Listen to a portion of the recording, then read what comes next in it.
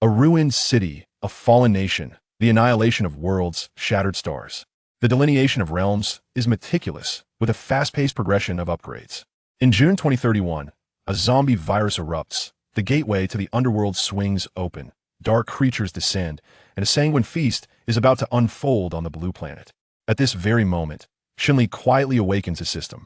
With each creature he slays, he absorbs their life essence, converting it into the energy required for upgrades. Ding! Congratulations to the host for leveling up to level 1, acquiring 2 free attribute points and 3 to all attributes. Thus, Shen Li embarks on a frenzied journey of upgrades. Zombies, mutants, and underworld creatures all transform into his sustenance.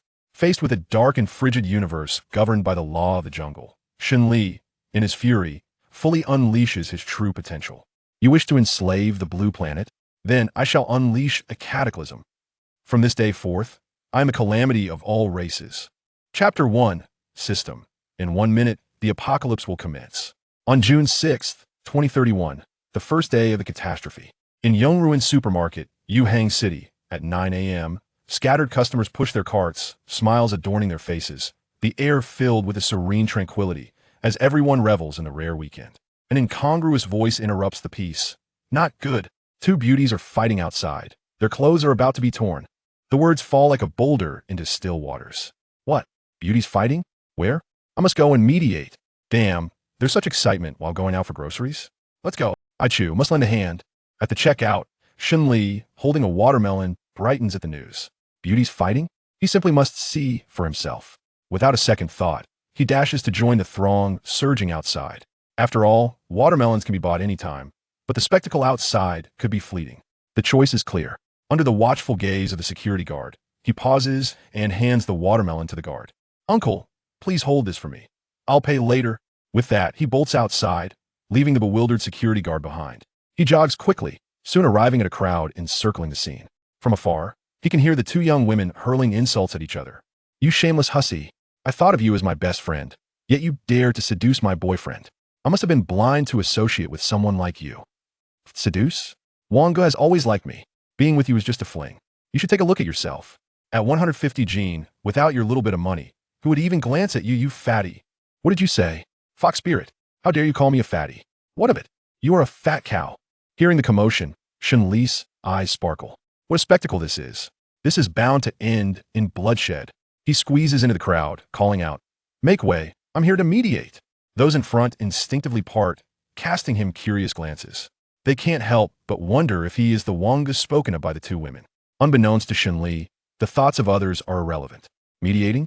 Just a pretext. He pushes through the crowd, his vision clearing. Before him stand 2 young women, both in their 20s, one stout and the other slender, each possessing striking features. One is no taller than 1.6 meters and weighs no less than 150 Gene, while the other has a normal build, but wears enough makeup to perform on stage, her jaw sharp as if sculpted by a knife. Goodness, this Wang Ge is quite the character. Shen Li gasps, filled with a newfound respect for the elusive Wang Ge. A heavy tank and a plastic surgery queen are nothing to scoff at, and playing both sides, he is undoubtedly a formidable figure. Too bad he isn't a beauty. Shen Li feels somewhat deceived. Nonetheless, he has no intention of leaving, firmly rooting himself and gazing wide-eyed like a moth to a flame. Soon, the 2 women are spitting insults at one another, and had they not been restrained by several older ladies behind them, it would surely have escalated into a brawl. Just as Shen Li is engrossed in the spectacle, a sudden change occurs. The snake-like woman, drenched in saliva, suddenly doubles over, violently retching, and then she bends low and expels a large spout of black liquid onto the ground. A foul, nauseating stench immediately fills the air. What the hell? What is that smell? So disgusting. The onlookers recoil in shock, hurriedly covering their noses and stepping back. The older ladies holding the snake-like woman also change their expressions and quickly release her. Then, they witness the snake-like woman, her face contorted in agony, half kneeling on the ground, continuously vomiting black liquid, as if trying to expel her very innards, creating a horrifying scene. Witnessing this, the crowd descends into chaos. Is she contagious? Quick, call an ambulance. Something has happened. The scene erupts into pandemonium. Moments later, the snake-like woman seems to lose all strength, collapsing onto the ground. If not for the slight rise and fall of her chest, she might as well be dead. Meanwhile, Shen Li, caught in the act, is left dumbfounded. What is going on? Is a mere argument accompanied by black vomit? Did she drink a few bottles of ink beforehand? A sense of unease subtly stirred within him. Just as he hesitated on whether to continue joining the commotion, an electronic synthesized voice abruptly resonated in his mind. Ding! A catastrophic crisis on Blue Star will erupt in 1 minute. The chewing chiefing system has been automatically activated. You have received a novice gift pack. Detox Potion X1, Combat Power Detector, Novice Level X1, automatically issued to the system space. Please check it yourself, host. Warning: the host will experience an ailment in 5 minutes. Please use the detox potion promptly. Simultaneously, a golden light curtain appeared in his mind. Name: Shen Li. Level: 0. Current experience points: 0.2. Realm: None. Strength: 7. The maximum value for a healthy adult male is 10. Constitution: 8. Intelligence: 8. Spirit: 7. Overall combat power: 5. Current unallocated free attribute points: 0. Current stored vital energy: 0. What the hell? Shen Li was taken aback, quickly pinching his arm without any hesitation. He spun counterclockwise and executed a sudden 180-degree turn. The intense pain jolted him into sharp awareness. This isn't an illusion. He had truly activated the system. But soon, his expression changed drastically, cold sweat beginning to bead on his forehead. System, are you messing with me? The apocalypse is in 1 minute, and you show up now. Shen Li recalled the bizarre situation of that snake-like woman. Goodness, was she turning into a zombie? This was serious. With no time to ponder the system's functions, he hesitated not a moment and turned to dash toward the back of the crowd. If he didn't run now, it would soon be too late. However, as he finally squeezed out of the throng, his expression shifted again. He thought of his parents far away in the neighboring province and his sister, Shen Wei, who was studying in Yuzhong City. Oh no! As he ran, he fished out his phone and called his parents back home. Soon, the call connected, and his mother's gentle voice came through. What's wrong, son? Shen Li, his face taut with anxiety, spoke urgently. Mom, are you and Dad home right now? Yes, your dad drank too much last night and is still sleeping. His mother's response slightly eased Shen Li's heart. He quickly continued. Mom, listen to me. Wake Dad up immediately and lock the doors of the house. Remember, do not open the door for anyone. And if Dad starts vomiting black liquid, definitely do not go near him. Luoying was somewhat perplexed by her son's words. Son, what's going on? Shen Li spoke with urgency. Mom, don't ask. Just know that something major has happened. Do as I say. I'll call you back shortly to explain. Hearing the urgency in her son's voice, Luoying couldn't help but feel anxious. She quickly replied, Okay, I'll lock the door right now. Son, be careful. Shen Li swiftly hung up the phone and called his sister, Shen Wei. At that very moment, as the phone rang, several pedestrians on the street suddenly began to gag violently, spewing forth large amounts of black liquid from their mouths. Chapter 2. A Desperate Flight. The outbreak of the zombie virus has spread widely.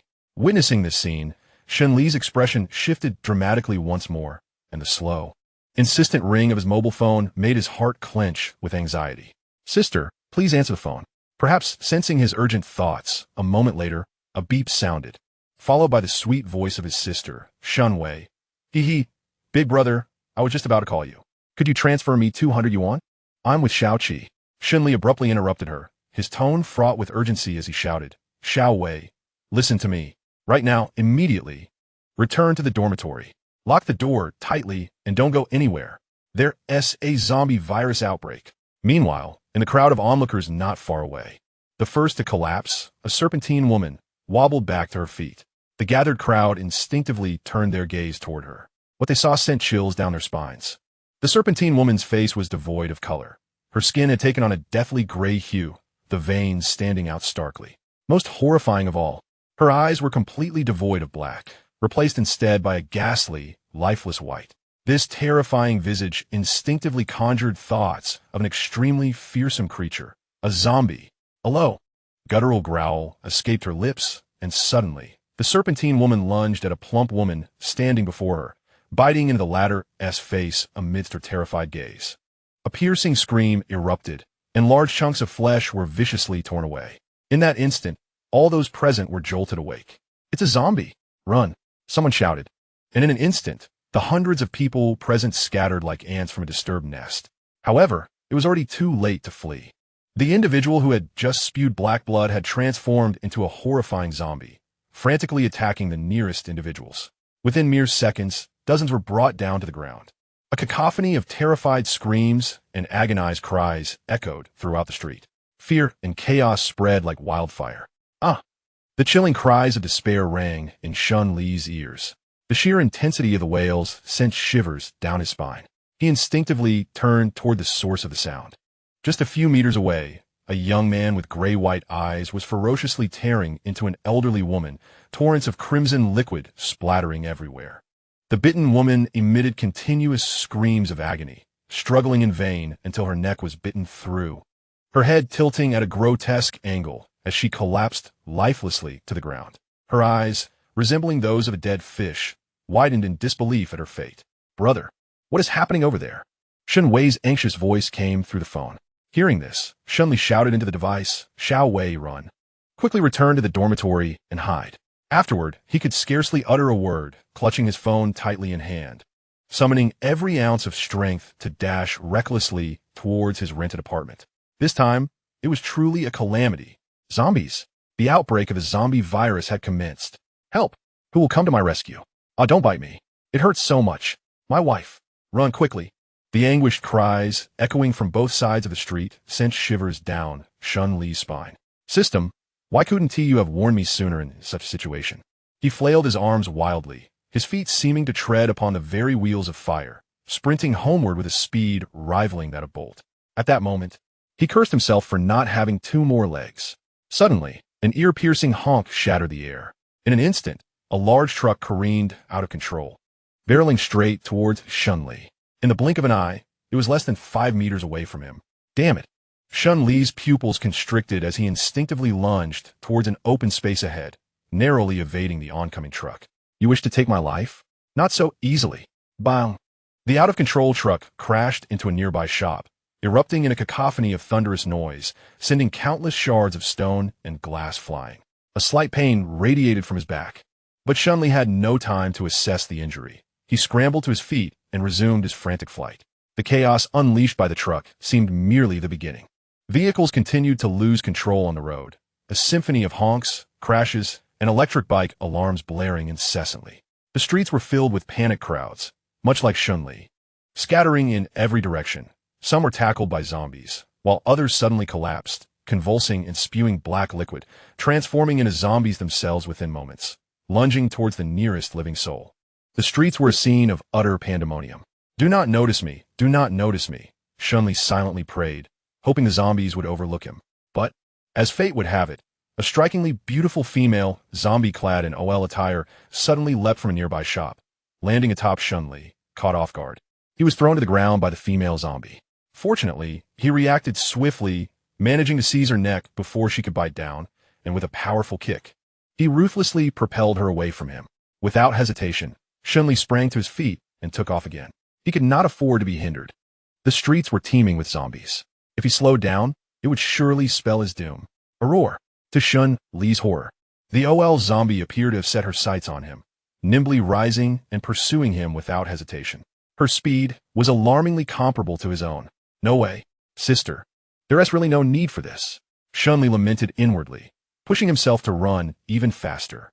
Just when misfortune seemed to compound, the system's warning blared once more. "Warning, warning, the host is about to experience symptoms in 2 minutes. Please use the antidote promptly." Shen Li's heart tightened suddenly. He realized he needed to act swiftly. At that moment, the entrance of the community came into view. Observing the rising and falling barrier at the car entrance, Shen Li's eyes gleamed with determination. He swiftly changed direction and darted beneath the barrier. Hot on his heels, the relentless OL zombie followed closely, crashing violently into the barrier with a resounding thud. The barrier snapped under the impact, yet the female zombie tumbled awkwardly, unable to rise for a brief moment. Seizing this opportunity, Shen Li hurriedly slipped through the nearest building's entrance.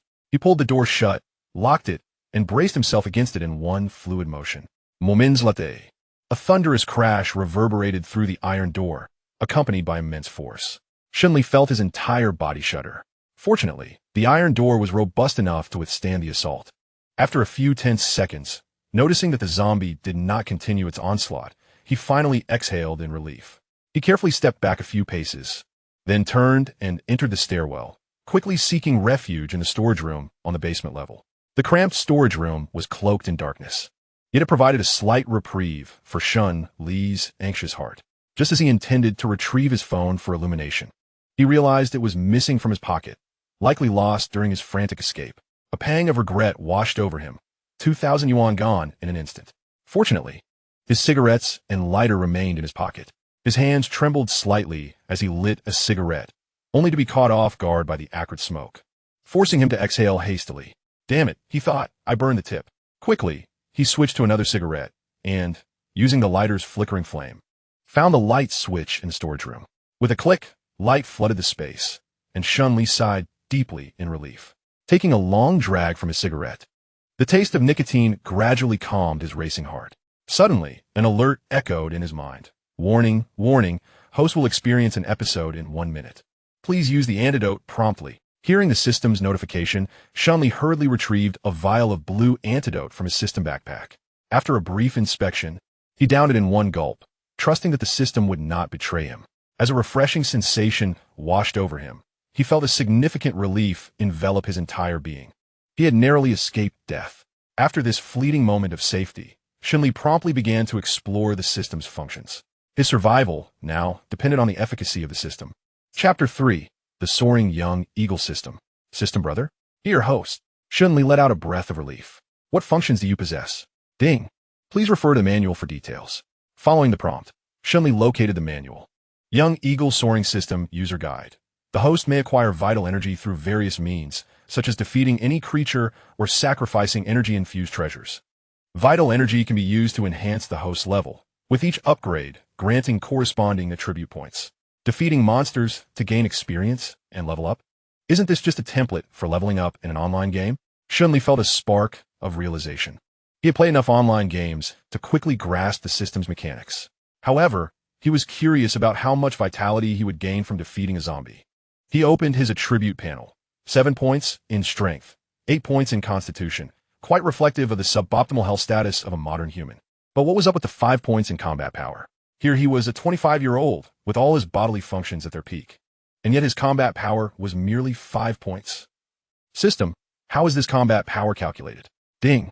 Combat power is calculated based on various factors, including personal attributes, reaction speed, combat skill proficiency, and equipment strength, and is for reference only.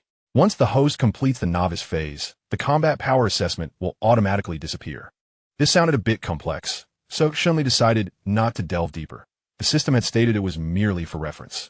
Therefore, his 5 points in combat power must surely be erroneous. As a grown man, he couldn't possibly be limited to just 5 points. Who did he think he was? He then posed another question to the system. Does allocating points to different attributes yield different effects? The system panel displayed 4 attributes: strength, constitution, intelligence, and spirit. The first 2 were fairly understandable, but Shen Li found himself somewhat perplexed by the latter 2. He might as well ask for clarification. Each attribute point allocation represents a distinct growth path. Allocating points to strength enhances physical power and explosive force. Constitution increases bodily strength, self-recovery capacity, endurance, movement speed, and slightly boosts physical power. Intelligence awakens talents and skills, enhances the attack capabilities of spell-based skills. Spirit improves reaction speed, physical coordination, and soul strength. In simpler terms, the host can understand this as power, vitality, energy, and spirit. After the system's explanation, Shen Li quickly grasped the fundamental differences. Wasn't this quite similar to the attributes in games? He proceeded to ask the system a few more questions, such as, why did the blue planet experience an apocalypse? Where did the system originate from? To his surprise, this fledgling system was rather aloof. It seemed unwilling to answer questions not related to its functionalities. Please explore on your own. Very well then. Since he couldn't obtain answers, Shen Li turned his attention to the items in the novice gift pack. The antidote had already been consumed, and now only one solitary piece of equipment remained in his inventory. Combat Power Detector, Novice Level. Capable of scanning the approximate combat power based on the target's physical strength. Maximum, 100 points. Was that it? Shen Li felt a twinge of disappointment. This novice gift pack was rather meager. It was almost embarrassing to mention. The system offered no direct items to enhance my combat prowess, did it? For instance, potions for physical resilience or evolution potions that others possess. If all else fails, perhaps a few attribute points would suffice, or even a firearm would do. He initially believed the system would remain silent on this matter. Yet, to his surprise, a voice resonated in his mind. Ding! This system is known as the fledgling eagle system. But the first step for the fledgling to soar into the skies is to bravely leap from the precipice. Therefore, the host must strive on their own. Sir, hi, young one. Shen Li was momentarily taken aback. It appeared the system was encouraging him to take that crucial first step. He retrieved the combat power detector and examined it closely. It was merely an inconspicuous monocle that could be easily worn by placing it over his eye. Simple and practical. Without delay, Shen Li donned it and quickly adapted to its presence. There was no discomfort whatsoever, and his vision remained unchanged. When in use, he merely needed to focus on a target for 3 seconds for it to automatically assess their combat power. This was undoubtedly a piece of advanced technology. Subsequently, Shen Li examined his injuries. It seemed small stones had struck his back, leaving several bruises, and there was a slight pain in one shoulder accompanied by a bit of blood. Although he couldn't see the precise wound, it fortunately did not impede his movements.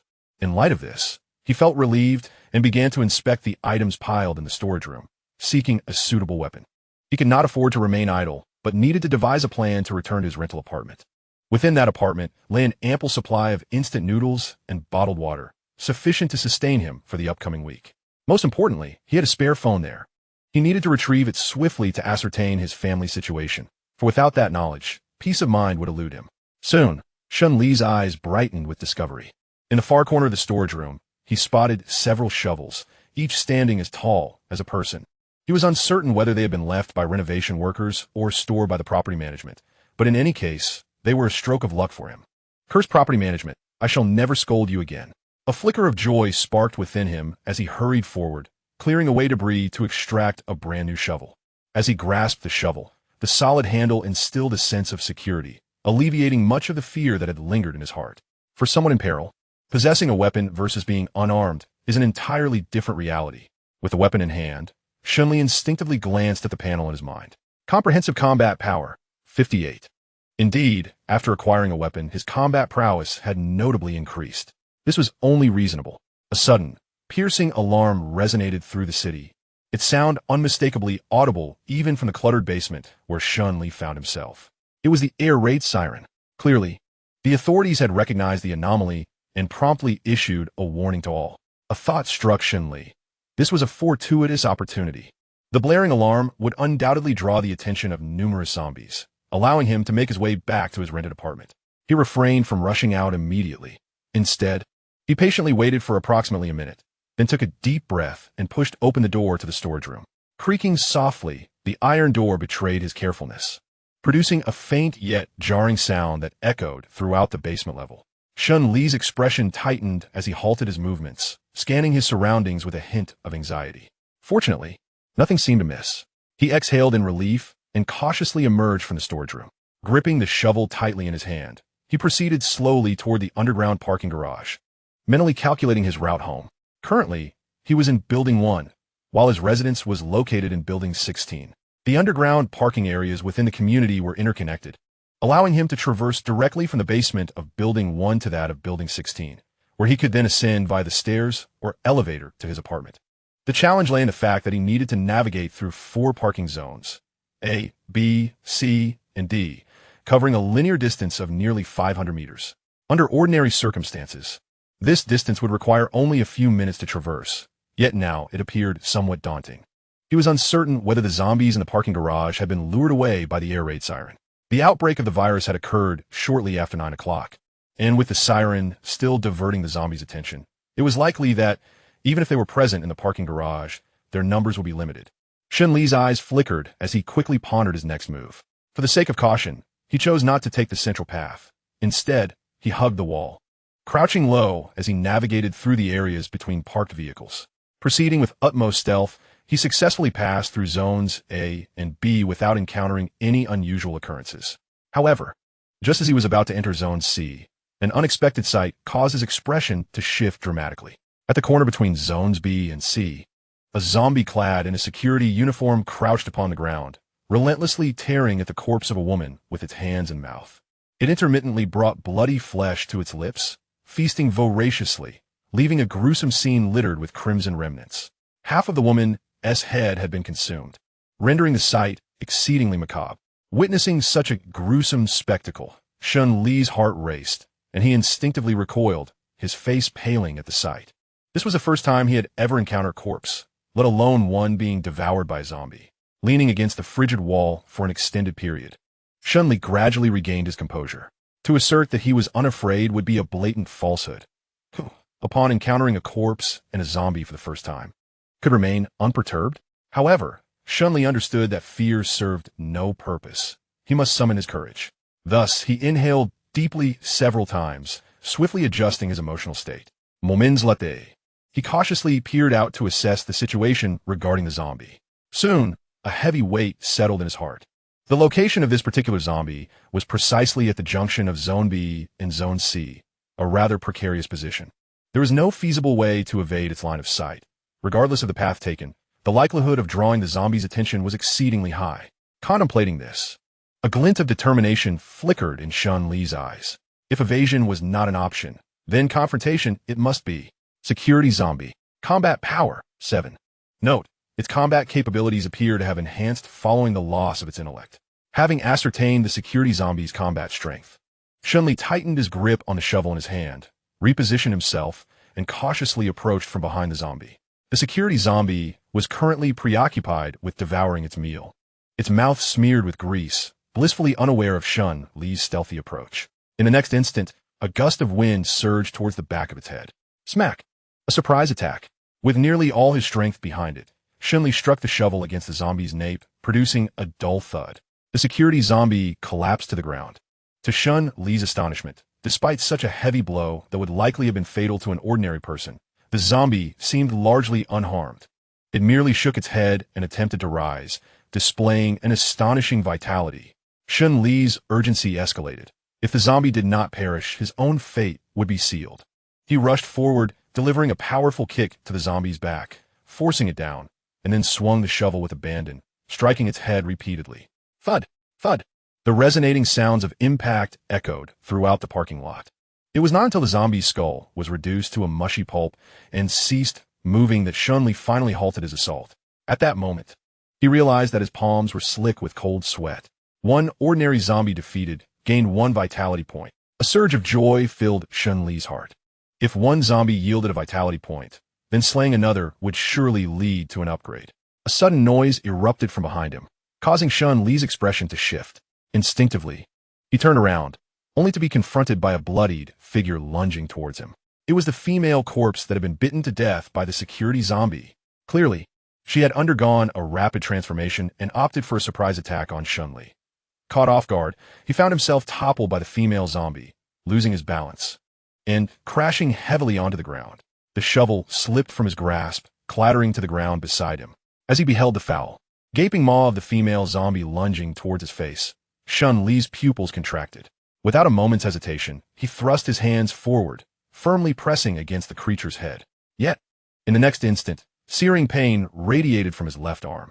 The zombie's elongated claws dug deep into his flesh, leaving behind several gaping wounds and tearing through skin. Damn it! Shen Li's mind went blank for a fleeting second. According to the tales he had read, being clawed by a zombie guaranteed infection with a zombie virus. Did this mean he was destined to become one of them? Was he to meet his demise? Tears welled in Shen Li's eyes. Damn it! In the face of impending death, a torrent of rage erupted within him. Suddenly, his adrenaline surged, awakening the dormant beast within. With a fierce twist, he hurled the female zombie to the ground. Seeing her attempt to rise again, Shen Li acted without a second thought, leaping onto her with all his might. He grasped the back of her neck with his left hand while his right formed a fist, striking down upon her skull with relentless fury, each blow fueled by desperation. Roar! The female zombie fought back with ferocity, striving to break free, yet against the fully unleashed Shen Li, she stood little chance. This was the disparity of strength between male and female. 1 punch, 2 punches, 3 punches. Shen Li lost count of the blows he delivered. Observing the creature, still struggling, a manic glint ignited in his eyes. There was only one thought racing through his mind.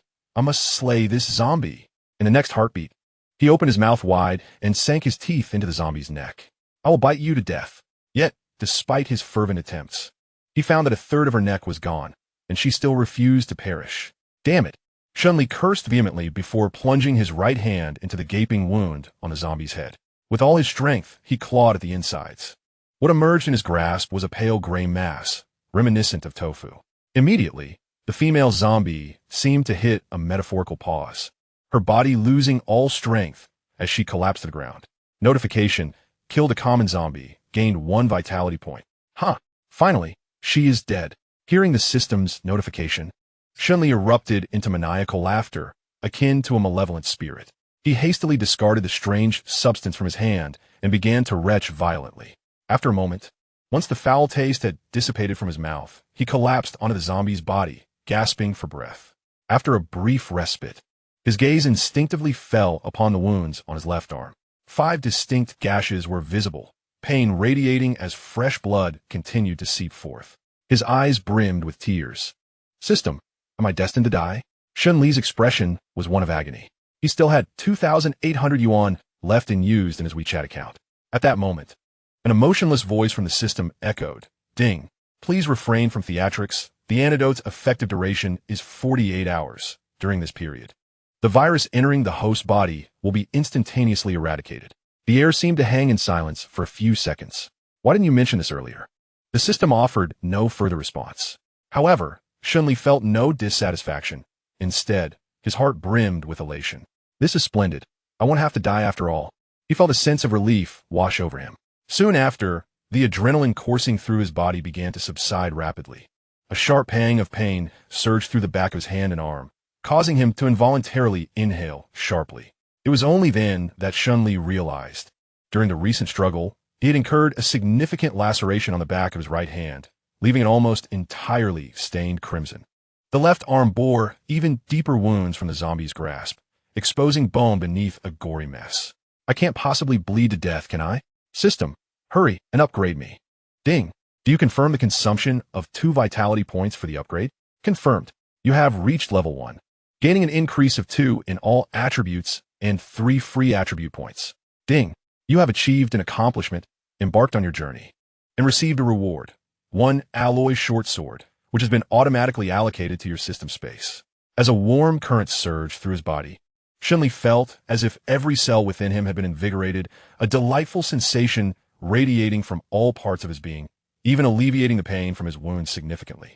He exhaled in relief. He should not suffer from excessive blood loss now. Subsequently, he clenched his fist, although it ached somewhat. The abundant strength coursing through his arm made him feel capable of striking down a zombie with a single blow. With this newfound strength, if I were to work at a construction site, I could easily lift 500 bricks in a day. Chapter 5. The Surge of Attributes. Shen Li opened his attribute panel to examine his status. Name: Shen Li. Level 1 current experience points, 0.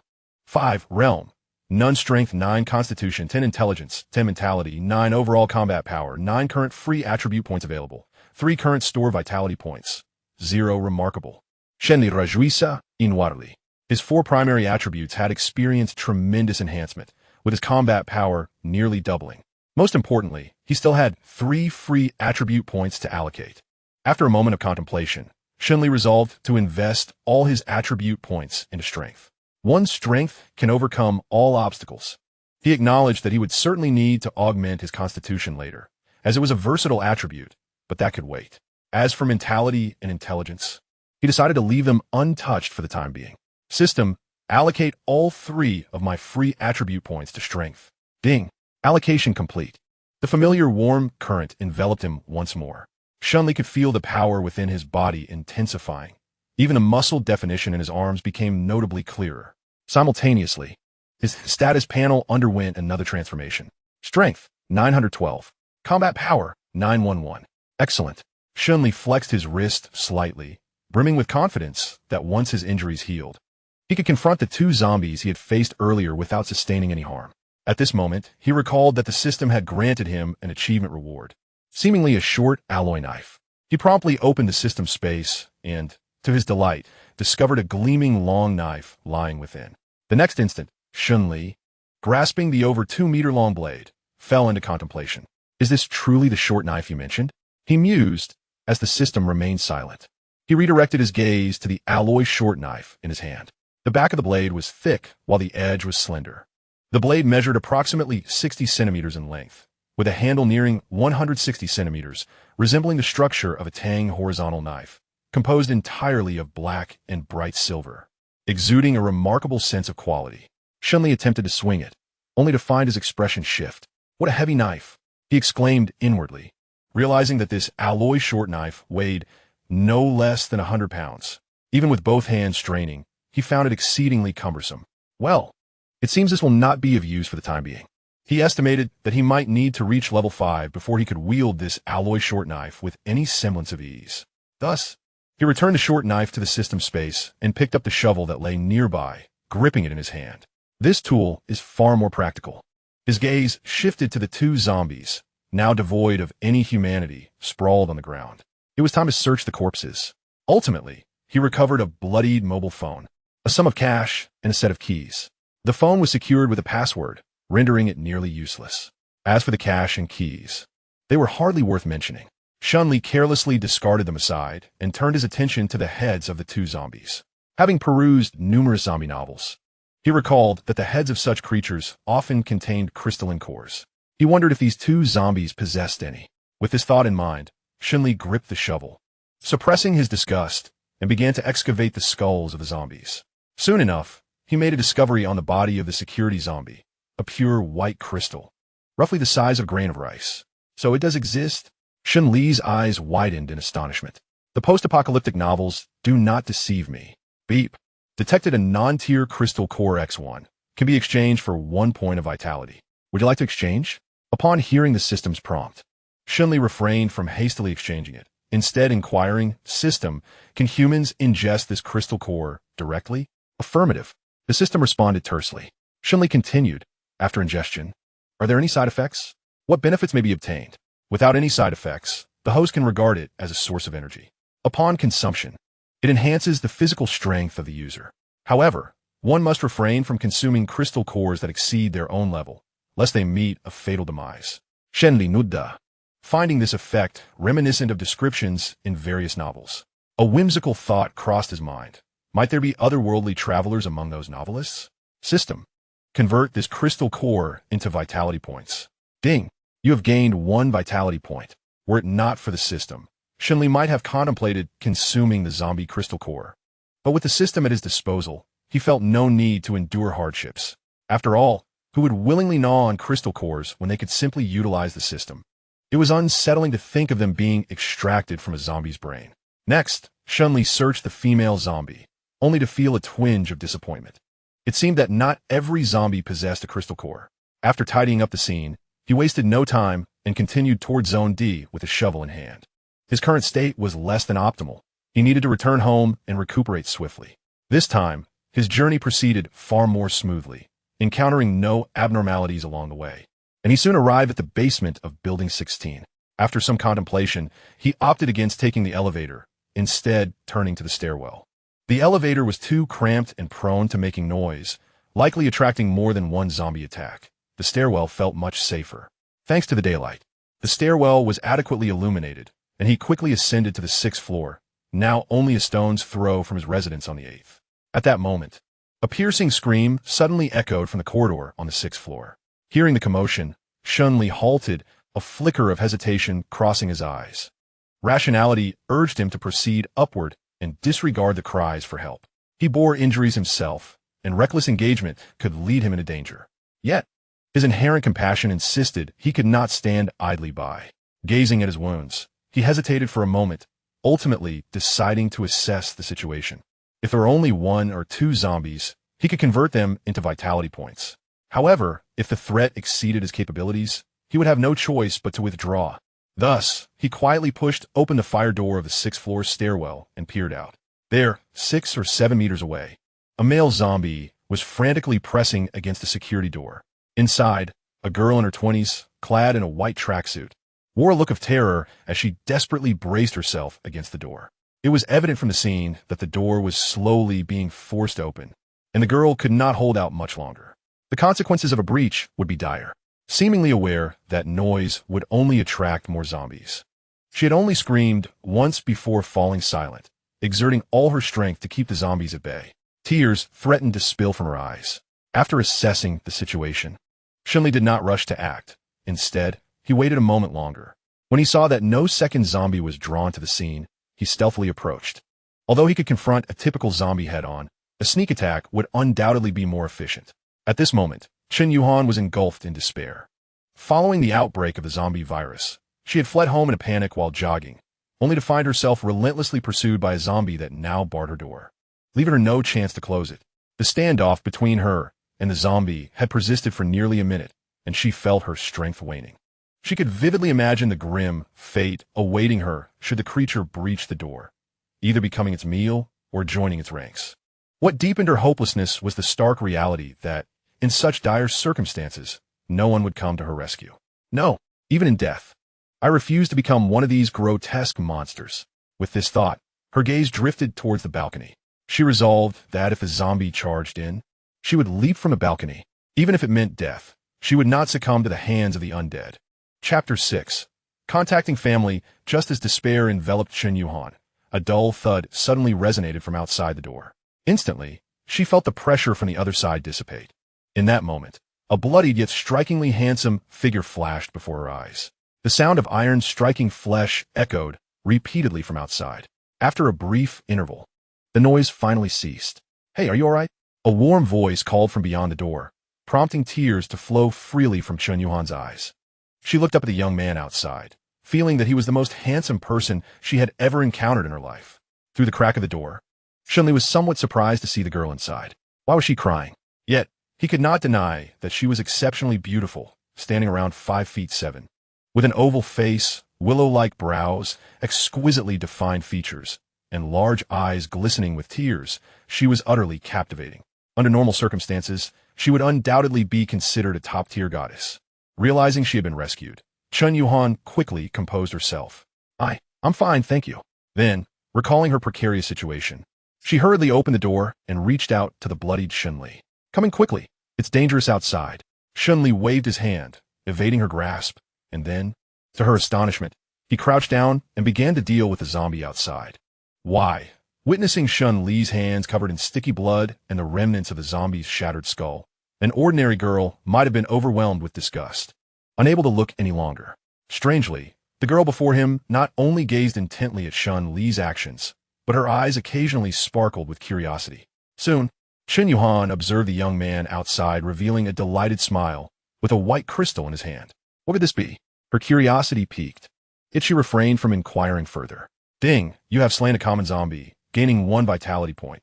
Sacrifice a low-grade zombie crystal core, X1, gaining 1 vitality point. Shen Li spirits soared instantly. With 2 more vitality points credited to his account, he was now merely 2 points away from his next upgrade. The prospect of leveling up was just around the corner. After searching the corpse, he was preparing to leave when he suddenly remembered the presence of the girl beside him, and his eyes lit up. "Excuse me, may I borrow your phone for a moment?" Although he had a spare phone in his rental, it was quite faulty, likely struggling to power on. Thus, using someone else's would be ideal. Chen Yuhan quickly nodded, stepping aside to allow Shen Li into her room, then promptly locked the security door behind him. As Shen Li entered the room, he gave it a cursory glance. The dwelling was modest, consisting of 2 bedrooms and a living room, permeated with elements reflecting a young girl's presence, and a faint, pleasant fragrance lingered in the air. The sofa and coffee table in the living room were strewn with various snacks and beverages, indicating that the resident was a homebody. He failed to notice that as his gaze landed on the sofa, Chen Yuhan's face flushed crimson. Oh no! The adorable plush toy she had carelessly tossed onto the sofa last night. No boy had ever entered her home before, and she had always been rather carefree. Fortunately, Shen Li's attention seemed not to dwell on it, which relieved her. "Excuse me, may I use your restroom?" Shen Li had not scrutinized the room closely. He merely scanned it briefly before inquiring about the restroom's location and promptly stepped inside. Covered in blood, he naturally needed to wash up first. Seizing the opportunity, Chen Yuhan hurriedly rushed to the sofa, stowing away some private items. Once she completed this task, she exhaled in relief and sat down on the sofa, waiting for Shen Li to emerge. Meanwhile, Shen Li's visage lingered in her thoughts. As she pondered, her face grew warm. Throughout history, the act of a hero rescuing a maiden has been one of the swiftest routes to a woman's heart. Shen Li's intervention had undoubtedly left a profound impression on her. Could I borrow your phone? Shen Li, oblivious to the girl's thoughts, emerged after a brief wash of the blood from his hands, unable to contain his eagerness. Upon receiving the phone, he prepared to call his parents, but after a moment's reflection, opted to send a text instead. Mom, it's Shen Li. How are things on your end? Is it convenient to talk? As he typed, he accidentally tugged at the wound on the back of his hand, causing him to involuntarily gasp in pain. Truly, it was excruciating. No wonder it is said that the 10 fingers are connected to the heart. On the other end, his mother, Luo Ying, seemed to be perpetually clutching her phone, responding almost instantaneously. Son, both your father and I are fine. We are safe now. How are you? Upon receiving her message, Shen Li breathed a sigh of relief. As long as his parents were unharmed, everything would be all right. The next moment, his phone rang, the caller ID displaying his mother's number. Shen Li quickly answered the call. After confirming that his parents were safe, he said, Mom, please ensure you and Dad stay safe at home. Do not venture outside. Wait for me. I will bring Xiao Wei back to you as soon as possible. His mother's anxious voice resonated through the phone. Son, you must take care of yourself too. I've heard that there's zombies outside. Be cautious. And you must find your sister Xiao Wei. It's too dangerous for a girl to be out there alone. Just as she finished speaking, the phone was snatched away, and his father Shen Nan's deep voice came through. Xiao Li, whatever you do, prioritize your safety above all. Don't worry about your mother and me. We will take care of ourselves. And as for Xiao Wei, do your best. Don't burden yourself too much. Your parents are getting older and are not of much help to you. Hearing his parents' words, Shen Li felt a sudden sting in his nose. Dad, I understand. I will be careful. Rest assured, I will bring Xiao Wei back safely. He then briefly conveyed some additional information before ending the call. Subsequently, he sent a text message to his sister, Shen Wei. As for his parents, he was not overly concerned. They resided in the rural area of Yangdu County in Xizang Province, surrounded by mountains on 3 sides, with a sparse population. Moreover, they had a habit of stockpiling food and cured meats, ensuring their temporary safety. However, his sister Shen Wei's situation was quite different. She was attending university in the provincial capital of Xizang, where the population density was reportedly the highest in the entire province. Just within the university town, there were likely tens of thousands of people. Correspondingly, the number of zombies and the level of danger were far greater than in any other location. Furthermore, his sister Shen Wei was merely a delicate girl, utterly defenseless. How could Shen Li not worry? Soon, a reply to his message came from Shen Wei. Brother, I ran back to the dormitory with Xiao Qi at the earliest opportunity. After receiving his sister's message, Shen Li felt a wave of relief wash over him and promptly called her. Her sweet voice soon filled his ear. Brother, is everything all right on your end? I'm safe now. There is plenty of food in the dormitory, so don't worry about me. Knowing his sister was safe brought Shen Li considerable comfort. Stay put in the dormitory and don't wander around. I will come and pick you up as soon as possible. Wait for me. Okay, brother. I will listen to you and won't go anywhere. You must take care of yourself too. After hanging up the phone, Shen Li finally felt the tension in his heart dissipate. As it stands, his family is temporarily safe. Yet he is acutely aware that this security is but fleeting. Chapter 7. Treating Wounds. In this apocalyptic world, dangers extend far beyond mere zombies. The human heart can often prove more perilous than the undead. Although his parents and younger sister have not voiced their concerns overtly, he can keenly sense their underlying anxiety. Perhaps they wish to shield him from worry, striving to maintain an air of calm. Consequently, he must urgently enhance his strength and locate his family to attain true peace of mind. Shaking his head, Shen Li momentarily suppressed his worries and returned the phone to Qin Yuhan. Thank you for your phone. Upon receiving it, Qin Yuhan's gaze fell upon the wounds on Shen Li's arms and the back of his hands. After a brief hesitation, she spoke, you're injured. Do you need me to help bandage it? At her words, Shen Li's eyes brightened. Have you studied medicine? Qin Yuhan nodded, raising her fair neck with a hint of pride. I graduated from Capital Medical University and am a certified surgeon. With that, she astonished Shen Li by retrieving alcohol, bandages, and anti-inflammatory medication from the drawer of the coffee table. Shen Li was genuinely taken aback. He hadn't anticipated that the person he had casually rescued was a distinguished graduate from Capital Medical University, the finest medical school in all of Huagua. Those who excel here are undoubtedly the creme de la creme. Thank you for your help. Shen Li had been at a loss regarding how to tend to his injuries, so he naturally accepted her assistance. Following Qin Yuhan's instructions, he removed his shirt, revealing a well-built physique. This person is quite a nice figure. A flicker of intrigue sparkled in Chen Yuhan's eyes. Unbeknownst to her, this was due to Shen Li enhancing his physique. Otherwise, she would have seen a complete set of abdominal muscles. Chen Yuhan first used alcohol to clean Shen Li's wounds. As she did so, astonishment flickered across her face. It was then she realized just how severely the young man was injured. The 5 deep claw marks on his arm measured nearly 10 centimeters in length, almost penetrating to the bone. The back of his right hand was nearly stripped of skin, revealing the joints beneath. The wounds on his back were equally grave, with multiple bruises and a bloodied hole the size of a coin on his shoulder. She could hardly fathom how he had managed to appear so nonchalant despite such grave injuries. Moreover, after sustaining such severe wounds, he had still chosen to help her. Her heart swelled with both gratitude and shock. Unable to contain herself, she asked, Do you not realize how severely you are injured?" Shen Li was momentarily taken aback. He had not had the time to examine his injuries closely. He simply felt a bit of pain. Is it going to be very troublesome? Chen Yuhan shook her head and cautiously began to clean Shen Li's wound. The alcohol made contact with the injury, and it was only at that moment that Shen Li felt a surge of intense pain, causing him to grimace. This scene elicited a chuckle from Chen Yuhan. "I thought you were truly fearless of pain." Shen Li's lips twitched slightly. "I am not a robot. How could I possibly be unafraid of pain?" Chen Yuhan covered her mouth with a smile, then stole a glance at the young man's face, her eyes sparkling with curiosity. Despite his grimacing and gasping for air, he remained still, cooperating with her as she treated his wound, his gaze revealing a palpable determination. She couldn't help but wonder what kind of man he was.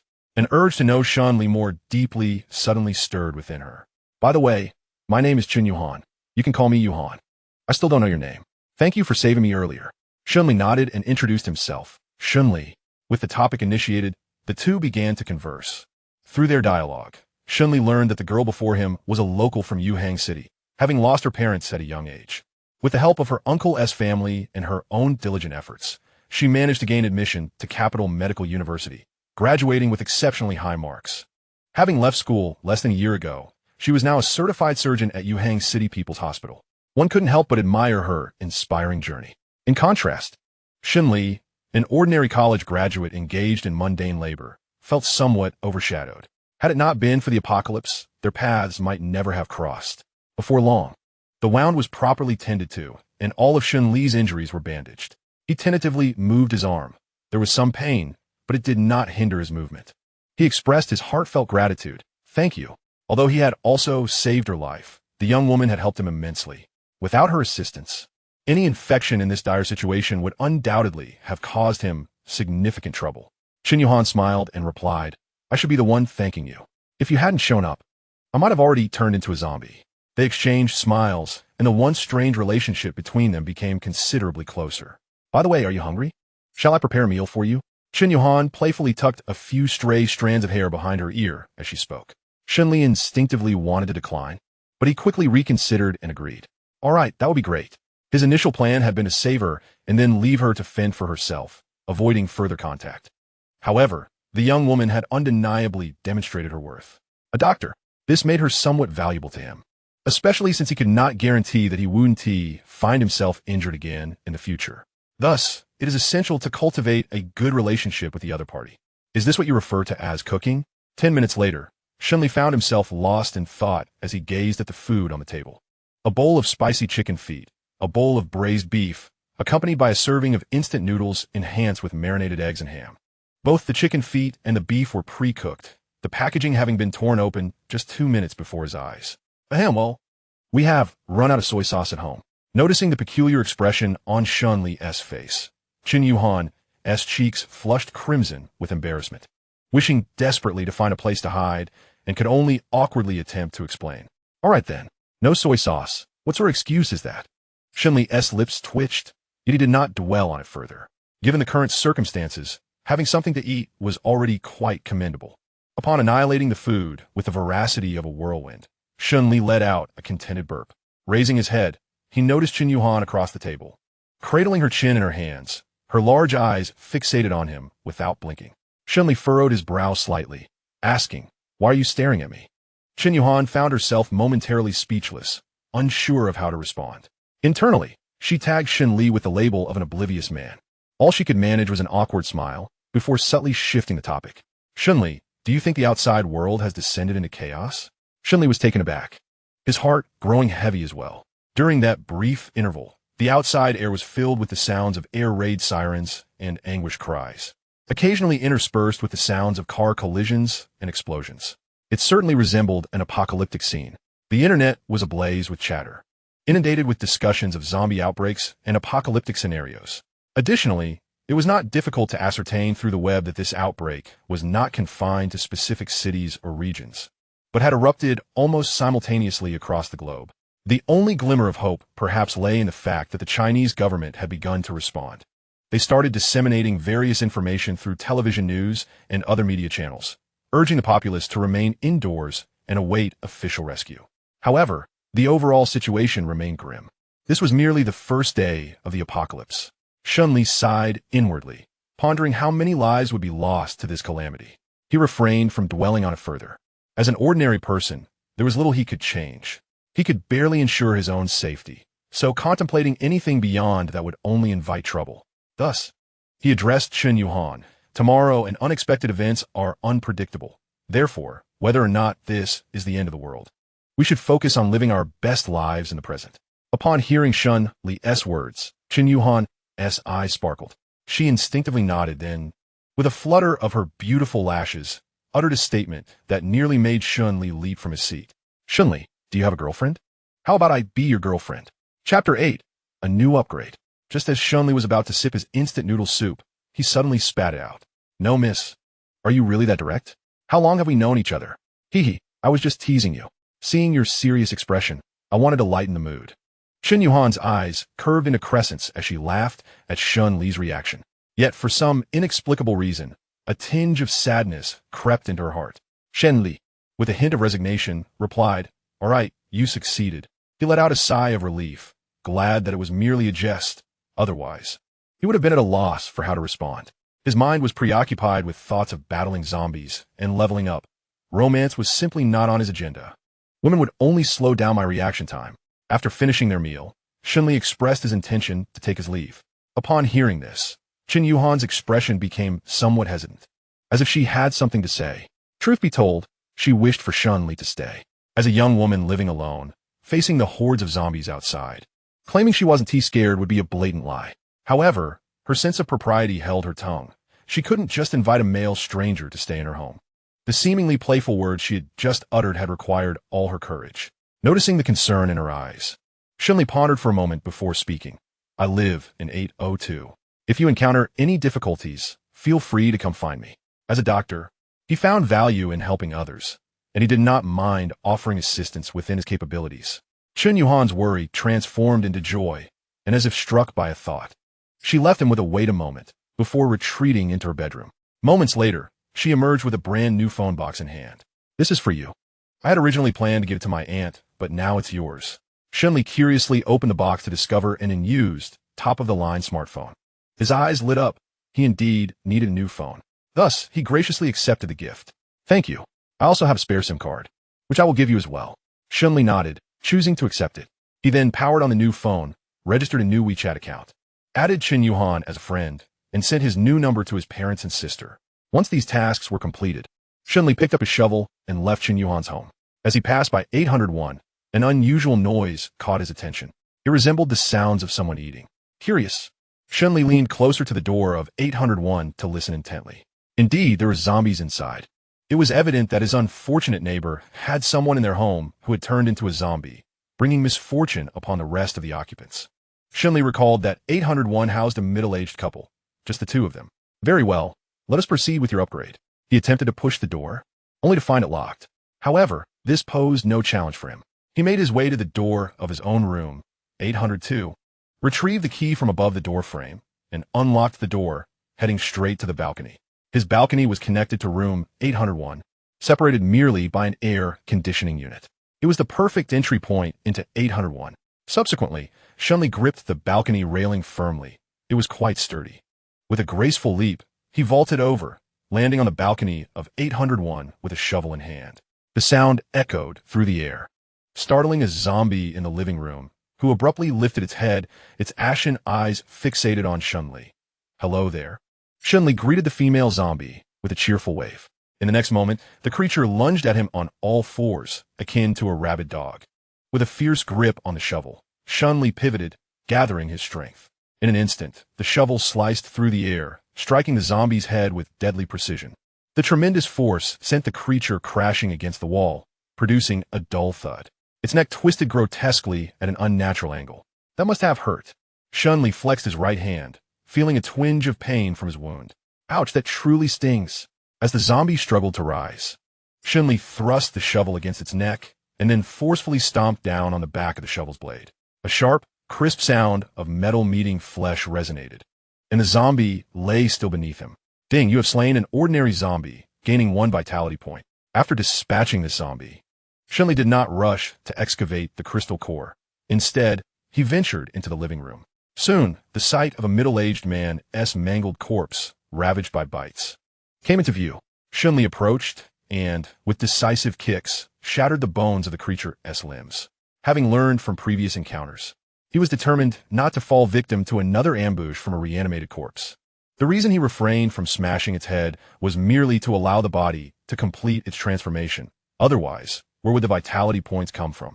Next, Shen Li inspected all the rooms, ensuring there were no lurking dangers before commencing the cleanup. Cash and jewelry held little value for him, so he discarded them aside. His primary objective was to gather various food supplies and beverages from the rooms. To his delight, he discovered 2 unopened packs of cigarettes in the drawer of the coffee table. They were his preferred brand, Ziyun. The homeowner was indeed a generous soul. Shen Li gleefully unwrapped a pack and lit a cigarette for himself, then began tallying his spoils. Half a bag of rice, approximately 30 pounds. 1.5 barrels of cooking oil, 3 packets of salt, soy sauce, white sugar, chili powder, and an array of other seasonings.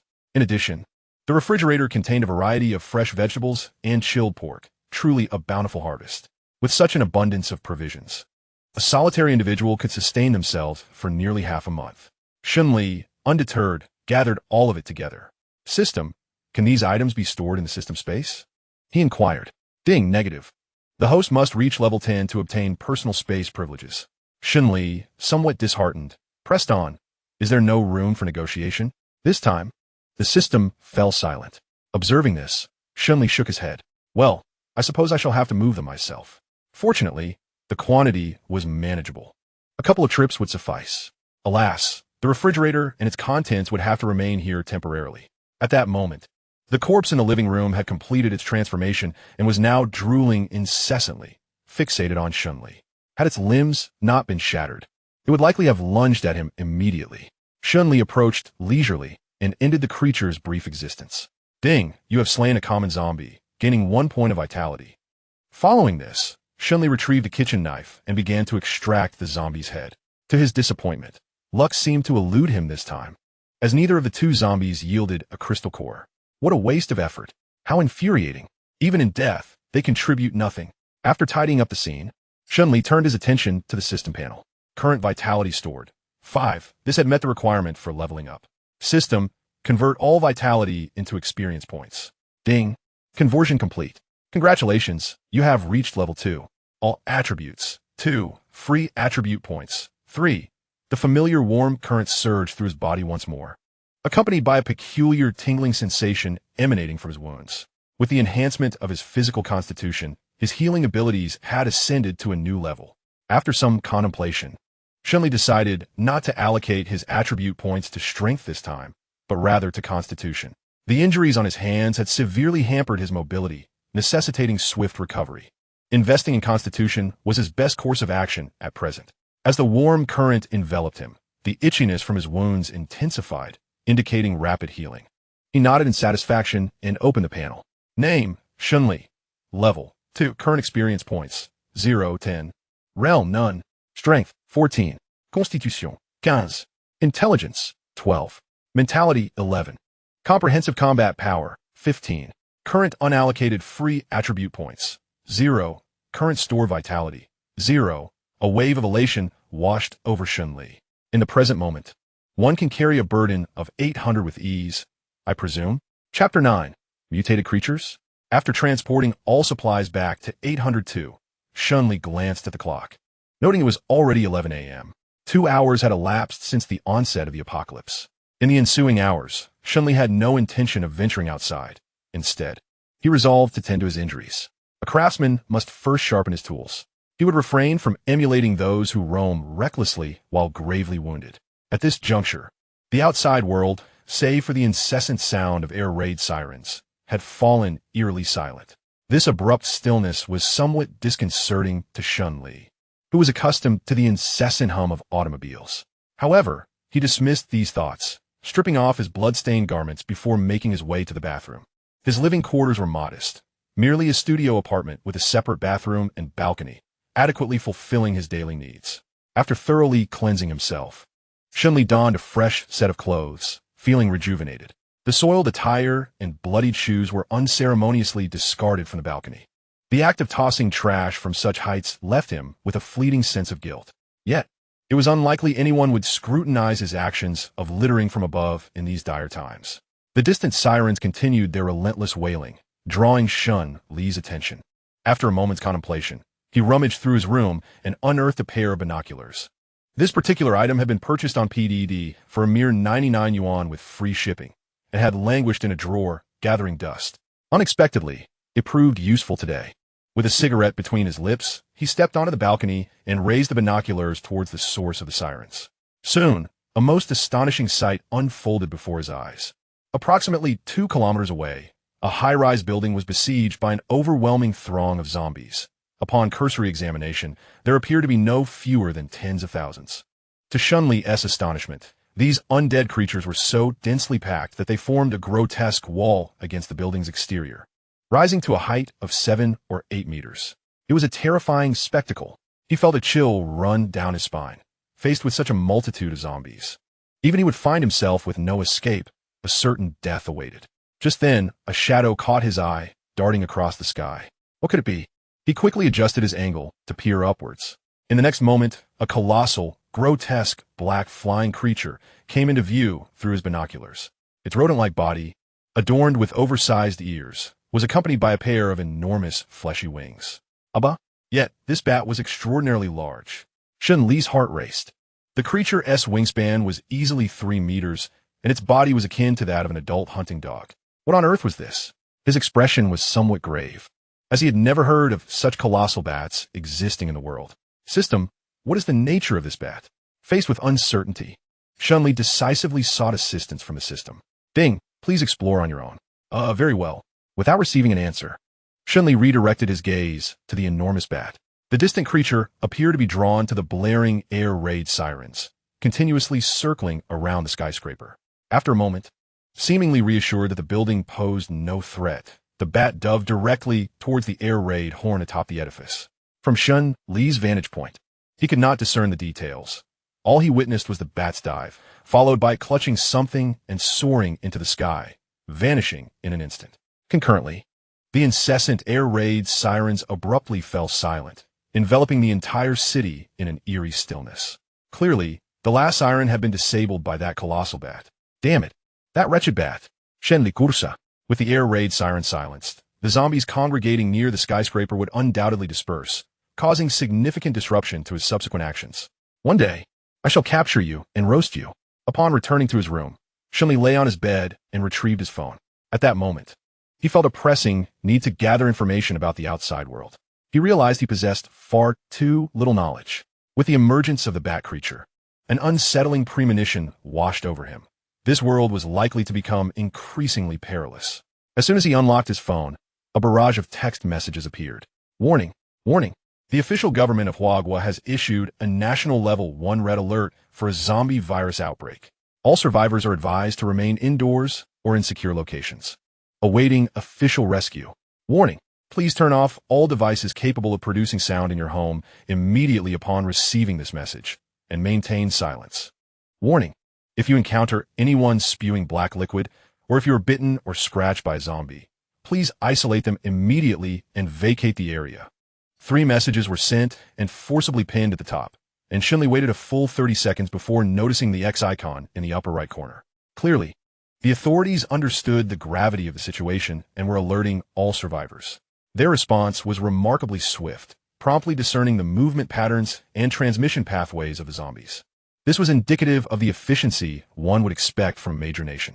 Subsequently, Shen Li opened a popular video app, where he was immediately greeted by official news. The content mirrored the warnings in the text messages. He briefly skimmed through it before delving into the comment section.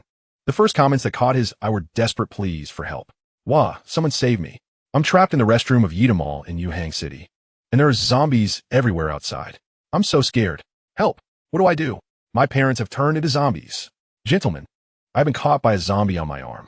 Is there still hope for me? I feel as though I am teetering on the brink of death. I am trapped on the highway, surrounded by zombies.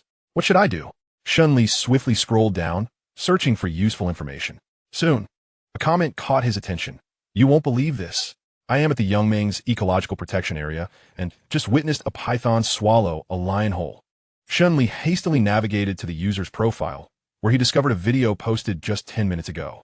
In the video, a massive reticulated python, measuring over 10 meters in length and as thick as a barrel, coiled tightly around a lion and, within a mere 3 minutes, consumed it entirely. How did he know it was a reticulated python? The viewers in the comments provided that insight. After watching the video, Shen Li began to form a hypothesis. Could it be that animals have undergone mutations? To validate his conjecture, he delved into the comments section.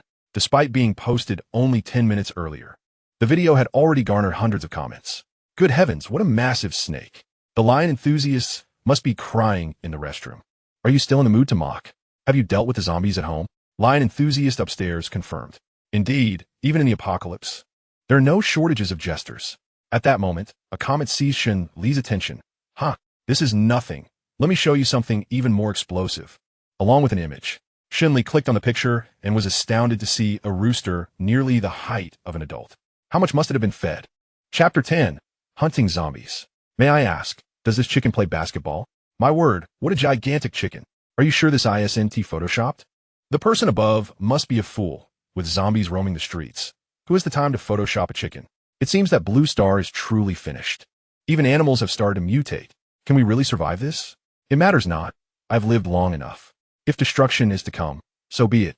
Shen Li gazed at the chicken in the image, unable to suppress a gulp of saliva.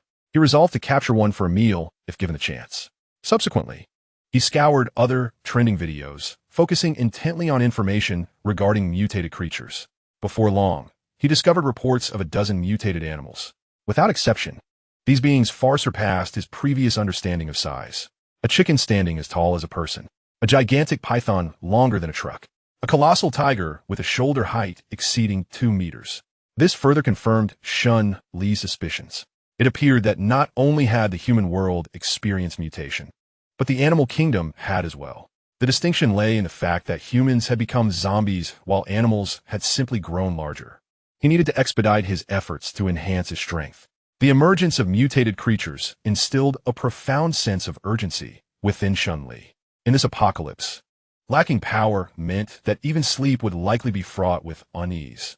Upon contemplating this, Shen Li could not help but glance at the bandages adorning his body, letting out a weary sigh. Undoubtedly, his injuries hampered his progress, and he hoped for a swift recovery. Gradually, an overwhelming sense of fatigue began to wash over him. The relentless series of battles, compounded by his wounds, left Shen Li feeling utterly exhausted. He did not resist. Instead, he plugged his phone into the charger and succumbed to a deep slumber. When Shen Li next opened his eyes, the clock indicated it was already 6 in the evening. He promptly examined his wounds, pleasantly surprised to find that they had scabbed over. Though there was still a slight twinge of pain, it no longer hindered his ability to move freely. At this rate, perhaps in a day or two, he would be fully healed. Excellent. A flicker of hope ignited within him, prompting him to subconsciously glance at the sky outside the balcony. The sun was setting, painting the heavens in a fiery hue. A breathtaking spectacle. The light remained sufficient. Seizing the opportunity before darkness enveloped the land, he resolved to strive for a promotion to level 3. With determination firm, Shen Li rummaged through the supplies he had gathered, extracting a few bags of bread, which he quickly consumed to satiate his hunger. He donned his pre-packed backpack, grasped the shovel resting by his bedside, and stepped out of his room. His backpack contained only a few essentials: a pack of tissues, several bottles of mineral water, some high-calorie food, and a small hammer. All these items were carefully chosen by Shen Li to prepare for any unforeseen circumstances and to collect the crystal cores from the zombies. Upon exiting apartment 802, he found the hallway eerily silent, with every door tightly shut, devoid of any signs of life. Not a single soul was in sight, nor any zombies for that matter. It seemed that the residents had been drawn away by the air raid sirens during the outbreak of the virus. However, Shen Li remained vigilant. One could never know if a cunning zombie lay in wait, poised to strike from the shadows. While novels and films often depict early-stage zombies as lacking intellect, Shen Li was not one to be easily misled. Overconfidence could easily lead one into peril. Thus, he meticulously inspected the 8th floor corridor, ensuring nothing was overlooked before making his way toward the elevator. In his estimation, the only places on the 8th floor where zombies could be concealed, aside from within the rooms, were likely in the elevator itself. For now, he could do nothing about the zombies inside the apartments. So he resolved to first tackle the elevator. The residential complex where Shen Li resided was designed with 2 staircases and 12 households per floor. Upon reaching the elevator, Shen Li scanned the area. One elevator was stationed at the 3rd floor, while the other was at the 12th. As he pressed the button, the sound of the elevator in motion filled the air, and the elevator from the 3rd floor began its ascent to the 8th. Shen Li took several steps back, ensuring he had ample space to react. After a brief moment, with a soft chime, the elevator doors slid open, revealing 2 sluggish zombies with bewildered expressions. Indeed, they were adversaries. A rush of tension gripped Shen Li as he tightened his grasp on the shovel. He knew he could not afford to be careless with these 2 zombies. Meanwhile, within the confines of the elevator, the zombies discerned Shen Li's presence. As though responding to an unspoken signal, their previously sluggish movements transformed into a frenzied rush, howling as they charged towards Shen Li outside the elevator. Seizing the opportunity, Shen Li delivered a powerful kick, sending the foremost zombie tumbling back into the elevator, followed by a forceful swing of his shovel that struck the second zombie squarely on the head. A dull thud resonated through the air as the creature collapsed to the ground. Before it could rise, a heavy foot came crashing down at the juncture of its head and neck, resulting in a sharp crack of breaking bone, silencing the zombie instantly. With a notification chime, he received confirmation of the kill. Ding, 1 ordinary zombie slain, gained 1 vitality point. A primal thirst for flesh drove the remaining zombie into a frenzied attack, heedless of the demise of its companion. Yet, in the blink of an eye, Shen Li placed his shovel against its chest, unleashing a tremendous force that sent it sprawling to the ground. As the zombie struggled to rise, Shen Li swung his arm in a wide arc, delivering a decisive blow to its temple. Still alive? Observing the creature sprawled on the ground, its head slightly deformed, yet its body still twitching, Shen Li couldn't help but smirk. Such resilience. After a moment of contemplation, he positioned the shovel's head against the zombie's neck and pressed down forcefully. The world fell into silence. Having efficiently dispatched the 2 zombies, Shen Li retrieved a small hammer from his backpack and commenced his examination of the battlefield. With each excavation, he gained experience. The crystal core of a zombie typically resided about 2 centimeters into the back of its skull. If he had both a hammer and tweezers, extracting the core would be considerably easier. However, armed with only the hammer, he resorted to the most straightforward approach, shattering the skull before reaching inside. Before long, a white crystal core materialized in Shen Li's hand. Not bad, the effort was not in vain. This was all vitality. 2 zombies yielded 1 crystal core, a probability that was quite favorable. System, convert the crystal core into vitality points. Ding, exchange complete, current store vitality points. 3 satisfied. Shen Li noted that he required just 7 more points to level up.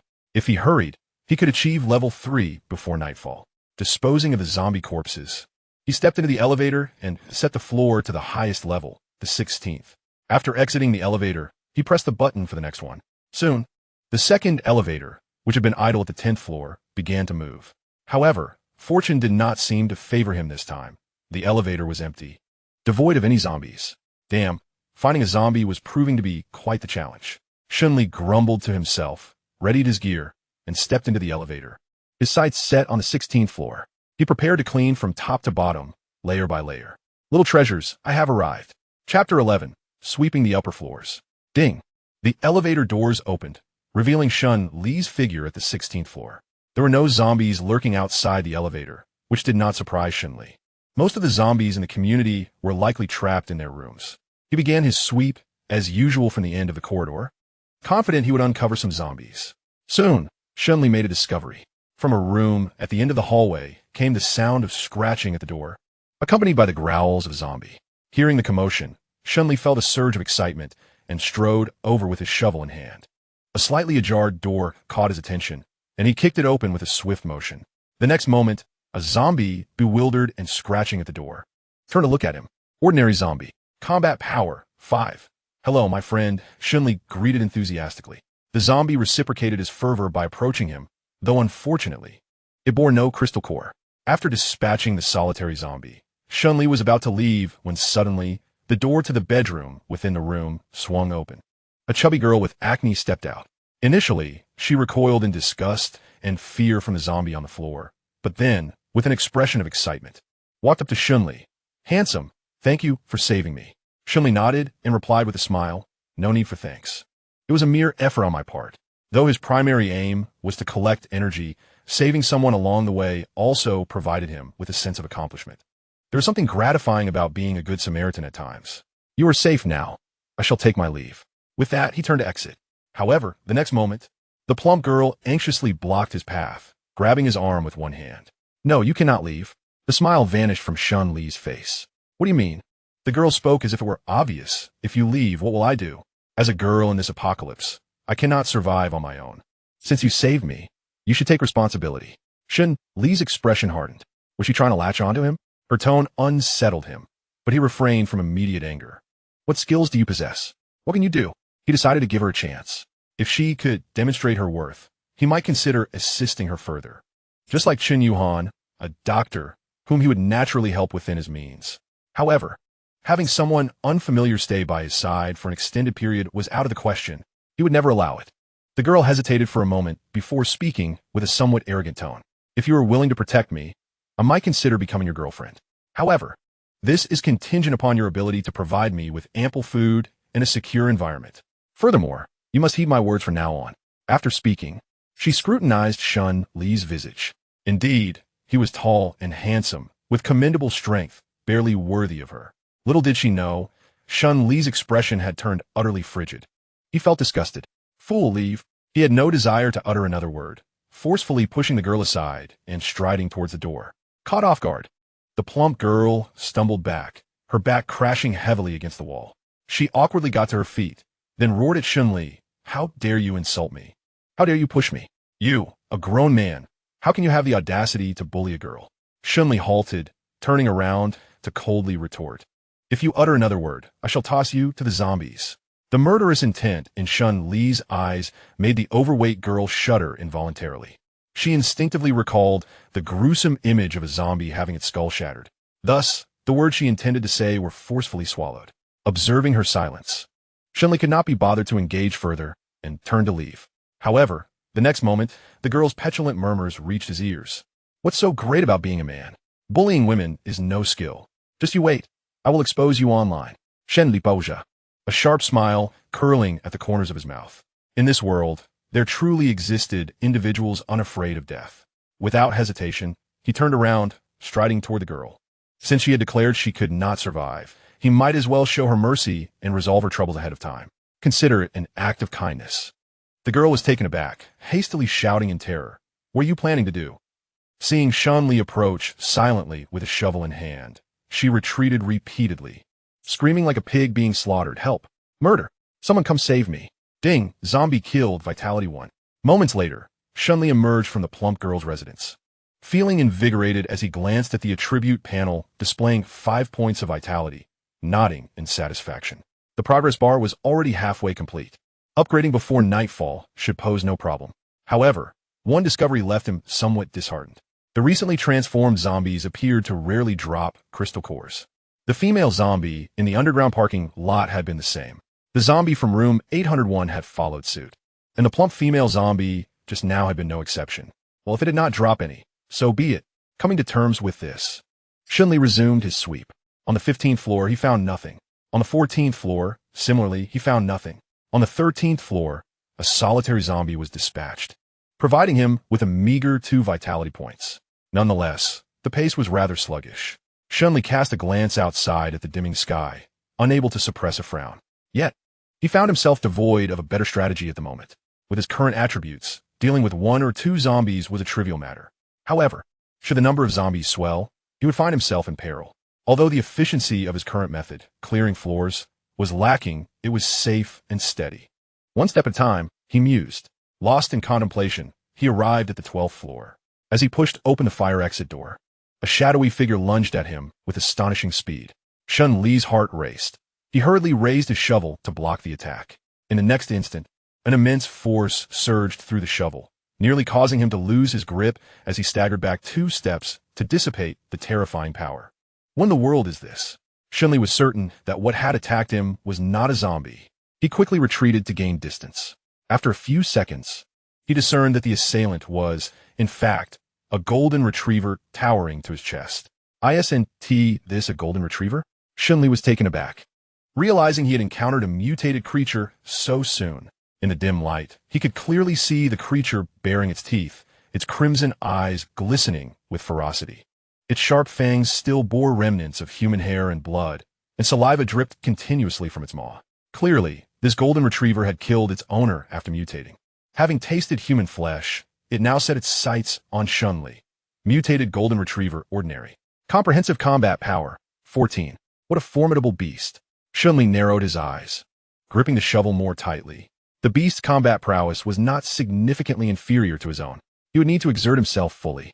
The standoff between man and dog lasted for a moment before Shen Li took the initiative, raising his shovel and advancing toward the golden retriever. The creature seemed to sense that this human was not an easy opponent. It bared its teeth and began to tug at the shovel. After a brief testing of strength, Shen Li suddenly shouted, attempting to divert the dog's attention, while simultaneously thrusting the shovel toward its eyes. Chapter 12. Slaying the Mutated Golden Retriever.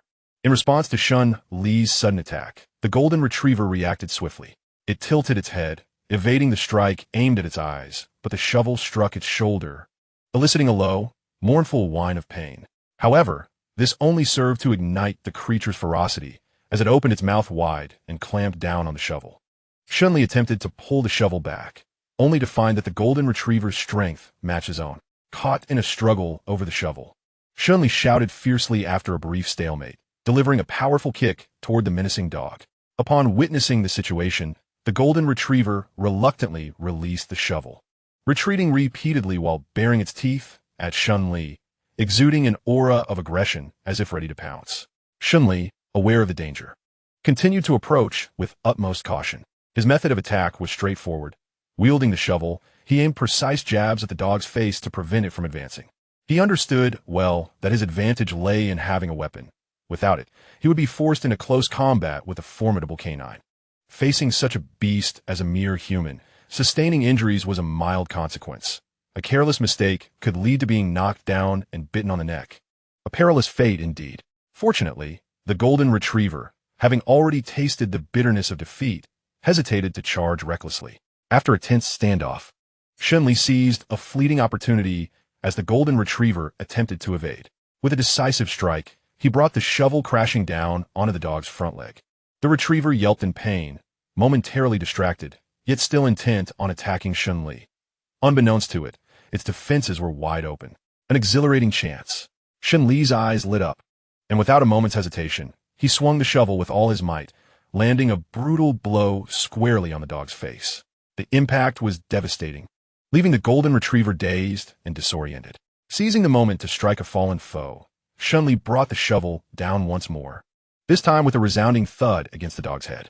The golden retriever collapsed, its body convulsing on the ground. Shen Li felt a surge of elation.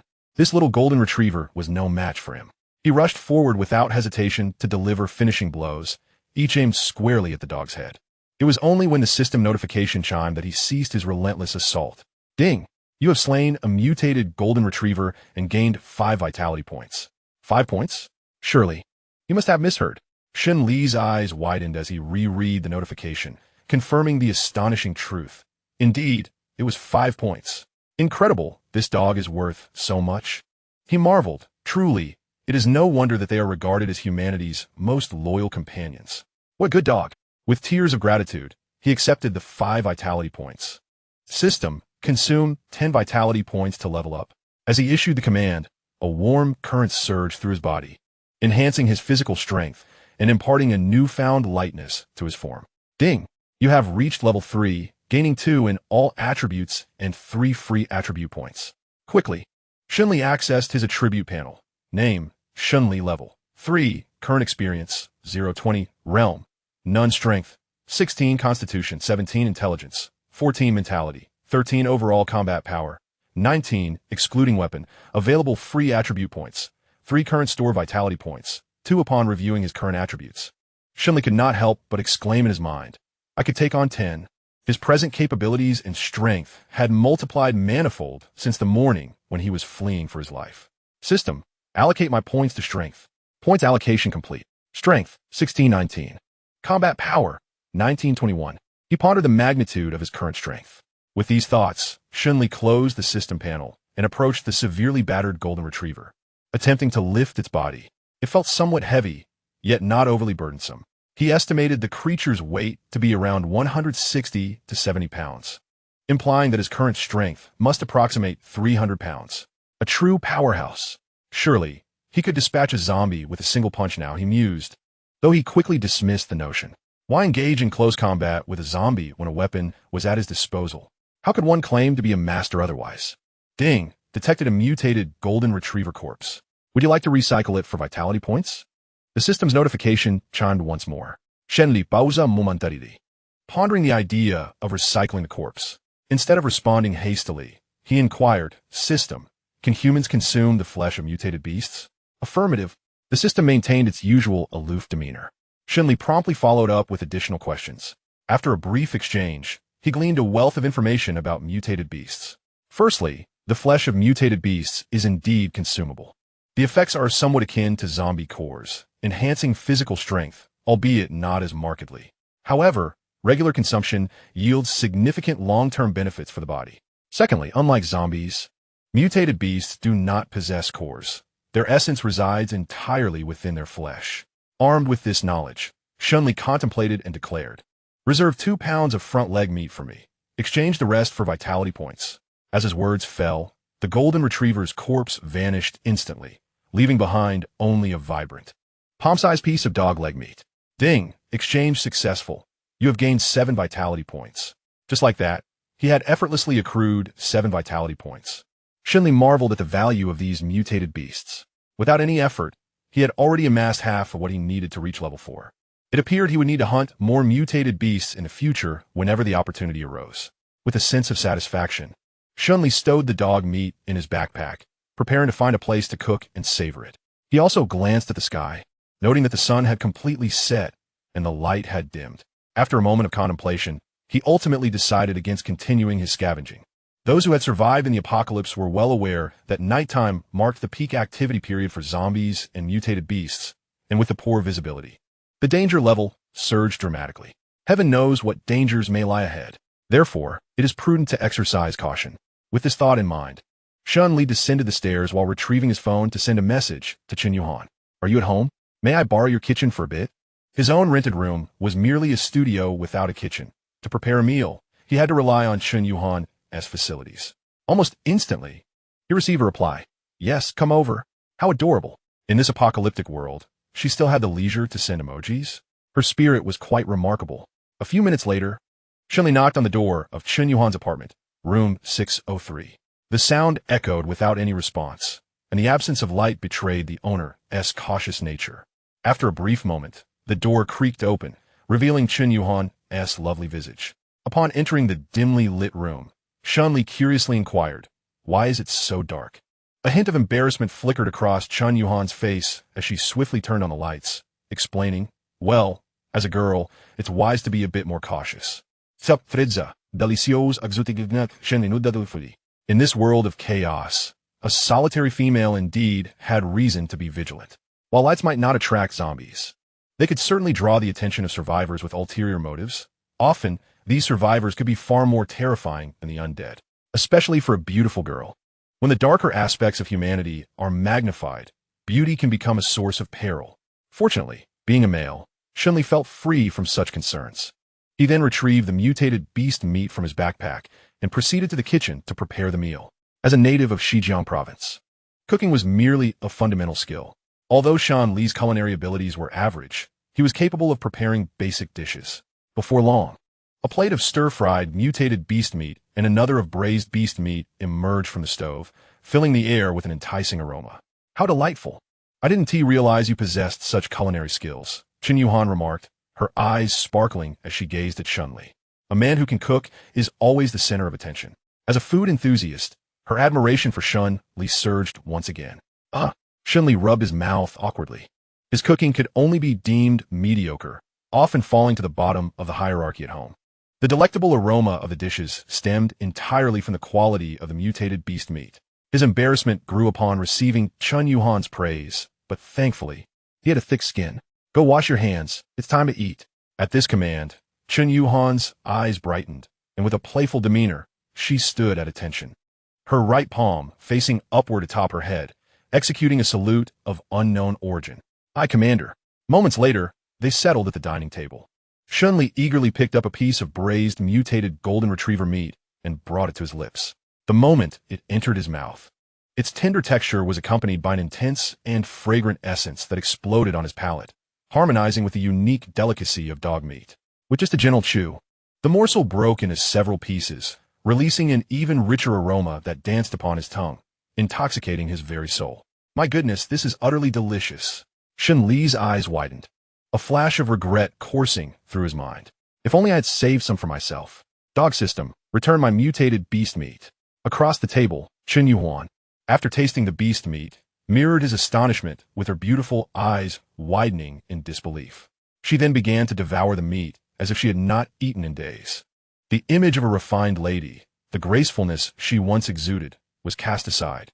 Seeing this, Shen Li quickly dismissed his distractions and joined the fray for food. The two of them devoured the beast meat with the ferocity of a tempest. Before long, the plates of stir-fried and braised meat were nearly empty. "Awakens, Shen Li, you are incredible. This is the most delectable fare I have ever tasted. You must be a reincarnated master chef or a reborn culinary prodigy.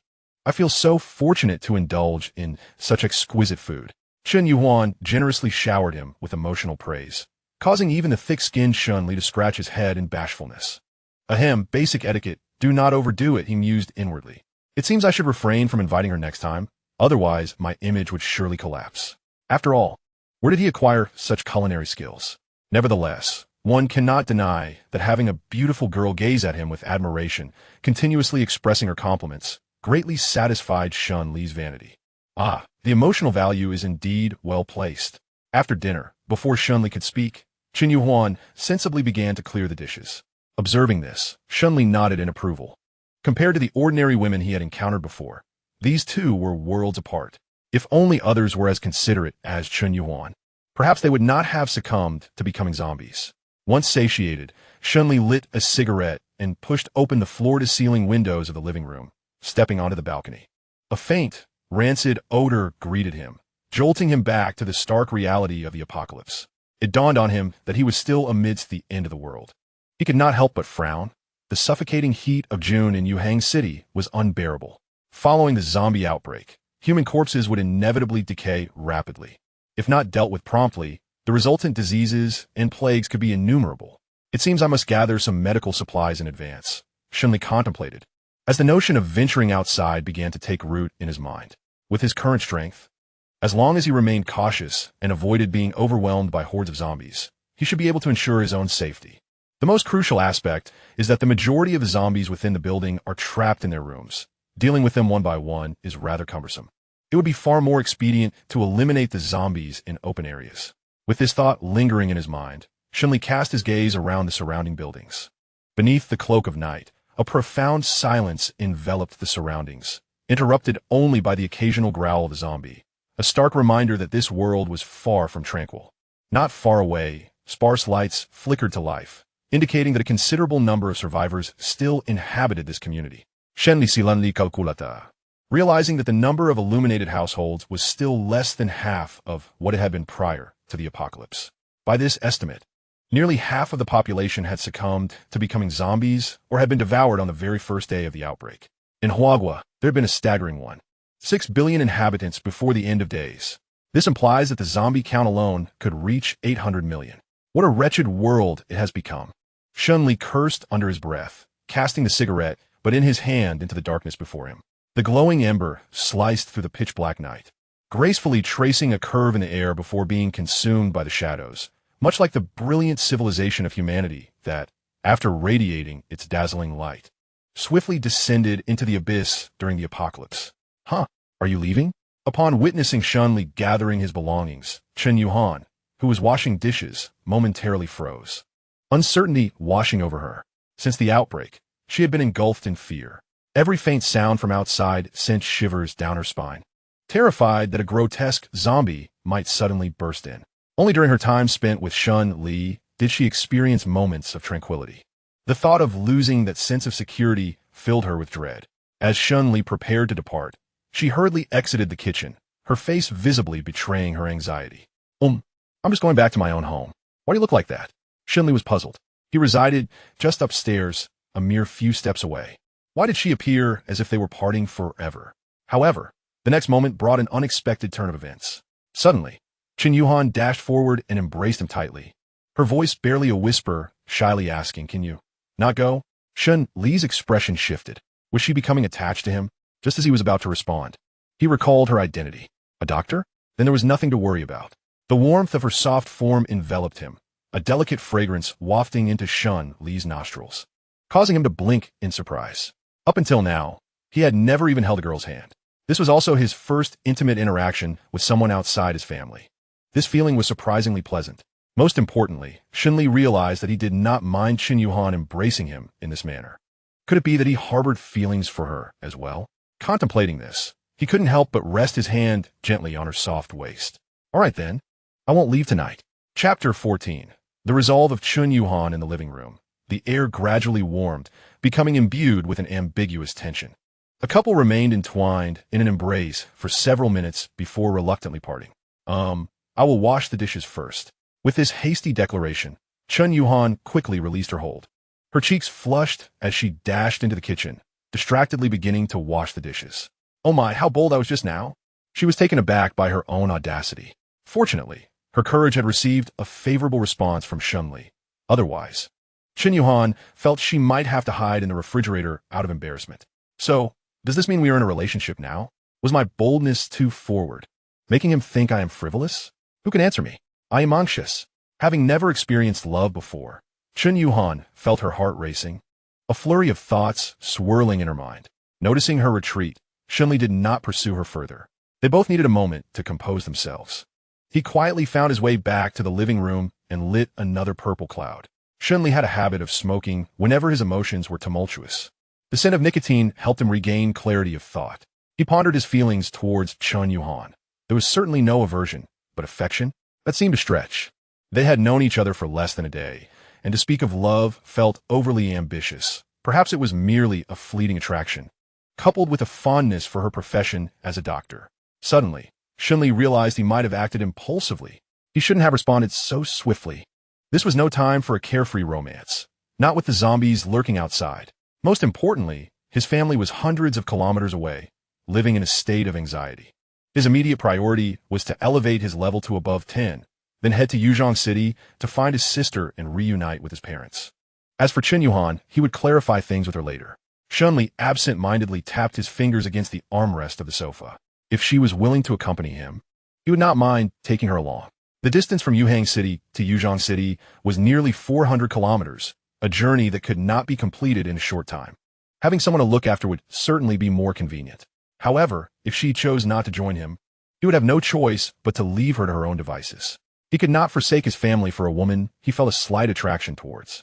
After what felt like an eternity, Chen Yuhan timidly emerged from the kitchen. "Yuhan, come here for a moment. I need to speak with you."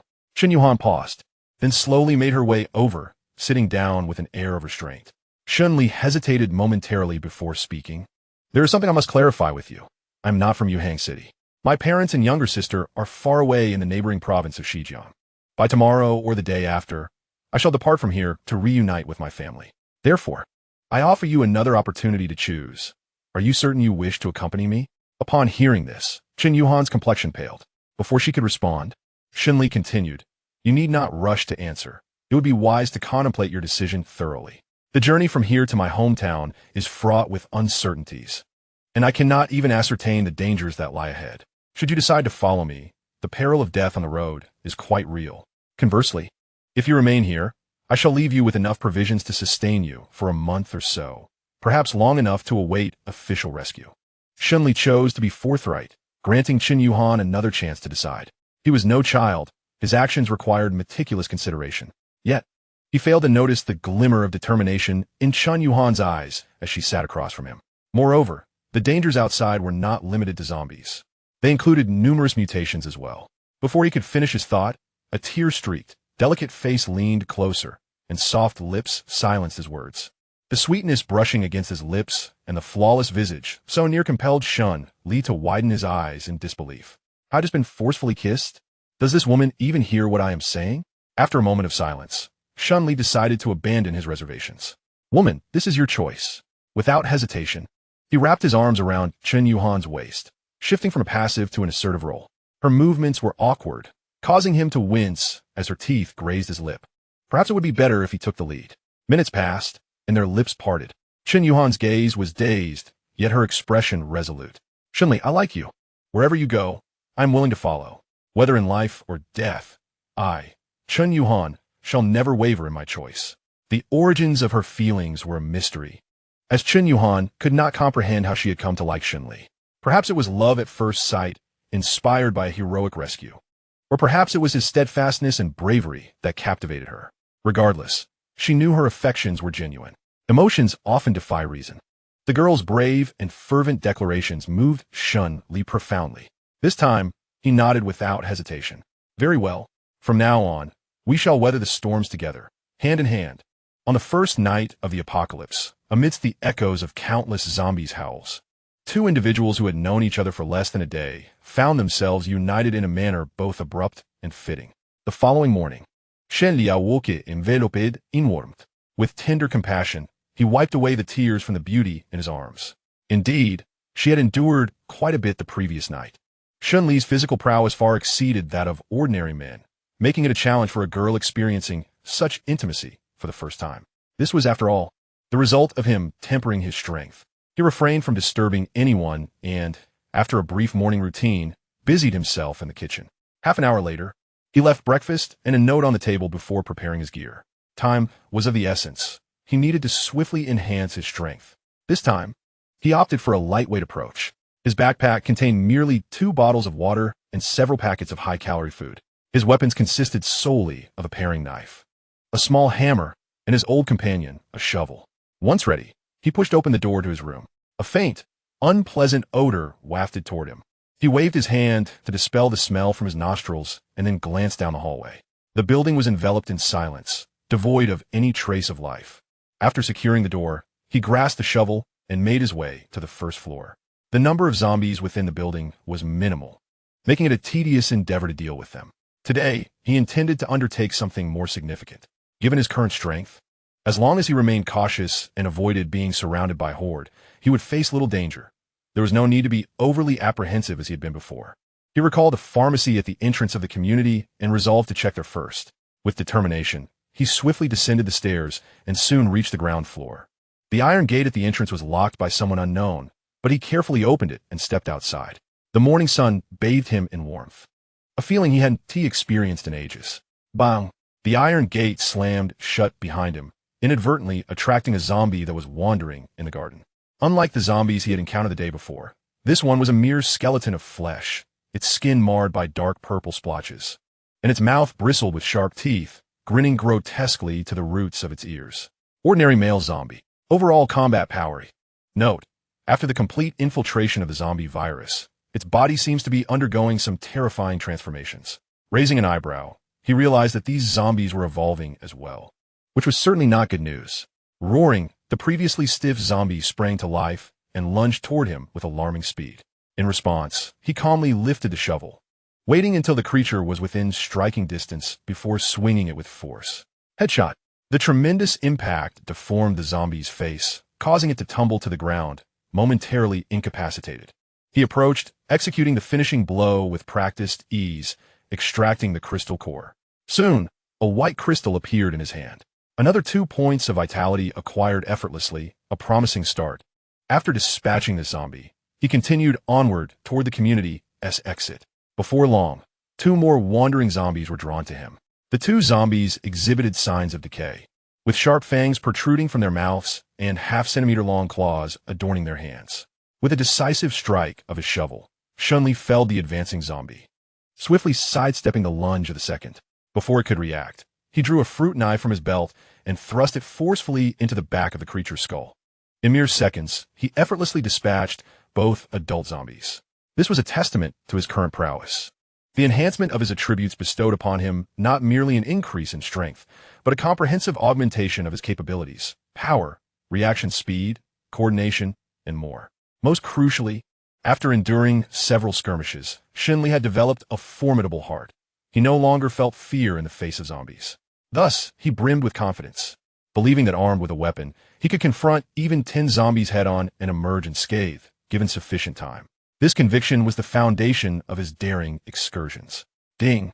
2 ordinary zombies slain, gained 2 essence points.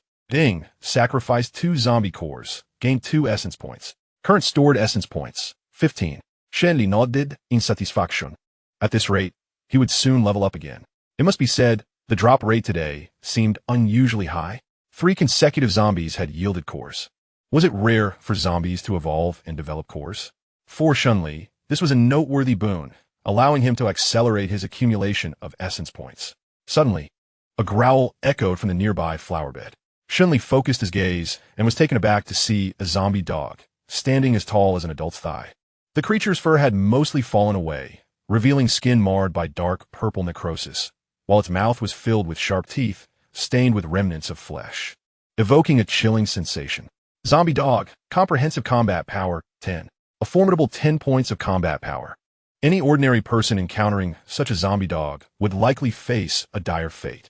Yet, it was unfortunate for the creature that it had crossed paths with Shen Li, particularly Shen Li wielding a long weapon. With a resounding thwack, the once ferocious zombie dog was subdued.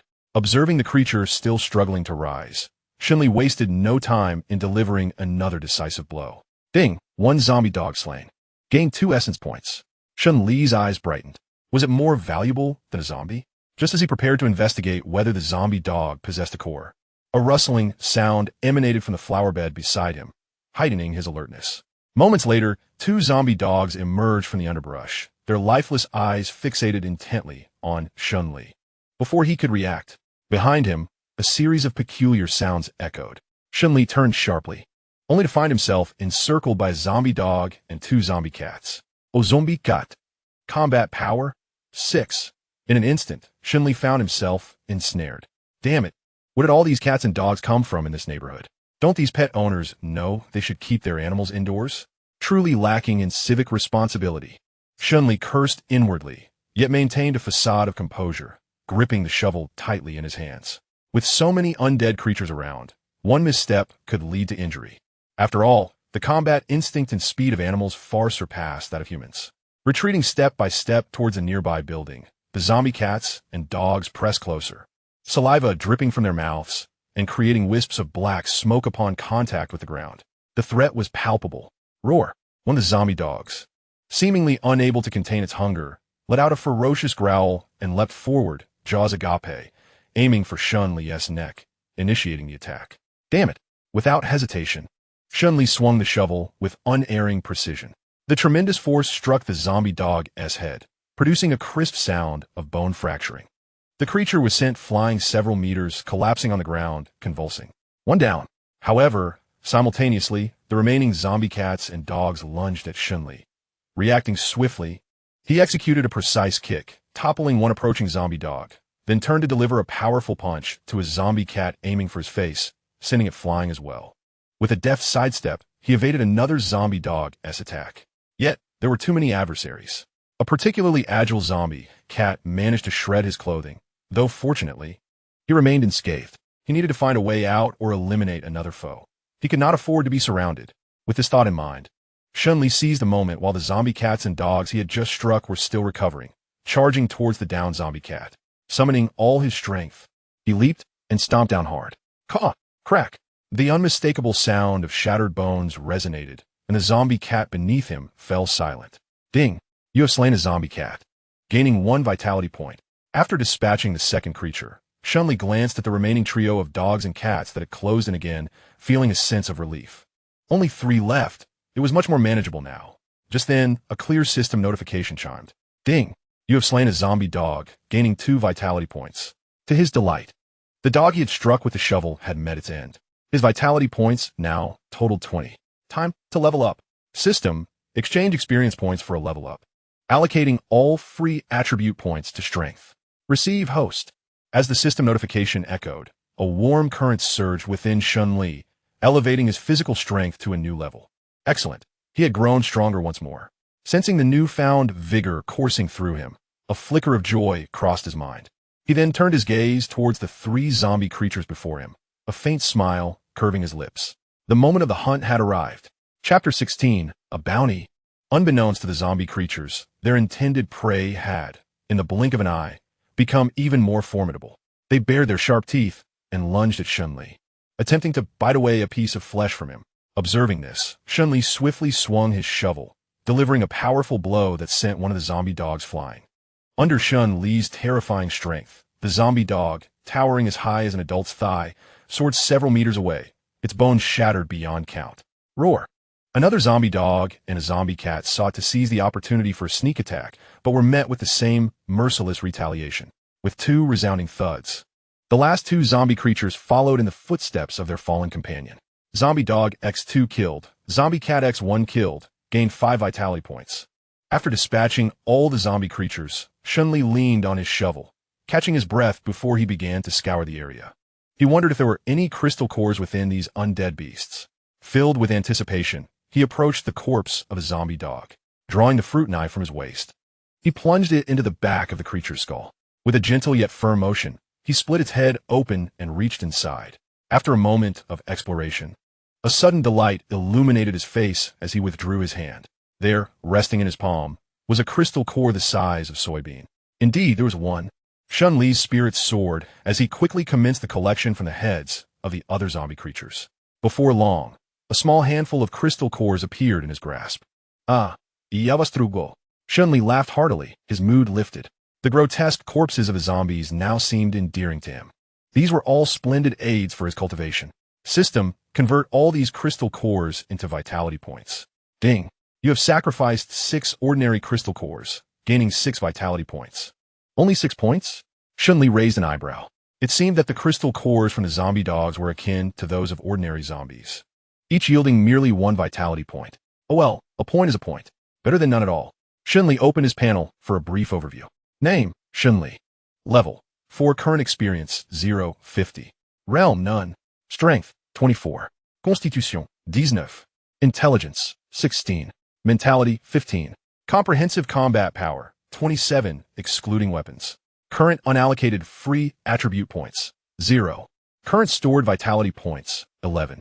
Upon reaching level 4, his attributes experienced a significant surge once more. This time, it was indeed a substantial gain, with a remarkable 11 points of stored energy. A smile spread across Shen Li's face. Next, he required 50 experience points to ascend to level 5, leaving him with a deficit of 39 points. He wondered if there would be any additional rewards from the system upon reaching level 5, a thought that filled him with anticipation. Suddenly, he recalled something and hurriedly opened the system space. In the next moment, a colossal 2-meter-long blade appeared in his grasp. With his current strength, he should be able to wield this alloy short sword with some effort, he mused. This sword was a reward granted by the system when he reached level 1. Deceptively named a short sword despite its actual length exceeding 2 meters and weighing an impressive 130 to 140 pounds.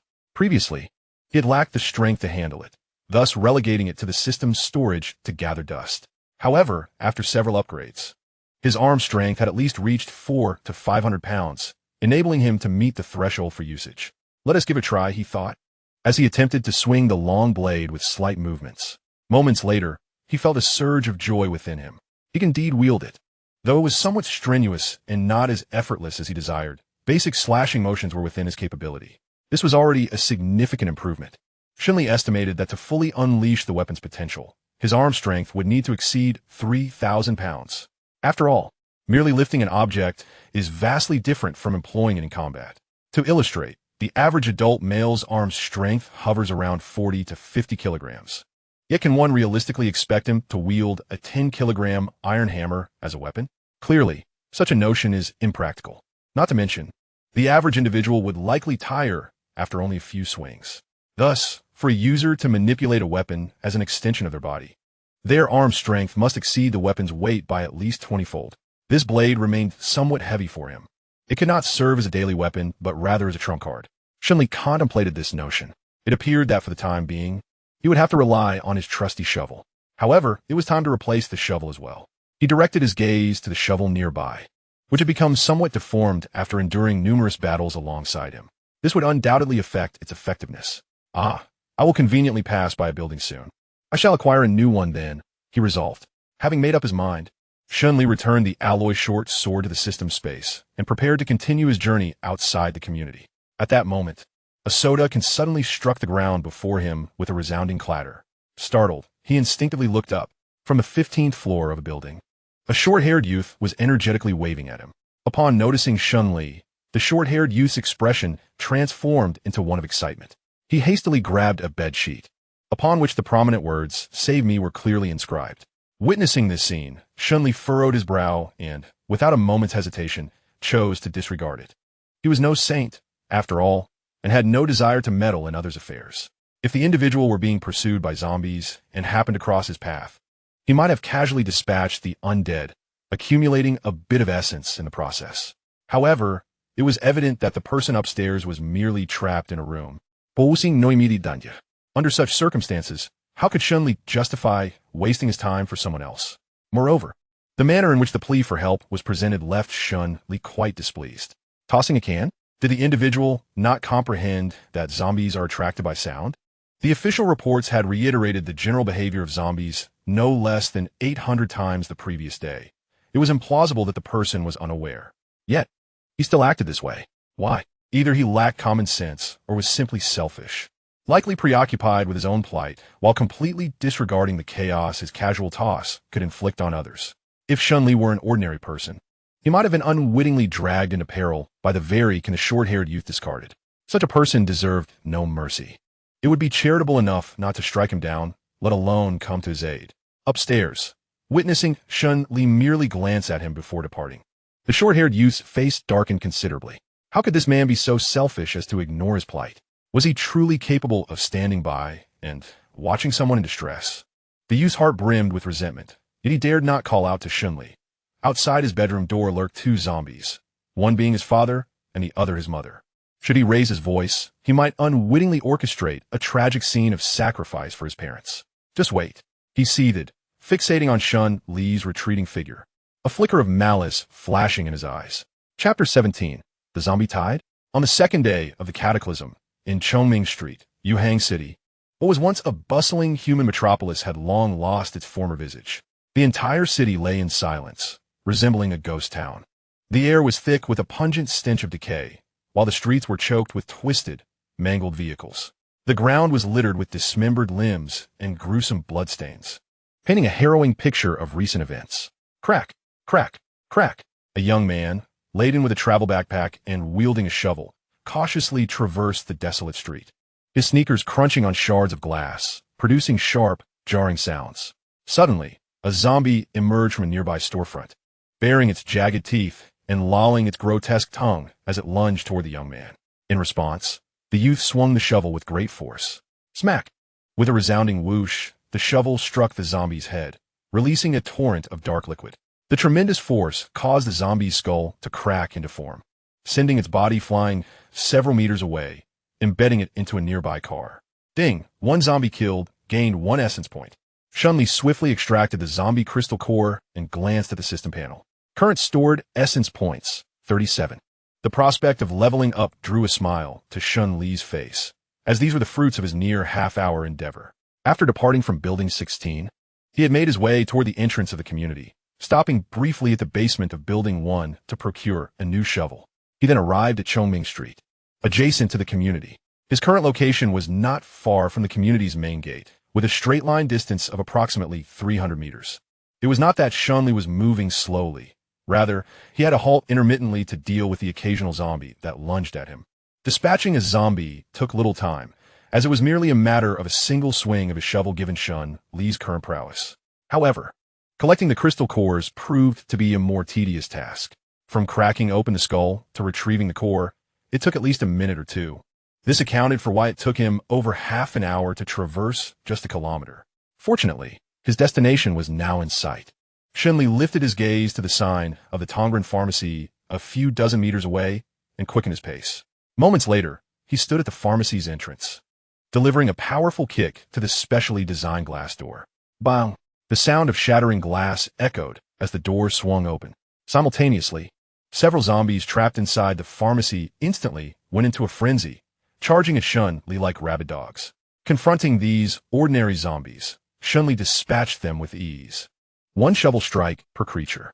Within mere seconds, several contorted zombies lay sprawled on the ground.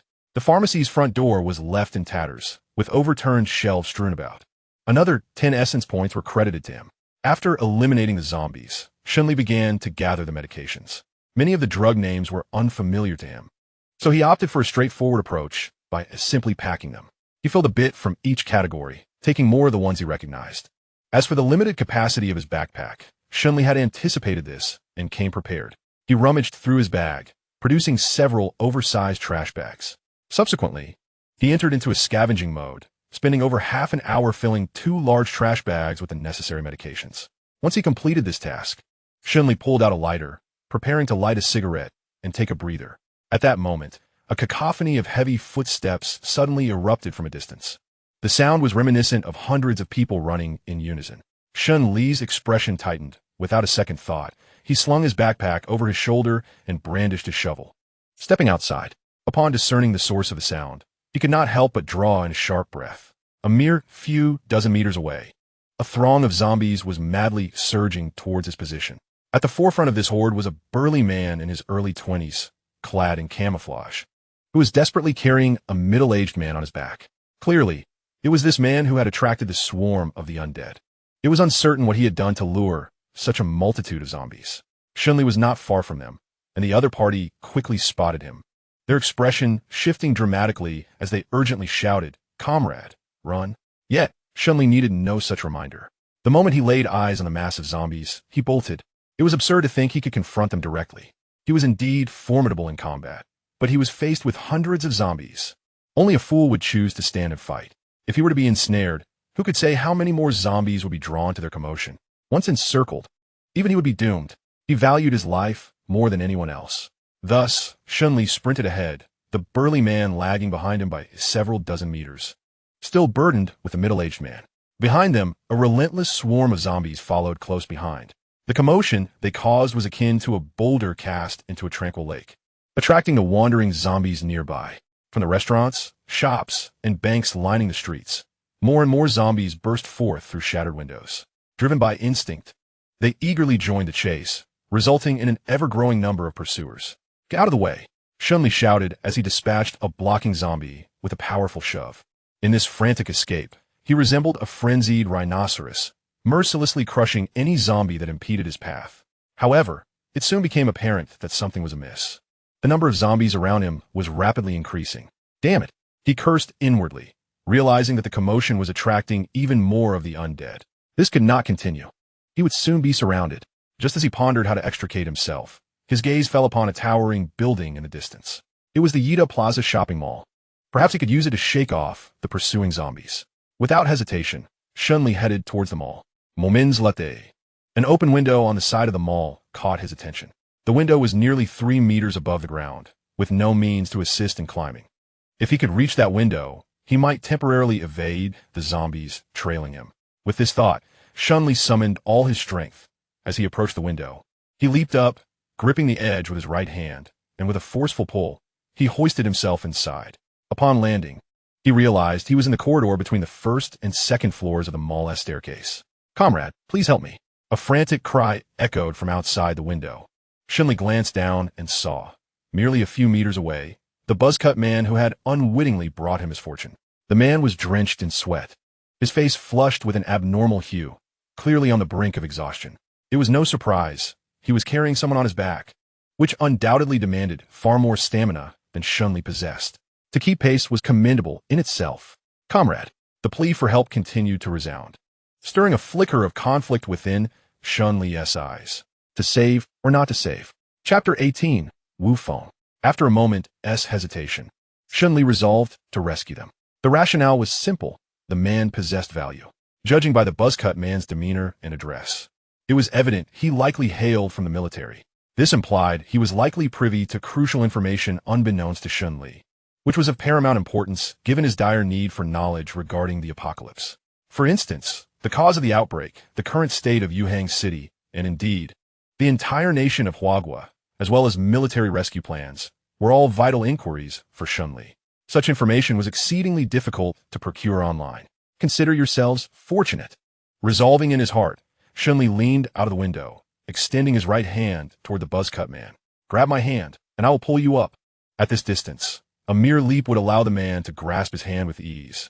Upon hearing Shen Li's voice, gratitude illuminated the man's eyes, invigorating his spirit as he summoned the last of his strength to quicken his pace, reaching for Shen Li's hand. However, an unexpected scene unfolded.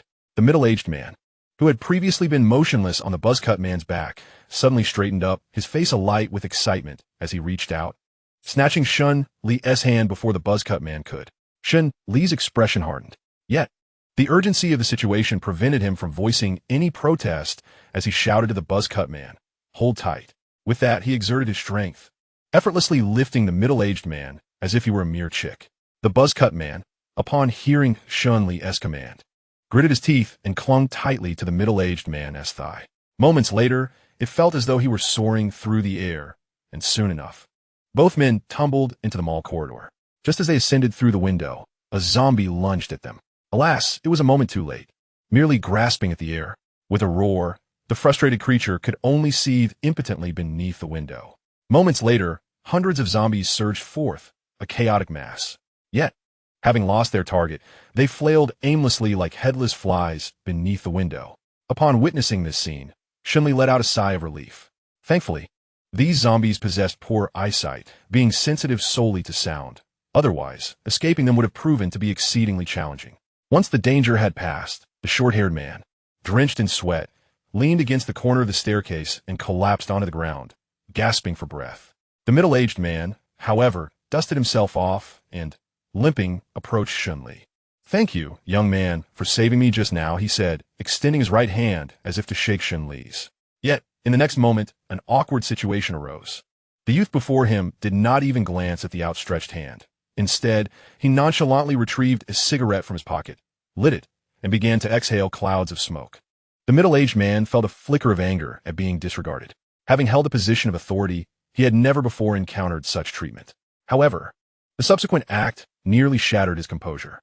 The young man, after taking a puff of his cigarette, pulled a bottle of mineral water from his backpack and tossed it to the short-haired man nearby.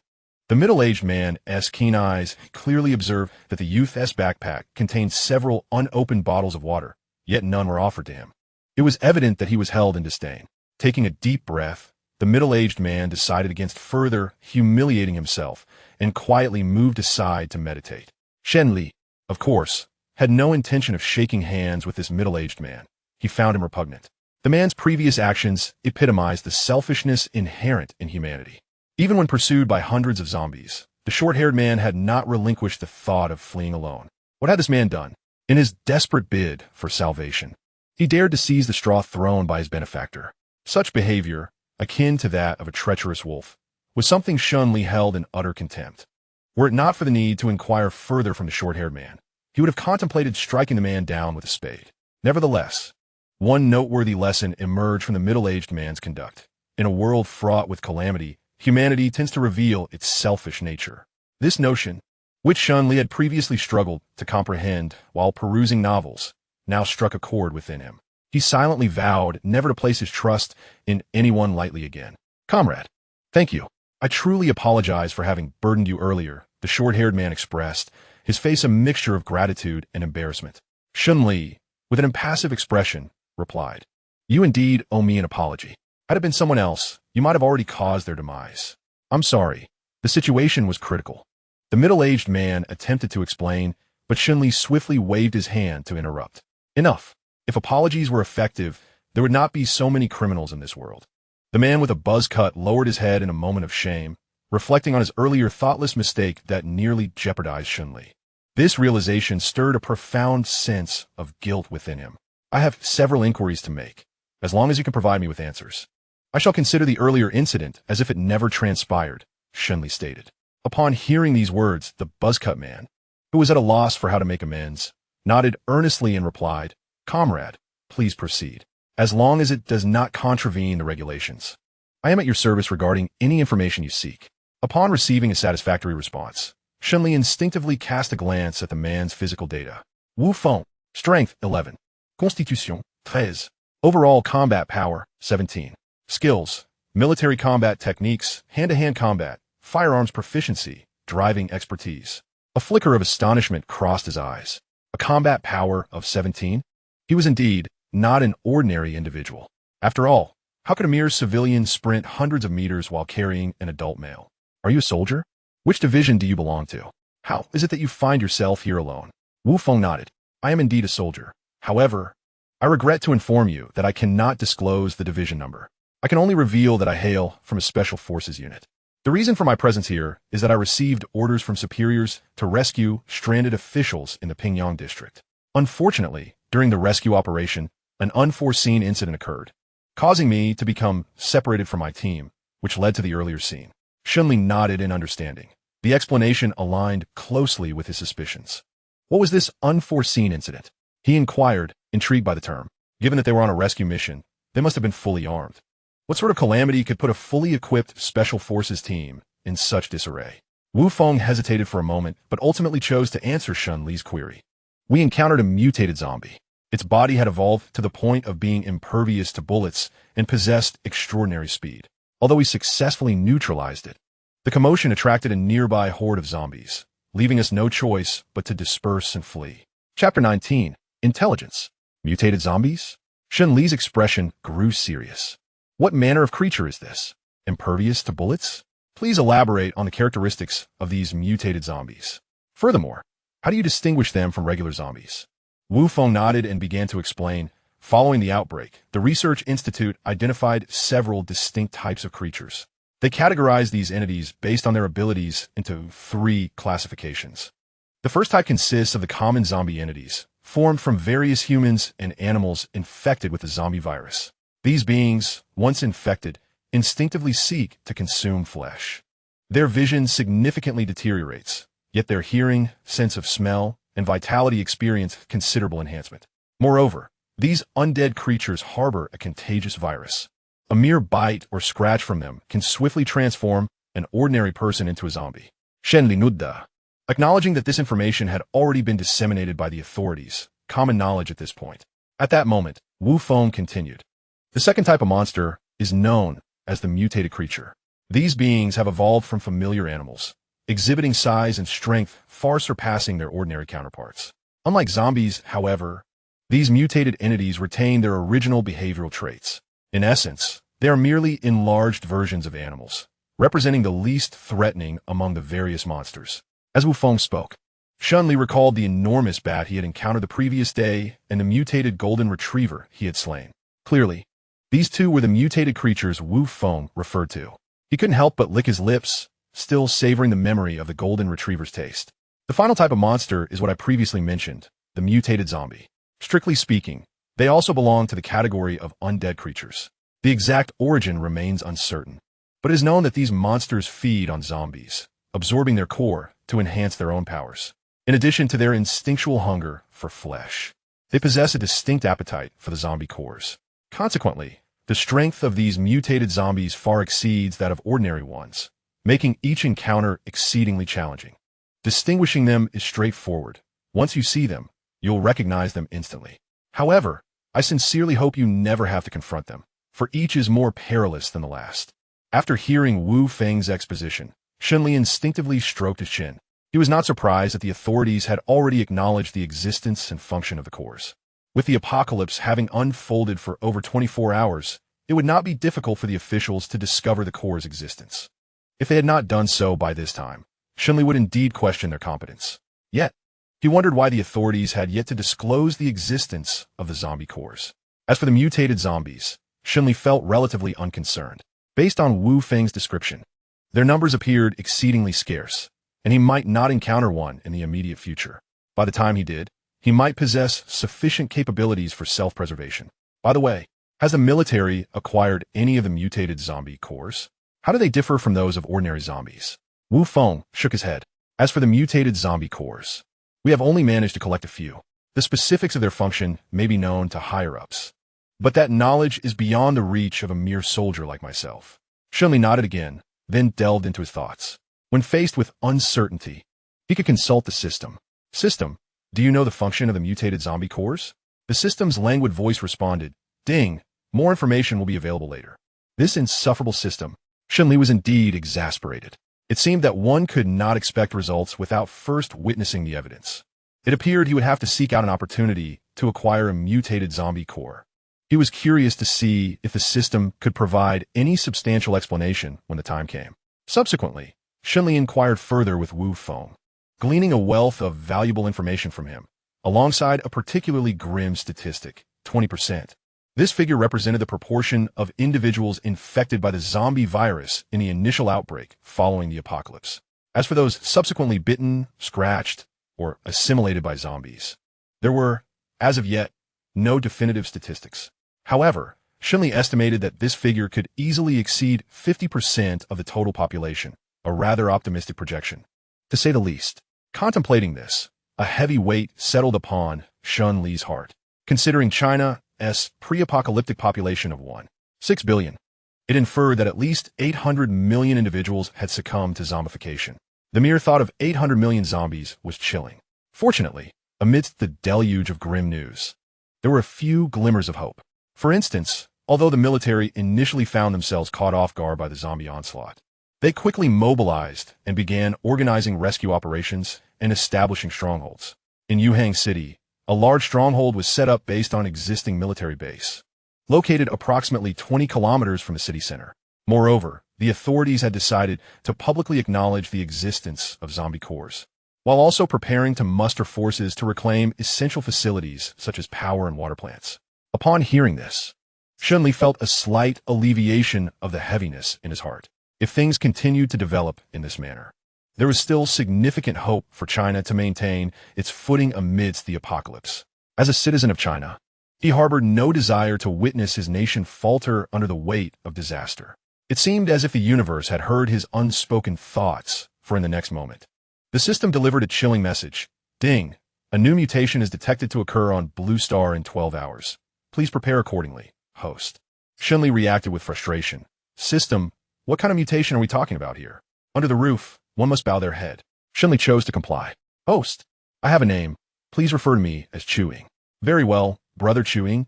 May I inquire about the specifics of this mutation? Ding, rest assured. This will be beneficial for you. The system remained tight-lipped, leaving Shen Li in a state of resignation.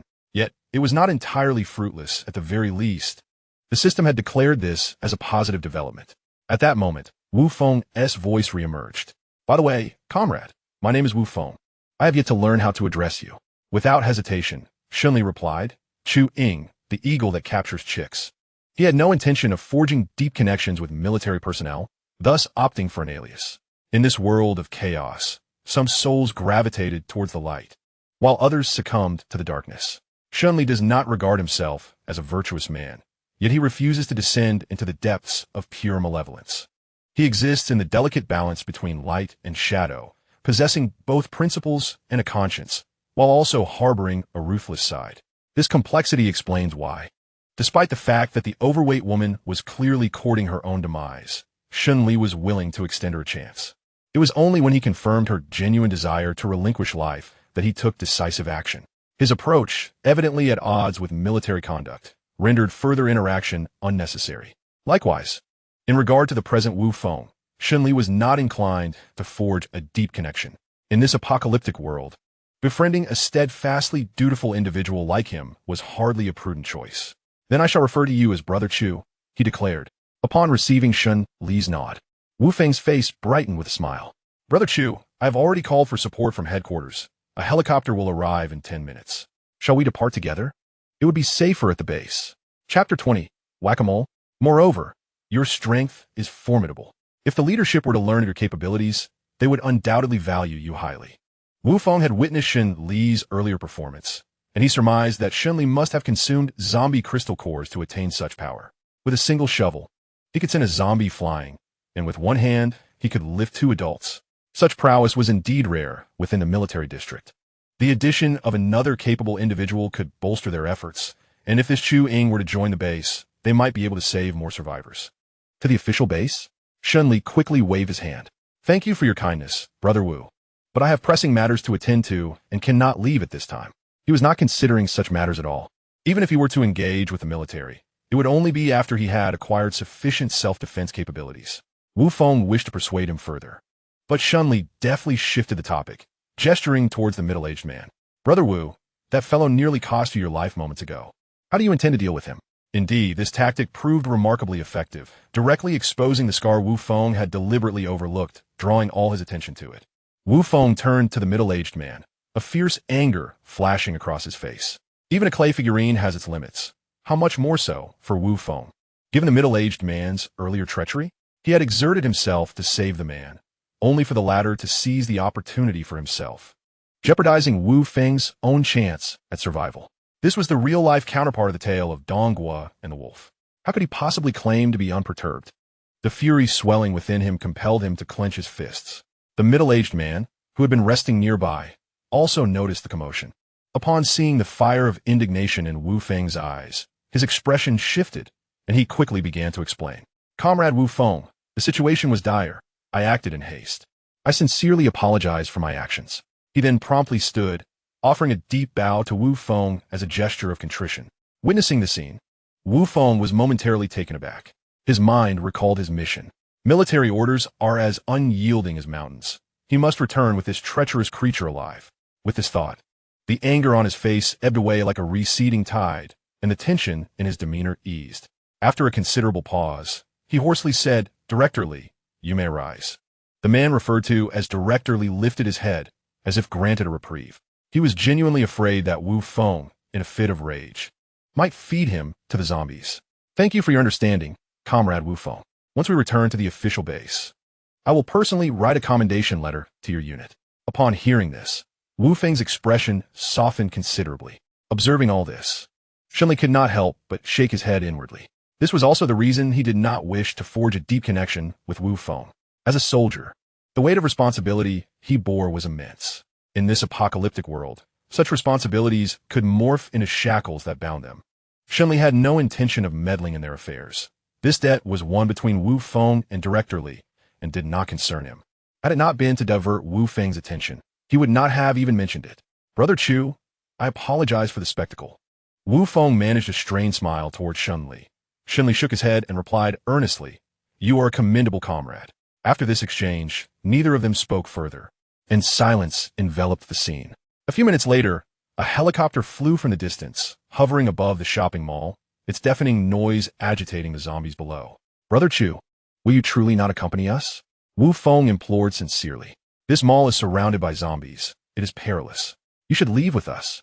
Faced with Wu Feng's earnest invitation, Shen Li ultimately shook his head. I have my own means of departure. You need not worry about me. Shen Li's stubbornness elicited a sigh from Wu Feng. Very well. Brother Chu, take care. I hope we meet again someday. Shen Li nudda fatikali. We will. Subsequently, Wu Feng stood at attention and saluted Shen Li before shouldering the middle-aged man and making his way to the top floor of the mall, gradually disappearing from Shen Li's view. Moments later, the helicopter circled and vanished into the horizon. After Wu Feng's departure, Shen Li redirected his gaze toward the zombies outside the window. The commotion caused by the helicopter had drawn away many zombies, leaving only around 400 or 500 still lingering below. The zombies were huddled together, leading to numerous trampling incidents. Several were left with broken legs, pitifully crawling on the ground. Such a pity. Let me assist you, Shen Li remarked, a smile unconsciously tugging at the corners of his mouth. His presence here was not solely due to the abundance of supplies within the mall. He was also captivated by the advantageous terrain. he discovered that this location was an exceptional spawning point for monsters. Unlike typical residential buildings, the mall's design featured an extended second floor, and the first floor shops had several meters of additional space at the front. This meant that it was not easy for zombies to ascend unless they had a multitude of their kind to form a human ladder, allowing them to scale the more than 3-meter height. More crucially, the window in front of Shen Li was not large, accommodating only 1 or 2 zombies at most at a time. This presented him with the opportunity to eliminate them one by one. The more he contemplated, the more feasible the plan appeared. Thus, Shen Li first barricaded the iron door on the first floor to ensure he would not be ambushed from behind by zombies. He then inspected the passage from the stairwell to the mall's rooftop, securing an escape route before commencing his actions. He took out his phone, opened a popular music app, searched for an exhilarating track, and cranked the volume to the maximum. The music resonated, its melodious notes echoing from afar. Simultaneously, the zombies below stirred, highly sensitive to sound. They seemed to respond to some mysterious command, baring their teeth and wildly congregating towards the window where Shen Li stood. With a roar, one zombie craned its neck, extending its sharp claws in an attempt to reach the upper window. Yet, in the next moment, it was overwhelmed by a greater mass of its kind. The zombies began to jostle and trample each other, each one eager to climb onto the windowsill. In an instant, a layer of zombie bodies blanketed the ground. Utilizing the bodies of their fellow creatures, they managed to reach even greater heights. Finally, one zombie brushed against the edge of the window, straining to push towards the source of the sound. What awaited it was a powerful gust of wind. With a resounding thud, a shovel struck the zombie's forehead, sending it flying 7 or 8 meters away. Black blood and a mysterious white fluid rained down as if they were worthless. Ding! Killed a zombie, gained 1 vitality point. Friends who have encountered zombies are likely aware that these creatures are incredibly tenacious. They charge headfirst, with no thought of retreat. The death of this particular zombie did not instill fear in the others. Rather, it incited them to frenzy. They recklessly surged towards a window, stretching their heads in an attempt to squeeze inside. Thud! Shen Li struck another zombie, watching as the relentless creatures continued to poke their heads in anticipation of his next blow. He couldn't help but recall a certain game, whack-a-mole. The zombies before him bore an uncanny resemblance to those moles. If only he held a mallet in his hand, the resemblance would be even more striking. Chapter 21. Level up in seconds. It proved to be the case that even in whack-a-mole, fatigue sets in over time. From 10 in the morning until 3 in the afternoon, he tirelessly repeated the mechanical motions. Smack, chop, smack, chop. Shen Li was oblivious to the number of zombie skulls he had shattered or the countless heads he had severed. His shovel had broken, forcing him to resort to an alloy short knife for dispatching the undead. At the same time, he could no longer feel his arms, his whole body aching unbearably. Finally, after yet another decisive strike that decapitated a zombie, he noticed that no new creatures had clawed their way inside for quite some time. Peering out, he discovered that the lower floor was devoid of any standing zombies. Thank goodness, it was finally over. He discarded the alloy short knife carelessly, paying no mind to the bloodstains on the ground, and sank down onto the floor. Exhaustion overwhelmed him. After a prolonged moment of rest, he felt a flicker of strength return. Rising to his feet, he retrieved the backpack he had hidden away and gulped down an entire bottle of water, feeling revitalized. Eagerly, he opened his status panel. Chickadee, let me see the rewards. Understood, host. Name, Shen Li. Level, 6. Current experience, 0-120. Realm, none. Strength, 34. Constitution, 23. Intelligence, 20. Mentality, 19. Comprehensive combat power, 41, excluding weapons. Current unallocated attribute points, 0. Current stored vitality, 393. Current rewards pending. 100 people slaughter, achievement. What a windfall. Shen Li felt a surge of energy, alleviating some of his fatigue. Over 300 points of vitality. When had he ever been so affluent? This was even after consuming some vitality for upgrades. Otherwise, the figure would have been even more staggering. Chickadee, how many levels can these vitality points elevate me? Calculating. Ding. The currently stored vitality can elevate you to level 8. What are we waiting for? Ascend me. Ding. Upgrading in progress. As the system's prompt echoed, a familiar warm current enveloped Shen Li once more. He sensed every cell in his body awakening, ravenously absorbing the energy from the warmth. Seconds later, the warmth receded. Upgrade successful. Name, Shen Li. Level, 8. Current experience, 0-500. Realm, none. Strength, 44. Constitution, 27. Intelligence, 24. Mentality, 23. Comprehensive combat power, 52, excluding weapons. Current unallocated attribute points, 0 points allocated to strength. Current stored vitality, 73. Current rewards pending, 100 people slaughter, achievement. What a thrill!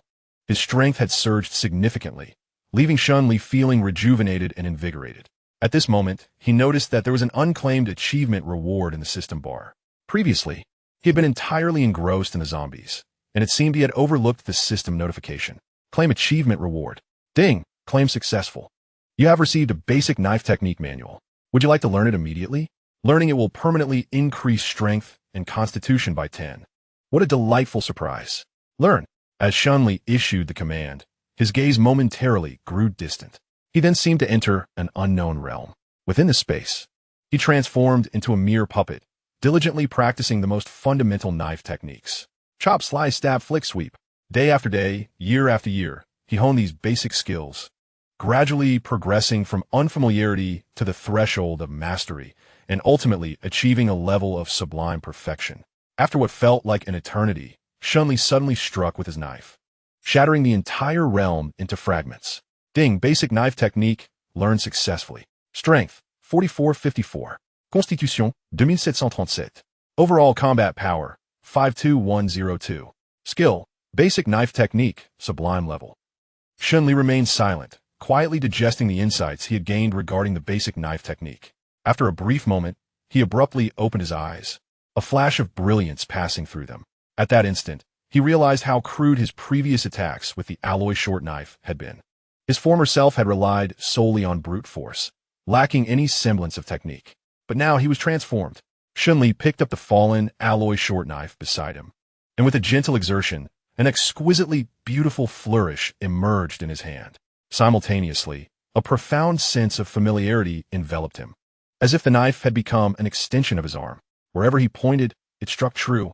This long knife, weighing 150 pounds, had, after his study of the basic knife technique, become an obedient tool. Excellent. Now I possess a modicum of self-defense. Shen Li felt immense joy. His brother, the system, was truly formidable. A single reward had doubled his combat prowess. Moreover, the plan to defeat the zombies was a resounding success, filling his coffers to the brim. However, what to do with the zombie crystal cores? As he gazed out at the mountain of zombie corpses, he fell into deep contemplation. There were at least 600 or 700 of them. Abandoning them was out of the question. After all, these were crystal cores. If he could extract them all, it would be sufficient to elevate him to level 9. But if he were to excavate them alone, how long would it take? Shen Li found himself troubled by the bounty of his harvest. Too many zombie corpses could be a burden. But I could recruit some strong hands. Suddenly, Shen Li's eyes sparkled with a brilliant idea. Behind him lay a vast shopping mall. Surely, amidst such a sprawling establishment, some survivors must remain. After enduring their plight, wouldn't it be reasonable for them to lend a hand in return? Acts of kindness surely deserve some form of recompense. Otherwise, would it not dishearten the benevolent? With determination, Shen Li grasped his long knife and turned to enter the mall's first floor. He effortlessly cleaved through the obstructive door. Within the cold storage of the supermarket on the ground floor, over 20 survivors huddled together, trembling in fear. A day had passed since the onset of the apocalypse. And while they had been fortunate to find refuge in the cold storage, they had also suffered greatly. The cramped confines of the cold room, barely able to accommodate them, forced everyone to curl up tightly together. Furthermore, the refrigeration system remained operational, leaving their faces pale from the biting cold. It is worth noting that it was now June, one of the hottest months of the year. Most wore short sleeves, and spending an entire day in such a frigid environment was a torment beyond imagination. Consequently, tensions erupted within the small cold storage, leading to multiple conflicts. The situation escalated, especially after some individuals could no longer contain their natural urges and resorted to relieving themselves indiscriminately, heightening the risk of violence. As these survivors faced repeated conflicts, they ultimately divided into 3 factions. Chapter 22, Human Nature. As the saying goes, where there are people, there are disputes. The survivors in the cold storage similarly fragmented into 3 distinct circles due to various conflicts. The first faction, the largest in number, advocated for the destruction of the cold storage's preservation system. Although the switch was located outside, they believed it could be disabled from within by sabotaging the circuitry. Their rationale was simple. The temperature in the cold storage was dangerously low, and if they did not disable the preservation system, they would inevitably suffer from frostbite and illness. However, their proposal faced staunch opposition from the second faction, led by Zhou Ming, the warehouse manager. They argued that sabotaging the cold storage circuitry would be tantamount to courting disaster. Firstly, if the preservation system were compromised, the vegetables and meat stored within would rapidly decay, drastically shortening the survivors' endurance. Secondly, with summer's heat raging outside, the moment they lost refrigeration, the temperature inside the cold storage would soar. Without any ventilation, they would be at risk of suffocating long before any zombies could breach their sanctuary. Maintaining the current conditions, though chilly, would at least prevent fatalities. Nevertheless, their perspective could not sway those already on the brink of frostbite. In dire circumstances, individuals seldom contemplate the long-term consequences. Thus, the two factions engaged in a stalemate, each firmly entrenched in their beliefs, locked in a battle of ideologies. As for the third faction, consisting of merely two individuals, their perspective is rather simplistic. They assert that inaction is not an option. They must escape the cold storage facility in pursuit of survival. However, their proposal is met with unanimous opposition from nearly everyone present. No, we cannot open the door. Outside lies a horde of zombies. What if you allow them to breach our sanctuary? With so many lives at stake, are you too intent on dooming us all? Indeed, you cannot be so selfish. While it may be a bit chilly, we have sustenance and hydration here. Enduring for a while is entirely feasible. Waiting for rescue is undoubtedly the wisest course of action. Without a doubt, the authorities will come to our aid. I shall remain right here. Do not even think about opening that door. Exactly. We cannot stand idly by as they drag us into oblivion. Li Bin and Huang Hai, trapped amidst the throng, wore expressions of resignation. Yet, they were outnumbered, with merely 2 against the 20 or so that opposed them. The disparity in numbers rendered their resistance futile. After all, not everyone possesses the courage to confront the undead as these two do. The majority prefer to remain in their current state, fearing that the actions of Li Bin and Huang Hai might jeopardize the fragile safety of their environment, inviting peril upon them. Shall we merely await our demise in this cold storage? Do nothing at all? The two continued their attempts to persuade the others. The authorities have announced that slaying zombies can yield crystal cores, and consuming these cores would grant one evolutionary enhancements and extraordinary powers. Do you not desire such strength? Upon hearing this, many individuals exhibited a flicker of intrigue in their eyes, although they remained within the cold storage. They were not oblivious to the news from the outside world via their mobile devices. The announcement regarding the zombie crystal cores had been released by the authorities earlier that day.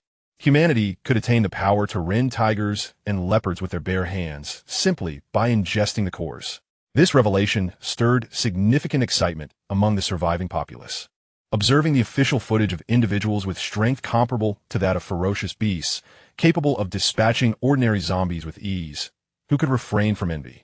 Who would not yearn for such extraordinary abilities? Presently, it appeared as if an opportunity lay before them all. With sufficient power, what difference would it make? Even in a post-apocalyptic world? Yet, just as many began to contemplate the proposal put forth by Li Bin and Huang Hai, a middle-aged man in his 40s stepped forward. This individual was none other than Zhou Ming, the warehouse manager. Do not be swayed by their rhetoric. We have no idea how many zombies are outside. A moment's carelessness could lead to a swarm attacking us. Furthermore, according to official reports, the zombies have evolved, developing sharp fangs and claws. We are unarmed. Venturing out would be tantamount to seeking death. Even if we miraculously survive, wounds inflicted by zombies would still expose us to the zombie virus. Can you guarantee your safety? Or do you wish to transform into those horrid creatures? Zhou Ming's words fell upon the crowd like a bucket of icy water, extinguishing the fervor that had ignited within their hearts. Visions of grotesque and terrifying zombies danced in their minds. Indeed, such terrifying creatures rendered them utterly defenseless. How could they possibly contend with them? Noticing the expressions of fear etched upon many faces, the middle-aged man seized the moment to assert, "Thus, we definitely must not venture outside. Remaining here to await rescue is our wisest course of action. There is sustenance and water available. We can endure for some time without issue. There's no need to recklessly confront those zombies. As for the zombie crystals, we could devise a plan once we reach the official base." Zhou Ming's reasoning was not without merit, and the majority of the assembly found themselves in agreement. After all, the instinct for self-preservation is deeply ingrained in human nature. Manager Zhou speaks wisely. We cannot go outside. Yes, let those who wish to go, go. I certainly have no intention of stepping out. The crowd clamored, as if the mere suggestion of venturing forth would seal their doom. Following this uproar, even those who had entertained different thoughts were silenced. Indeed, they were safe for the moment. Why risk such safety? Observing this scene, Li Bin and Huang Hai exchanged glances, each letting out a collective sigh. Pity their misfortune, lament their complacency. But is this not the essence of humanity? How many possess the courage to break free from their comfort zones and fight for a brighter future? Even more absurdly, this group not only refused to seek a path to survival, but also opposed the two men's attempts to venture out, fearing that should they open the door, zombies might burst in and bring about their demise. Perhaps this is the nature of humanity in the apocalypse, each individual employing every means at their disposal for self-preservation.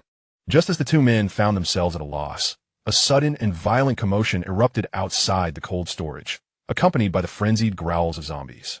What is that noise? Listen, there is something happening outside. Could it be the authorities coming to rescue us? A surge of hope washed over the crowd, prompting them to cease their quarrels and gather near the cold storage door, straining to listen intently. The cacophony outside did not endure long. It appeared to be merely a one-sided slaughter, devoid of the gunfire they had envisioned. This left the occupants of the cold storage feeling suspicious. Had they misheard? Was it merely some unfortunate survivor who had drawn the attention of the zombies? This conjecture cast a shadow of disappointment over many. Just as these survivors prepared to delve into further discussions regarding their next steps, a clear voice rang out from beyond the cold storage. Hey, is anyone in there? If you're alive, make a sound. Chapter 23, A Firm Approach. Someone is coming? The hearts of those inside the cold storage leapt in surprise. Could it be that the zombies outside had been vanquished? With this thought, many faces brightened with hope, and they prepared to open the large door of the cold storage. The cold storage door had long been secured with various belts and ropes, rendering any attempt to open it from the outside utterly futile. The only way in would be to dismantle the entire door. However, unexpectedly, Zhou Ming positioned himself at the entrance, halting the actions of the others. No, we cannot open the door. As confusion spread among the group, Zhou Ming's stern expression remained unchanged as he slowly articulated, "We are still unaware of who is outside. It is imperative that we ascertain their identity first. Moreover, we must ensure that they have not been bitten or scratched by zombies. Otherwise, once we open the door, we will be in grave danger." The group suddenly grasped the gravity of the situation. Well said, Manager Zhou. Why hasn't the door been opened yet? Utilizing his keen sense of hearing, Shen Li had already discerned that there were survivors speaking within the cold storage, and their numbers appeared substantial. This revelation filled him with a sense of elation, as it meant he would not be short of manpower. However, he found it perplexing that despite having called out for nearly a minute, the individuals inside had yet to open the door. What was going on? As his impatience grew and he prepared to force the door open, a cautious voice inquired from within, "Brother outside, are you alone?" Shen Li furrowed his brow and retorted, "What nonsense! If I'm not a human, then what am I, a zombie?" It seemed the person inside realized their questioning was flawed and quickly amended, "Brother, what I meant to ask was, did you come here alone?"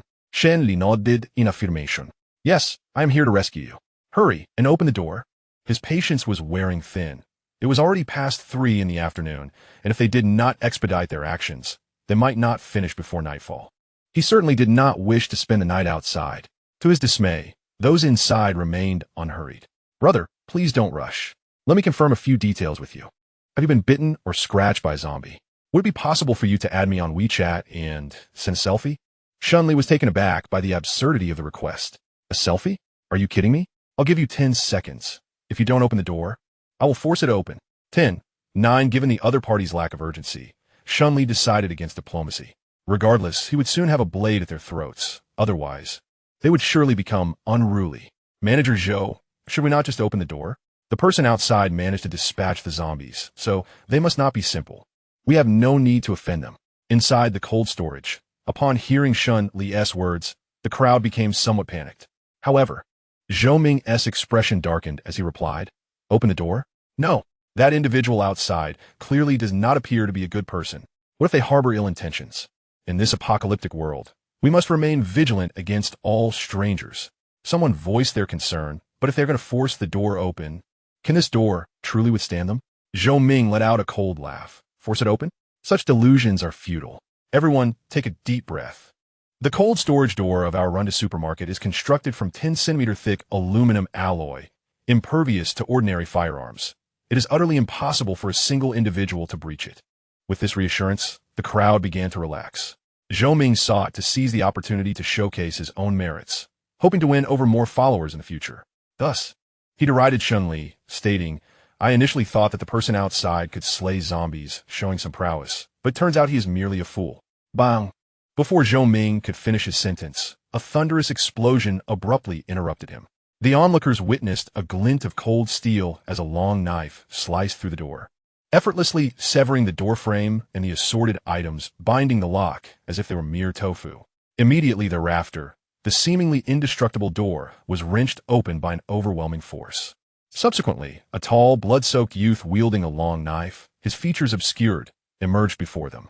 His terrifying visage resembled that of a demon rising from the depths of hell. "How are you all?" Shen Li greeted the survivors inside with a radiant smile. Yet, to these survivors, his grin was far more fearsome than any zombie. His stark white teeth evoked a chilling sense that he might devour a person whole at any moment. Zhou Ming fell to his knees in sheer terror. Shen Li regarded the kneeling survivors with a puzzled expression. What was happening? He had merely smiled. Was it truly so frightening? He was oblivious to how fearsome he appeared at that moment. After hours of combat, zombie blood had congealed upon him, and coupled with the palpable aura of dread he had accumulated, it was remarkable that anyone remained composed in his presence. However, this proved fortuitous. At least it ensured their compliance. Shen Li had initially thought he would need to resort to more drastic measures to command their obedience. Yet this situation resolved itself with unexpected ease. He then instructed Zhou Ming to lead a group of survivors to the supermarket supply section, where each person would be handed a kitchen knife, extracting the zombie core's necessitated tools. Upon hearing that Shen Li merely required their assistance in extracting the zombie cores, the survivors collectively exhaled in relief. Several among them, their eyes glinting with ulterior motives, began to contemplate their own gains. After all, who would desire a zombie core? Perhaps they could seize the opportunity to acquire a few for themselves. Shen Li was acutely aware of their intentions. After a brief count, he noted that there were 27 survivors in total. After a moment contemplation, he declared, "I understand that you all harbor your own ambitions. I care not for your thoughts, only for the outcomes. It is currently 3:21 in the afternoon. I shall grant you an hour and a half. By 5 o'clock, each of you must present 25 zombie cores. As for any remaining spoils, I shall not interfere. However, I must forewarn you that should the submission fall short of expectations, be prepared to test the sharpness of my blade." With that, Shen Li cast a chilling gaze over all the survivors present, instilling a sense of dread within them. Many hurriedly suppressed their trepidations, fearful of attracting his attention. Subsequently, Shen Li led them to the site where he had dispatched hundreds of zombies. There, the survivors beheld a scene that would haunt them for a lifetime. Under the blazing sun lay a grotesque mound of countless zombie corpses, resembling a small hill. Some of these wretches were cleaved in two, others had their heads severed, and some were obliterated entirely, their vibrant entrails spilling forth in a ghastly display. Blackened ichor coalesced, nearly forming a brook, rendering the sight utterly horrifying. Upon witnessing the spectacle, 26 out of the 27 survivors could not withstand the onslaught of nausea and promptly retched. The overwhelming feeling of revulsion threatened to expel their very innards. Having lived in a harmonious society, they had never encountered such a terrifying scene. Shen Li observed in silence, granting them a moment to acclimate to the horror. Even he, the orchestrator of this carnage, felt a twinge of discomfort at the sight. What more for these ordinary individuals? Reflecting on this, he cast a curious glance at the lone survivor, who exhibited no reaction. The individual stood upright, seemingly untouched by discomfort. A promising specimen, Shen Li Musha. Yet in the next moment, the figure collapsed backward, having fainted. Chapter 24, Shen Li. I am not forcing you. I am assisting you. Damn it, what a waste. I thought you were a brave soul, but it turns out you are but a coward. Such a waste of expression. Zhou Ming. Upon hearing Shen Li's voice, Zhou Ming disregarded his churning insides and hastily crawled to Shen Li's side, bowing and scraping. Boss, what are your orders? Observing the obsequious grin before him, Shen Li internally approved. He appreciated Zhou Ming's transformation from arrogance to humility, which was why he remembered his name. Wake that fainted individual. If you cannot rouse him, Find a still-moving zombie to feed him. Zhou Ming gulped audibly at the command. Directly feeding a zombie? Shen Li's ruthless approach sent a cold sweat trickling down his forehead. Understood, boss. He dared not utter a single refusal, fearful of inciting Shen Li's ire. Scurrying to the side of the unconscious figure, he delivered a hefty kick. Damn it. Still playing dead? If you don't wish to be fed to a zombie, get up. Shen Li averted his gaze. He had spoken his piece. The remainder of the task lay in Zhou Ming's hands. Should he falter, Shen Li would not hesitate to slay more zombies. Several brutal encounters have rendered his heart increasingly callous. The weak are unworthy of survival in this apocalyptic world. Rather than squander resources, it is far more prudent for them to serve as energy to enhance his own strength. He then cast his gaze upon the nearly shattered expressions of the survivors and spoke in a grave tone. Ladies and gentlemen, you have 1.5 hours remaining. At his words, a tremor coursed through the hearts of the survivors as they recalled the task entrusted to them by Shen Li, to excavate crystal cores. They were to submit 25 cores by 6 o'clock. Failure to do so would surely lead to dire consequences. Yet, as they beheld the hellish scene before them, not one dared to make the first move. The notion of resisting Shen Li flitted briefly through their minds, only to be swiftly discarded. They were not foolish. The mountainous pile of undead before them was a stark reminder of their fate should they become one of them. As for fleeing, that was out of the question. Outside lay hordes of zombies, and only this location offered a semblance of safety. To run into the arms of the undead would be tantamount to signing their own death warrants. Moreover, the promise of zombie crystal cores dangled enticingly in their minds, each one coveted as a means to extraordinary power. Yet, fear held them back from taking action.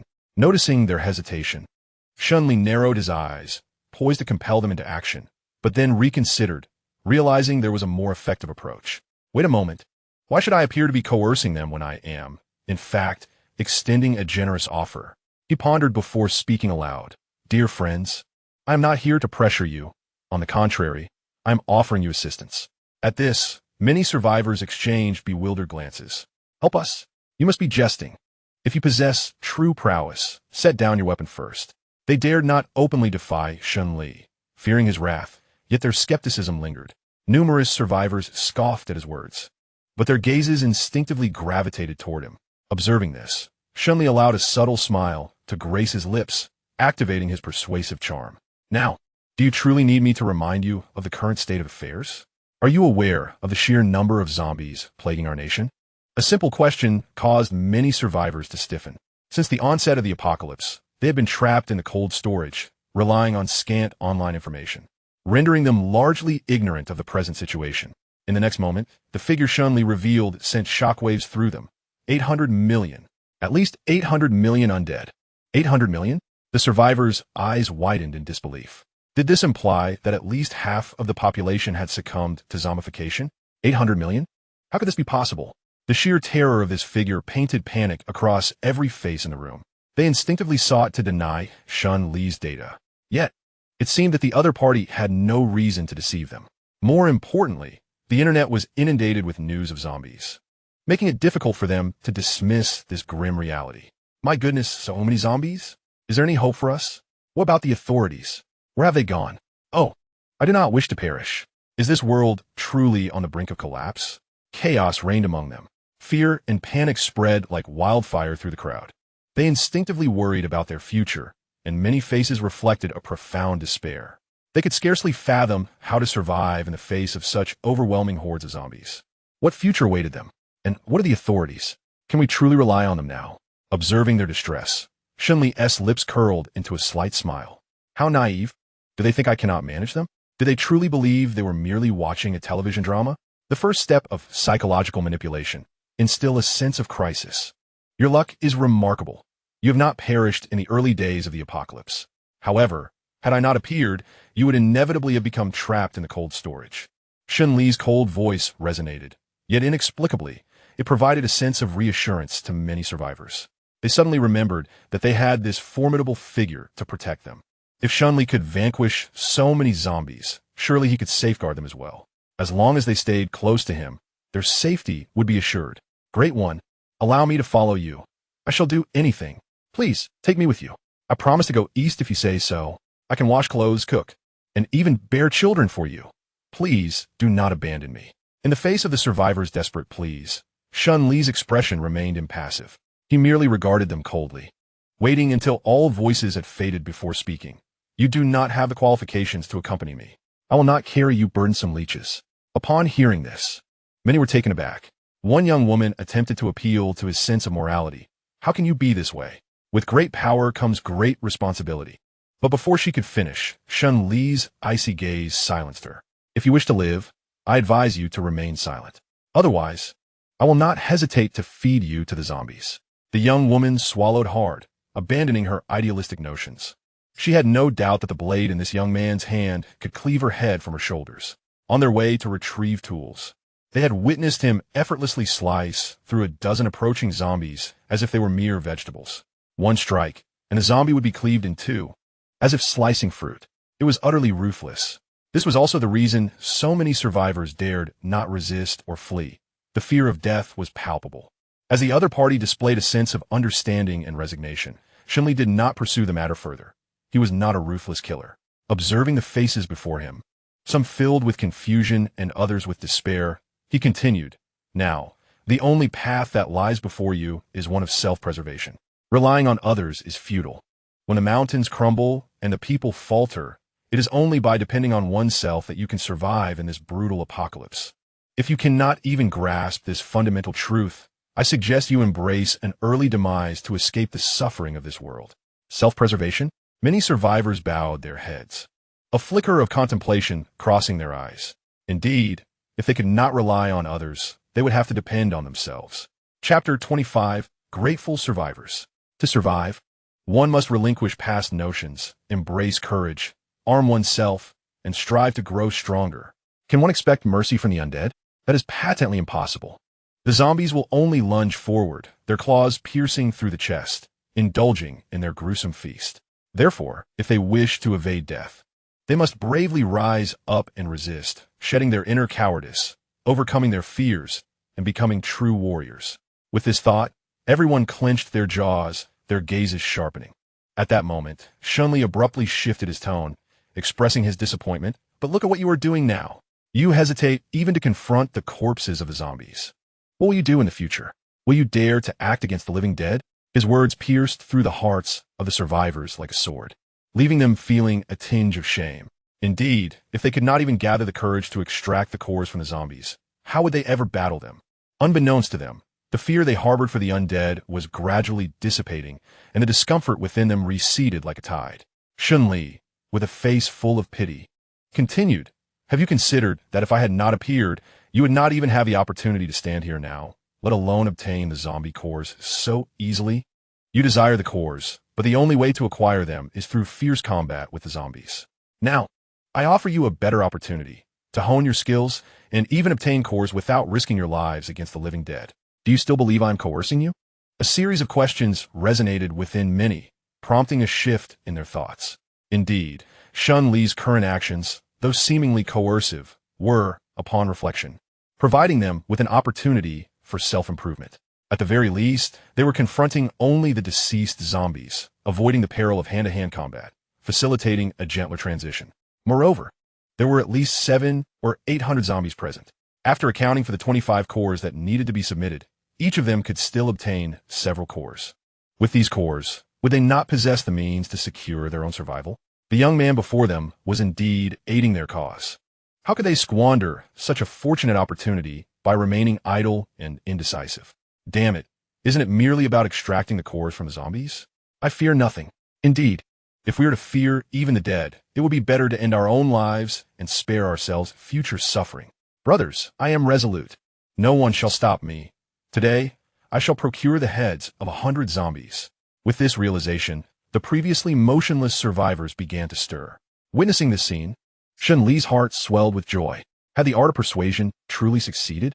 Seizing the moment, he declared, Excellent. You are all remarkably brave. Go forth. Confront these zombies with courage, and conquer the fears that reside within you. In truth, there was no need for him to speak further. The survivors, now fully ignited with spirit, charged toward the nearest zombie corpses with fervor. Even a few women among them did not hesitate. Thud! A dull sound echoed as Li Bin, his expression fierce, brought the kitchen knife down upon a zombie's head. Even as dark blood splattered across his face, he remained undeterred, fully awakening the ferocity within him. Shen Li was right. When weakness cannot save them, only bravery can serve as their weapon. With a swift slice, the sharp blade cleaved open the zombie's skull. Li Bin stifled his nausea, thrusting his hand inside, and soon felt a hard crystal. He quickly withdrew his hand, revealing a white crystal core, roughly the size of a soybean. Is this the zombie core? A flicker of excitement crossed Li Bin's face. This small crystal held the promise of his future survival. Regrettably, he knew that this core did not belong to him. It belonged to the one he was infinitely grateful for. That individual had bestowed upon him the belief in his own survival and the chance to grow stronger. Thank you. Carefully securing the crystal, Li Bin instinctively glanced at his companions nearby. He observed that the other survivors were equally engrossed in their quest for cores. He could clearly see many of them suppressing their discomfort, occasionally emitting sounds of retching, yet their hands never faltered. They all yearned for strength. At that moment, a ray of sunlight descended, enveloping each person in a radiant glow. It was the hope of survival. I am truly a genius. Shen Li sat by the window, watching the survivors below as they busily engaged in their tasks, his heart brimming with delight. He had not anticipated that a few simple words could ignite such fervor within them. This effect was far superior to coercively forcing them to act. And perhaps these survivors even owed him their gratitude. Indeed, the old adage holds true. Language is the greatest art in this world. Reflecting on this, he shouted to the survivors, "Be cautious. The zombies possess remarkable vitality. Some may not be entirely dead yet. Do not allow yourselves to be harmed." The individuals before him were all contributing to his cause. Losing even one would impede their progress. Therefore, he was determined to ensure their safety during their labor, as long as it was within his capacity. Of course, should they neglect their own safety, it would simply be their misfortune. Thank you for the reminder. We will be vigilant. Many cast grateful glances at Shen Li, subsequently cautioning their companions. Everyone, stay alert. Do not injure yourselves in the haste to progress. If you discover a zombie that is not entirely dead or one that remains intact, deal with it swiftly. Be wary of their sharp claws and teeth. Witnessing this scene, Shen Li couldn't help but express heartfelt admiration. Look at this, a truly commendable team, he thought, feeling a tear well up behind his sunglasses. Such a moment warranted a cigarette. As he contemplated retrieving one from his pocket, he then noticed the sticky fabric of his clothing. As for the cigarettes within his pocket, they were beyond salvaging. Ah, forget it. While I have the time, I shall take a shower first. As for the survivors outside, he harbored no fear that they would abscond with his crystal cores. Setting aside whether they could escape, he had received information from the official announcement earlier that day. The crystal core was not without its side effects. While an ordinary person might experience a temporary boost in physical strength after consuming a crystal core, such enhancement depended on the presence of ample vitality within the body. In essence, the consumer must intake a substantial amount of food in a short period to sustain the benefits of the crystal core. Otherwise, the body would resort to depleting its own fat and vitality. Should these two resources run low, a person could swiftly become a desiccated corpse. To label this merely as a side effect is somewhat misleading. It is fundamentally a matter of energy conservation. Thus, as long as these survivors were not foolish, they would not abandon the plentiful resources of the supermarket, fleeing with the crystal cores. Possessing a crystal core without food renders it nothing more than a mere ornament.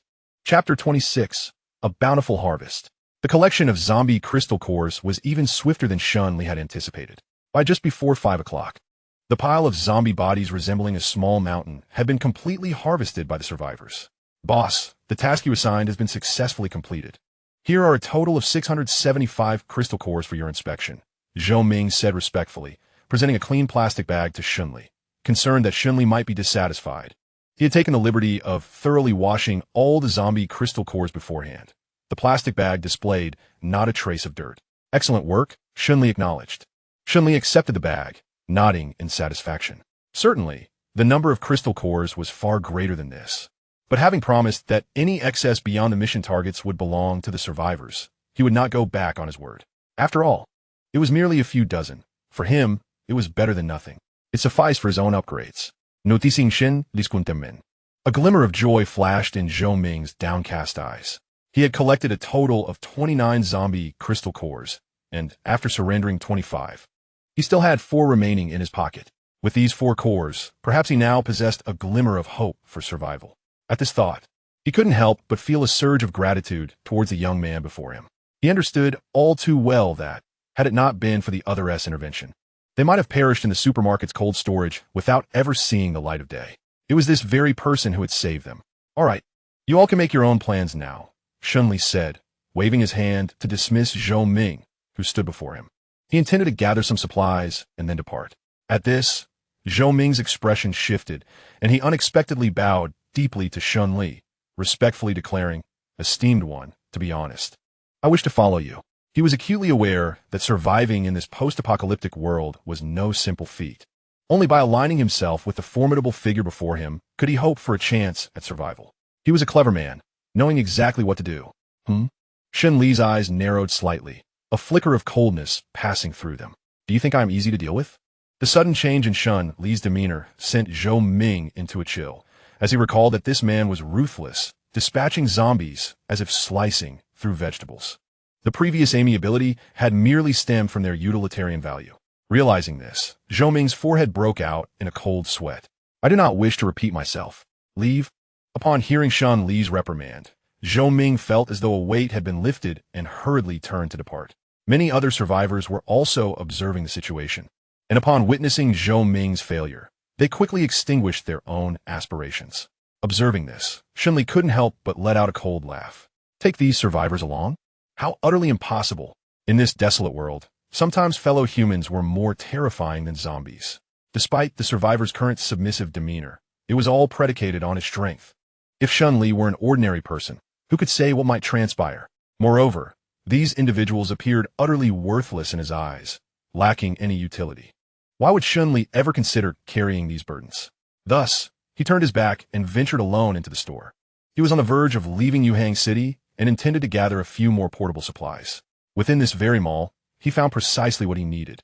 Less than 2 days had passed since the apocalypse, yet the shelves of the supermarket remained meticulously organized. Extracting several large garbage bags from his backpack, Shen Li commenced his scavenging of the establishment. Ignoring the cumbersome staples such as rice, flour, cooking oil, and fresh produce, he deliberately sought out high-calorie sustenance: chocolate, beef jerky, candies, biscuits, and packaged delicacies. In no time, he filled 2 hefty bags to the brim. This bounty should suffice for both me and Yuhan for an entire month. With 2 large bags slung over his shoulders, he ambled away under the scrutinizing gazes of numerous survivors. The journey back was devoid of any undead encounters, and he skillfully retraced his steps to the pharmacy, retrieving the 2 discarded medicine bags that were integral to his mission, with 4 bulging garbage bags proving unwieldy. Shen Li ingeniously transformed his long knife into a makeshift yoke, balancing 2 bags as he hastened back to the community. His peculiar silhouette caught the attention of several survivors trapped within their rooms. Was it he carries on his shoulder? Could be supplies? My heavens. How much is there? Is he restocking? What about the zombies outside? Don't they dare bite him? Unbeknownst to Shen Li, these haunting questions swirled in the minds of the survivors. Even if he were aware, he would simply dismiss them. However, he was unprepared for the audacity of a few who dared to obstruct his path. "Hey, what do you have on your back? Open it up and let us see," called out 3 armed survivors as Shen Li opened the door to Block 16. The leader, a middle-aged man, gazed greedily at the large garbage bags on Shen Li's shoulders. The trio bore signs of conflict, with dark stains of blood, evidence of their recent skirmishes with the undead. They were not to be trifled with. Shen Li regarded them with cold indifference. If you value your lives, step aside. Had he not wished to soil his newly acquired clean attire, he would have swiftly dispatched them. Yet sometimes, individuals tread further down the path of folly. He offered them a chance, but they chose to rebuff it. "Oh, feeling bold, are we?" taunted a youth with bleached hair, seemingly convinced of their advantage. "We're 3 strong. Do you dare to make a move?" The last interjected with a threat. "Hand over your belongings, or we 1 T-hole back. It's the apocalypse now. 1 less person doesn't team matter." In the face of their menacing taunts, Shen Li's expression hardened. "Seeking death, are we?" As soon as the words left his lips, he struck. The blond youth, caught off guard, received a swift kick to the chest, akin to being struck by a vehicle traveling at 200 miles per hour, sending him hurtling several meters away, crashing into the wall with a resounding thud. The entirety of his bones had likely shattered numerous times. After a few seconds, he was slowly torn away from the wall. His head tilted at an unnatural angle, blood gushed from his orifices, and in an instant, he was beyond the grasp of life. This was troubling. He was also an evolved being. The faces of the two others changed dramatically as they simultaneously lunged at Shen Li with their knives. Yet to Shen Li, their attacks appeared to move at a glacial pace, filled with glaring flaws. He did not even lower the burden he carried on his shoulders. Instead, he extended his right hand, effortlessly catching the blade of one assailant. With a surge of strength, the weapon was seized, now firmly in his possession. The middle-aged man, whose weapon had been snatched away, paled, and was about to utter a word when a flash of steel sliced before him, delivering a sharp pain to his neck. Instinctively, he clutched his throat, but blood seeped through his fingers. This harrowing scene sent shockwaves through the last remaining attacker, who, without a second thought, turned to flee. However, in the next heartbeat, a blade pierced through his chest, pinning him to the wall. The blood-stained knife quivered slightly at the end. With a thud, as the final body crumpled to the ground, Shen Li withdrew his right hand and returned it to his pocket. Despite having dispatched 3 individuals, his expression remained utterly unchanged. This inevitably reminded him of a quip from the world before the apocalypse. I've been filleting fish at Darun FA for 10 years. My heart has long since grown as cold as my blade. The current Shen Li mirrored this sentiment. To him, these survivors were no different from the zombies. Having slain countless undead, he showed no mercy when it came to humans. Chapter 27. Classification of Levels. Ding. 3 humans eliminated, gained 6 essence points. The system's voice resonated, catching Shen Li off guard. Each individual yields 2 essence points? That was more valuable than an ordinary zombie. According to the system's explanation, the stronger the creature he eliminated, the more essence points he would acquire. It was reasonable to assume these 3 individuals had consumed zombie cores. With this thought, Shen Li, who had initially planned to leave, decisively activated the looting mode. As he had anticipated, the 3 survivors possessed additional cores. Just 2, but it was better than nothing. At that moment, a question arose in Shen Li's mind. By the way, system, after humans consume cores and become evolved beings, can they still be infected by the zombie virus? Ding, an excellent inquiry from the host. Evolved beings are classified into levels, ranging from 1 to 9.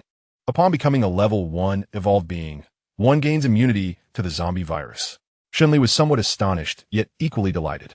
Level 1 evolved beings could be immune to the zombie virus? Did that not significantly diminish the threat posed by zombies? System. What level of evolved being corresponds to my current strength?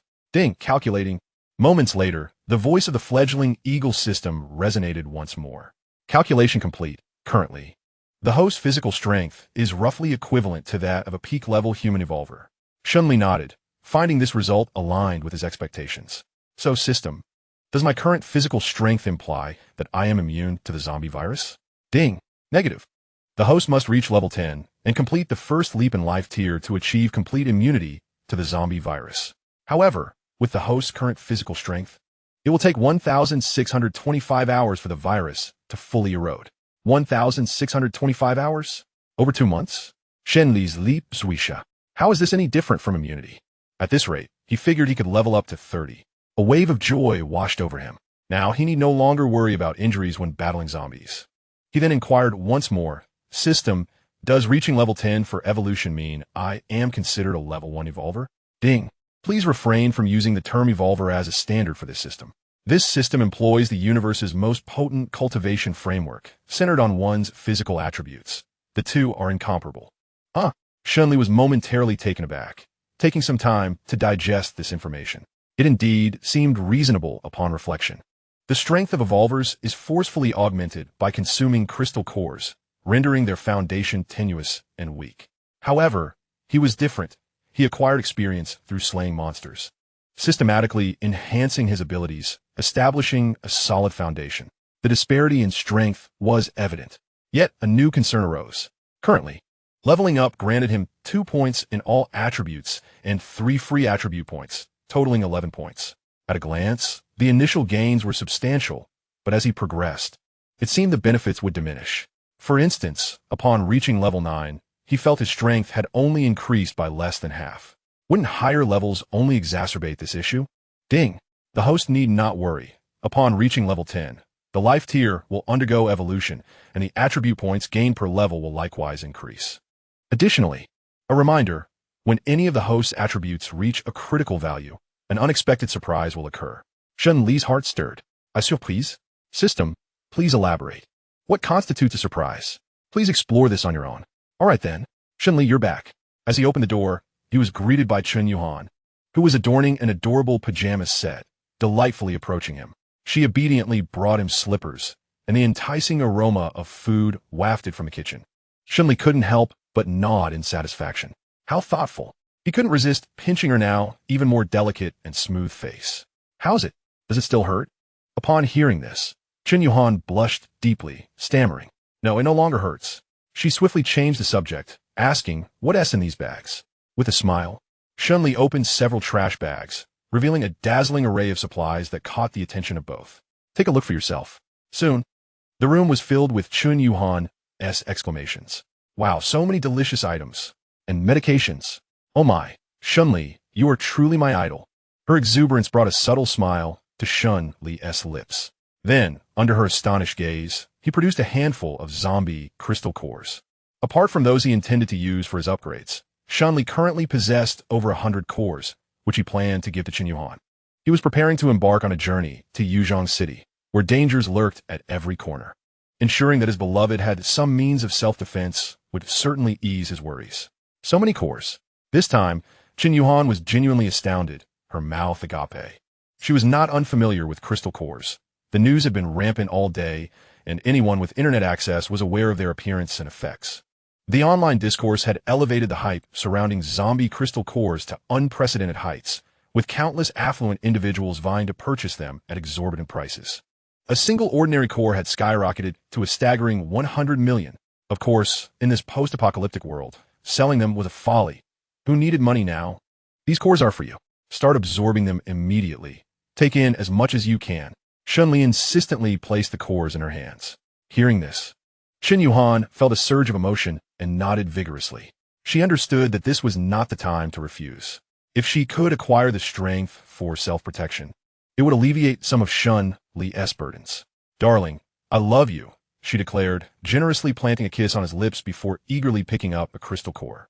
As she contemplated that this peculiar object had been extracted from a zombie's skull, a flicker of hesitation crossed her eyes, but it swiftly transformed into determination, and she promptly tossed it into her mouth.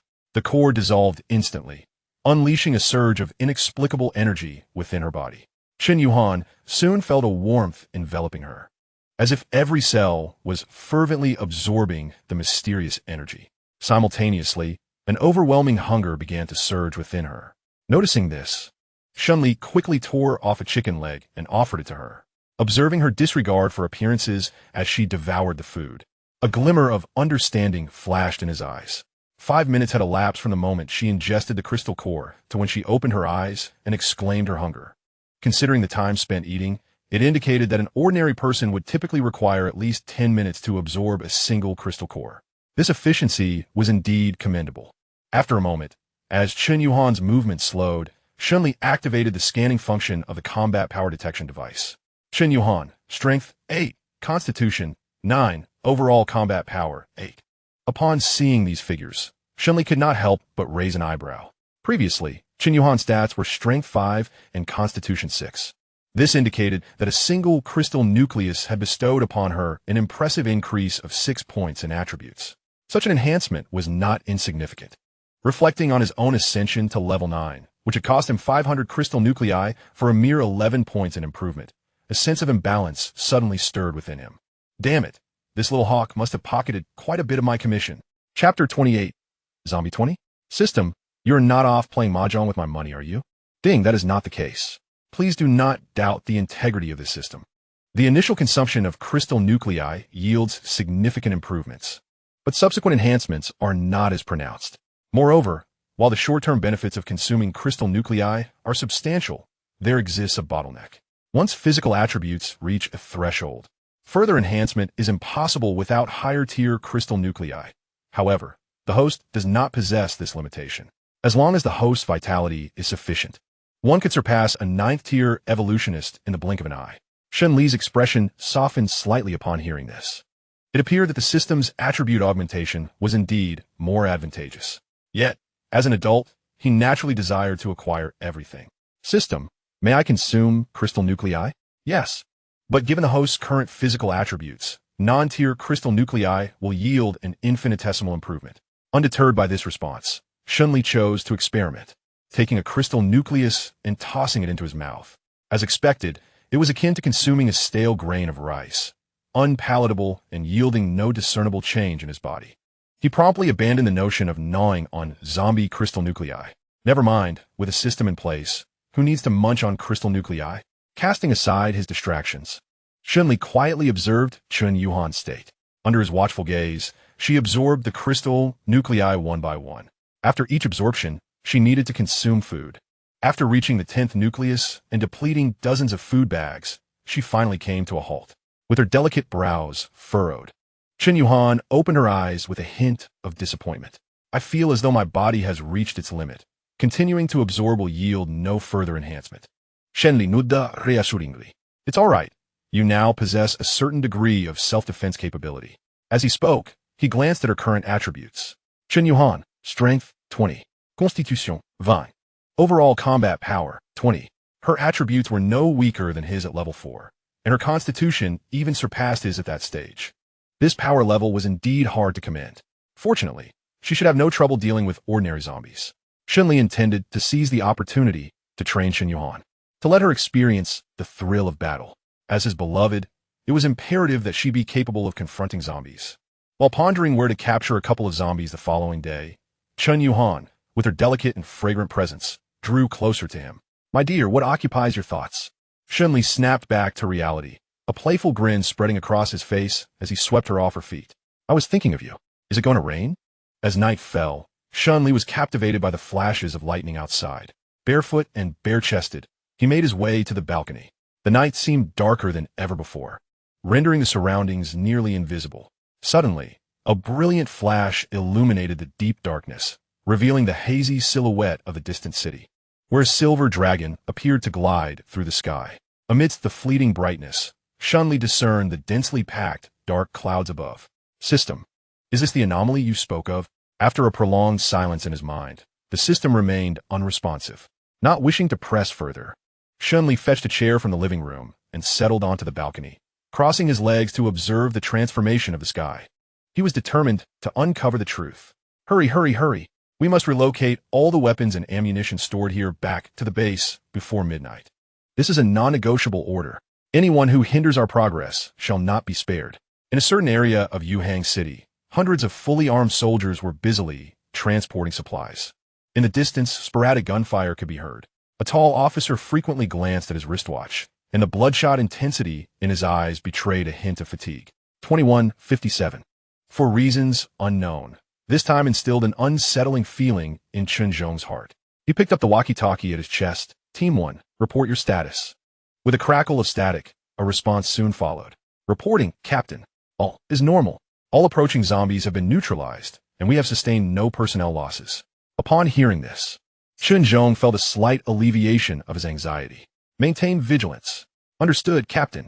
After setting down the walkie-talkie, a lingering cloud of unease enveloped Chen Zhong. He instinctively glanced up at the sky. Beneath the ink-black night, the thick accumulation of clouds loomed ominously, an intangible pressure weighing heavily upon the hearts of those below, causing the very air to feel stagnant. This unsettling state had persisted for several hours. The clouds continued to thicken, nearly consuming the entire sky, and curiously, not a single drop of rain fell. Strange, too strange. It was as if a tempest was brewing on the horizon. The silence was eerily unnatural.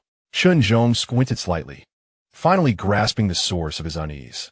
The zombies tonight seemed to be as ominously quiet as the clouds above, as if awaiting the moment of metamorphosis. A silent butterfly lies dormant in the shadows. Tonight, rain falls, pitter-patter, pitter-patter. A droplet descends upon the railing of the balcony. Shen Li raises his gaze, noticing a gentle drizzle that has unexpectedly begun to dance from the heavens. A soft breeze caresses his face, carrying a hint of moisture. Suddenly, a thunderous roar erupts, accompanied by a crack of lightning. The torrential downpour cascades like a waterfall. In the blink of an eye, the entire world is drenched. Shen Li squints slightly, sensing something unusual amidst this extraordinary rainfall.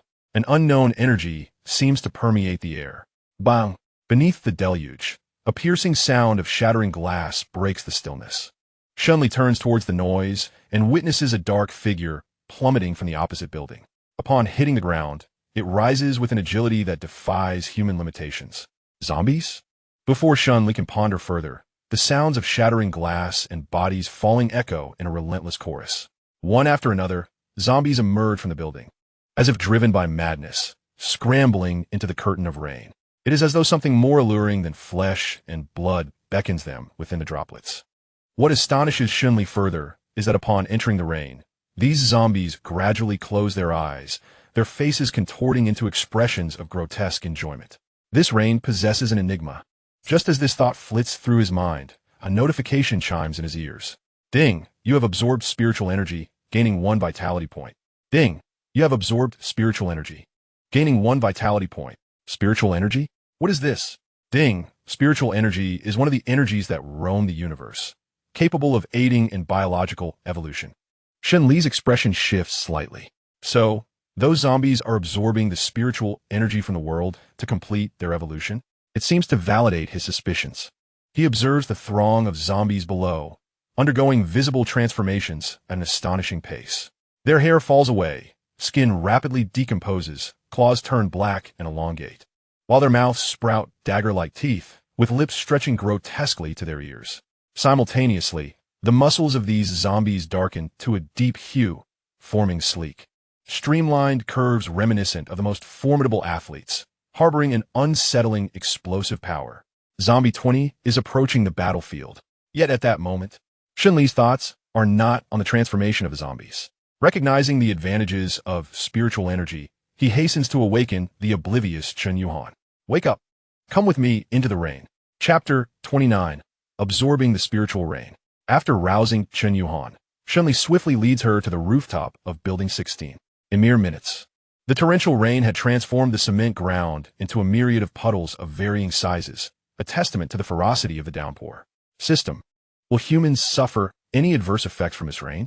Rest assured, host, this rainwater is composed of spiritual energy and is harmless to the human body. With the system's affirmative response, Shen Li decisively plunged into the rain, activating his rain-drenching mode. In the blink of an eye, he was soaked to the bone. Yet, as the rain cascaded over him, an unexpected sensation akin to soaking in a hot spring enveloped him, a profound comfort.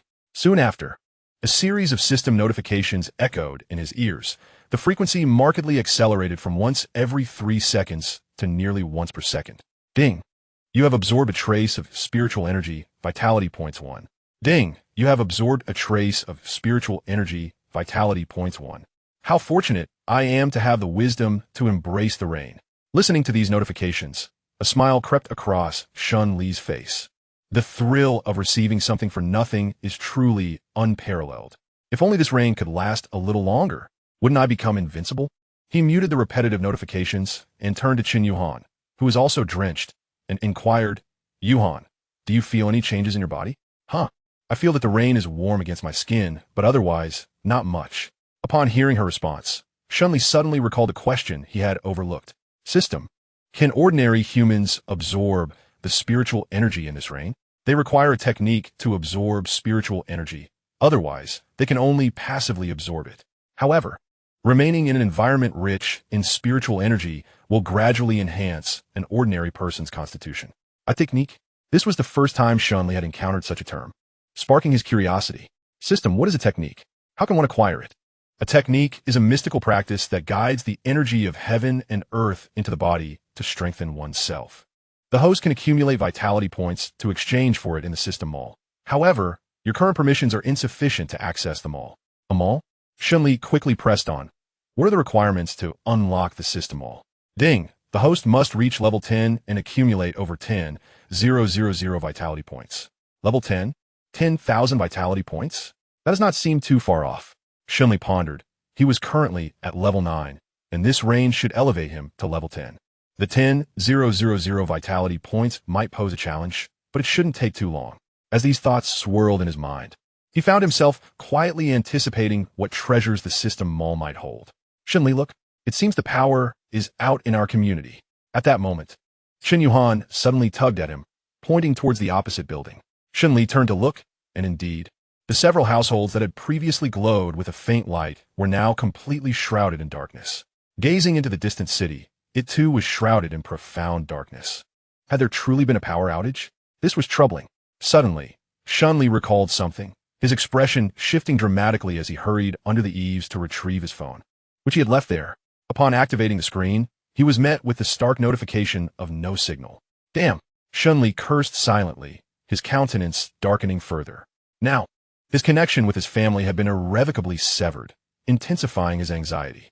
It appeared that he must set off for Yuzhong City tomorrow without delay. He promptly conveyed his decision to Qin Yuhan. Sensing Shen Li's unease, Qin Yuhan empathetically reached out to clasp his hand. She offered no words of consolation, but expressed her unwavering support for his decision. Very well, we shall depart early tomorrow. Look outside. What are those zombies doing? Inside a small shop, several survivors huddled together, cautiously peering down at the few zombies languishing in the rain below. One individual pointed at the zombies, whispering in confusion. Why are they completely still? The others mirrored his bewilderment, for the zombies below indeed exhibited peculiar behavior, as if they were in slumber. After observing for a while, and noting that the zombies remained motionless, simply standing there in the rain, a spark of insight flickered in one survivor's eyes. Do you think the sound of the rain has impaired their hearing? Isn't it said that these zombies rely solely on sound and smell to locate their prey? With such heavy rainfall, they might very well have become deaf, which is why they remain immobile. Upon hearing this, the other survivor's eyes brightened. This hypothesis was plausible and indeed carried significant weight. The boldest among them, Jiao Run, licked his lips and proposed, I have a daring idea. Noticing all eyes turned toward him, Jiao Ren's gaze hardened. Could we not take advantage of these zombies' temporary deafness to act?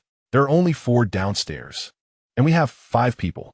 We hold the numerical advantage. If we launch a surprise attack, we can easily eliminate them. Upon hearing his audacious suggestion, the others hesitated, displaying uncertainty.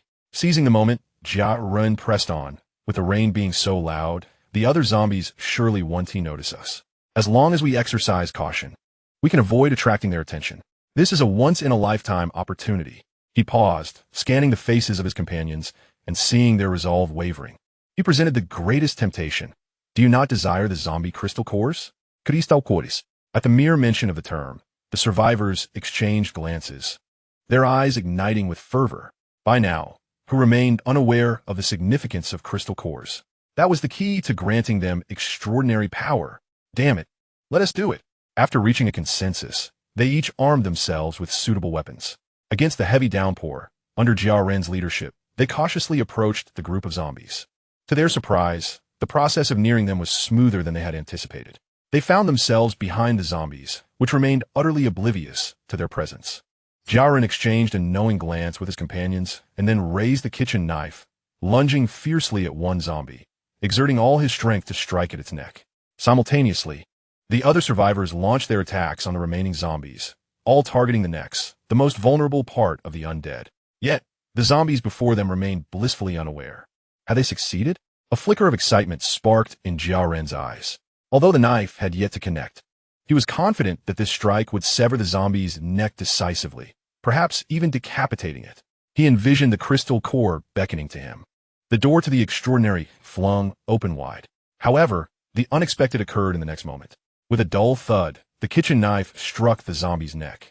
But instead of the anticipated separation of head and body, it sounded as if it had struck hard leather armor. The sensation reminded Jiao Ren of a creature he had encountered before, a wild boar. In that instant, he felt as though he had struck the thick hide of one. Although the knife barely penetrated, it scarcely reached a depth of 1 centimeter. This damage was akin to mere surface wounds for the resilient zombie. How could this be? Jiao Ren's face drained of color in an instant. In a panic, he attempted to withdraw the knife, but it was stubbornly lodged in the zombie's neck.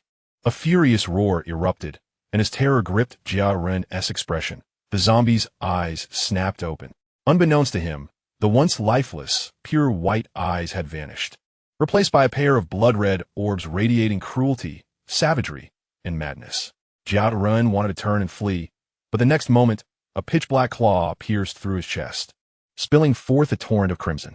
Staring blankly at the claw emerging from his chest, blood poured from his mouth uncontrollably. In the final moment of his consciousness, he beheld a gaping maw expanding before him. Simultaneously, a chorus of terrified screams echoed as several of Jiao Ren's companions met the same grim fate. The rain had come swiftly and departed just as quickly. It began at 10 o'clock, and, approximately 2 hours later, the clouds began to disperse. Shen Li hurriedly checked his system panel. Current stored vitality points, 5120. Incredible. His eyes widened in astonishment. A wave of elation surged within him. Were it not for the presence of Chun Yuhan beside him, Shen Li felt compelled to break into a celebratory dance. This was an astonishing amount. When had he ever witnessed such a bounty of vitality points? Young eagle, elevate me fiercely. Let me behold the limits of your powers. Ding. Deducting 4,500 vitality points, upgrading in progress. This upgrade marks the host's first transition in life level, requiring 5 minutes. Please wait. As the system's notification echoed, a colossal warmth surged into Shen Li's body, inducing a sensation akin to his very soul ascending. Concurrently, he could distinctly perceive that every muscle, bone, organ, and even every cell within him was undergoing a vigorous enhancement. This was an all-encompassing elevation. Ding! Congratulations, host. You have reached level 10, completing your initial life level transition. All attributes, 25, free attribute points 10. Ding! Congratulations, host. You have reached level 11, all attributes 5, free attribute points 10. Ding! Congratulations, host. You have reached level 12, all attributes 5, free attribute points 10. Ding! Congratulations, host. You have reached level 13, all attributes 5, free attribute points 10. Ding! Congratulations, host. Your level has reached 10, personal space permissions have been unlocked. Current personal space area, 10 square meters. As the warmth dissipated, an overwhelming sense of power flooded Shen Li's being. He felt as if he had undergone a rebirth. Ha ha ha, exhilarating. He eagerly opened his status panel. Name, Shen Li. Level, 13, current experience, 0-2000. Realm, transcendent realm, first tier life form. Strength, 89. Constitution, 69. Intelligence, 66. Spirit, 65. Comprehensive combat power, 251. Current free attribute points available for allocation, 40. Current store vitality points, 620. Upon reviewing his current panel, Shen Li could not help but take a deep breath. Invincible. What zombies? Merely playthings. By the way, system, what does Transcendent Realm signify? Ding! The Transcendent Realm is the current life level tier of the host. Shen Li's eyes flickered with curiosity. What lies beyond the Transcendent Realm? The realm beyond the Transcendent Realm is the Lord Realm. Further realms require the host to explore independently due to insufficient current permissions. Shen Li nudda fully. What level qualifies as the Lord Realm? Level 50. What a surprise. Level 50 is required to reach the second realm? How powerful must one be? Wouldn't attributes need to exceed 1,000? However, contemplating such matters now seems rather distant. System, please allocate all free attribute points to strength. Points allocated successfully. Strength, 89129. Combat power, 251361. Accompanied by a familiar warm current. Shen Li suddenly sensed that some barrier within his body had been shattered, causing the energy within him to surge vigorously. Instinctively, he clenched his right fist, feeling as though the entirety of his power was rapidly converging into his fist with a mere thought. This extraordinary phenomenon evoked a peculiar sensation within him. Previously, when he summoned his full strength, he could only exert about 80 of his potential. Yet now, it seemed he could reach at least 120 or more. His control over strength appeared to have intensified. System, what is happening? Ding! The host's strength attribute has exceeded 100 points, reaching a critical threshold, thus resulting in certain special changes. The host may regard this as a form of passive skill. Shen Li's eyes brightened. Does reaching 100 points in strength awaken corresponding skills? What about other attributes? Can they also awaken skills? Just as he prepared to further inquire of the system, Chen Yuhan's voice resonated in his ear. Shen Li, did you just break through? It turned out that Chen Yuhan, having observed Shen Li with his eyes closed and motionless, seemed to be in a unique state and therefore refrained from disturbing him. Now, seeing him open his eyes again, she hastily approached, concern evident in her gaze.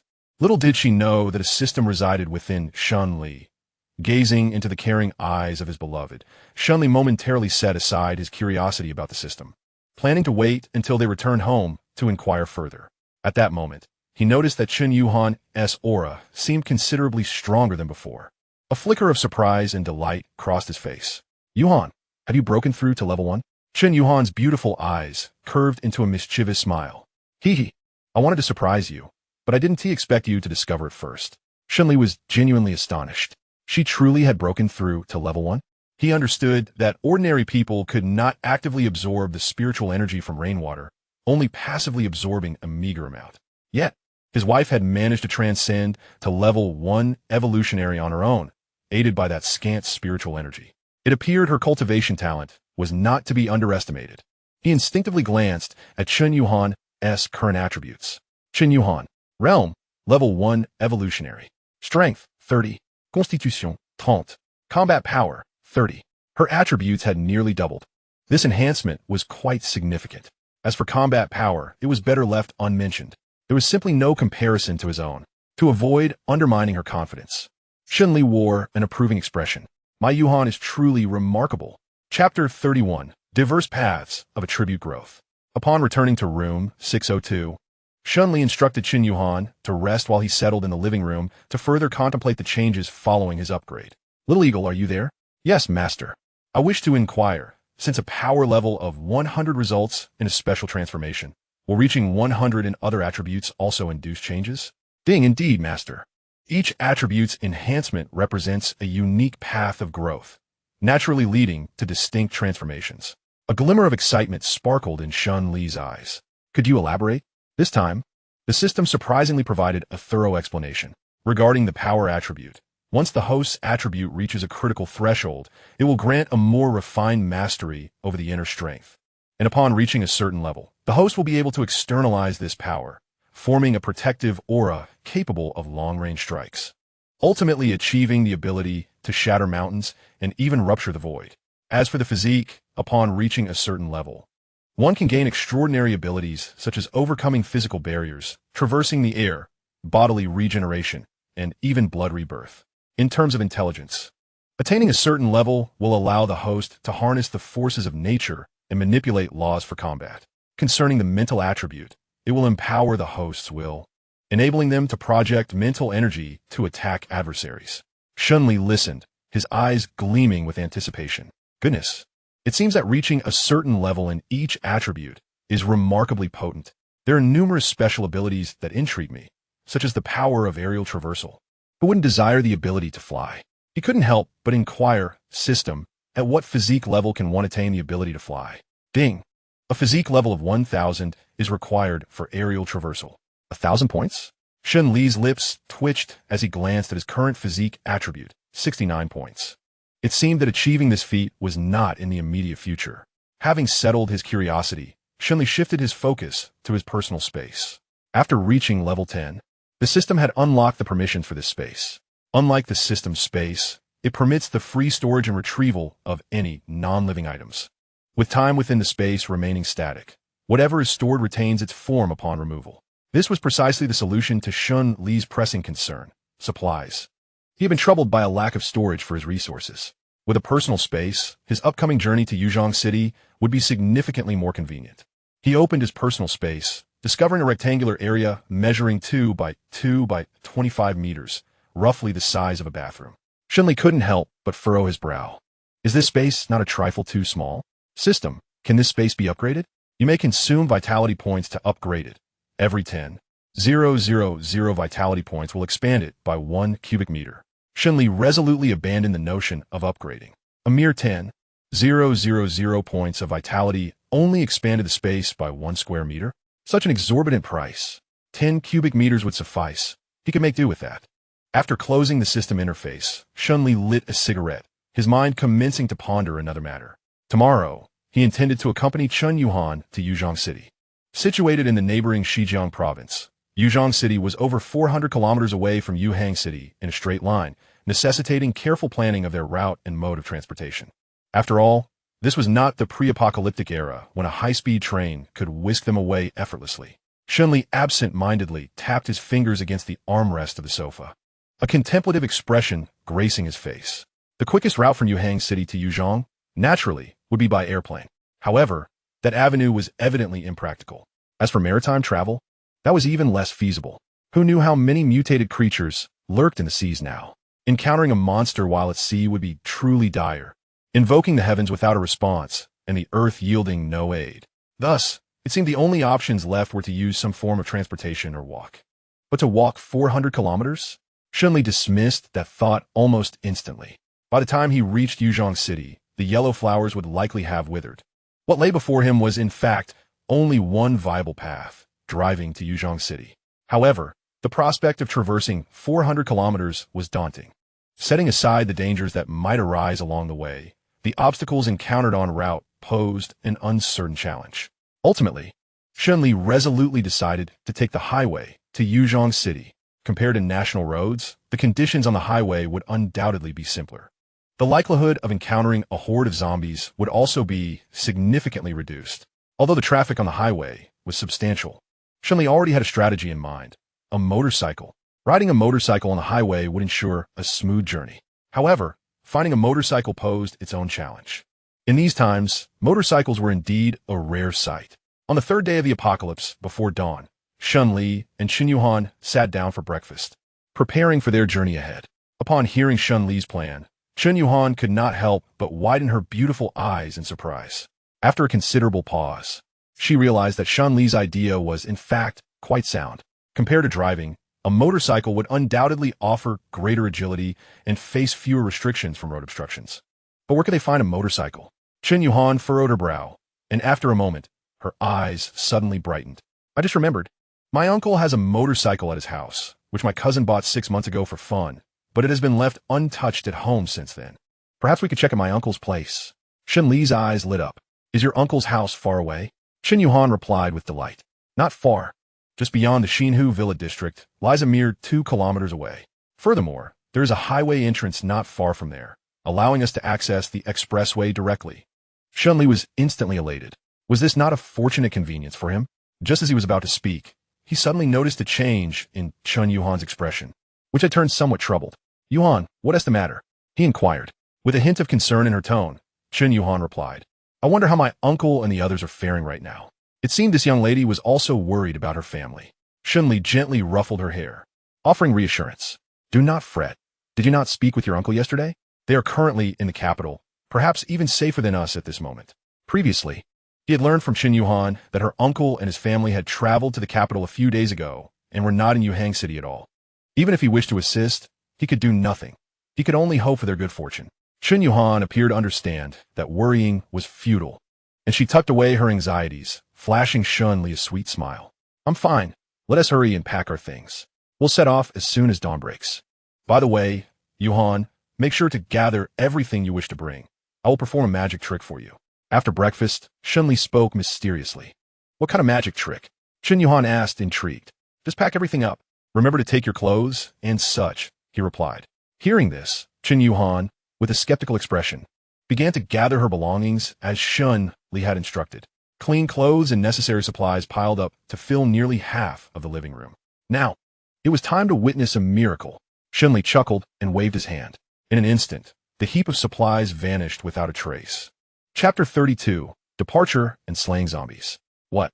Qin Yuhan exclaimed, her beautiful eyes widening in disbelief as she gazed at the empty living room. After confirming that she had not misseen, she looked at Shen Li, her eyes sparkling with wonder. Darling, how did you do that? Shen Li cleared his throat, thoroughly enjoying the admiration reflected on Qin Yuhan's face. This girl was shy.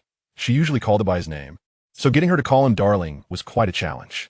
Ahem, this is a special ability I awakened after my breakthrough, allowing me to generate a 10 cubic meter space for storing and retrieving supplies. Upon hearing this, Qin Yuhan exclaimed excitedly, Wow, that's incredible. Shen Li smiled, his lips curving upward. It's basic, nothing too extraordinary. Once everything was prepared, Shen Li led Qin Yuhan out the door. Just before leaving, Qin Yuhan glanced back at her home with a hint of reluctance. However, her resolve quickly solidified as she matched Shen Li's stride. Having decided to follow him, she knew that wherever Shen Li went, she would follow. The two individuals swiftly descended to the first floor. As they swung open the door, subtle sounds attracted the attention of several wandering zombies. With a guttural roar, as if responding to an unseen signal, a group of grotesque zombies turned their heads in unison towards the pair. They licked their elongated tongues and, brandishing their sharp claws, charged at the duo with remarkable speed. Among them One zombie exhibited a notably swifter pace and a more robust physique. First-tier zombie. Strength, 35. Constitution, 31. Overall combat power, 43. Ordinary zombie. Strength, 20. Constitution, 20. Overall combat power, 27. Had a first-tier zombie appeared, Shen Li felt a stir within, and without a hint of mercy, he unleashed his alloy short knife. Swoosh! In a flurry of glinting blades, several of the advancing zombies were instantly decapitated, as if slicing through tofu. To Shen Li's astonishment, no black blood spewed forth from the wounds this time, which was a welcome relief, sparing his attire from becoming soiled. Ding! Killed one first-tier zombie, earning 10 vitality points. Killed 4 ordinary zombies, earning 20 vitality points. The emergence of these zombies appeared to be merely a precursor. Soon, a multitude of zombies began to surge forth from various corners of the community. These creatures, akin to sharks sensing blood, charged towards them from afar. Unlike before, Shen Li could distinctly perceive a flicker of intelligence in the blood-red eyes of these zombies. Could they see him? He raised an eyebrow. This was certainly unwelcome news. It implied that the threat posed by the zombies would escalate dramatically. Yuhan, take cover behind me, he instructed, gripping his long knife tightly, advancing rather than retreating, and launching himself towards the zombies. Chen Yuhan obediently retreated behind the iron door on the first floor, her face etched with concern. However, she soon realized her anxiety was unwarranted. Swoosh, swoosh, swoosh. Before her eyes, Shen Li seemed to descend from the heavens, his long knife slicing through the bodies of the zombies with astonishing rapidity. It was akin to unleashing a whirlwind. The act of exterminating zombies resembled mowing grass. With each strike, multiple zombie heads were severed. In a mere span of seconds, the once dense horde was reduced to disarray. With a decisive blow, he cleaved a first-tier zombie in twain. Shen Li found himself immensely satisfied with his current combat prowess. With his attributes and the hefty alloy long knife weighing 140 pounds, he faced the zombies with no semblance of pressure. It was worth noting that his combat power soared to an impressive 350, while the zombies barely reached a meager 30 or 40 points. This disparity was far beyond tenfold. Thus, for Shen Li, this throng of zombies was hardly more than a warm-up exercise. With a resounding chime, it was announced, 10 first-tier zombies slain, earning 100 vitality points. 47 unranked zombies defeated, yielding 235 vitality points. Once again, over 300 vitality points had been accrued. It appeared that the upgrading of zombies had its advantages, as the vitality gained had significantly increased. Yuhan, the last zombie is yours. Considering his wife's rather meager combat prowess, Shen Li had deliberately left the weakest zombie for her, merely incapacitating it by breaking its legs. He then beckoned to Chen Yuhan, who was nervously observing from the side, while retrieving a kitchen knife from his spatial inventory. Oh, all right. Chen Yuhan nervously accepted the knife from Shen Li's hands, gazing at the limbless creature that was still struggling to crawl towards her. A fine sheen of cold sweat broke out on her forehead. She hesitated, unsure of where to strike. Observing her uncertainty, Shen Li refrained from urging her. He recalled that his first encounter with zombies had been no less daunting. After a moment's contemplation, he advised, the most vulnerable part of zombie is its neck. If you wish for a swift kill, aim for it. You may also target the head, but the skull is rather tough, making a single strike lethal quite challenging. Several blows may be required. Chen Yuhan nodded, resolutely encouraging herself. She did not want to be a burden to Shen Li, nor disappoint her beloved. Gritting her teeth, she nimbly dodged the zombie's claws and swung the knife fiercely at its neck. With a squelch, the blade penetrated 3 inches deep, but did not sever. The zombie writhed violently on the ground, attempting to assault the human before it. Chen Yuhan gritted her teeth, forcefully withdrawing the knife, and struck down again at the wound on the zombie's neck. With a decisive chop, the creature was finally cleaved in two, rendering it motionless. Relieved, Chen Yuhan raised her pristine neck triumphantly towards Shen Li, exclaiming, "How about that? Not too shabby, right?" Shen Li promptly gave her a thumbs up. Her performance was indeed commendable. However, a note of curiosity emerged in his voice. "By the way, aren't you afraid of these grotesque corpses?" He recalled that it had taken him considerable time to acclimate after his first zombie kill. After all, these beings bore a resemblance to humans, and feeling nauseated after such an act was perfectly natural. Chen Yuhan pouted. "Tisich, have you forgotten I'm a surgeon? I've encountered far more repulsive sights during my anatomy classes." Shen Li paused, momentarily forgetting this detail. It was no wonder she had never exhibited fear towards corpses and had adapted to the notion of killing zombies so swiftly. Excellent. It seemed he could intensify the training regimen for his wife going forward. Thus, the two commenced their cleanup efforts. It became evident that Chen Yuhan had not betrayed her identity as a surgeon. As they began extracting the zombie crystal cores, Chen Yuhan proved to be nearly as adept as the seasoned Shen Li, even offering him some valuable advice. Shen Li, when you crack open the skull, there's no need to be so brutal as to shatter it completely. That makes it harder to locate the core. The human skull consists of several segments, and by merely lifting the occipital bone at the back, one can directly access the crystal core, facilitating a quicker extraction. If you encounter an exceptionally hard skull, you can simply make a small incision with a knife and extract it using chopsticks. Shen Li, taken aback, mused, "What a remarkable partner I have." In Chapter 33, titled The Emergence of Mutated Zombies, the duo spent half an hour successfully retrieving all the zombie crystal cores.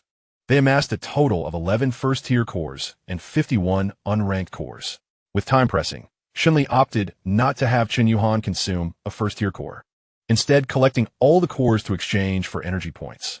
Beep sacrificed 11 first-tier cores, gained 110 energy points. Sacrificed 51 unranked cores, gained 255 energy points. Another 300 points added to their account. Shen Li glanced at his current energy point total, realizing he was still 700 points short of leveling up. At this rate, a small wave of zombies would suffice. Let's go, Yuhan. We'll first visit your uncle's house, then search for supplies at a supermarket. All right, Chen Yuhan readily agreed. After a brief cleaning of their hands, they continued towards the exit of the community. As they passed a building, Shen Li made a quick detour to the basement storage room to retrieve a shovel for Chen Yuhan. This tool will certainly be more convenient than a kitchen knife. A foot in length, a foot in strength, he remarked. On Chongming Street, the devastation from the apocalypse remained palpable. Crumpled and mangled cars lay strewn across the street, while the shops on either side bore the scars of looting and arson. Occasionally, they could spot a few incomplete zombie remains lurking in the shadows. In this eerie silence, a pair of figures, a man and a woman, approached from the far end of the street. The man carried a travel bag and bore a blood-stained long knife over his shoulder, while the woman gripped a shovel tightly, visibly anxious. Chen Yuhan trailed closely behind Shen Li, her heart racing as she surveyed the scene of destruction. Although she had seen various footage on social media, witnessing the aftermath firsthand was an entirely different experience. She clenched the shovel even tighter, keeping close to Shen Li's side. Motigen her apprehension, Shen Li susurret, her, Yuhan. There's no need to be so tense. The zombies on the street were drawn away by the air raid sirens. There aren't many left lingering. Besides, I'm here with you. Chen Yuhan nodded, feeling a slight easing of her tension. At that moment, she felt profoundly grateful for having encountered Shen Li and for the decision to follow his lead. Otherwise, as a frail woman, it would be exceedingly difficult for her to survive in this apocalyptic world. At that moment, Shen Li, who was leading the way, made a discovery. There lay a relatively clean electric scooter overturned by the roadside, its key still inserted in the ignition. Shen Li turned the key and, upon realizing there was still power, promptly righted the vehicle, seated himself upon it, and patted the back seat. Yuhan, get on. Let us ride this scooter over. Tian yi Yuhan posted in surprise. Riding an electric scooter through streets teeming with zombies? Such an act seemed rather unconventional. Yet, Shen Li was not concerned with trivialities. At present, he was brimming with confidence, dismissing the zombies entirely. His formidable strength bestowed upon him ample self-assurance. Once Chen Yuhan had mounted the scooter, he twisted the throttle to its limit. The electric scooter roared to life, swiftly navigating the streets. Under Shen Li's robust control, the scooter maneuvered like a nimble fish, adeptly evading one obstacle after another. However, this audacious act also drew the attention of numerous zombies lurking in the shadows. One after another, they emerged, relentlessly pursuing the duo. Shen Li laughed heartily, unperturbed, skillfully steering the scooter to evade the encroaching horde, leaving them trailing behind. Yet, the scooter's speed was not sufficient to completely shake off the zombies. Thus, an unusual scene unfolded. Amidst the city streets, a pair of young riders on an electric scooter led the way, pursued by a dense throng of relentless zombies. In mere minutes, the number of zombies swelled to several hundred. Shen Li, we have arrived at the Xinhu Villa District. At that moment, Chen Yuhan tapped Shen Li's shoulder. He turned to see a broad entrance to the neighborhood come into view, adorned with the gilded characters Xinhu at its apex. Shen Li swiftly maneuvered the scooter, steering it into the community. Following Chun Yuhan's guidance, he parked before a 3-story standalone villa. Observing the rapidly approaching horde of zombies, Shen Li hastily instructed, Yuhan, you go inside to find the keys while I deal with the zombies outside. If you encounter any unforeseen circumstances, just scream. Tien Yuhan nodded emphatically, quickly retrieving the pre-prepared keys from her pocket, and slipped into the villa through the grand entrance. With alarming speed, a particularly swift zombie surged toward Shen Li just as Qin Yuhan crossed the threshold. Its blood-stained claws lunged mercilessly toward his chest. Seeking death, Shen Li muttered, his eyes narrowing. With a firm grip on his long knife, he executed an elegant arc in the air. In the next instant, the fastest zombie was cleaved in two, its upper body flying several meters away. However, in the next moment, a multitude of zombies surged toward Shen Li like an unstoppable tide. Driven by their primal instincts, they relentlessly sought to sink their teeth into his flesh. In response, Shen Li exhibited no inclination to retreat. He stood firm at the entrance of the villa, brandishing a long blade with an unwavering resolve. The alloy sword, over 2 meters in length and weighing more than 100 pounds, was wielded with such skill that no drop of water could penetrate his defense. The glimmering silver blade danced through the narrow space, illuminating the scene with a fierce radiance. What ensued was a gruesome spectacle of slaughter. Heads of zombies flew through the air with alarming frequency. Wherever the blade passed, few of the undead could remain intact. They were either cleaved in two or met a gruesome end in a display of dismemberment. Yet, despite the carnage, the zombies continued their relentless assault, akin to moths drawn to a flame, surging towards Shen Li's position. This allowed him to revel in the exhilarating thrill of mowing down foes. Combat is exhilarating. As the system notifications chimed in his ears, Shen Li couldn't help but laugh heartily. This wave of destruction would undoubtedly propel him to level 14, if not even a level 15. Just as he was immersed in the ecstasy of battle, an unusual commotion suddenly echoed from afar. The hurried sound of footsteps, akin to dozens of feet moving in synchrony, reverberated from deep within the villa complex. Then, a colossal creature, reminiscent of Spider, emerged into Shen Li's view. Its brownish body sported 8 legs and 8 eyes, with a grotesquely swollen, oval abdomen. What sent chills down his spine was the sight of numerous pale hands swaying atop its back, and a multitude of distorted, terrified faces sprawled across its abdomen. Upon witnessing this monstrosity, Shen Li was taken aback, instinctively recalling its classification, a mutated zombie. Chapter 34, Slaying. How could such a creature have been attracted here? Hastily, Shen Li initiated a scan of the creature's attributes. Apocalyptic Crawler, Level 3 Evolved Life Form. Comprehensive Combat Power. Exceeds the limit. Maximum 100. Unidentifiable. Shen Li cursa inwarli. It seemed his novice-level combat power detector was insufficient. Nonetheless, he remained composed. With his current abilities, even a Level 3 Evolved Life Form was no match for him. Seizing the moment while the creature was still at a distance, Shen Li hastened his slaughter of the ordinary zombies. With both hands gripping the blade, he executed a sweeping motion, instantly creating a wide expanse of emptiness before him. The zombies, whether they were level 1 or ordinary types, were all cleaved in half. At that moment, a peculiar wailing sound suddenly emanated from the abdomen of the mutated zombie. The piercing cry was so jarring that it caused Shen Li to furrow his brow. To his astonishment, the surrounding zombies halted in their tracks, displaying expressions of agony. Their rhythm of attack abruptly interrupted. Immediately thereafter, the abdomen of the mutated zombie began to swell violently. In the blink of an eye, to Shen Li's astonished gaze, a repugnant viscous substance, accompanied by dozens of mutant crawlers the size of basins, was ejected from the zombie's abdomen, plummeting towards the horde of zombies before him. Among them, a small spider lunged directly at Shen Li's face. What a ghastly creature! Shen Li's heart sank, and without a moment's hesitation, he raised his long blade, cleaving the airborne spider in two. In the next moment, a thick green liquid splattered from the spider, landing on the ground and emitting a hissing green vapor. The blood of these monsters possessed corrosive properties? Caught off guard, a few drops of the liquid splashed on his arm. Instantly, it felt as if scalding water had struck him, a fierce burning sensation coursing through him, causing him to gasp sharply. Fortunately, this burning sensation was fleeting.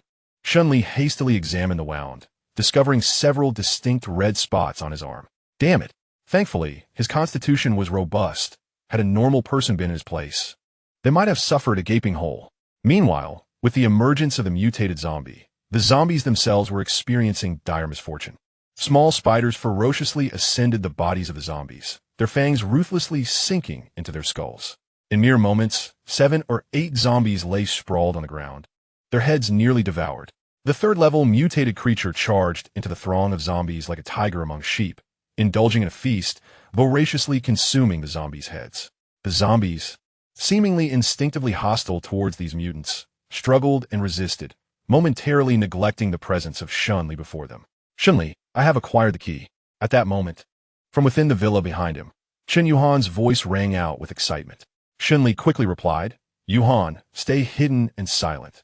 There's a formidable creature outside. Wait for me to resolve this before you call out. After uttering these words, he turned his attention to the nearby mutated crawler, charging forth without hesitation. You wretched beast.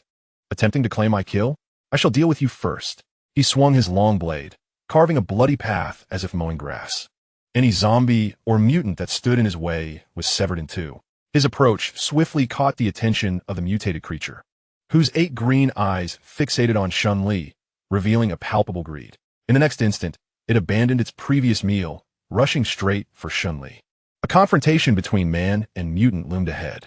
The crawler sought to employ its sonic attack to incapacitate Shen Li once more. However, he was already mentally prepared. With a mere shake of his head, he continued unabated towards the monstrous entity before him. As the sound wave attack proved ineffective, the towering creature, known as the crawler, lifted its upper body high, revealing its curved, blade-like fangs, and lunged fiercely at Shen Li. Reacting swiftly, Shen Li dodged the assault and mercilessly struck the creature's front limb with his long blade. With a swift flash of the blade, one of the crawler's limbs was severed, eliciting a chilling shriek from a beast. In response, it opened its gaping maw, its robust mandibles snapping once more at Shen Li. Undeterred, Shen Li brandished his long knife, prepared to test the metal of his weapon against that of the creature's jaws. As their forces collided, he felt an immense pressure surge through his blade, but it was quickly followed by release. The crawler's formidable pincers were cleaved away, and the knife sliced effortlessly into its mouth, cleaving its brain in twain. It became evident that Shen Li's alloy blade was indeed superior in strength. With a flick of his wrist, he shattered the creature's brain completely. The massive beast collapsed, crashing heavily to the ground, lifeless. Ding! You have slain a level 3 evolved entity, the apocalyptic crawler, earning 1,200 essence points. 1,200 points? Quite satisfactory. Meanwhile, upon the death of the apocalyptic crawler, the small spiders it had spawned emitted piercing shrieks before swiftly perishing, transforming into lifeless corpses. The surrounding zombies, initially stunned, soon realized Shen Li's presence, and one of them let out a roar. Consequently, the zombies bared their teeth and recklessly charged toward him. Truly, they were relentless. Shen Li sighed, yet his long knife again swung mercilessly at the oncoming undead. After a quarter of an hour, the chaos began to subside. Exhaling deeply, Shen Li caught his breath, feeling the fatigue from the intense battle, even with his inhuman resilience. However, the sight of the multitude of fallen zombies brought him a wave of joyous triumph. System, check the current essence points stored. Ding. Current essence points stored, 7070. Over 7,000 points. Shen Li felt his breath quicken. System, what are you waiting for? Upgrade me. Ding. Upgrade successful. Congratulations, host has reached level 16. All attributes at 10, free attribute points, 20, current essence point balance, 2570. Leaping 2 levels at once, the familiar warmth surged through him, invigorating his spirit and alleviating much of his fatigue. He then glanced at his current physical attributes, 79 points. After a moment of hesitation, he refrained from allocating the 20 free attribute points to strength as he usually would, choosing instead to reserve them for the time being. Once he harvested these zombie crystal cores, it should be sufficient for him to reach level 17, at which point he could directly elevate his constitution above 100 points. According to the system, achieving 100 points in any attribute marks the first critical threshold for the body. Surpassing this threshold in the 4 primary attributes would yield various transformations, along with the acquisition of a unique ability. The potential benefits of this strategy far outweighed the mere increase in strength. Thus, Shen Li resolved to prioritize enhancing the other 3 attributes first, aiming to elevate all 4 attributes above 100 points before anything else. He wondered what the first special transformation of Constitution would be, and felt a surge of anticipation. After closing the interface, he glanced in the direction of the villa and called out, "Yuhan, you can come out now." Inside the villa, Chun Yuhan anxiously listened to the sounds outside, contemplating several times whether to open the door and venture out. Ultimately, she chose to remain inside, continuing to wait. She was acutely aware that her partner was currently engaged in battle outside, and she did not wish to divert Shen Li's attention with her presence. In this moment, staying put was the wisest decision. Simultaneously, she felt a twinge of self-reproach, lamenting her own weakness and her inability to assist Shen Li in combat. Silently, she thought, if something were to happen to Shen Li, I would follow him. As her worries deepened, Shen Li's voice, like a celestial melody, reached her ears. "Yuhan, you can come out now."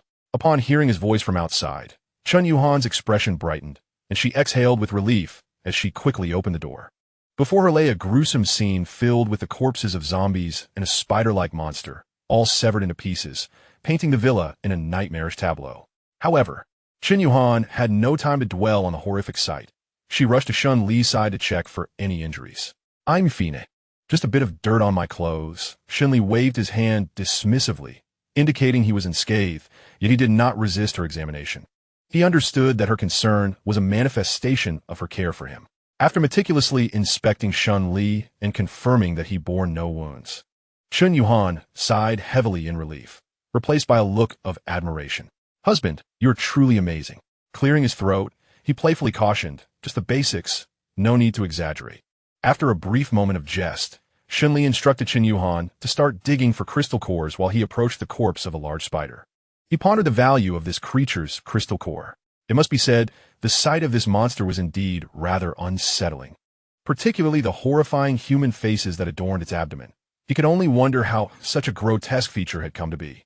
After some contemplation, Shen Li opted not to delve directly with his hands, but instead employed a knife to sever the entire head of the creature, subsequently sifting through its contents piece by piece. Soon, a blue crystal nucleus, the size of a glass bead, came into his view. Shen Li's eyes sparkled with excitement as he swiftly grasped the mutated crystal nucleus in his hand. Ding! 1 mutated crystal nucleus detected, redeemable for 1,800 points of vital energy. Would you like to redeem it immediately? 1,800 points? Shen Li's eyes widened in astonishment. Such value? He refrained from rushing into redemption and instead inquired, "System, what effect does this have on humans when consumed?" Ding! Consuming the mutated crystal nucleus can stimulate human potential, resulting in beneficial mutations. In simple terms, it aids the consumer in awakening supernatural abilities. Supernatural abilities? Shen Li's heart raced. As a seasoned reader of novels, he was well aware of what supernatural abilities entailed. This was genuine supernatural power. His desire was ignited. He too yearned for such abilities. Currently, his only mode of attack was close combat, which was excessively singular. Such a limited combat approach undeniably posed risks.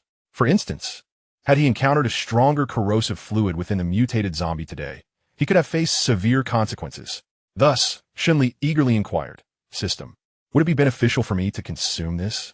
The system's response remained succinct. "Yes.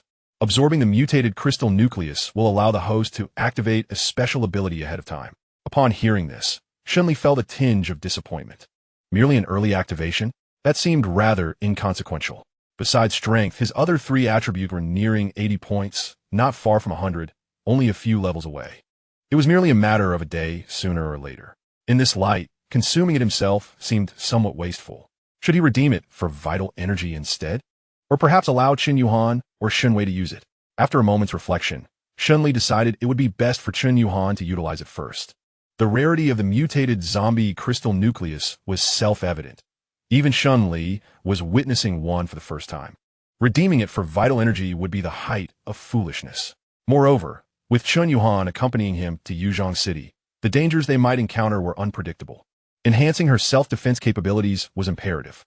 With this thought in mind, Shen Li approached his wife, who was diligently excavating the creature's skull, and said, "Yuhan, pause for a moment. I have a splendid treasure to show you." "What treasure?" Shen Yuhan promptly ceased her work, her expression brimming with curiosity as she leaned closer, her beautiful eyes wide with anticipation. Upon seeing the blue crystal nucleus in Shen Li's hand, she could not help but inquire, "What is this?" Shen Li gestured for her to consume the crystal nucleus, then grinned mischievously. "This is indeed a remarkable item. You shall soon understand its significance." He felt a sense of anticipation, wondering what extraordinary ability the other might awaken. Upon hearing this, Qin Yuhan cast a glance at the crystal core in her hand. Trusting Shen Li implicitly, she unhesitatingly placed the crystal core directly into her mouth. This is somewhat more palatable than the zombie crystal cores, with a hint of sweetness. Yet, in the next moment, Chen Yuhan's expression shifted dramatically, her eyes closing in apparent agony. Her cheeks flushed visibly, and beads of sweat began to form on her forehead. Observing her distress, Shen Li was taken aback and promptly consulted the system, asking, "System, what is happening?" "Beep, please do not panic, host. This is a normal reaction." With his heart somewhat calmed, Shen Li focused intently on the changes occurring within Qin Yuhan. Then, an astonishing scene unfolded before him. He witnessed her attributes soaring at an incredible pace, 31, 32, 35, 40. Simultaneously, her combat prowess surged at a frenetic rate. In mere moments, it surpassed 50, eventually stabilizing at an impressive 98 points. Qin Yuhan, Level 2 Evolver, Strength, 60 Physique, 60 Spirit, 90 overall combat power, 98 after a brief period. The abnormality surrounding Qin Yuhan dissipated. Upon reopening her eyes, Shen Li hastily inquired, "Yuhan, do you feel any changes within yourself?" Qin Yuhan blinked, then lowered her gaze to her palm, expressing uncertainty. "I feel as though I may have awakened a special ability." With that, she raised her right hand, revealing a gentle green glow emanating from it. Shen Li cautiously reached out to touch it, and a warm sensation enveloped his heart. What kind of ability is this? Before he could pose further questions, Qin Yuhan suddenly lifted the kitchen knife in her hand and lightly drew it across her pristine arm, creating a slender cut accompanied by a trickle of blood. Subsequently, her right hand emitted the green glow once more, gradually approaching her injured left hand. What happened next was nothing short of miraculous. The slender wound visibly began to heal at an astonishing rate. Within mere seconds, her flawless skin returned to its original state, as though she had never been harmed. After completing this act, Qin Yuhan playfully raised an eyebrow at Shen Li. I have awakened a healing ability." Upon hearing this, Shen Li's joy was instantaneous. A healing ability. This is undoubtedly one of the most practical abilities in a post-apocalyptic world. Its significance even surpasses that of many combat-oriented abilities. The existence of a healing power provides him with a layer of assurance. From now on, he need no longer worry about sustaining injuries. Moreover, with this newfound ability, Qin Yuhan's capacity for self-preservation would ascend dramatically, allowing her to remain unperturbed by concerns for her own safety during combat. How wonderful! Yuhan, your timing is impeccable. Sensing Shen Li's elation, Qin Yuhan eagerly nodded in agreement. At last, she would no longer be a burden to Shen Li, just as the two basked in their delight. An incongruous voice unexpectedly rang out from a distance. "Young brother, did you slay all these zombies?" Upon hearing the voice, Shen Li instinctively glanced in its direction, only to discover that the source was not a person, but rather a drone hovering in the sky. Clearly, the owner of the drone had noticed the peculiar happenings in this vicinity but dared not show themselves, opting instead to dispatch a drone for communication. From the tone of the voice, it was evident that the individual was no spring chicken, likely a middle-aged man. Observing this, Qin Yuhan turned her gaze toward Shen Li, signaling him to take the lead. Shen Li had no intention of engaging, but a glance at the multitude of zombie corpses strewn across the ground, no fewer than those from their previous confrontation in the mall, prompted a swift change of heart. It seemed he would need to enlist some assistance. However, he was not inclined to respond to inquiries without a proper introduction. Thus, he calmly remarked, "Shouldn't one introduce themselves before posing questions to others? Furthermore, do you not find it rather impolite to converse with me through this contraption?" Upon hearing his words, the individual on the other end fell silent for a moment. Shortly thereafter, they requested a brief pause before the drone retreated, landing atop a nearby villa. Monsterrampage. Several armed survivors of varying ages cautiously emerged from the building, 3 men and 2 women. From the expressions on their faces, it was evident that they were both astonished and horrified, clearly shaken by the apocalyptic scene before them. As they approached Shen Li and Qin Yuhan, Their eyes glimmered with intense interest. The leading middle-aged man stammered, "Young brother, did you truly kill all these zombies?" Seeing Shen Li nod in affirmation, Lin Jiang could not help but feel a jolt of disbelief. What incredible strength must one possess to vanquish so many zombies? Exchanging glances with his companions, they all shared a look of profound shock. Just as he prepared to speak, Shen Li interjected, "All right, I do not wish to engage in lengthy discourse. I require your assistance in extracting crystal cores. Upon completion, each of you will receive 1 first-tier crystal core and 5 unranked crystal cores. Will you accept this offer?" At Shen Li's proposition, the 5 individuals stood momentarily dumbfounded. Such a fortuitous opportunity? Without hesitation, they eagerly responded, "Absolutely. Who would be foolish enough to decline?" By excavating the crystal cores, one can obtain 6 cores, among which lies a first-tier core. Only those devoid of common sense would refuse such an opportunity. If the wealthiest individual of Yuhang were to be in this situation, they would undoubtedly rush to seize it. To Shen Li's surprise, after 5 individuals sought his consent, they summoned an additional 7 or 8 people. Consequently, the workforce assisting him expanded to over 10. With the inclusion of these new members, the pace of crystal core extraction significantly accelerated. Just past 9 o'clock, every zombie lying on the ground had been thoroughly excavated by the group. In the end, Shen Li collected over 100 first-tier crystal cores and more than 600 unranked crystal cores. After converting all these cores into energy points, his total reached 5,800, sufficient for another level increase. Ding! Congratulations to the host for advancing to level 17, with all attributes raised by 5 and 10 free attribute points awarded. Feeling the surge in strength, Shen Li promptly opened his status panel for review. Host, Shen Li, level 17. Realm, transcendent first-tier life form. Strength, 144. Constitution, 84. Intelligence, 81. Spirit, 80. Overall combat power, 410. Current free attribute points to allocate, 30. Current stored energy points, 2. 800. Skills, basic swordsmanship, mastery. Awakened attribute skill, strength control, LV1. Pending rewards, basic fist technique manual from achievement, 1,000 slaughters, system mall grand gift pack. Gazing at the remaining 30 free attribute points, Shen Li decisively proclaimed, System.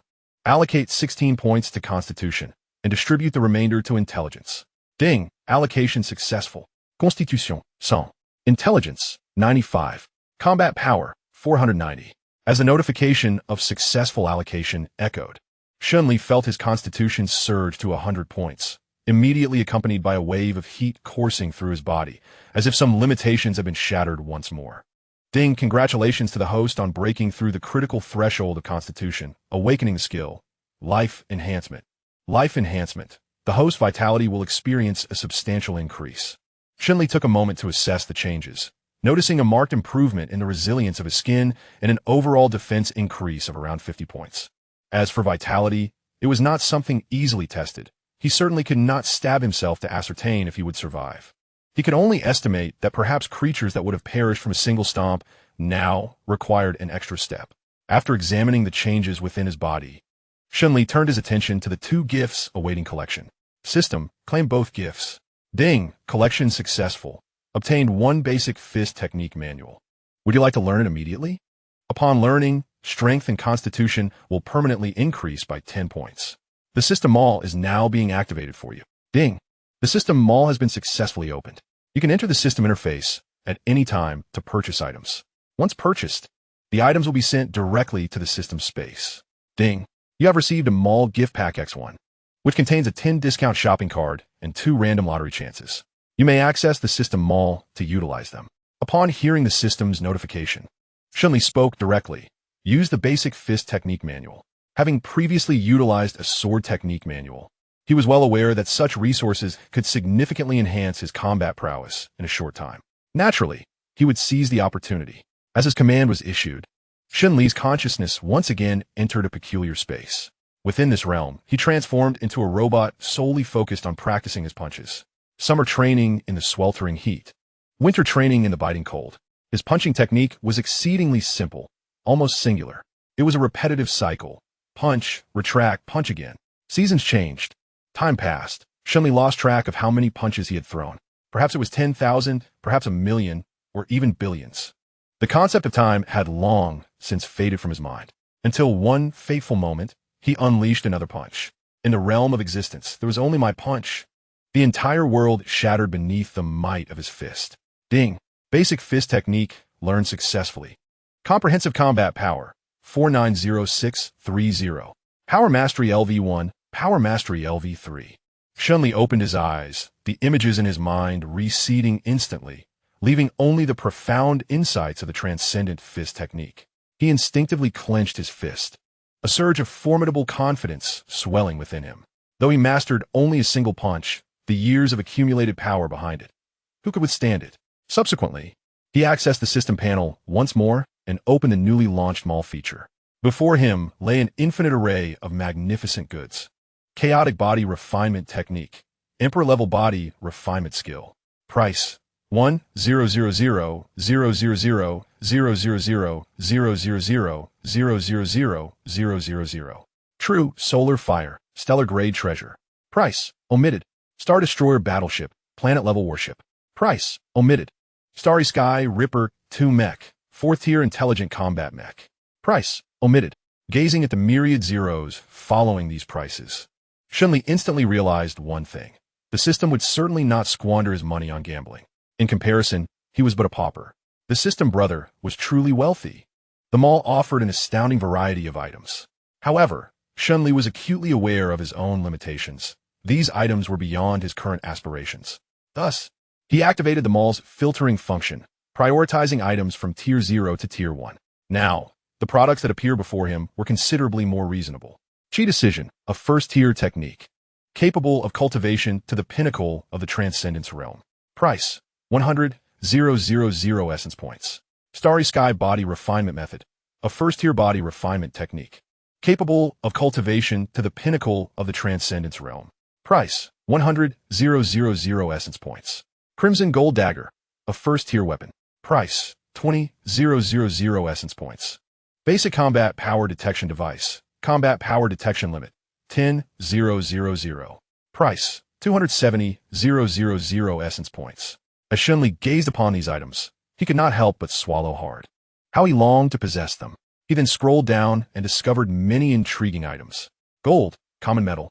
Price, 1 essence point per kilogram. Hua Country RMB, common currency. Price, 1 essence point per kilogram. Indeed, the prices were remarkably low. Unfortunately, in this post-apocalyptic world, Shen Li could not afford to exchange any of it. Sighing, he decided not to delve further. Hastily, he closed the system interface, only to realize that Lin Jiang and the others, who had been working for him, were staring at him with eager eyes. Boss, can you take us to the official base? No. Chapter 37, Shunwei, within the Xinhu Villa District. After sending away the survivors, Shen Li accompanied Chen Yuhan to the underground parking lot, where they found their target, a motorcycle that exuded a sense of quality. Shen Li could not discern its brand, as he had never paid attention to such machines. Chen Yuhan was equally uninformed. Fortunately, despite their unfamiliarity, it was relatively easy to operate. After a brief examination, Shen Li skillfully maneuvered the vehicle. Yuhan, hop on, we're off. Chen Yuhan quickly climbed onto the motorcycle's rear seat, wrapping her arms around Shen Li's waist. Their weapons were temporarily stored in his personal space. Vroom, vroom, vroom. Once seated securely, Shen Li twisted the throttle fully, and the motorcycle roared to life, darting toward the exit like an arrow released from a bow. Soon, the two sped away from the Villa District, leaving Lin Jiang and the other survivors watching with envious eyes. If only I could be as carefree as him. A twinge of envy flickered through Lin Jiang's mind. To be able to leave at will, even in the apocalypse, was this not the essence of true strength? Yuzhong City, University Town. 3 days had passed since the onset of the apocalypse, and the once stable order was on the verge of collapse. Inside a girls' dormitory, 2 young women in their teens were anxiously tallying the food supplies within their room. One of them, a round-faced, slightly plump girl, nervously tugged her hair.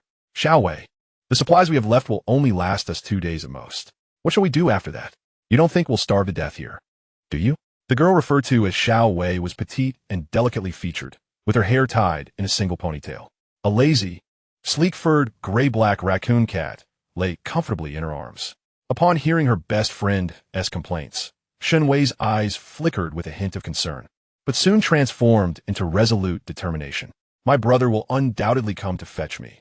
We merely need to hold on until he arrives." In response, the round-faced girl, Wang Qi, let out a sigh. She had heard this statement numerous times before.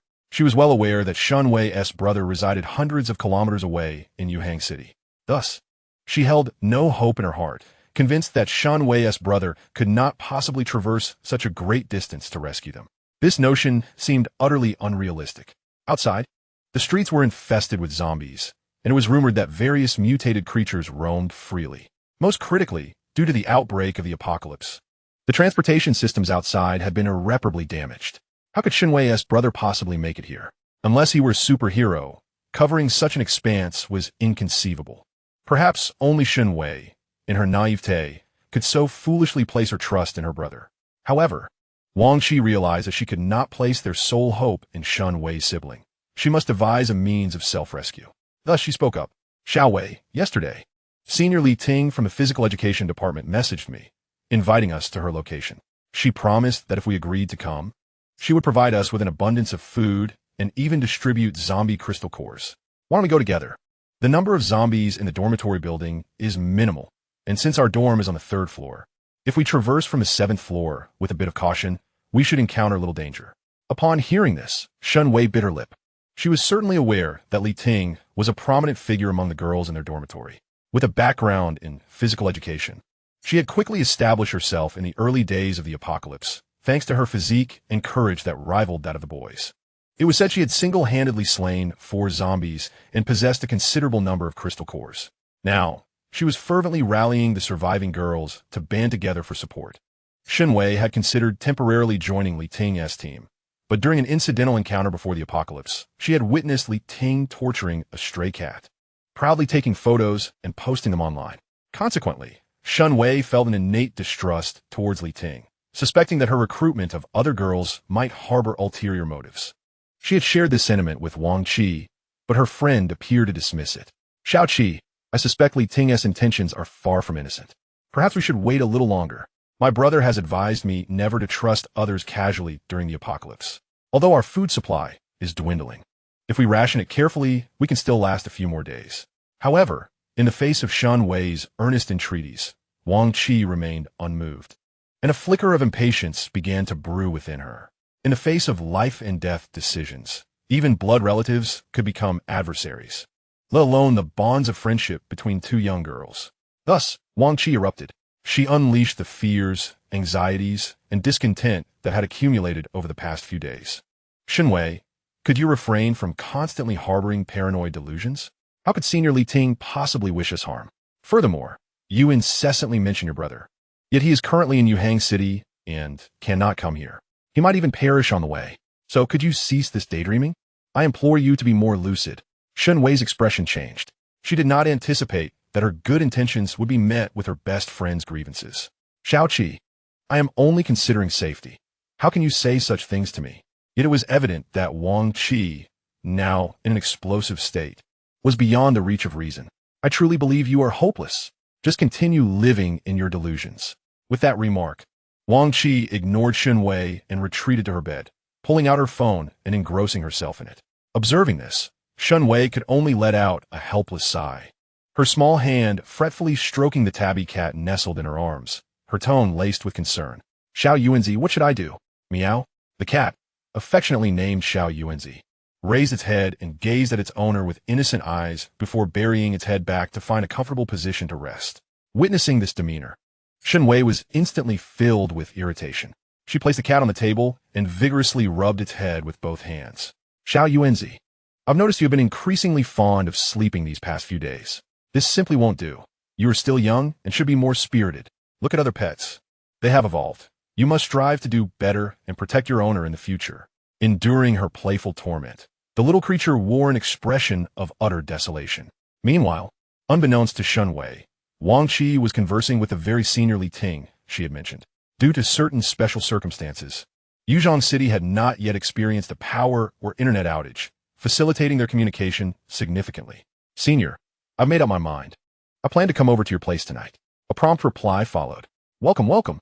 Rest assured, Junior, once you arrive, there will be an abundance of food, and I can even allocate some crystal cores for you. By the way, can you now tell me which dormitory you reside in?" How many people are with you? And what supplies do you have? Chapter 38, Lianhua Service Area, Yuhang City. After departing from the villa area, Shen Li drove the motorcycle, carrying Chen Yuhan, and they smoothly reached the toll station on the highway. Upon arrival, they found the entrance completely blocked by a multitude of vehicles. Reluctantly, they dismounted and proceeded on foot, dispatching several wandering zombies along the way. As Chen Yuhan prepared to extract crystal cores, Shen Li suddenly called out to her, "Yuhan, just target the first-level zombies for extraction. There's no need to bother with the ordinary ones." Chen Yuhan hesitated, but wouldn't he that waste the cores? Shen Li took out his phone to check the time. It was already past 10 in the morning. They had been on the road for nearly 3 hours, yet they had covered less than 4 kilometers. This pace was far too slow. The incessant battles with zombies and the collection of crystal cores, accompanied by frequent stops, had consumed a considerable amount of time. If this continued, it was uncertain when they would reach Yuzhong City. The longer they delayed, the greater the probability that Shen Wei and her parents would encounter danger. Therefore, Shen Li had to make a decision to temporarily forego certain unimportant cultivation resources. These unranked crystal cores could be collected once they arrived in Yuzhong City. For now, their primary focus must be on reaching Yuzhong. Naturally, Chen Yuhan did not oppose Shen Li's decision. Thus, the two spent a few minutes harvesting 7 first-tier zombie crystal cores before resuming their journey. After bypassing the toll station, the road ahead finally widened. Shen Li unleashed his motorcycle, taking Chen Yuhan along for a thrilling ride. Compared to the city, the number of zombies on the highway was indeed significantly reduced. However, the onset of the apocalypse had enveloped the entire highway in a haunting silence. Not a single living soul was in sight. Occasionally, they encountered wrecked cars along the roadside, some reduced to mere husks, charred and abandoned. From those vehicles, the remains of humans and zombies trapped in the driver's seats could still be glimpsed. As they progressed, they occasionally faced situations where cars completely blocked the road.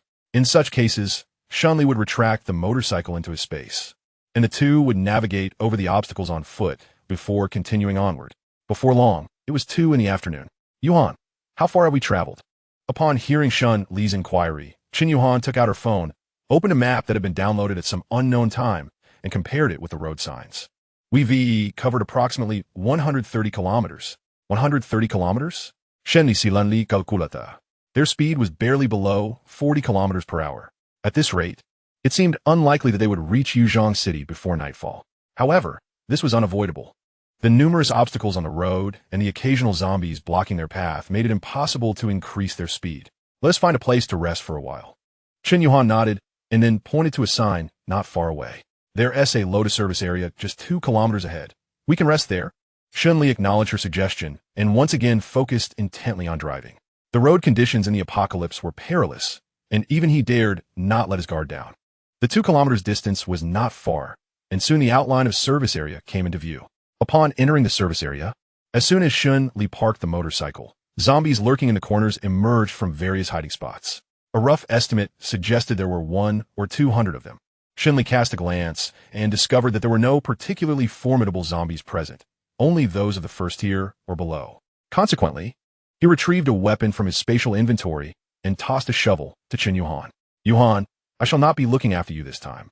The latter deftly caught the shovel, her exquisite visage brimming with confidence. All right. The current Chen Yuhan was no longer the girl who trembled at the mere thought of slaying a zombie. During the several hours of their journey, she had gradually transformed into a competent female warrior. Despite her unchanged attributes, her combat prowess had successfully surpassed the 100 mark. As she put it, she felt frighteningly powerful now. In a swift motion, she lunged forward, bringing the shovel down mercilessly upon the head of a first-tier zombie.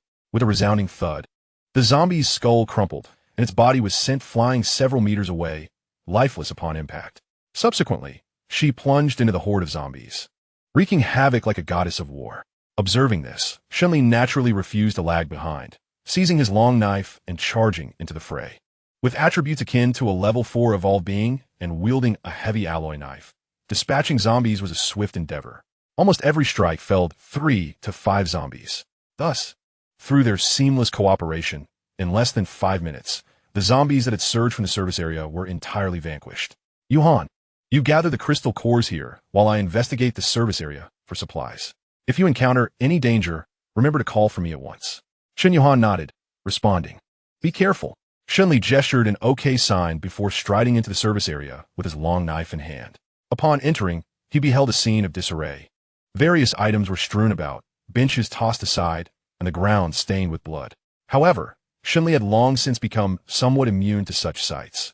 After a cursory glance, he nonchalantly entered the nearest small shop.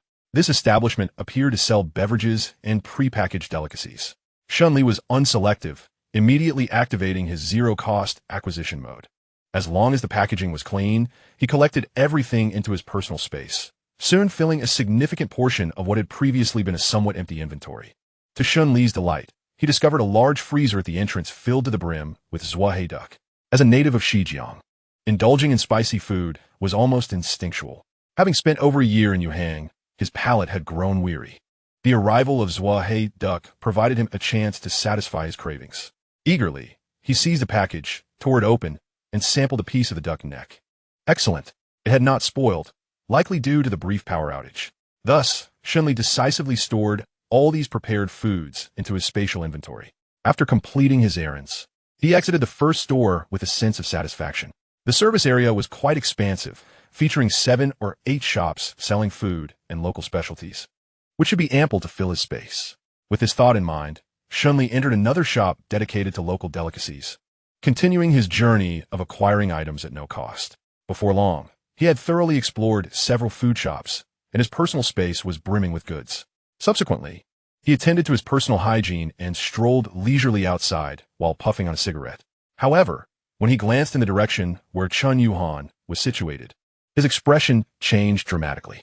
A colossal creature lay in wait about 100 meters away, using the parked vehicles as cover, stealthily approaching her. The creature's fist-sized eyes glinted with ferocity. Yet, Chen Yuhan remained blissfully unaware of the impending danger. Chapter 39. The Mutated Tiger. Yuhan, be cautious behind you. Chen Yuhan's reaction was swift. Upon hearing Shen Li's voice, she quickly turned around. Yet, the creature's speed was even more astonishing. The moment she began to react, it sprang into action. Its previously crouched form shot up, accompanied by a terrifying roar that reverberated through the air. In an instant, this formidable beast, resembling a thunderstorm, lunged toward Chen Yuhan, covering the nearly 100-meter distance in a heartbeat. Its massive frame was now fully visible to Shen Li and her, revealing itself to be a gigantic tiger. Roar! The tiger's velocity was astounding. Chen Yuhan barely had time to raise the shovel in her hand as a shield. In the next moment, the tremendous paw struck the handle of the shovel with a thunderous impact. Instantly, the iron handle bent into an exaggerated curve.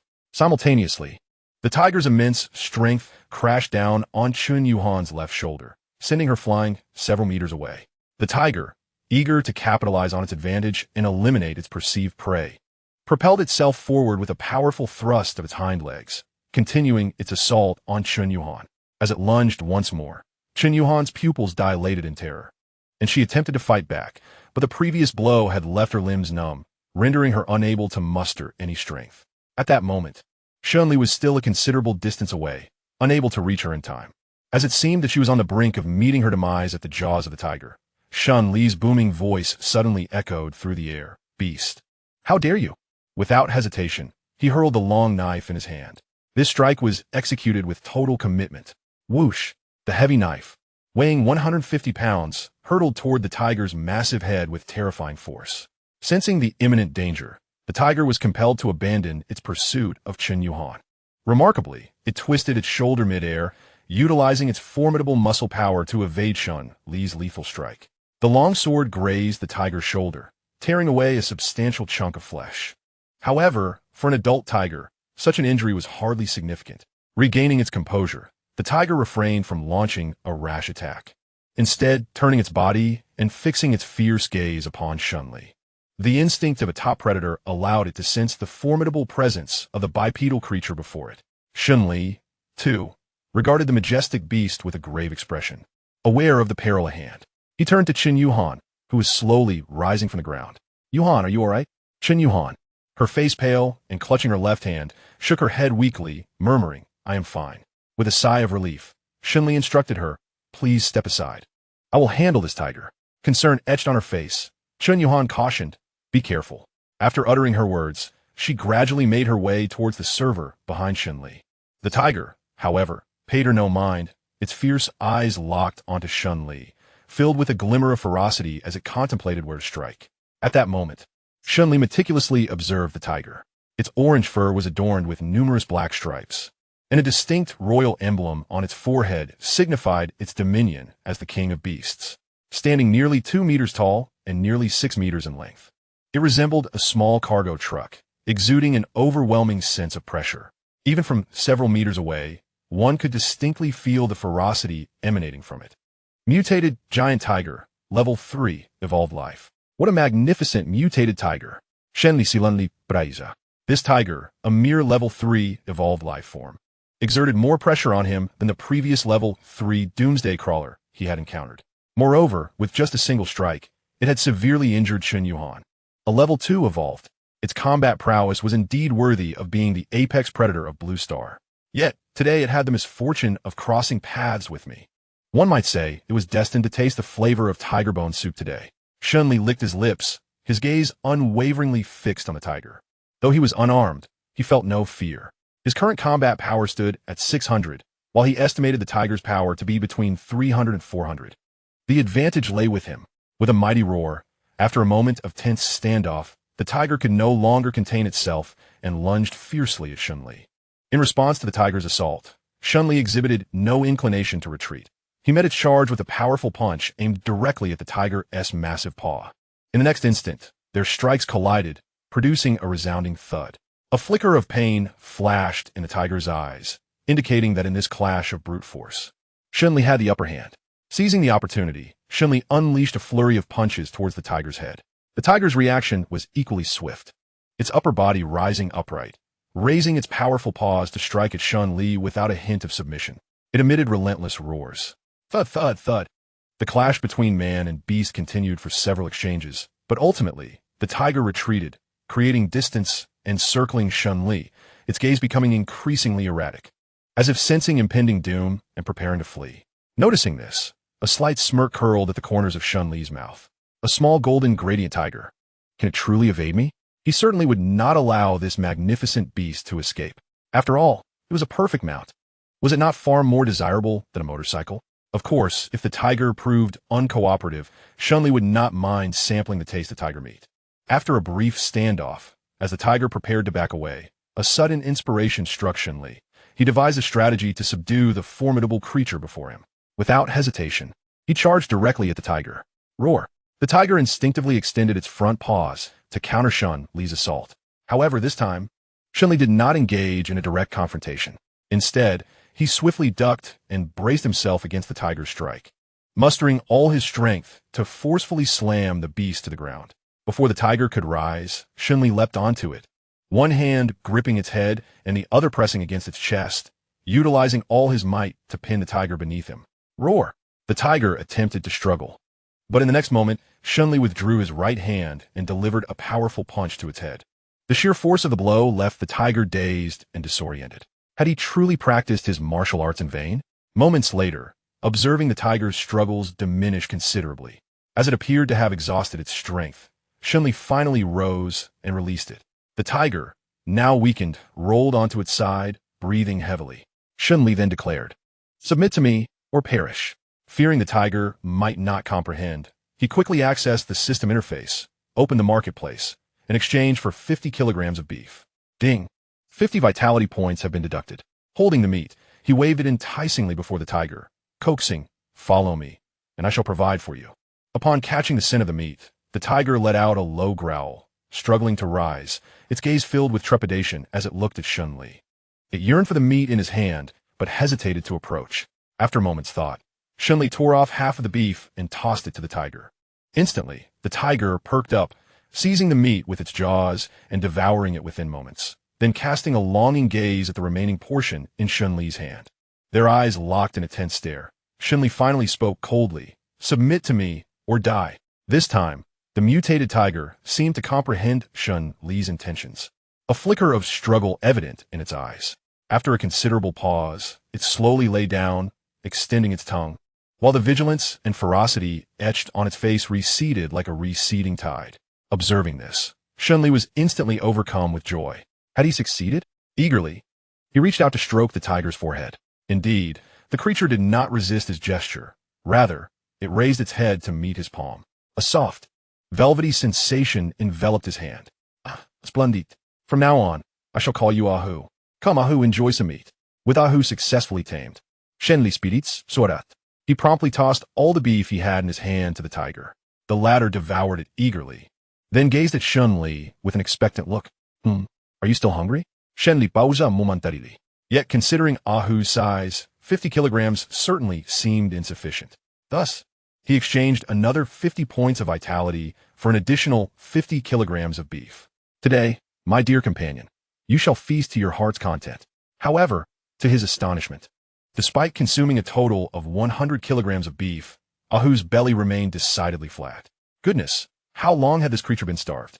Shen Li, sumawet incredulos, continued to exchange beef for feeding. Ahu accepted each offering without hesitation. Ultimately, after a generous provision of 500 kilograms of beef, Ahu finally let out a satisfied belch and affectionately rubbed its massive head against Shen Li, signifying its loyalty. Yet, Shen Li suddenly found himself regretting the decision to tame this mutated tiger. Goodness, did that single meal cost him 500 vitality points? Who could afford such a creature? Watching his dwindling vitality, Shen Li felt a wave of despair wash over him. He could only console himself internally. A tiger would only need to eat 5 times a month. In comparison to its worth, this expenditure of vitality was negligible. One must sacrifice to gain. Observing Ahu still nuzzling against him, Shen Li couldn't resist patting its head. From now on, you shall bite whomever I command, understand? Ahu blanc, somewhat preserved. What was its master mumbling about? Darling, have you truly tamed this tiger? Chen Yuhan cautiously leaned closer to Shen Li, her eyes reflecting a mixture of anticipation, joy, and a hint of trepidation. Her hand, outstretched halfway, hesitated to rest upon Ahu's head. As for her injuries, they had long been healed during the earlier observation. Do not worry. Feel free to touch. Ahu will be our companion from now on. Shen Li guided Chen Yuhan's hand to rest upon Ahu, allowing her anxious heart to finally find solace. Truth be told, Chen Yuhan still felt a lingering sense of shock. Had Shen Li not intervened in time, she might have perished at the jaws of this great beast. However, now that safety has been restored, she gazed at the adorable tiger before her, unable to harbor any resentment. Indeed, the little brainless fool is truly charming. Darling, you are remarkable. Shen Li quickly waved his hand, though a subtle smile played at the corners of his lips. What man does not relish hearing his partner sing his praises? If such a man exists, let's pretend he does not. Darling, your arm is injured. Allow me to tend to your wounds. At this moment, Chen Yuhan noticed several shallow gashes on Shen Li's arm, and her expression tightened. It's nothing, just a minor injury. It will heal in no time.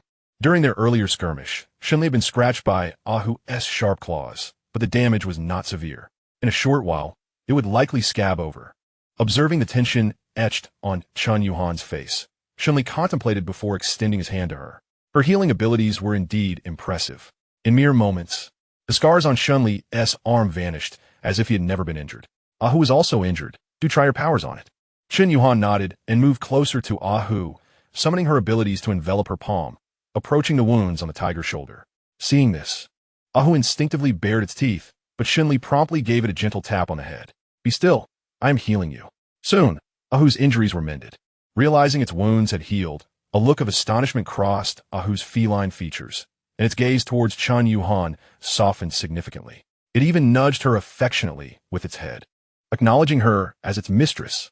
Witnessing this scene, Shen Li felt a wave of relief wash over him. He then instructed Ahu to stay put while he and Chen Yuhan resumed harvesting the zombie cores. Naturally, he did not forget to retrieve his alloy long knife. With a forceful throw, the knife embedded itself into a high-speed guardrail 100 meters away. This demonstrated just how formidable Shen Li's strength had become. If he were to compete in a javelin event, he could easily leave professional athletes questioning their own capabilities. By the way, Yuhan, this is for you. At that moment, Shen Li suddenly recalled something and hurriedly retrieved a short alloy knife with a sheath from his storage, tossing it to Chen Yuhan. This knife was something he had exchanged for while collecting supplies at a service area, costing him 300 points of vitality. Though it was termed a short knife, it measured nearly 80 centimeters in length. The material matched that of his long knife, albeit with a slightly thinner blade, weighing 60 gene, perfectly suited to Chen Yuhan's attributes. As Chen Yuhan took the short knife, she eagerly unsheathed it. The blade gleamed a bright silver. The hilt was black, exuding an air of antiquity and elegance, and the shimmering edge clearly indicated its sharpness. Her face lit up with delight as she exclaimed, "Thank you, darling." She had been lamenting the lack of a suitable weapon. The shovel previously employed lay destroyed beneath Ahu's hand. Notably, although Chen Yuhan harbored some curiosity regarding how Shen Li had conjured this dagger, she refrained from probing further. She had begun to sense that Shen Li might harbor secrets unknown to her. Yet, as he had not broached the topic himself, the astute Chen Yuhan naturally chose not to inquire further. With a new weapon in hand, her enthusiasm for excavating the zombie's cranium surged. Who wouldn't wish to test a newfound armament? After spending a quarter of an hour, the two finally gathered all the zombie crystal cores from the ground. Upon exchanging them for essence points, Shen Li found himself once more on the brink of leveling up. He glanced at his intelligence attribute, now standing at 95, and felt a flicker of anticipation. What transformations might await him upon reaching an intelligence of 100? With such thoughts racing through his mind, Shen Li unhesitatingly issued the command to level up. Ding! Congratulations, host has reached level 18, acquiring an increase of 5 to all attributes and 10 free attribute points. As the announcement faded, a gentle warmth enveloped him. Simultaneously, he sensed a mysterious power stirring within him. Chapter 41, A New Skill. When the enigmatic energy within Shen Li reached its zenith, a moment of clarity struck him. He extended his right hand, and in an instant, a blue arc of electricity materialized in his palm. As he infused it with this mysterious energy, the arc grew ever more resplendent, enveloping his entire hand. Crackling, Shen Li experimented by casting the arc from his hand. In the blink of an eye, the electric arc surged forth, striking a zombie some 10 meters away. Boom! An explosion resonated as the targeted zombie was instantly obliterated, leaving a charred cavity of considerable size in its wake. Observing his handiwork, a smile crept across Shen Li's lips. Controlling lightning? This skill pleased him immensely. At last, he had achieved a means of ranged attack. From this moment onward, he would embody the archetype of a perfect hexagonal warrior, capable of unleashing remote electric strikes while mastering fundamental knife techniques and hand-to-hand combat. His overall strength had risen dramatically once more. Shen Li, have you awakened your supernatural abilities? Chen Yuhan exclaimed in astonishment from beside him. He nodded in affirmation, smiling. Indeed, I have awakened the power of lightning. Upon hearing this, Chen Yuhan felt a surge of joy for him. That's wonderful, she exclaimed with sparkling eyes. Quick, test the strength of your abilities. Shen Li nodded, equally eager to discover the extent of his newfound power. Without hesitation, he directed his electric force towards the zombies strewn on the ground. Zzz. The air crackled with an unending barrage of arcs, frequently obliterating several zombies into mere fragments. This extraordinary spectacle drew a look of astonishment from Ahu, who stood nearby. What is that blue whip in the master's hand? Why does merely touching those foul-smelling bipedal creatures reduce them to charred remains? Ahu's large eyes brimmed with confusion, and no matter how hard he tried to comprehend the situation, it eluded him. The world of exotic beasts is often so simple and monotonous. After unleashing a barrage upon the zombies on the ground, Shen Li gradually began to understand his newfound abilities. Firstly, utilizing his electrical powers did not deplete his physical strength, but rather his mental energy. Currently, his maximum attack range seemed to extend to approximately 30 meters. Furthermore, if we consider that a single arc of electricity could eliminate a first-tier zombie, his current mental energy, or blue consumption, could sustain around 100 such attacks. If we disregard energy consumption, his strongest electrical strike could potentially inflict severe injuries on a third-tier apocalyptic crawler. However, given his current strength, he could only unleash such a powerful attack 5 or 6 times. Excellent, I have grown stronger. Shen Li smiled contentedly, then glanced at Chen Yuhan, who looked on with a hint of envy, and remarked, Yuhan, there's no need to envy me. Once your evolution level rises, you too shall reach this level. Chen Yuhan nodded, a glimmer of anticipation shining in her bright eyes, but she quickly shook her head and replied, I think I'll pass. I'll just be a good doctor for you. She understood well that, in contrast to combat prowess, it was healing abilities that Shen Li truly needed. Upon hearing this, Shen Li reached out and ruffled her hair, then gently tucked a stray lock behind her ear, chuckling softly, silly girl, feeling the warmth of his hand against her cheek. Chen Yuhan grasped it lightly and looked up into Shen Li's gaze, her beautiful eyes shimmering like stars. I'm not silly at all. After a brief rest, the two resumed their journey to Yuzhong, now accompanied by Ahu, the new member of their team. In addition, the motorcycle they had used for transport had transformed into Ahu, the 2-meter-tall, mutated tiger. Compared to the motorcycle, Ahu's speed was remarkably enhanced, nearing 100 kilometers per hour. When confronted with obstacles in their path, Ahu simply leaped over them effortlessly. Even when encountering zombies, his massive frame charged through without hesitation, as the first-tier zombies were unable to withstand his might. The only drawback was Ahu's stamina. He required a brief respite after about an hour of running to recover his strength. However, overall, he was significantly faster than a motorcycle. Thus, as evening approached and the sky darkened, the vast silhouette of Yuzhong City gradually emerged before the eyes of the trio. After exiting the highway, Shen Li gazed at the welcoming sign of Yuzhong City, pondering for a moment before speaking to Chen Yuhan. Let's first seek a place to spend the night. For traveling after dark is perilous, and the outdoors is fraught with danger. Furthermore, we must inquire about the location of Yuzhong University Town. Although Yuzhong City is the capital of Zhejiang Province, it suffers from a lack of esteem among the local populace for various reasons. Although Shen Li is a native of Zhejiang's Qianzhou City, he has only visited Yuzhong once before, when he accompanied his sister to enroll nearly a year ago. Thus, he is not well acquainted with this city. As for Chen Yuhan, this is her inaugural visit to Yuzhong City. Very well, I shall heed your counsel, she replied without objection. Consequently, Shen Li urged Ahu to take refuge in a spacious auto repair shop by the roadside before darkness enveloped the sky. It was not that Shen Li desired a more comfortable setting, but rather that Ahu's imposing stature precluded accommodation in ordinary residential areas. Leaving the auto repair shop as their only option for the night. Once inside the shop, Shen Li purposefully made some noise. As anticipated, a dozen or so zombies clad in work uniforms were drawn to the sound. With swift strikes, he dispatched them and secured the shop's entrance, thus creating a relatively safe environment. Finding a relatively clean room, Shen Li stationed Ahu at the door and retrieved some provisions, offering them to Chen Yuhan. Well then, we shall spend the night here, he stated. Chen Yuhan nodded in agreement. Soon, nightfall descended, plunging Yuzhong City into darkness due to a power outage. The previously lethargic zombies began to stir with renewed vigor. The two could occasionally hear the guttural growls of the undead, interspersed with eerie cries from unknown creatures. The entire city seemed to be enveloped in a bizarre and sinister atmosphere. Fortunately, both individuals possessed strong hearts and remained largely unfazed by the commotion outside. As the night deepened, an extraordinarily piercing scream suddenly echoed from afar. Shen Li, who had been slumbering, instantly opened his eyes with heightened alertness. A human scream? He was no stranger to such sounds, having encountered them frequently over the past few days. He felt no inclination to investigate.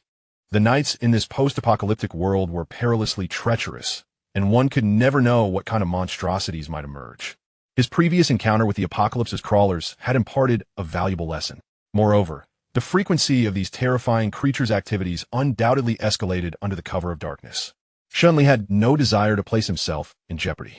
Just as he prepared to close his eyes and continue resting, another anguished scream pierced the night. What puzzled him was the striking similarity between this scream and the one that had preceded it, as though it were emitted by the same individual. The chilling cries erupted, relentless as if summoned by a malevolent spirit, echoing clearly even from a kilometer away. The wretched wails persisted for nearly 2 minutes, prompting Shen Li to narrow his eyes, a flicker of doubt igniting within him. Such prolonged cries, devoid of any sign of waning. Was this truly the sound a human could produce? He cast a glance at Chen Yuhan, who had unknowingly awakened, her eyes reflecting a similar bewilderment amidst the darkness. After a moment's contemplation, Shen Li resolved to investigate the source of the commotion. He gestured for silence, cautioning Chen Yuhan to remain alert before carefully stepping outside. Indeed, Ahu too had been roused, its taut body and grave expression revealing an awareness of the impending danger.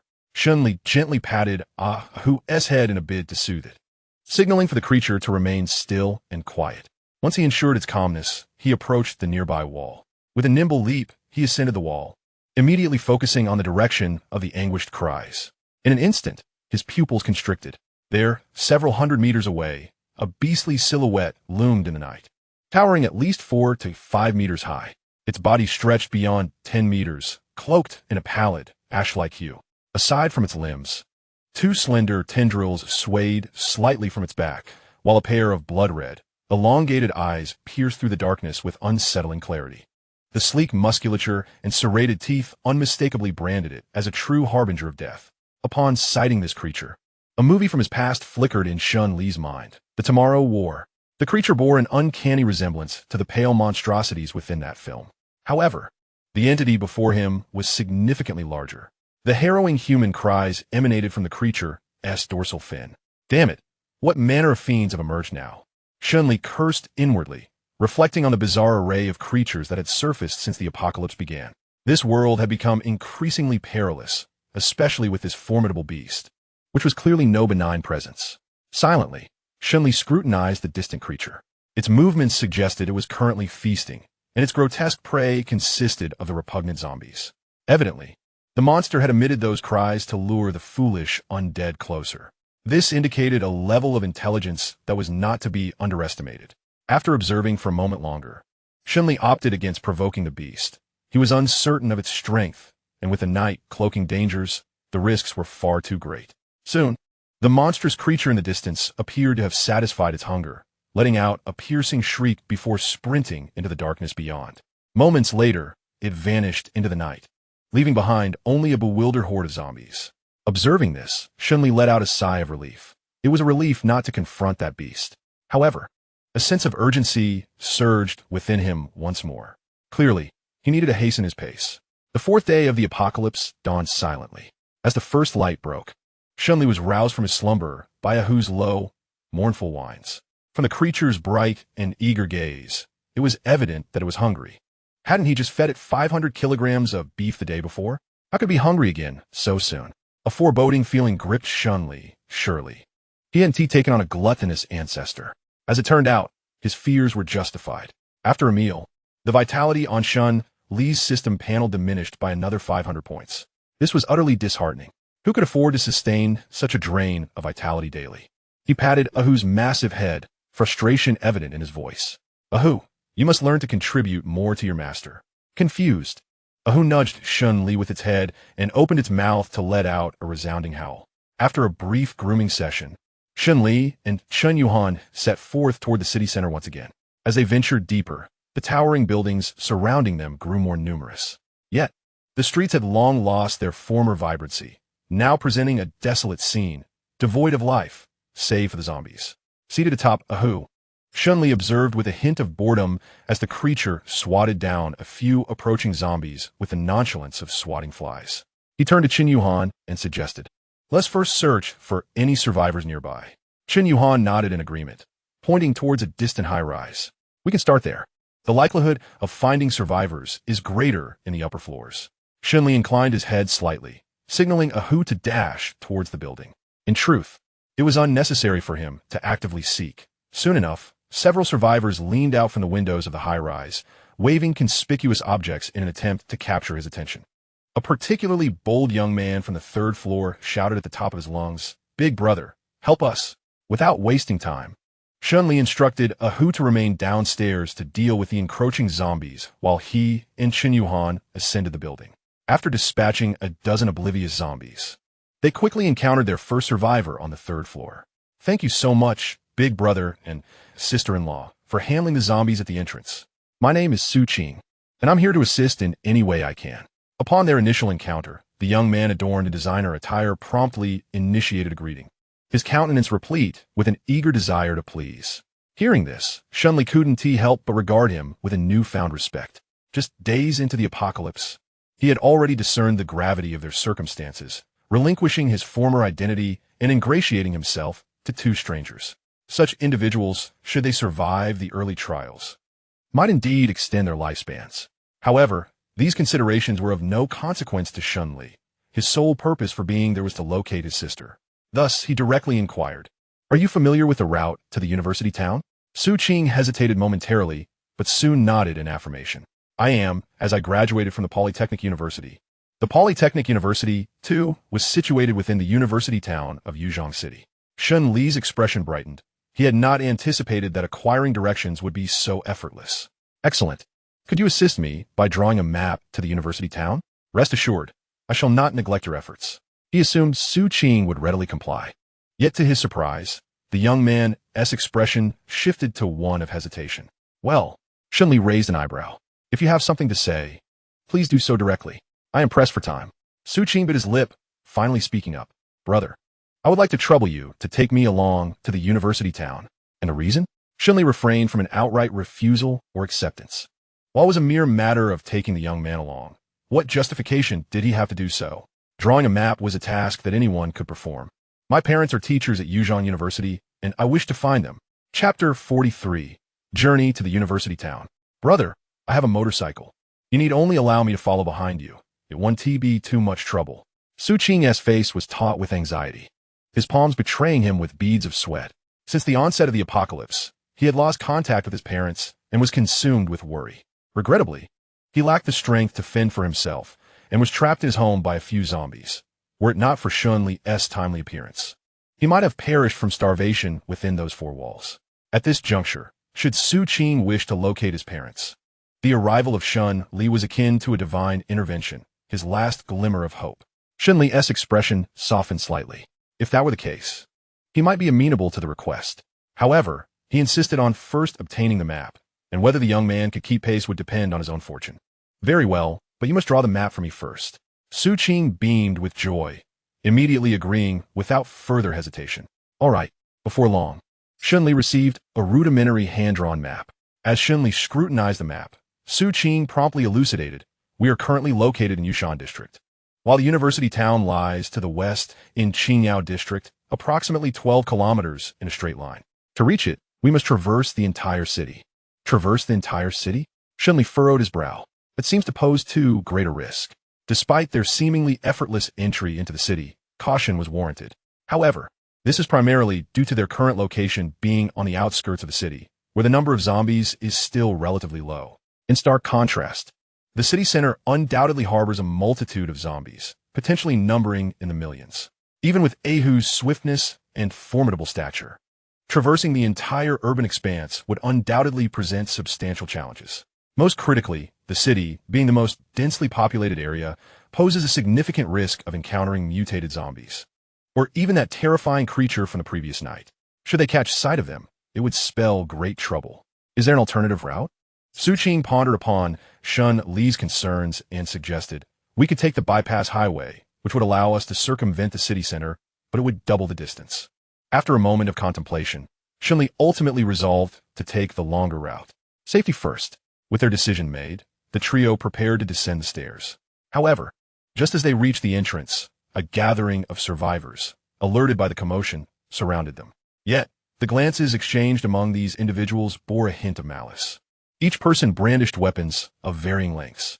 Hey, who are you? Is that tiger downstairs yours?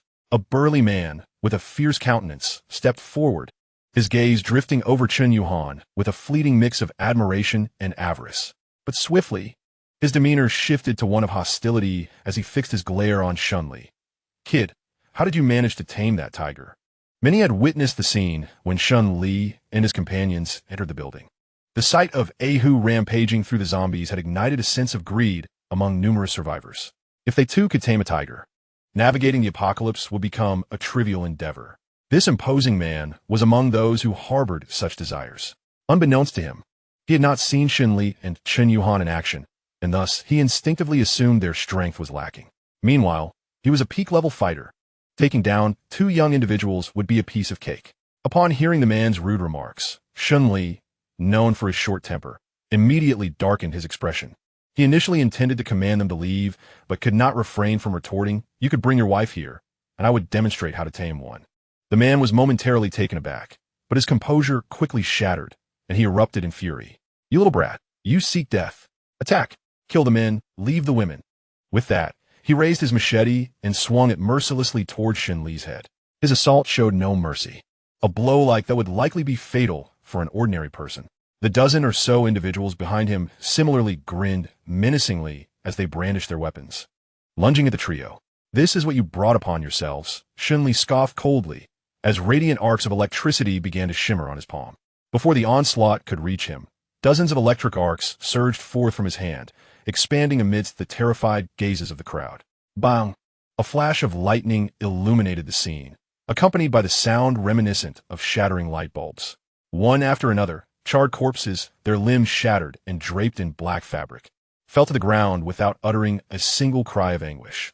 The dozen or so assailants were instantaneously reduced to desiccated remains by the searing bolts of electricity.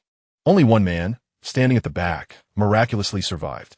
Upon witnessing the aftermath, terror gripped him, and he lost all composure. Without hesitation, he discarded his weapon, knelt down, and pleaded in a voice filled with dread, "Please, don't kill me. They forced my hand. I never intended to engage you. I am a good person.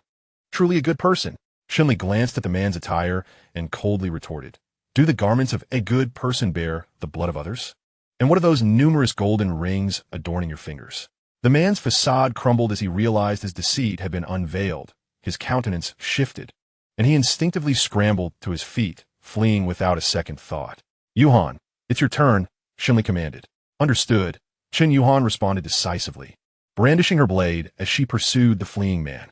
In just a few strides, she closed the distance, drawing her sword from its sheath and cleaving him in two. Shen Li nodded in satisfaction. Chen Yuhan had not disappointed him. In this apocalyptic world, possessing a soft heart was a perilous trait. This was precisely why he had urged Chen Yuhan to take action. Observing her ashen face, he recognized it was the disquiet of her first kill that troubled her. So he offered some consolation. Sparing him would only lead to the demise of more innocent lives in the future.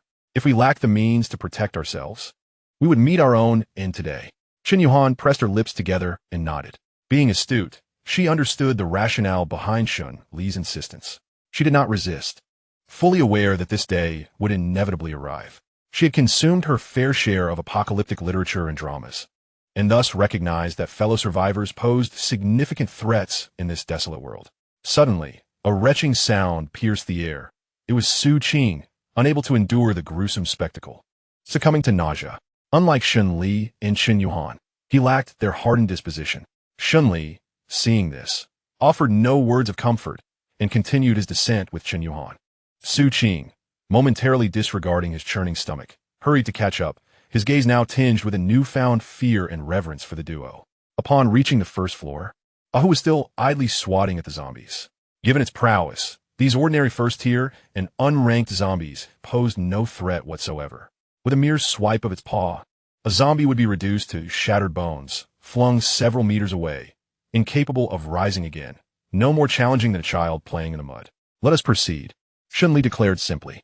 Shen Li effortlessly unleashed several arcs of electricity, obliterating the remaining dozen zombies, and subsequently embraced Chen Yuhan as they mounted the broad back of Ahu. Upon hearing this, Su Qing, not daring to delay, hastily mounted the motorcycle parked by the roadside, keeping pace with Ahu. Thus, the trio, aboard one tiger and one motorcycle, set forth once more towards Yuzhong University. Chapter 44. The Mutation of Little Yuanzi. Yuzhong University, Girls' Dormitory. Shen Wei awoke to find the world had collapsed around her. Her roommate, Wang Qi, had inexplicably vanished, taking with her all the supplies within their dormitory. Gazing at the desolate room, Shen Wei felt tears welling up in her eyes. A tumult of anger and worry surged within her. The close friend she had shared a year with had betrayed her, absconding with all the food. Even more outrageous was that the cat food she had painstakingly saved for little Yuanzi had been taken as well. This left her in a dire predicament. Fortunately, little Yuanzi had not been taken by that wretched woman. Meow. Upon seeing her owner awaken, little Yuanzi emerged from the corner of the room, leaping into Shen Wei's embrace and mewing pitifully. It seemed to implore, "Dear caretaker, I am hungry. Please feed me." Shen Wei felt a headache coming on, and at that moment, her own stomach began to grumble. To conserve supplies, she had barely eaten over the past 2 days, and now, awakening from slumber, she felt an intense hunger. After much contemplation, Shen Wei resolved to venture out in search of provisions. Though she firmly believed her brother would come to her aid, she understood that it would not be a swift arrival. Yuhang City and Yuzhong City were over 400 kilometers apart, with no food or drink in the dormitory. She could not afford to remain idle. She needed at least enough supplies to last several days. Having made up her mind, Shen Wei meticulously devised a plan. Aware of her own limitations, she dared not venture far, opting instead to explore the nearby dormitories for ideas. She decided to check room 702 first, given its proximity. She could swiftly retreat to safety if danger arose. Moreover, she recalled that a plump senior from that room had a penchant for hoarding snacks. With a clear target in mind, Shen Li exerted great effort to detach a steel pipe, roughly the length of her arm, from her bed, fashioning it as a weapon. Little Yuanzi, stay put and do not wander, understand? Armed with her makeshift weapon, Shen Li gathered her courage, gently stroking her cat before cautiously opening the dormitory door. The corridor was enveloped in silence, prompting a sigh of relief from Shen Li. Gripping her weapon tightly, she stepped gingerly out of the dormitory. To ensure a quick escape back to safety, she left the door ajar and stealthily made her way towards room 702. Placing her hand on the door, she tested the knob and felt a surge of joy when she discovered it was unlocked. With delicate movements, she pushed the door open and peered through the crack to glimpse the interior. Inside room 702, chaos reigned, with dark stains of blood smeared across the floor. Fortunately, there were no signs of zombies.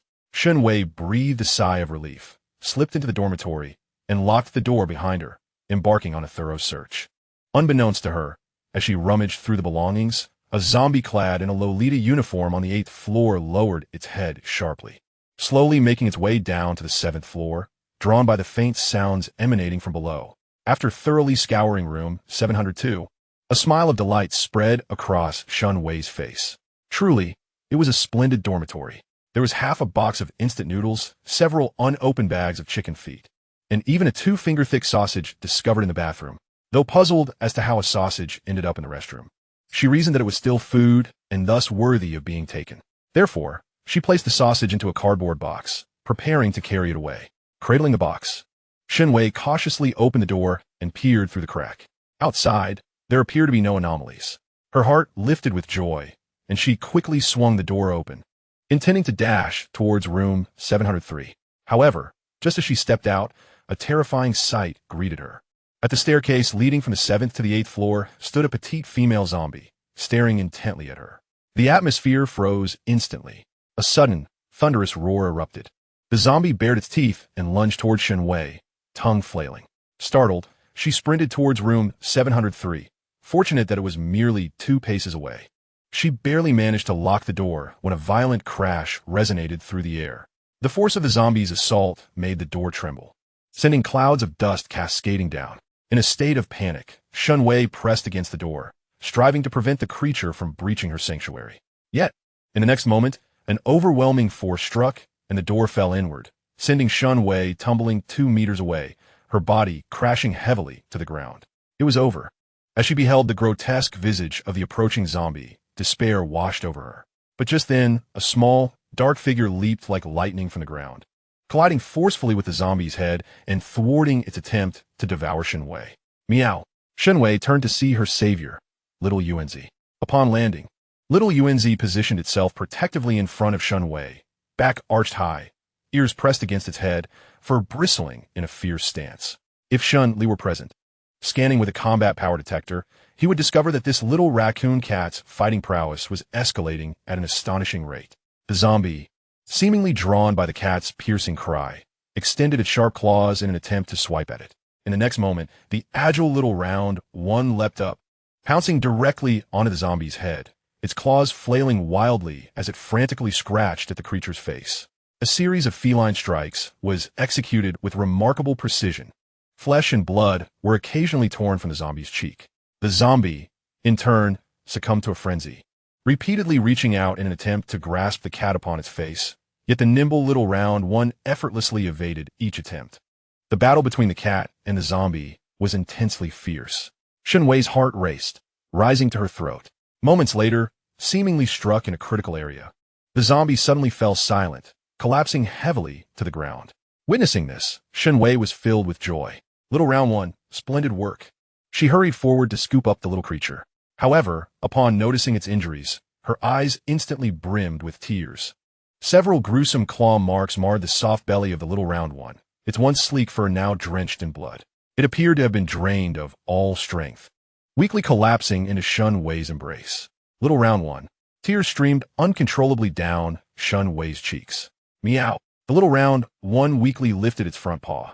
Shen Li, thinking it wished to touch her, quickly took its paw and placed it against her face. Little round one, thank you for saving me. Rest assured, your master will live on and will provide you with plenty of treats and toys.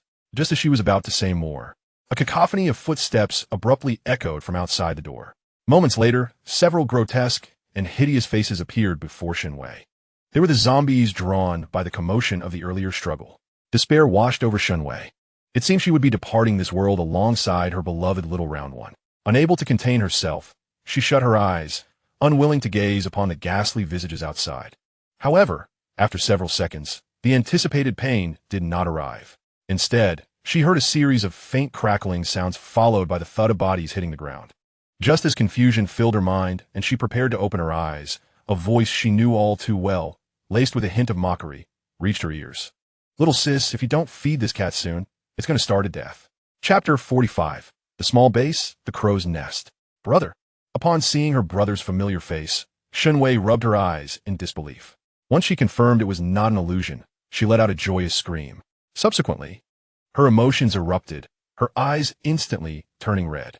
Tossing the little round one into the air, she dove into Shen Li's embrace as if returning home after a long journey.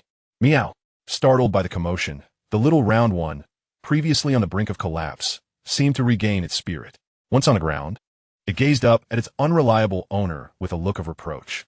It's all right, Xiao Wei. Everything is fine now. Shen Li gently patted his sister's shoulder, feeling a sense of relief wash over him. Fortunately, he arrived in time. Otherwise, Shen Li would have been in grave danger.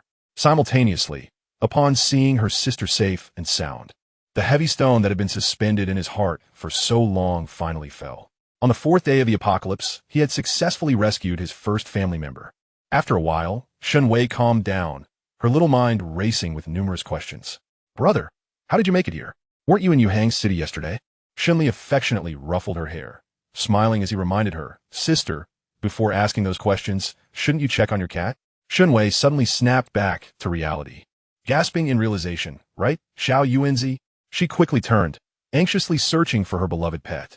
Upon spotting it lethargically lying on the ground, she rushed forward and scooped it up, exclaiming, Brother, please save Xiao Yuanzi. It seems like it's on the brink of death. Xiao Yuanzi replied weakly, I truly appreciate your concern. Shen Li merely glanced at it and discerned that Xiao Yuanzi was suffering from sudden mutation, insufficient food storage, and exhaustion from the recent battle. This situation could be remedied simply by replenishing its food.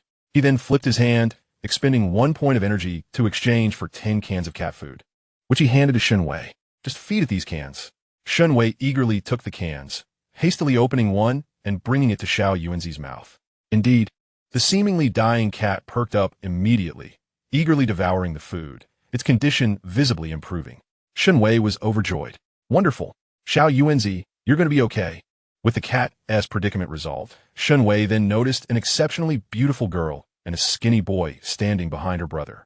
As their eyes met, the girl offered her a warm smile. Brother, who are they? Shen Li cleared his throat, pulling the somewhat shy Chen Yuhan into his embrace. This is your sister-in-law. Shen Wei's eyes widened in astonishment. Sister-in-law? Brother, you've finally come to your senses? Just as she finished speaking, she felt her tone was somewhat inappropriate and quickly corrected herself. Brother, you're dating someone? Shen Li gave her a playful thump on the head. What kind of talk is that? Can't your brother find love? Shen Li rubbed her head and then grinned at Chen Yuhan, saying, Hello, sister-in-law. You're truly beautiful. Hearing her compliment, Chen Yuhan's eyes lit up as she replied, Wei, you're adorable too. Subsequently, Shen Li mentioned Su Qing's background, to which Shen Li nodded in acknowledgement. Hello, senior. After exchanging greetings, Shen Li retrieved a pile of high-calorie food and energy crystals from his space and handed them to Shen Li. Sister, consume these crystals to enhance your strength. He planned to head directly to Qianzhou today, so it was essential to boost Shen Wei's abilities first. Shen Li naturally began to eagerly consume the crystal cores. Superpowers, who wouldn't he desire them? Observing Su Qing, whose face was filled with envy. Shen Li pondered for a moment before offering some food and crystal cores to Su Qing. In his current elated state, he was certainly not stingy with such trifles. Take these. I hope you can survive in the future. Su Qing, taken aback by the generosity, expressed heartfelt gratitude. Thank you, Brother Shen. Thank you. As for declining the offer, that was simply out of the question. The two then moved aside to digest the crystal cores, while Chen Yuhan vigilantly stood guard outside the door. Shen Li, unable to contain his excitement, immersed his consciousness into the system interface, and accessed the system mall. Upon opening the mall, he was gifted 2 lottery chances and a discount card, which he had yet to utilize. He planned to save the discount card for later, but intended to use the lottery chances immediately. He wondered what splendid items he might draw. Shen Li felt a flicker of anticipation. System, I wish to use a lottery chance. Beep. The lottery is in progress. Please wait. As the system's voice faded, an immense lottery wheel manifested in Shen Li's mind. A mere glance left him nearly drooling. Techniques, weapons, manuals, rare materials, even artifacts from advanced civilizations. Everything he could conceive was represented on the wheel. In fact, the majority were high-grade items he had never even heard of. May the ancestors bless me. Grant me a golden legend. As long as it's a good item, I'd be willing to traverse the cosmos, invincible in the universe. Little did he know, the system seemed to acknowledge his fervent prayer, as the needle, fine as a thread, began to spin slowly. Moments later, it settled in the area designated for technological products. Beep, congratulations to the host for obtaining a level 3 civilization product, a small base known as the Wuchao. Wuchao, small base, area, comprises a surface estate, occupying 10 acres, and an underground research base, occupying 30 acres. Defense configuration, constructed from integrated Z-type alloys, capable of withstanding attacks from biological entities below the second tier, Lord level. Equipped with a self-defense weapon system known as the Sky System, capable of eliminating entities below the second tier with a firepower strike range of 10 kilometers. Personnel configuration, a set of third-generation stellar intelligent AI, 100 security simulation robots, 30 research simulation robots, and 50 logistics simulation robots.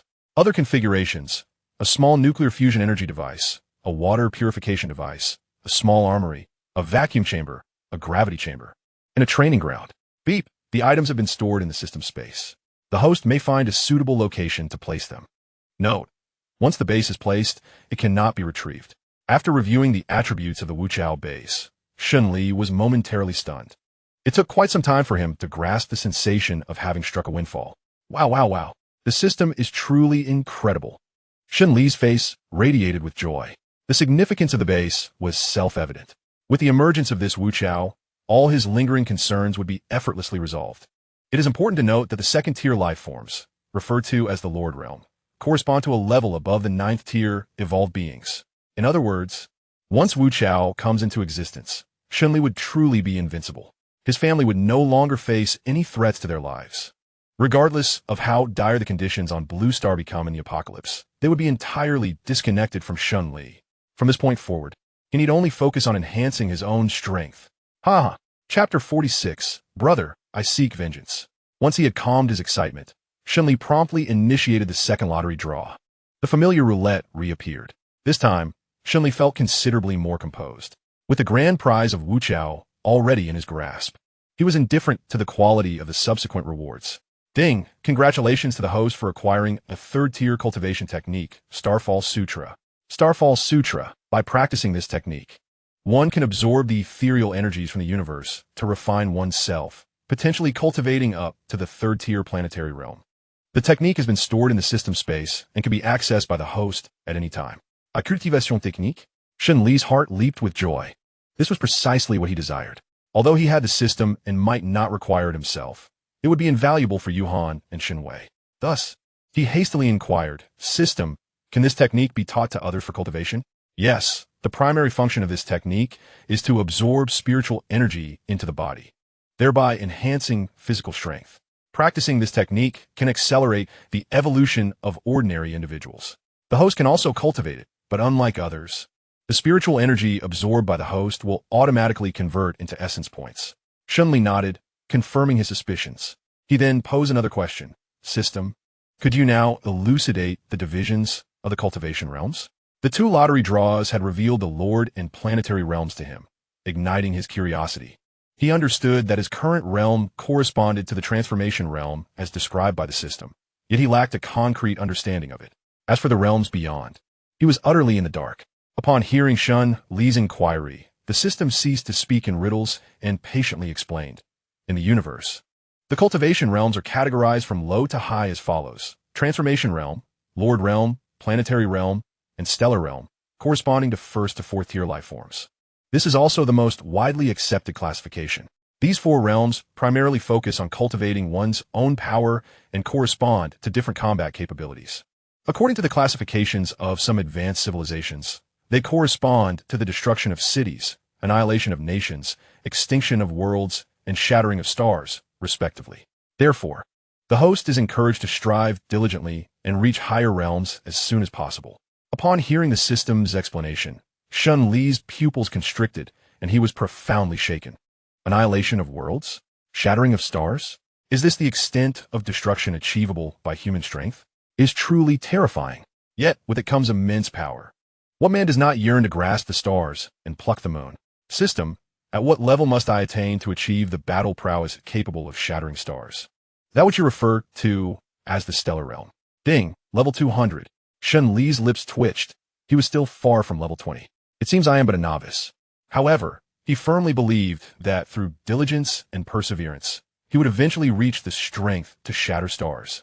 After closing the system interface, Shen Li turned his gaze towards Shen Wei and Su Qing, noticing that both had already attained the strength of level 1 evolvers.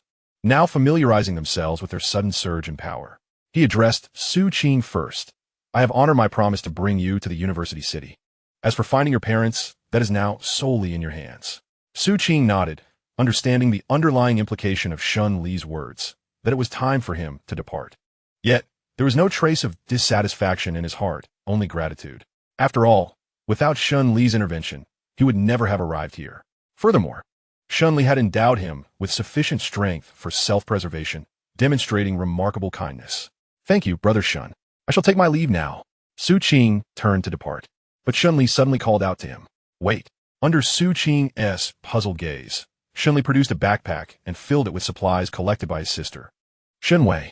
He then conjured a short alloy blade, complete with a sheath, and handed it over as well. Live well. Su Qing accepted the blade and backpack, his eyes momentarily glistening with emotion. He then spoke earnestly, Brother Shen, if I survive, this life of mine is yours. With that, he left without looking back. Once Su Qing had departed, Qin Yuhan teased, I never knew you had such a benevolent side. Shen Li chuckled and shook his head. Benevolent? I merely have a decent impression of Su Qing. Within my capabilities, I do not mind extending a helping hand. To me, it is merely a few hundred points of vitality. I can easily regain that by dispatching a few zombies. However, had he displeased me, I would have kicked him aside the moment we arrived at Yuzhong University. Shen Li acted solely according to his own principles. Good or evil, these matters were of no concern to him. Sister, do you have any further tasks to attend to? If not, we shall return directly to Qianzhou. Coming back to the present, Shen Li addressed Shen Wei. She quickly nodded, her fists clenched tightly. Brother, I seek vengeance. The mere thought of her friend Wang Qi, leisurely hoarding her supplies, ignited a fierce flame of anger within her. The act of pilfering supplies by the other party undoubtedly pushed her into the abyss, showing a complete disregard for her survival. How could Shen Wei possibly contain her anger? Upon witnessing the fury in her sister's eyes, Shen Li inquired about the situation hastily. Moments later, his expression darkened considerably. Damn it, because of that wretched woman, I nearly lost my sister. Very well, dear sister, I shall accompany you to exact revenge. With her brother's support, Shen Wei nodded with delight. I know where she is. She must have sought refuge with Li Ting at dormitory 307. Initially, Wang Qi believed that by bringing supplies to seek refuge, she would receive a warm welcome from Li Ting. However, the reality was far from her expectations. What greeted her was Li Ting's ravenous gaze, akin to that of a famished wolf. Food. It is food. Hurry, give it to me. Upon seeing the provisions in Wang Qi's hands, Li Ting immediately lunged at her in a frenzy. Wang Qi attempted to resist, but a slap sent her crashing to the ground. She could only watch in horror as the emaciated Li Ting devoured the food she had brought with a monstrous fervor. In that instant, she recognized the grim truth. She had been deceived. What filled her with even greater dread was the sight of several mangled corpses lying in the corner of dormitory 307, with faint traces of human bite marks visible upon them. The faces of these corpses sent a chill of terror through Wang Qi, for they belonged to Li Ting's roommates and those who had previously sought her refuge. Faced with this horrifying scene, a terrifying thought flickered through Wang Qi's mind. Li Ting had resorted to cannibalism. Wang Qi's countenance turned ashen, filled with immense regret for not heeding Shen Wei's advice. The sound of Li Ting ravenously chewing continued to echo, causing Wang Qi's heart to race into her throat.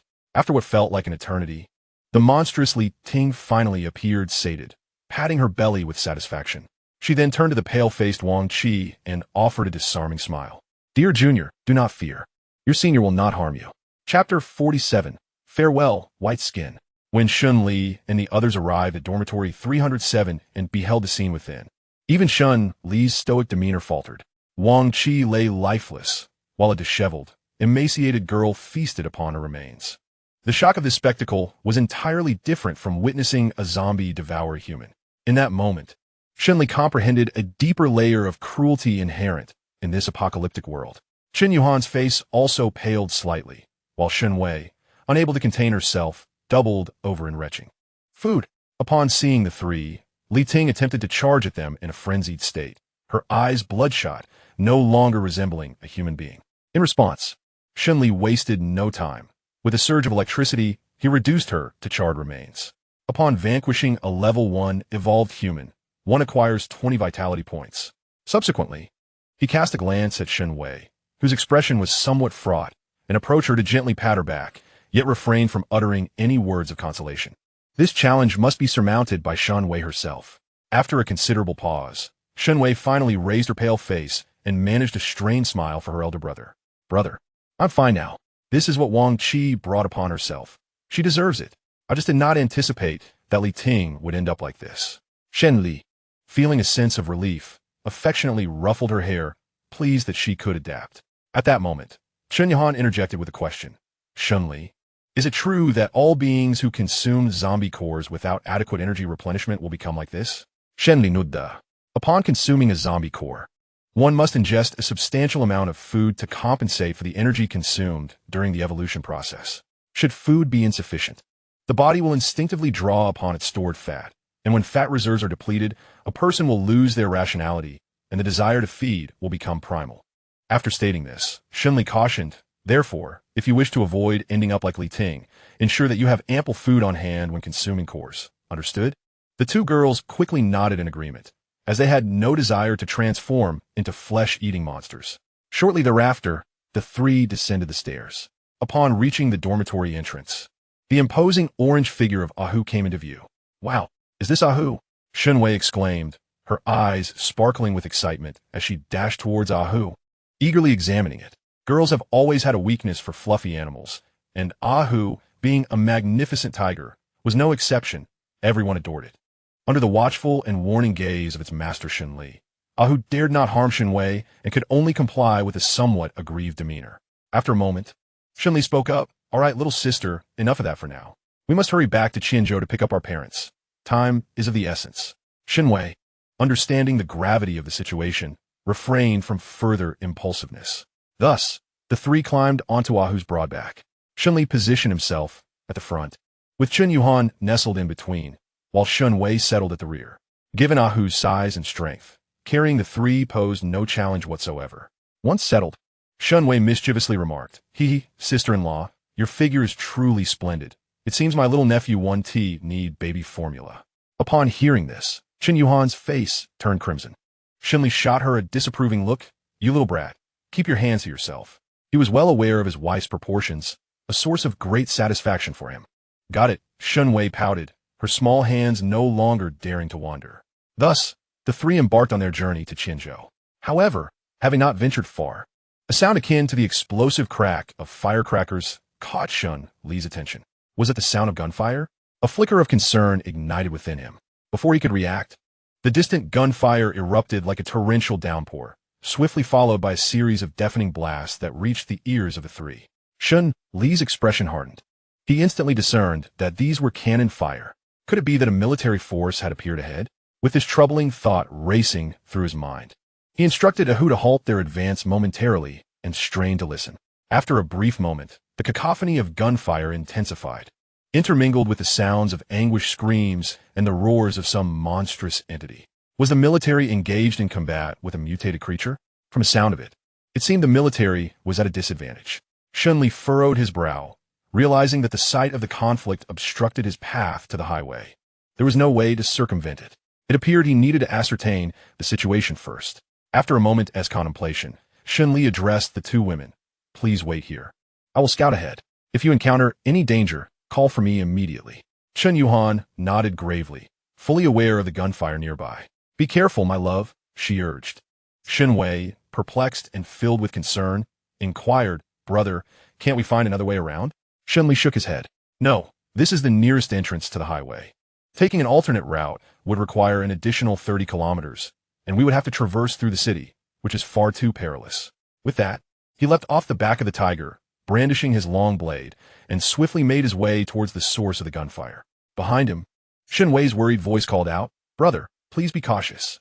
The gunfire grew increasingly jarring, and as Shen Li advanced, he noticed a discernible decrease in the intensity of the sounds. It appeared that the military was indeed facing a formidable adversary. Monsterrampage. He arrived at the second floor of a commercial building, where his view expanded considerably. Simultaneously, the battlefield unfolded before his eyes several hundred meters away. Before him, a creature towering nearly 5 meters, with robust hind legs and elongated forelimbs, rampaged through the ruins of buildings, its body a ghastly shade of gray. Amidst the debris, hundreds of soldiers clad in military attire, armed with firearms, scattered and took cover, engaging in crossfire against the monstrosity. Could this be the very creature I observed last night? Shen Li's heart raced as he recognized the pale beast, and he focused intently on the unfolding scene. It appeared that the military had been completely outmatched. The creature moved with astonishing speed, darting like a specter. Each bite and swipe of its claws unleashed a spray of crimson mist. The ground was littered with the shattered remains of countless bodies. As the bullets fired from the firearms struck the creature, they proved utterly ineffective, merely ricocheting off its resilient hide. Moreover, this beast exhibited a cunning intelligence, seemingly aware that the projectiles launched by humans could inflict harm, thus maintaining a swift pace that rendered the bullets nearly impossible to track. What a sly creature! Shen Li felt a surge of astonishment within, instinctively fixing his gaze upon the monster. Dark Ripper, level 5, evolved being. Overall combat power exceeds limits, unable to scan. Level 5, Shen Li inalat sharply. Fortunately, he had refrained from acting rashly the previous day. The creature's power was likely far superior to his own. He continued to observe the unfolding chaos on the battlefield. The monster rampaged through the crowd, mercilessly slaughtering all soldiers it targeted, with casualties inevitable. Blood blossoms erupted sporadically. Witnessing this scene, Shen Li's fists clenched involuntarily. The creature's victims were his compatriots, warriors of Wagwa whom he had idolized in his youth. He felt compelled to take action. Chapter 48. Creatures of the Underworld? He could not stand idly by while the monster decimated these brave fighters. Resolute in his decision, Shen Li pressed forward towards the heart of the battlefield. Halting merely 100 meters from the beast, a soldier, concealed nearby and firing, was the first to notice him. Without a moment to ponder how a civilian had appeared, the soldier urgently shouted, Comrade, flee. It's dangerous here. Ignoring the warning, Shen Li's focus remained unwaveringly on the monster. As he drew closer, he grasped the true terror embodied by the creature known as the Dark Ripper. Its muscles were like forged iron. A mere collision could topple a small building, and its serrated teeth could effortlessly shred steel. The long tendrils protruding from its back could easily hurl a car aside. With remarkable speed, immense strength, and a plethora of attack methods, it was truly a machine of slaughter. Unable to discern any weaknesses, Shen Li concentrated on the monster's hind legs, the source of its terrifying velocity, reliant on those powerful limbs. If he could incapacitate its speed, the military's artillery could strike true, ensuring the creature would either perish or be gravely wounded. Thus, he tightened his grip on the long blade, preparing to channel his strength. Meanwhile, Li Wei, witnessing the civilian's stubbornness in refusing to leave, felt a surge of frustration and, with reddened eyes, continued firing at the beast. Yet, even as he expended the last of his ammunition, the creature remained unscathed.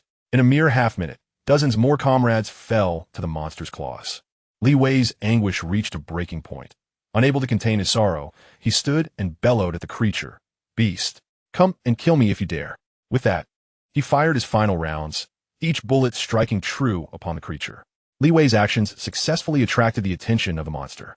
It let out a piercing shriek and charged towards him like a tank, the cruelty in its scarlet eyes magnifying in Li Wei's gaze. Just as he was on the verge of sacrifice, a flash of blade light erupted nearby, striking fiercely at one of the monster's hind legs. The sound of flesh being sliced was accompanied by the sickening crack of shattered bones, and a torrent of blue blood sprayed into the air. This scene left all witnesses momentarily dumbfounded, their eyes reflecting a collective astonishment as they beheld Shen Li, who descended like a deity. However, the victorious Shen Li showed no sign of halting. He withdrew his long knife, intent on severing the monster's hind leg completely. Although his previous strike had penetrated its flesh, it had been thwarted by bone, leaving his task unfinished.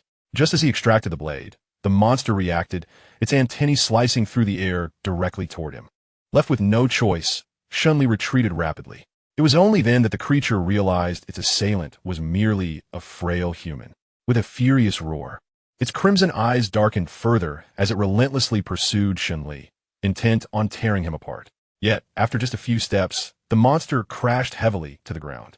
With one hind leg incapacitated, it lost its ghastly speed, struggling even to maintain balance. Observing this, Shen Li did not advance, but rather withdrew to a safe distance, well aware that the ensuing battle no longer required his intervention. Indeed, scarcely had he retreated 30 meters when a thunderous shout rang out. "Beware of the artillery."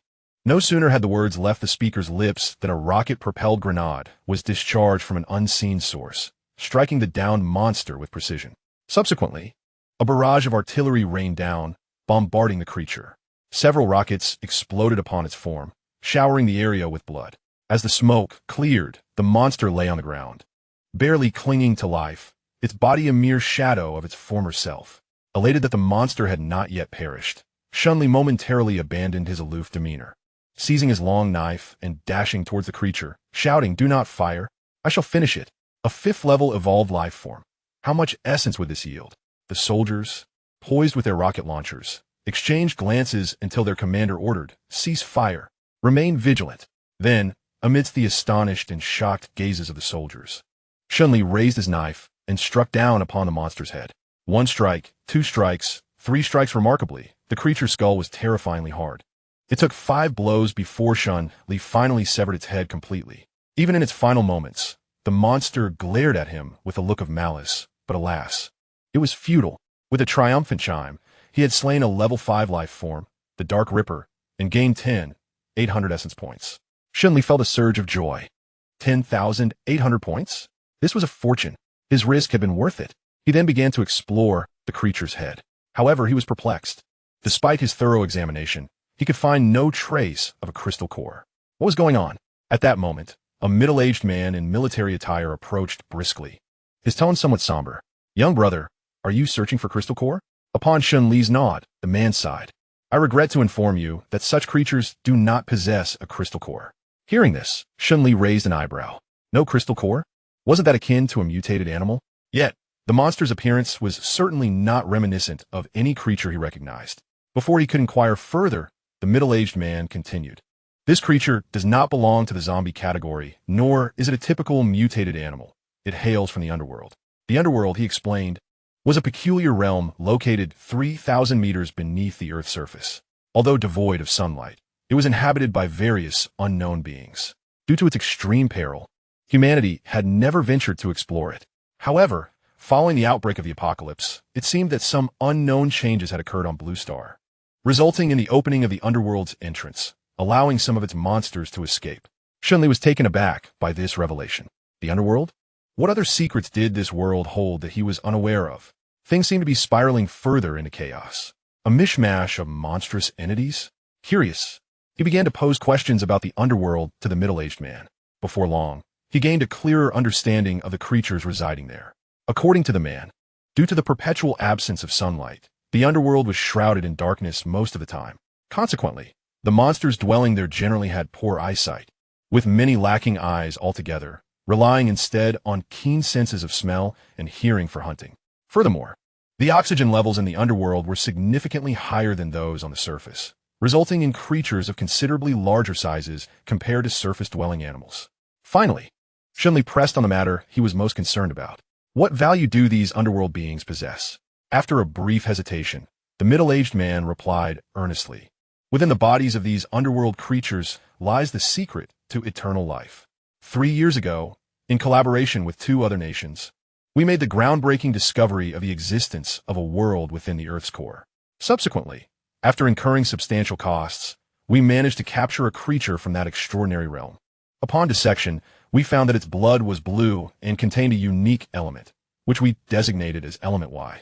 This element has the remarkable ability to enhance cellular activity, accelerate metabolism, and significantly prolong cellular lifespan. This discovery suggests that, should we master this energy, we could dramatically extend human longevity.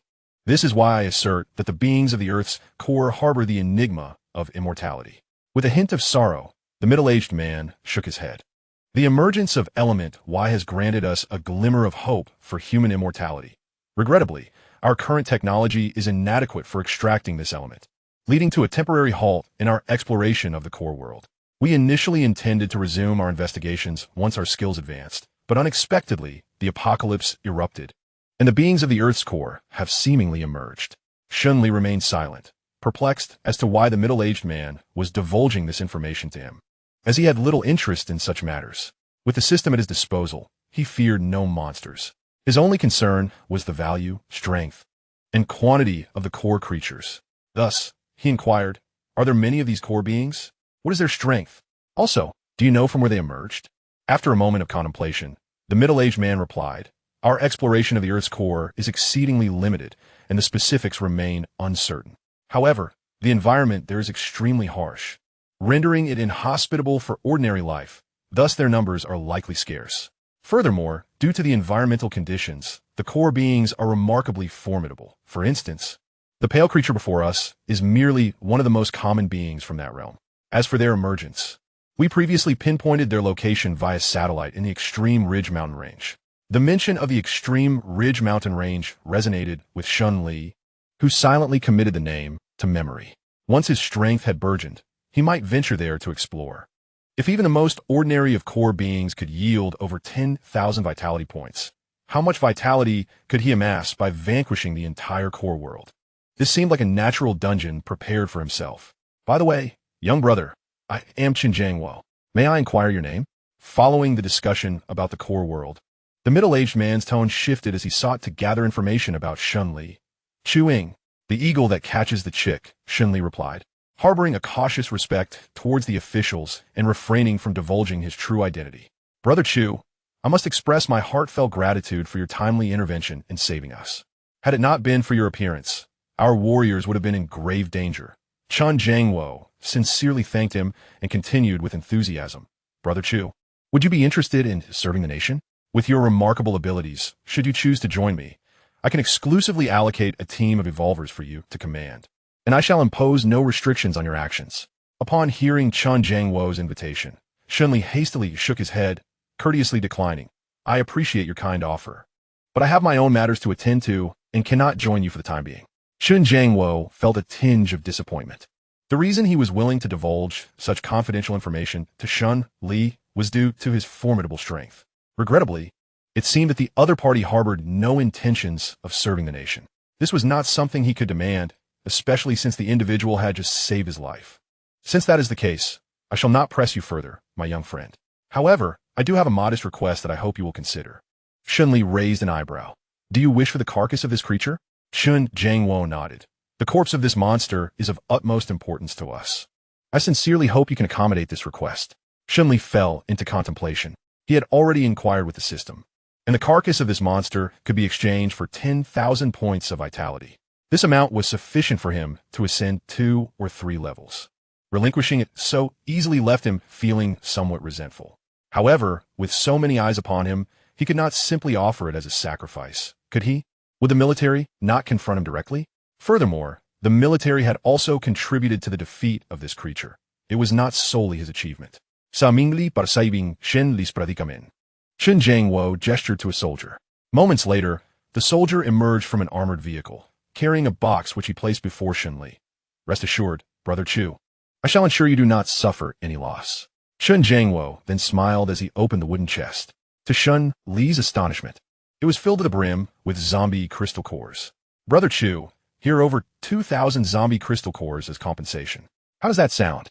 Shen Li's eyes brightened, a smile gracing his face. Commander Chen, you are too generous. Over 2,000 crystal cores? even if only a fifth of them are first-tier cores. They would surpass the value of the monster's carcass. This is a tremendous gain. Simultaneously, he felt a pang of envy for the military's wealth. He estimated that the number of crystal cores in Chen Jiangwo's possession must be in the tens of thousands. For it was unlikely he would be so generous with such a valuable resource otherwise. In truth, Shen Li's assumptions were not unfounded. The military, equipped with firearms and various ranged weapons, lacked no ordinary zombie crystal cores.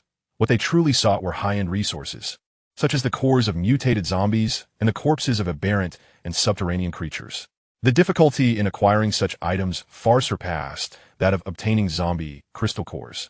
After the transaction was completed, just as Shen Li was preparing to depart, two excited voices suddenly rang out from a short distance away. "Husband, brother, we are here." It was revealed that Chen Yuhan and Shen Wei, after hearing gunfire for an extended period without Shen Li's return, rode over on Ahu. However, they were halted by the soldiers stationed at the perimeter. Ahu's formidable size nearly incited a commotion.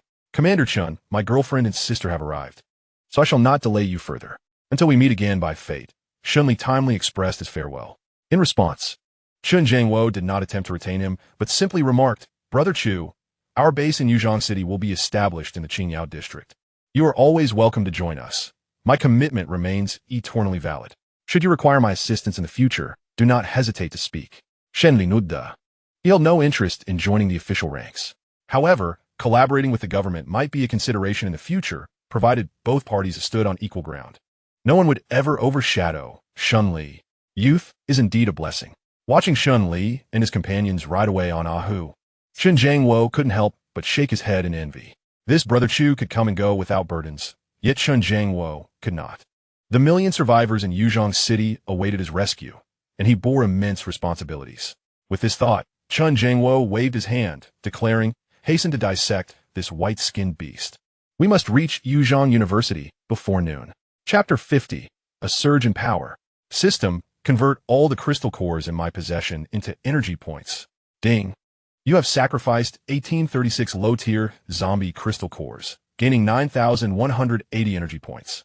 Ding. You have sacrificed 314 first-tier crystal cores, gaining 3,140 energy points. Current energy points balance, 25020. Upon entering the expressway, Shen Li eagerly offered the crystal cores for sacrifice. His energy points balance reached an unprecedented height, 25,000 points.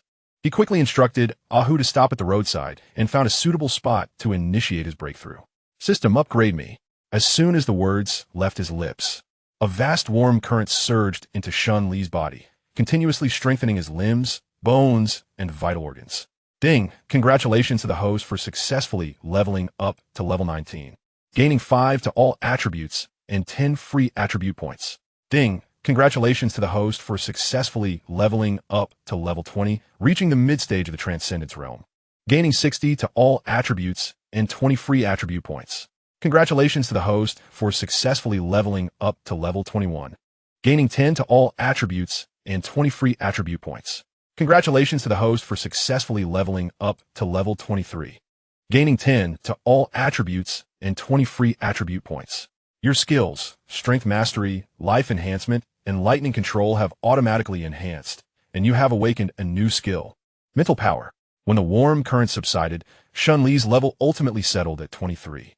He had ascended 5 levels in one go. His attributes had undergone a dramatic transformation. Host, Shen Li, level 23. Experience points, 8,000. Realm, Midstage Transcendence, First Tier Life Form. Strength, 159, 254. Constitution, 115, 210. Intelligence, 100, 195. Spirit, 85, 180. Comprehensive Combat Power, 7, 801, 200. Current unallocated attribute points, 90. Current stored vital energy, 20. Skills, Basic Sword Technique, Mastery. Basic Fist Technique, Mastery. Awakened Attribute Skills, Strength Control LV4, Life Enhancement LV3, Lightning Control LV3, Mental Power LV3. Items available for use. 10 discount card X1. With a clenched fist, Shen Li reveled in the exhilarating sensation of his newfound strength. This enhancement was nothing short of remarkable. His 4 primary attributes had nearly doubled, and his combat prowess had surged past the threshold of 1,000. More significantly, Shen Li had awakened a new skill, mental power. He soon grasped the profound utility of this ability, which allowed him to perceive his surroundings as if through a divine lens, transmitting information directly to his mind. It bore a resemblance to the spiritual awareness often depicted in cultivation novels, yet mental power was even more enigmatic. For instance, it could alert him to impending dangers and enable him to manipulate objects for offensive purposes, among other applications. However, Shen Li's mental power was still in its nascent stage, allowing him to barely extend his awareness to a radius of 50 meters.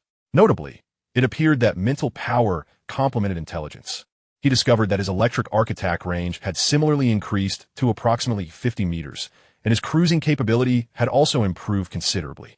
After assessing the changes in his abilities, asupla smila grasa Shen Li's leaps. At present, he mused, he should be able to defeat that level 5 white skin in a head-on confrontation. He estimated its combat strength to be around 1,000. Now he possessed the capability to eliminate it single-handedly. Nevertheless, to be prudent, he decided to conserve some vital energy to exchange for a more advanced combat power detector. Upon glancing at the price of the basic combat power detector, 270,000, he recalled that this figure had once seemed distant. Yet now, he realized that with a bit of effort, he could amass the necessary fund within a day or two. Subsequently, Shen Li contemplated his next move, allocating all 90 of his free attribute points to strength. As his power grew, he began to develop a preliminary understanding of the system's attribute allocation growth paths. Although the system had informed him that each attribute contributed to a distinct growth trajectory, Shen Li surmised that strength and intelligence were more inclined towards offensive capabilities, while constitution and spirit emphasized endurance, resilience, and supportive roles, each possessing its own advantages. As a formidable man, despite his desire for everything, he understands that focusing his efforts on a single attribute is currently the most effective way to enhance his strength. The skills he has mastered, be it fundamental sword techniques or boxing, clearly indicate that augmenting his power yields the greatest benefits. Ding! Attribute point allocation successful. Strength, 254,344. Combat power, 12001330. Feeling the surge of power within him, Shen Li suddenly experienced an itch in his hands. His gaze shifted to Ahu, who was grooming himself nearby. Upon noticing his master's gaze, Ahu looked puzzled, but nonetheless playfully stuck out his tongue in a show of camaraderie. Observing this, Shen Li dismissed his initial impulse. After all, Ahu's size made him an unsuitable target. Instead, he surveyed his surroundings and fixed his attention on a nearby abandoned truck.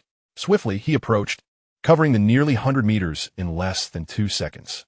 Reaching the front of the truck, he placed one hand upon its frame and began to exert force. To his astonishment, this incredibly heavy vehicle began to move, accelerating as though it had come to life. Should anyone else have witnessed this spectacle, their eyes would surely have widened in disbelief. Could a mere human truly propel a 100-ton truck? Yet, Shen Li felt a twinge of dissatisfaction, sensing that he had barely exerted himself. Resolving to test his limits further, he positioned one hand beneath the truck as chassis and lifted its front end. This time, he finally felt the weight, albeit just a fraction of it.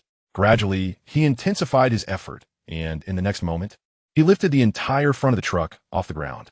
Satisfied, Shen Li nodded in approval. He estimated that his current single-arm strength ranged between 45 to 50 tons. Approximately 100,000 gene, an extraordinary feat. Such immense power made the 150-pound alloy sword he wielded feel almost weightless. Nevertheless, he had no intention of switching weapons at this moment. He planned to save money for a superior one, a weapon worthy of being classified as a true Tier 1 artifact. The standard alloy weapons no longer sufficed for his needs. Ultimately, it was a matter of vitality. He lamented the dwindling essence points. With over 20,000 points now reduced to a mere 20. It was insufficient even for purchasing food for Ahu. Clearly, he needed to return to Qinzhou swiftly to release Wu Chao. Once Wu Chao emerged, he could unleash his full potential. With this thought in mind, Shen Li called back the 2 women who were engaged in combating zombies in the distance. "Brother, I just took down 3 zombies," Shen Wei exclaimed excitedly, eager to showcase her achievements, her expression begging for praise. Shen Li, ever the supportive older brother, readily gave a thumbs up. "My little Wei is truly impressive." Upon hearing her brother's praise, Shen Wei's eyes instantly curved into crescent moons. "Hee hee. It is actually sister-in-law who is remarkable," Slaying zombies is as effortless as slicing vegetables. Chen Yuhan also chimed in, Xiao Wei, you are quite impressive as well. When I first faced a zombie, I fared far worse than you. The two young women exchanged compliments, clearly having forged a strong bond after their brief acquaintance. Much to Shen Li's delight. However, they had pressing matters at hand. All right, let us make haste to Qianzhou City and aim to reunite with Mom and Dad before sunset. Okay, they echoed. Chapter 51. Family reunion in a quaint two-story building located in Yangdu County, Qianzhou City. A middle-aged woman sighed with a face full of concern. I wonder how Xiao Li and Xiao Wei are faring at this moment. Hearing his wife's words, Shen Nan, who sat in a chair with a troubled expression, took a drag from his crumpled cigarette and reassured her, the children have always been clever and sensible.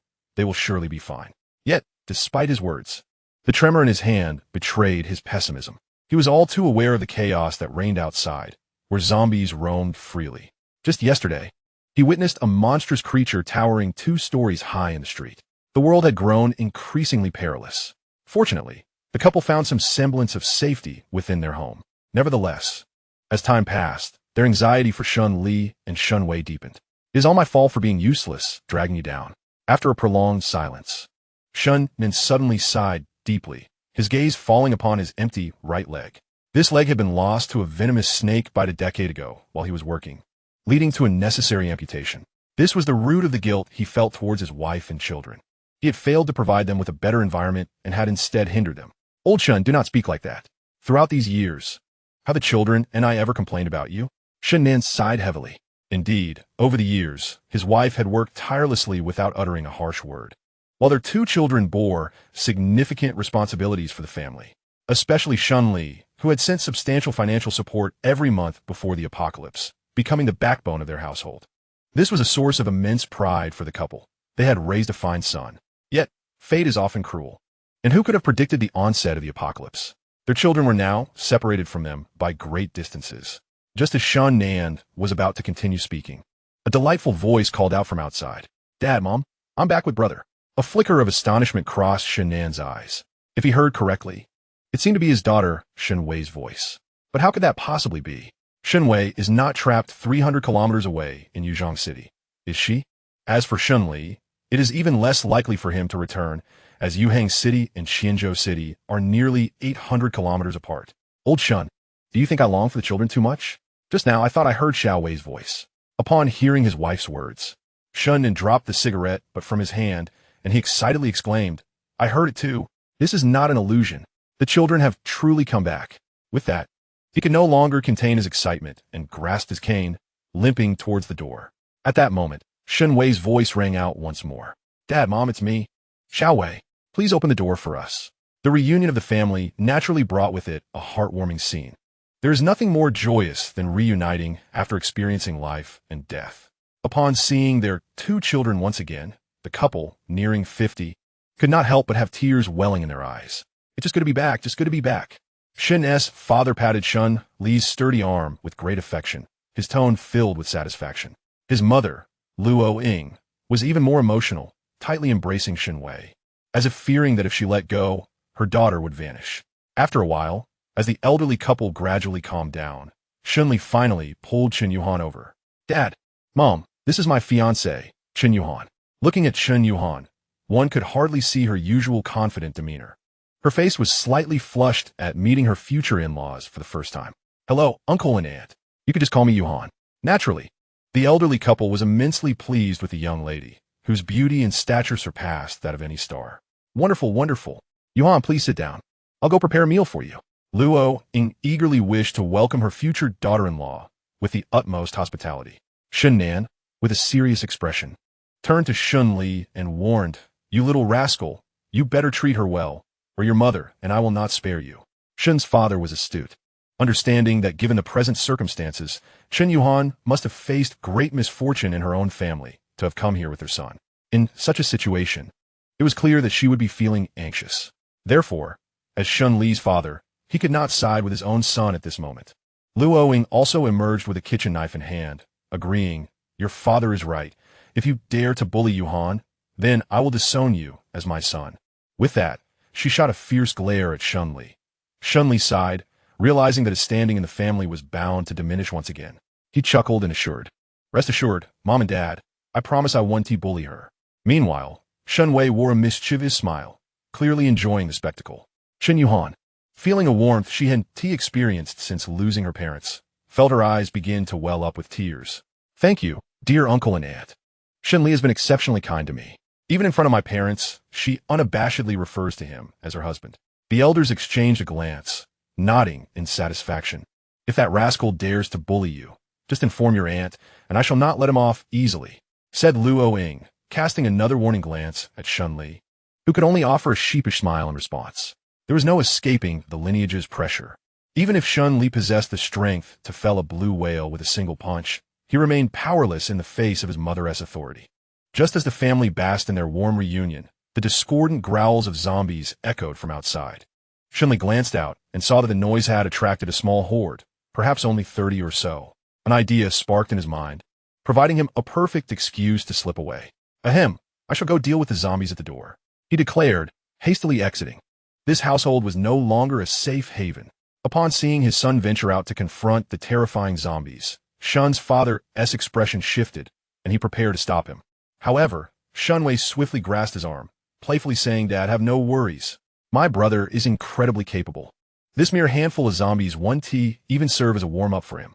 Shen's father was momentarily taken aback, realizing that his concern had led to confusion. Since Shen Li had managed to return from 800 miles away with his girlfriend and had even picked up Shen Wei along the way, it was clear he possessed extraordinary abilities, perhaps even surpassing those evolved beings he had seen on his phone. Having reunited with his family, Shen Li felt elated. Even the zombies gathering at the door appeared less repulsive to him. Yet, they still deserved their demise. Unfortunately, he lacked ordinary crystal cores to enhance his parent's strength. So he intended to make use of these zombies instead. As he emerged, Ahu, who had been waiting at the door for quite some time, hurried over. It was evident from its expression that the creature was hungry again. Such an insatiable appetite. Shen Li chuckled, despite the twitch of his lips. He exchanged his dwindling life energy for beef to feed Ahu. After all, it was thanks to Ahu that he had returned so smoothly from Yuhang City to Qianzhou. He would not begrudge this small sacrifice of energy. Roar! At that moment, the zombies, upon seeing Shen Li, could no longer contain themselves and lunged recklessly toward him. Naturally, Shen Li welcomed the opportunity to acquire the life energy they offered. With a crackle, arcs of electricity surged forth, and soon there lay dozens of charred corpses outside the door. Notification: killed 16 level 1 zombies. Gained 228 points of life energy. Killed nameless zombies. As time passed, Shen Li observed that these zombies were also growing stronger. The most apparent change was the significant increase in the proportion of level 1 zombies. Moreover, the first level zombies, which were originally worth merely 10 points of vitality, have begun to appreciate in value, with some even reaching over 20 points. He speculated that, at this rate, it would not be long before second-level zombies emerged, perhaps within 2 days. This development bodes well for him, as it signifies an accelerating accumulation of vitality points. Ultimately, he would still rely predominantly on these zombies for his vitality point supply. Although mutated creatures, zombie variants, and subterranean monsters boast higher worth, their scarcity renders them impractical as a sustainable resource for long-term growth. "Oh, stay home while I venture out," Shen Li instructed before swiftly making his way toward the village entrance. The moment had arrived. The long-anticipated Wuchao base was about to be established. This would serve as a bastion for a comfortable future for him and his family. The chosen location was indeed at the village entrance. His hometown, known as Laoshi Village, is surrounded by mountains on 3 sides, with only one road leading in. By situating the Wuchao base at this entrance, he could effectively encircle the entire Laoshi village, transforming it into his personal sanctuary. From then on, whether in agriculture or livestock, he could achieve self-sufficiency without continually expending his vitality points for exchanges. In the future, he could even shelter some survivors to bolster his strength. Furthermore, the entrance of Laoshi village connects to both national and provincial roads, providing ample space to attract zombies, ensuring a continuous supply of vitality points and zombie cores. This strategy yields multiple advantages. Of course, Shen Li had considered the possibility of establishing the base in a city or county. Urban and county populations are denser, making it easier to draw zombies. However, after careful deliberation, he ultimately opted for the rural setting. Firstly, the abundance of resources in the countryside favors long-term development. Secondly, the rural area's remoteness allows him to maintain control over encounters with zombies. He can engage them at will, and when he chooses not to, the monsters are unlikely to approach him. This factor is crucial. Shen Li has no desire to be perpetually embroiled in battles with zombies. Thus, selecting the countryside as a base presents more advantages than disadvantages for him. The village entrance is less than a kilometer from Shen Li's small house, allowing him to reach it in under half a minute. As he surveyed the terrain at the village entrance, a satisfied nod escaped him. Behind him lay the sole entry into the village, while in front stretched vast plains and fields, the overall topography resembling a gourd shape. This geographical feature is indeed ideal for establishing a base. System, deploy the Wuchao base. Beep, initiating deployment. As the system prompt resonated, Shen Li felt the ground tremble violently beneath him, as if a prehistoric behemoth were about to emerge from the earth. Within a radius of several hundred meters, the earth has cracked and trees have collapsed. Following this, a grand edifice enveloped in a transparent dome, sprawling over thousands of square meters, gradually comes into view. Surrounding the structure is a 3-meter-high city wall with a magnificent manor at its center, accompanied by 2 3-story buildings. Both the wall and the architecture radiate a strikingly sci-fi silver hue, making it evident that this is no product of this planet. Following the system's prompt, Shen Li arrives at the entrance of the alloy gate of the base. A warm female voice immediately resonates. Beep, identity verification successful. Esteemed master, welcome home. As the words echo, the heavy, interlocking metallic doors slowly part, revealing a long metallic corridor behind them. In the center of the corridor, a little girl, approximately 1 meter tall and clad in a blue dress, approaches Shen Li, her hands clasped behind her back, bouncing with joy.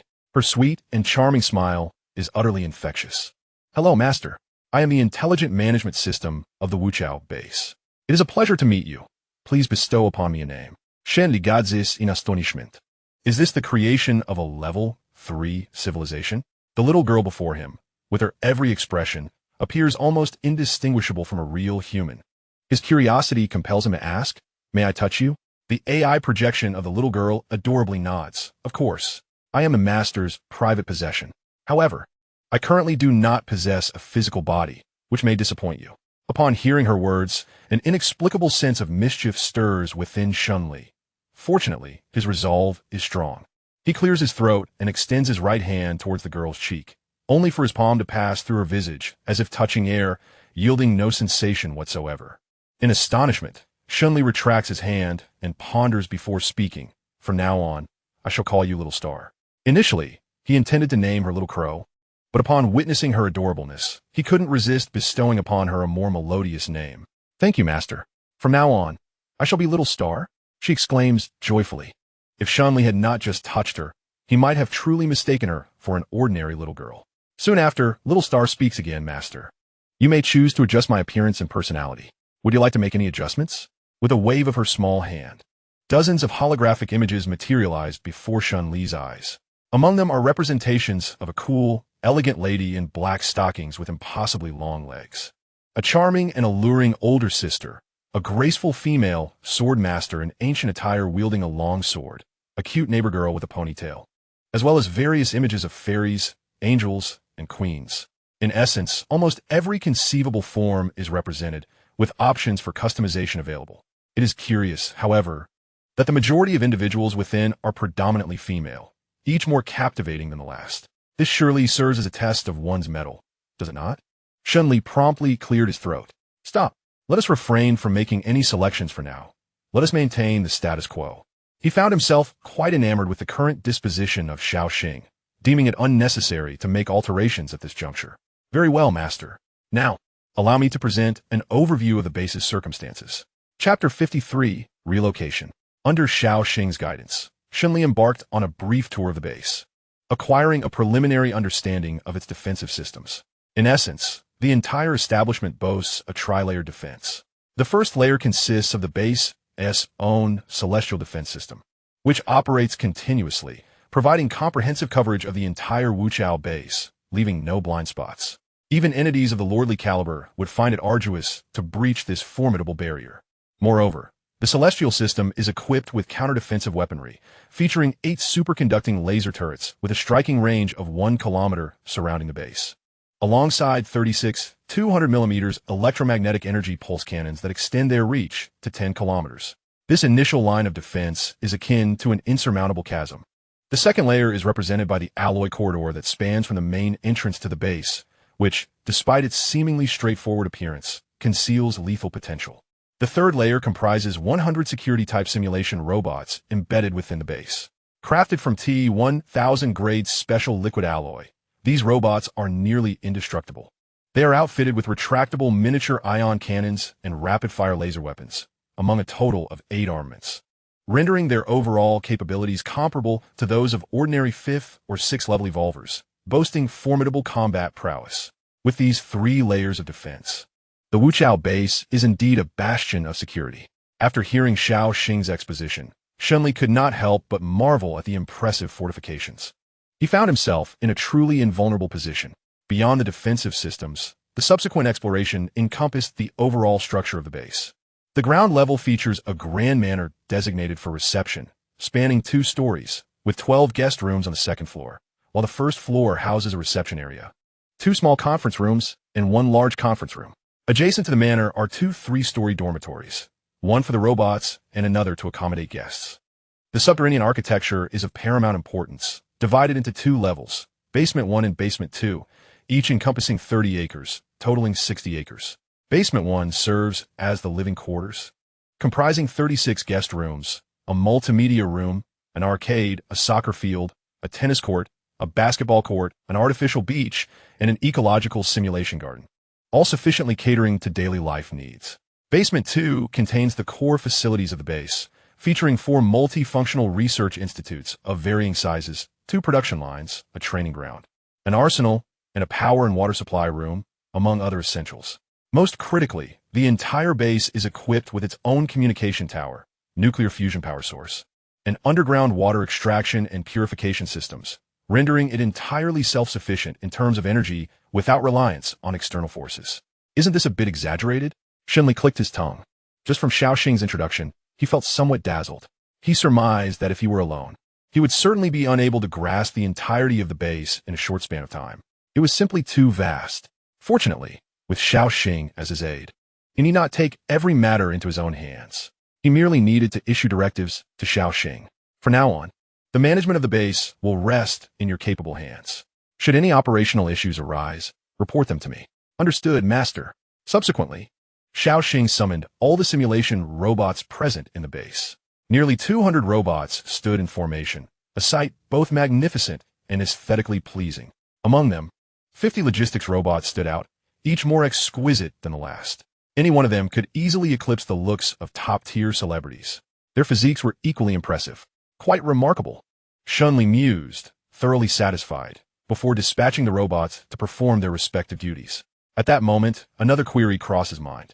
Xiao Xing, can these robots leave the base? Unfortunately, no. The robots can only operate within a 1-kilometer radius of the base. Shen Li nodded.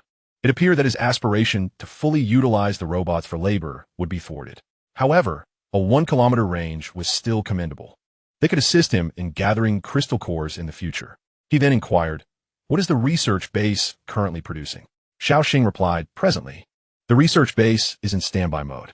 If the master requires the study or production of a particular item, the robots can conduct research and develop it, provided the necessary raw materials are supplied. Shen Li stroked his chin, momentarily at a loss for what he might want the base to research. Perhaps some advanced weaponry? Yet, upon reflection, it seemed unnecessary, as the primary materials would be difficult to procure. Let us hold off for now. I can request the robot's assistance in research when the need arises. He then instructed, Xiao Xing, please prepare 3 bedrooms on the second floor of the manor. I will be bringing my family shortly. Xiao Xing nodded. Certainly, Master. I will make the arrangements. After leaving the base, Shen Li quickly returned home. At that moment, his mother had already prepared a sumptuous feast. Upon seeing Shen Li return safely, both parents sighed in relief. Although they knew their son was capable, no parent could easily rest easy.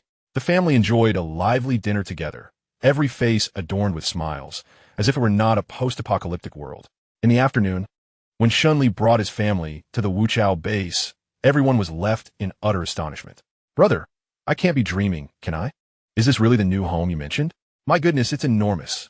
Shen Li exclaimed, her excitement palpable as she dashed around, exploring every corner.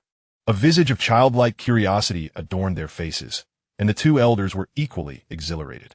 The base, reminiscent of a science fiction realm, bestowed upon them an unparalleled sense of security, banishing their anxieties into oblivion. Only Chen Yuhan cast a contemplative glance at Shen Li, solidifying her belief that her husband was indeed a remarkable figure. Yet, that thought was swiftly overshadowed by excitement. Who wouldn't desire to reside in a grand abode?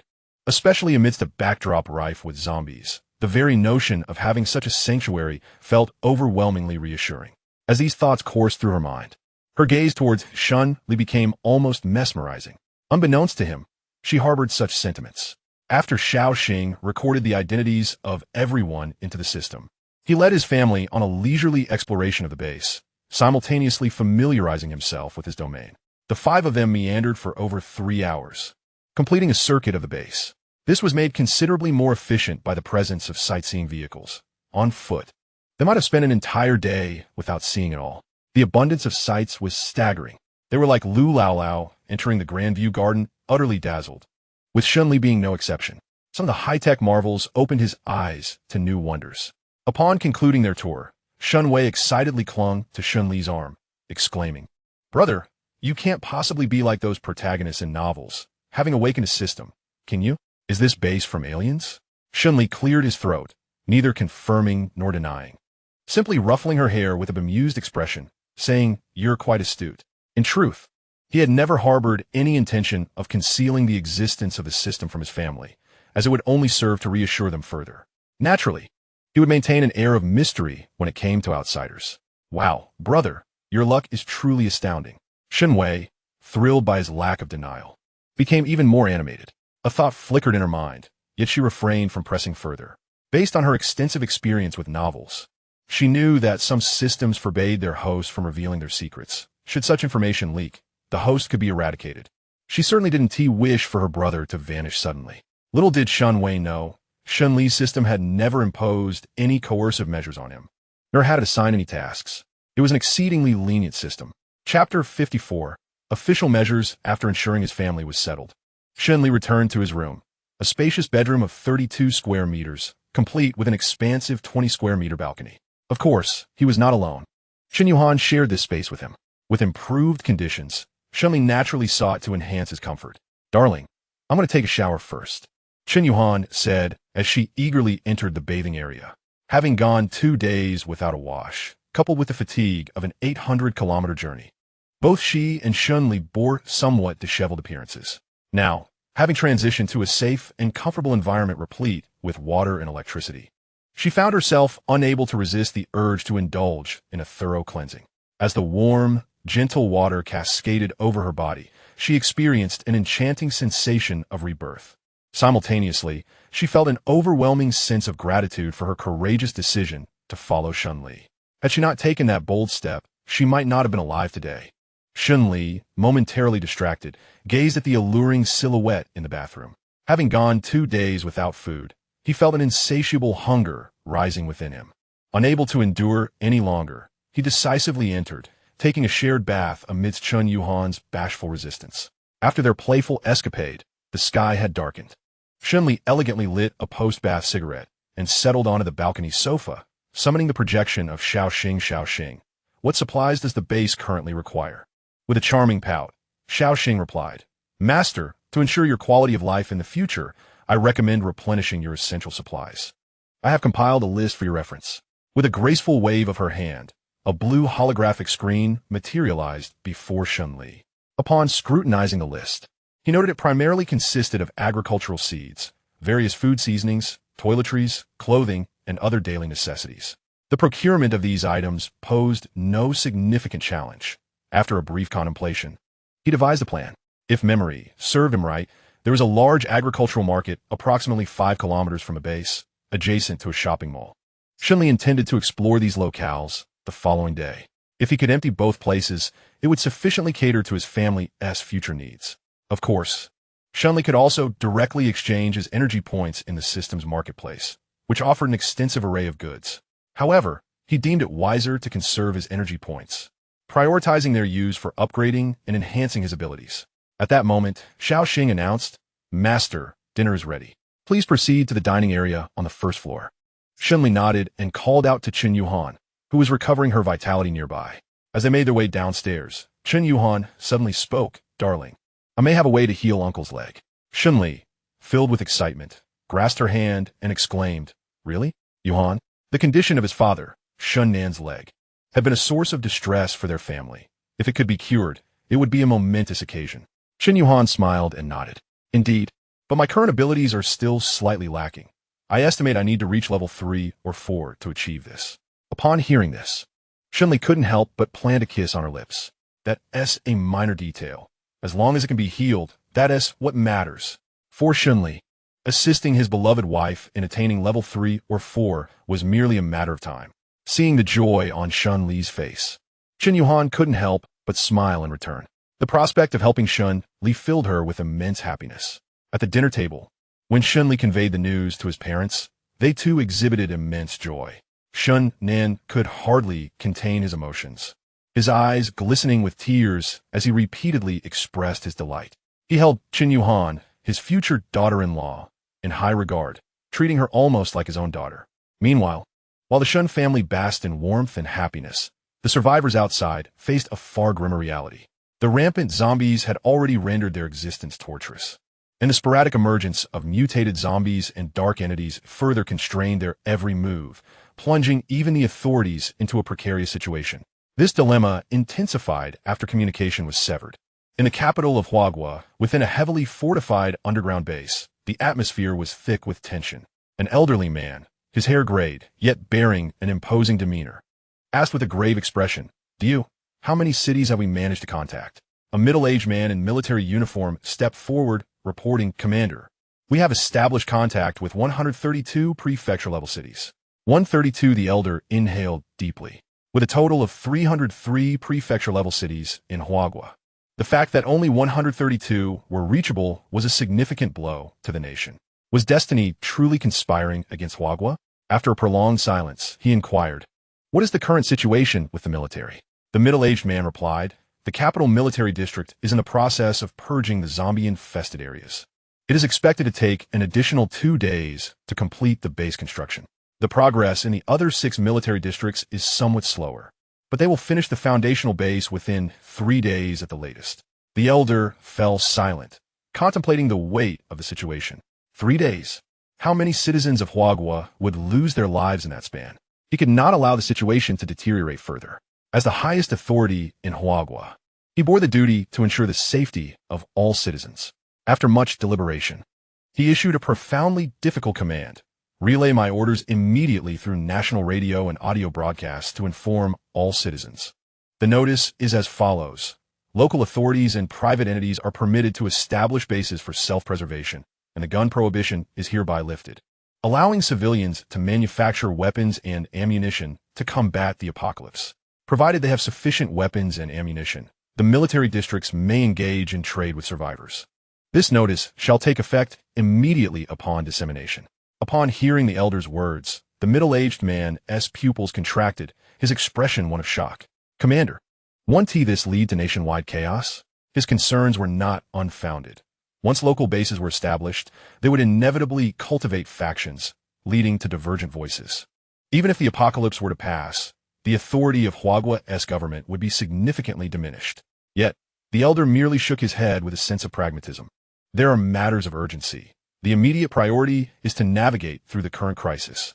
Even if I do not issue this notification, the survivors will inevitably seek to arm themselves for self-preservation. As for what comes next, we shall address that later. Our paramount duty is to do everything within our power to ensure that the flame of Huagua does not extinguish. The middle-aged man felt a jolt in his heart and promptly replied, "Yes, Chief, I will arrange for the notification to be dispatched immediately." Just as he was about to turn and leave, the elder called out to him, "Contact the comrades in the propaganda department and instruct them to broadcast the survival manual for the apocalypse continuously for 24 hours. It is imperative that every survivor hears it. Any useful information at this stage could mean the difference between life and death for many." Our mission is to enable as many as possible to survive. With the Elder's command issued, countless survivors learned of the news through car radios and local broadcasts. The situation in Huagua was poised for a significant reshuffling, with numerous bases springing up like mushrooms after rain. However, the immediate concern for everyone remained survival in the apocalypse. This issue loomed like a sharp blade over all heads. Chapter 55. Making Waves? On the fifth day of the apocalypse, Shen Li awoke naturally after a good night's sleep. After having breakfast, he ventured out alone, leaving Qin Yuhan and Shun Wei behind in the base. Their abilities were still somewhat lacking. It was more prudent to operate solo than to bring them along. He did not even take Ah Hu with him, for only by personally vanquishing zombies could he gain vitality points. And he had no intention of allowing others to claim his kills. Moreover, acting alone was more convenient. He could choose to strike or retreat at will. Of course, leaving them in the base did not mean they were without tasks. Shen Li instructed the two women to each take a few security robots and clear the nearby villages behind the base. They could not allow zombies to roam freely in their own backyard. Additionally, he asked them to assess the currently intact crops, as these would be crucial for their future survival experience. Not far from the base's gate, Shen Li wrinkled his nose at the overwhelming stench. It had been some time since the outbreak, and the sweltering heat had intensified the foul odor in the air to a nearly unbearable degree. Fortunately, one tends to acclimate to such smells over time. He swiftly made his way along the provincial road, with his first destination being the Hanyang Market, the largest agricultural wholesale market in Yangdu County. Nestled in the northern side of the county and spanning over 30,000 square meters, it offered a vast array of goods, including common vegetables, fruits, grains, oils, and meats. Shen Li chose this market as his initial target due to its diversity of offerings.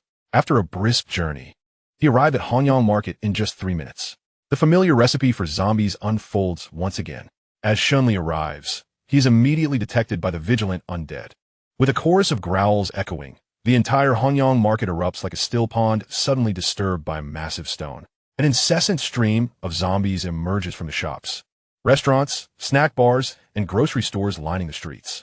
Observing this, Shen Li shows no intention of restraint. Instead, he seeks a vantage point and begins to create a cacophony, watching as the horde grows ever larger. Today, he has ventured out alone, intent on making a significant score. Roar! Brothers, come here. There's a feast of blood. The zombies start calling for their companions. Within mere minutes, the streets beneath Shen Li's feet transform into a small tide of zombies, a vast and writhing mass. Their numbers far surpass anything he has encountered before, for Hanyang Market is the true heart of the county town. Yangdu County, boasting a population exceeding 800,000, harbors an unimaginable density of the undead. At this moment, these zombies resemble sharks that have gone days without food, suddenly catching the scent of blood, recklessly charging toward Shen Li's position. On the rooftop of a 3-story building, Shen Li, with an exhilarated expression, lights a cigarette. These are all essence points. Come on, the more the better. Today, he intends to indulge in a satisfying slaughter. Suddenly, a series of heavy footsteps reverberate from afar. Shen Li turns to look and sees a massive mutated zombie, towering over 5 meters, striding towards him. This aberration resembles a human form, but is devoid of any hair. Its grotesque face brimming with raw muscle. Most strikingly, it possesses arms thicker than a human thigh, its musculature appearing as if forged from iron. Even from a distance, one can feel an overwhelming sense of power emanating from it. A powerhouse of a mutated zombie, indeed. Shen Li's eyes narrow as the creature's information materializes before him. Doomsday Destroyer. The mutated zombie does not afford Shen Li the luxury of observation.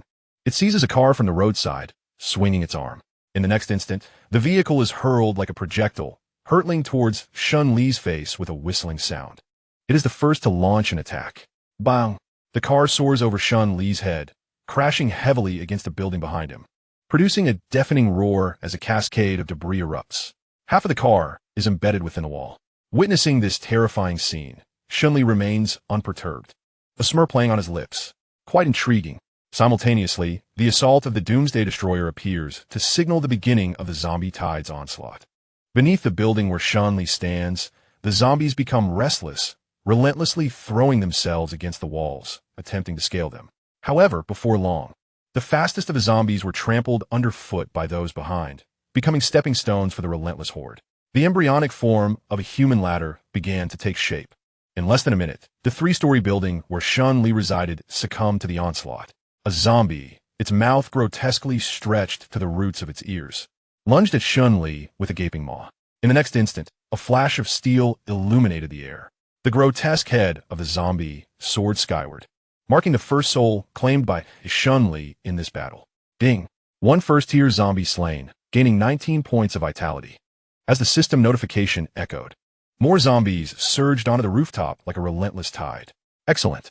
Shen Li's expression shifted as he pressed forward, seizing his long knife and charging toward the undead. With swift, fluid motions, a series of blade flashes illuminated the scene. Shen Li executed the foundational knife techniques to perfection, his strikes powerful and unyielding, like slicing through vegetables. Each blow sent 3 to 5 zombie heads flying. In mere moments, nearly 100 zombies lay lifeless on the ground. In the heat of battle, Shen Li, feeling the pace on the rooftop was sluggish, made the audacious decision to leap from the building, plunging into the heart of the undead swarm. This act was akin to disturbing a beehive, inciting the zombies into a frenzied chaos. Waves upon waves of zombies surged toward Shen Li, nearly engulfing his form. Observers from afar would liken this scene to ants besieging a formidable insect in the insect kingdom. Yet, Shen Li did not see himself as the ensnared insect. On the contrary, he was the predator, a tiger among sheep. These zombies, before him, were nothing more than lambs awaiting slaughter. With another decisive strike, he cleaved through a dozen approaching zombies, erupting into hearty laughter. Delightful! At that moment, a tremendous shadow loomed over him. Shen Li looked up to find the massive hand of the mutant looming above him, clearly intent on delivering a fatal blow. Did they truly believe he was afraid? With a cold smirk, Shen Li summoned his lightning ability, gathering it in his right hand. In the next heartbeat, he formed a fist and unleashed a full-force strike against the mutant's palm. The human fist, when compared to the mutant, was undeniably diminutive. Yet upon collision, it resonated like a meteorite striking the earth, producing a deep, thunderous sound. Boom!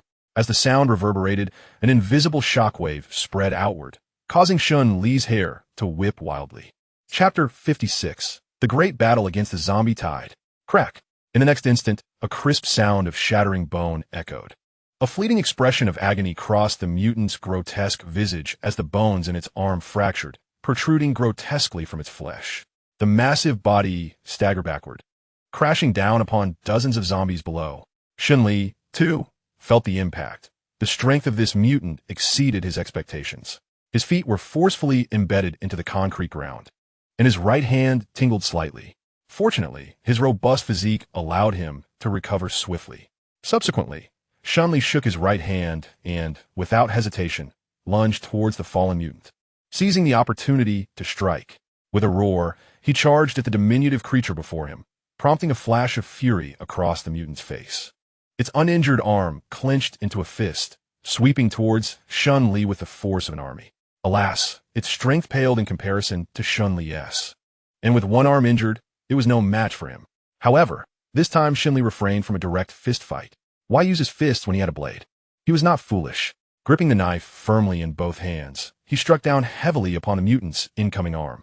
The sound echoed like metal clashing against metal. In an instant, the mutant's arm severed. Seizing the momentum, Shen Li delivered another blow to the creature's massive head.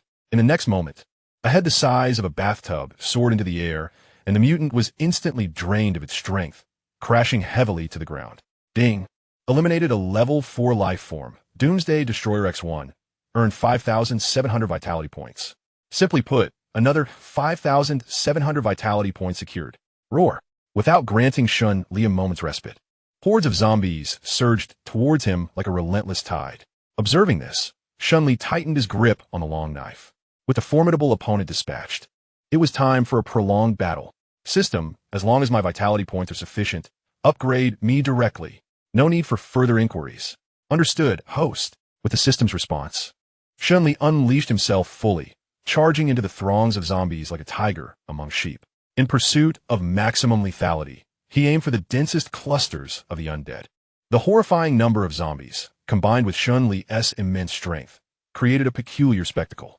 With nearly every strike, he felled 7 or 8 zombies. On average, he was eliminating hundreds every minute. The area surrounding the Hanyang market had transformed into a veritable slaughterhouse. The zombies displayed their infamous tenacity. In their world, fear was a foreign concept. Confronted with Shen Li, who harvested their kind as if mowing grass, the zombies exhibited no signs of trepidation. Instead, they became increasingly frenzied. As one wave of zombies fell, another surged forth to fill the void, leaving Shen Li no moment to catch his breath. This truly illustrated the terror of a zombie tide. No wonder characters in apocalyptic novels regard such hordes with utmost dread. Time ticked away relentlessly. Outside the Hanyang market, the fallen zombies accumulated, and the blackened blood pooled together, nearly forming a small stream. The air was thick with a nauseating stench that could make one dizzy upon a mere whiff. With a swift motion, Shen Li cleaved through a dozen zombies, their bodies severed in half. Unable to stifle the sweat trickling down his face, he raised a hand to wipe it away. In that fleeting moment, a zombie lunged at him, its claws leaving a gash across his clothing. Fortunately, Shen Li reacted with remarkable speed, delivering a powerful kick that reduced the creature to a mere puddle of flesh. This could not continue. He needed to rest and replenish his strength. Gripping his long knife tightly, he exhaled heavily.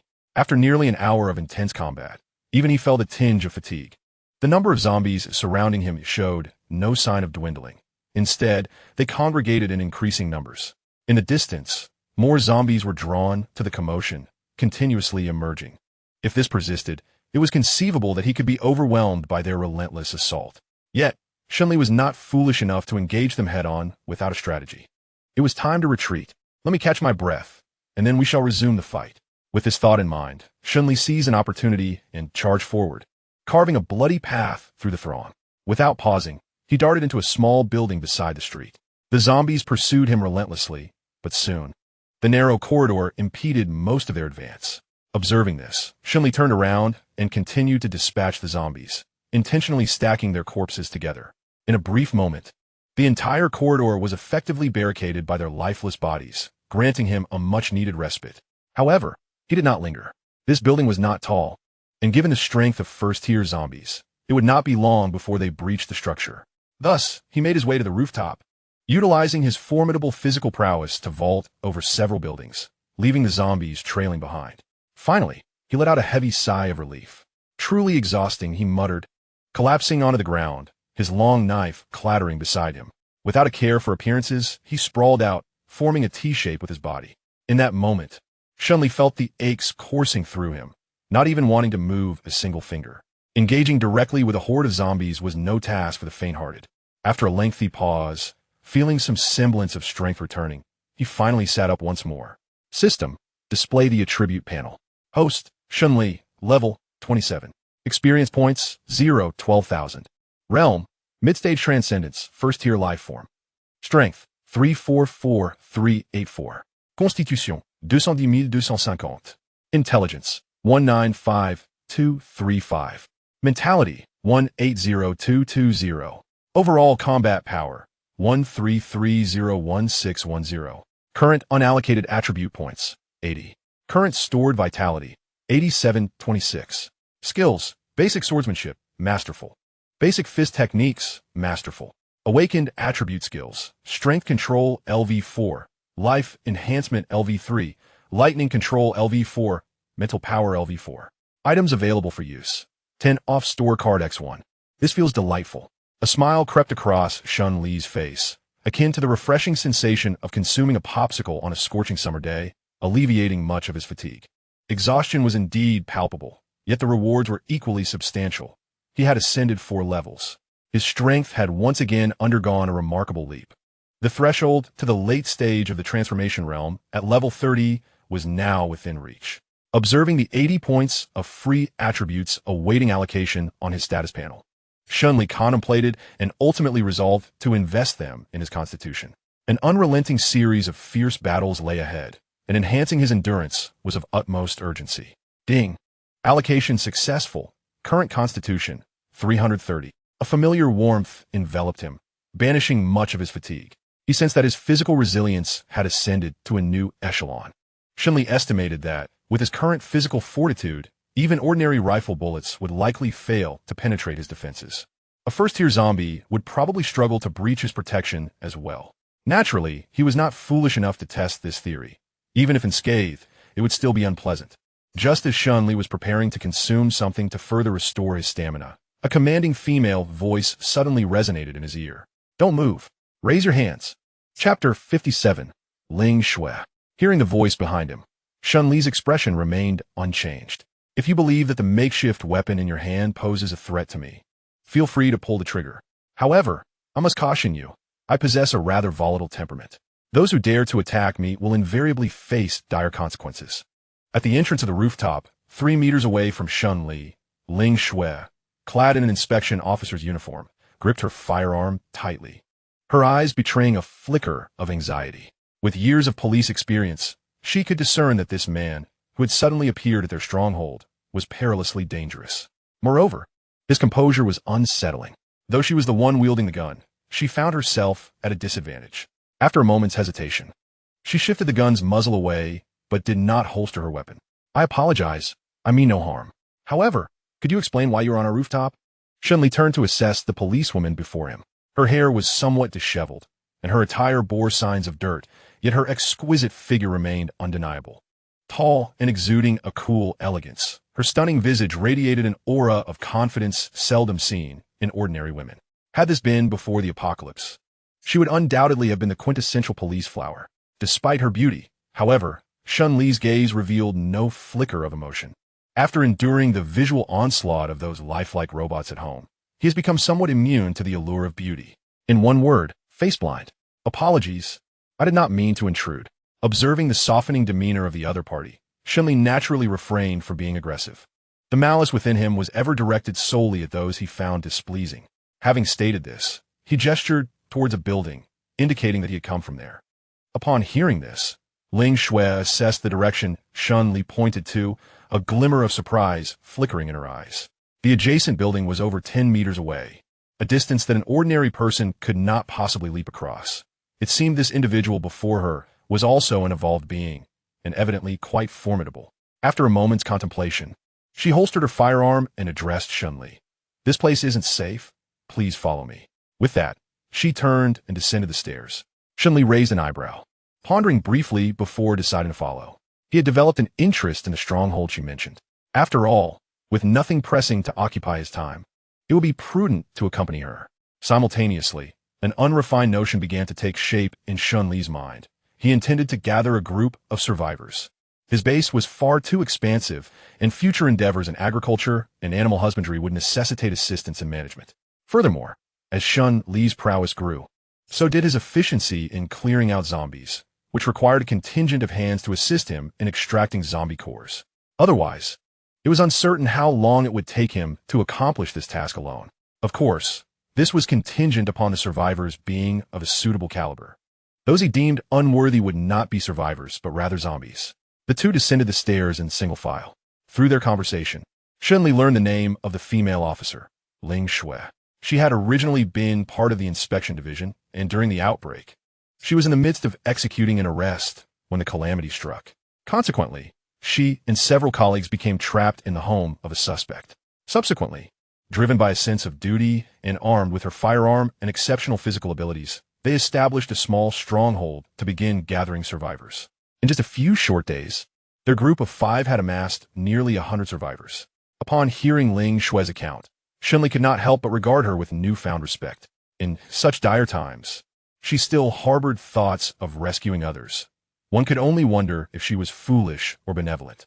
Seemingly casually, Shen Li inquired, "How do you manage the daily needs of nearly 100 people?" Ling Shui cast him a curious glance and replied, "Of course. My colleagues and I venture out to gather supplies." Shen Li nodded, then asked, "And what about the survivors? What do they do?" Ling Shui halted her stride, her expression momentarily faltering. Fortunately, Shen Li reacted swiftly. Otherwise, he might have found himself in a rather compromising situation. He then observed Ling Shui's countenance darken slightly, her tone shifting in response. At times, they would assist in repairing the defensive fortifications of their stronghold. After speaking, she lowered her head and continued walking, and the atmosphere suddenly grew silent. Shen Li did not expect that his 2 senses would render a police officer speechless. His intention was merely to gain further insight into their stronghold-esque situation. However, judging by Ling Shui's reaction, It seemed that peace was elusive within the stronghold, and a vague suspicion began to form in Shen Li's mind. Before long, the two arrived at the basement level. What lay before them was a modest-sized parking lot, where shadowy figures could be seen darting about. The entrance to the parking lot was secured by an iron gate, with 2 guards stationed at the entrance. "Captain Ling, you've returned." A long-haired youth among the guards approached with a glimmer of eagerness in his eyes. However, upon noticing the tall and handsome Shen Li behind Ling Shui, his brow furrowed slightly. "Captain Ling, who is this?" Shen Li. Shen Li introduced himself before Ling Shui could speak. The youth, seemingly disinclined to acknowledge him, kept his gaze fixed on Ling Shui. It was only after Ling Shui nodded and referred to him as her friend that the youth redirected his attention to Shen Li and extended a warm hand. "Hello, Brother Shen." Shen Li paid no mind to the youth's earlier demeanor and offered his hand in return. Yet in the next moment, a subtle smile crept upon his lips as he felt the other's palm exerting pressure, seemingly intending to inflict pain and humiliate him. Was he considering him a rival? This peculiar thought flashed through Shen Li's mind, and he had no intention of indulging the youth. He exerted force in his hand. Crack! The sound of bones breaking echoed sharply, followed by a blood-curdling scream. It hurts, it hurts! It's broken, it's broken. My hand is broken." The intense pain caused the long-haired youth to kneel, continuously begging for mercy, his humiliation laid bare. Observing the torment etched upon the youth's face, Shen Li let out a cold laugh as he released his grip, then patted the youth's contorted face. "Brother, if you lack talent, do not attempt to compete for affection. This time it was just a hand. Next time, it may not be so fortunate." With those words, he utterly crushed the long-haired youth's pride and trampled it beneath his feet. Only then did the 2 other guards react. The shorter, sturdier guard shouted for him to stop and quickly rushed forward to assess his companion's injuries. Upon hearing that the youth's hand was broken, his expression darkened considerably, and he glared angrily at Shen Li before turning to Ling Shui to demand, "Captain Ling, is this the friend you brought? Look at the havoc he has wreaked." Ling Shui frowned. The guard's accusatory tone unsettled her. From Shen Li's words, she quickly deduced that it was the long-haired youth who had initiated the altercation. He deserved the reprimand he received. However, Shen Li's retaliation appeared to be excessively ruthless. With a single disagreement, he directly broke the man's arm, leaving it in a limp state, likely shattered into fragments. This left her momentarily at a loss for how to respond. Shen Li suddenly chuckled. "Captain Ling, it seems your companions do not welcome me." Although his face bore a smile, his gaze was fixed disdainfully on the stout young man. He was not fond of the contemptuous look in the other's eyes. Chapter 58. Fairness? Based on the tone with which the other had questioned Ling Shui earlier, Shen Li had gleaned the nature of the survivors present. They might not be labeled as ungrateful wretches, yet they certainly lacked any sense of gratitude. Such individuals could only be dealt with through harsh reprimands, forceful slaps, and fierce kicks. They deserved to be thoroughly oppressed. The stout young man likely could not have anticipated that a mere gesture and glance from him and his companion would alter Shen Li's initial approach towards them, setting the stage for their impending miserable existence. "Captain Ling, I will report this matter to Director Liu. Your inspection department must provide us with an explanation." With this remark, the stout young man supported his sweating companion into the parking lot, presumably to seek medical assistance. Upon witnessing this, Ling Shui sighed and turned to Shen Li. "I apologize for the scene you witnessed." In truth, she bore no ill will towards Shen Li for the earlier incident, as she herself had long harbored discontent towards the long-haired youth. Every time she returned, he clung to her like a persistent leech, causing her great annoyance. Moreover, he exploited his uncle's position as director and his own status as a first-tier evolved being to cut corners and criticize others. Such a person deserved to be taught a lesson. "Shen Li, perhaps you should leave? After you broke Lu Feng's hand, they will certainly not let this go easily." Shen Li raised an eyebrow. "If I leave, what will you do? You brought me here. If they cannot find me, they will undoubtedly vent their frustration on your inspection department. Won't they?" Ling Shui looked at him as if he were foolish. "What do you take our inspection department for? A punching bag? You inflicted the injury, not us. They wouldn't dare go too far. Besides, all 5 of us in the inspection department are peak first-tier evolved beings, and we are armed." At her words, Shen Li paused momentarily, then could not help but laugh. His previous experiences had led him to subconsciously regard the inspection department as a vulnerable faction. Yet, the reality was that they were merely constrained by their own sense of duty. Never mind, perhaps in another life. In this one, I have no habit of shifting troubles onto others. Did Confucius not say, "Do not impose on others what you do not desire yourself"? With that, Shen Li strode directly into the parking lot, blade in hand. "Oh, you." Ling Shui, unable to persuade Shen Li, could only closely follow him. As they entered the parking lot, a throng of dozens of individuals converged upon them, many brandishing weapons. At the forefront was a rotund, middle-aged man with a receding hairline, whose face betrayed a palpable anger.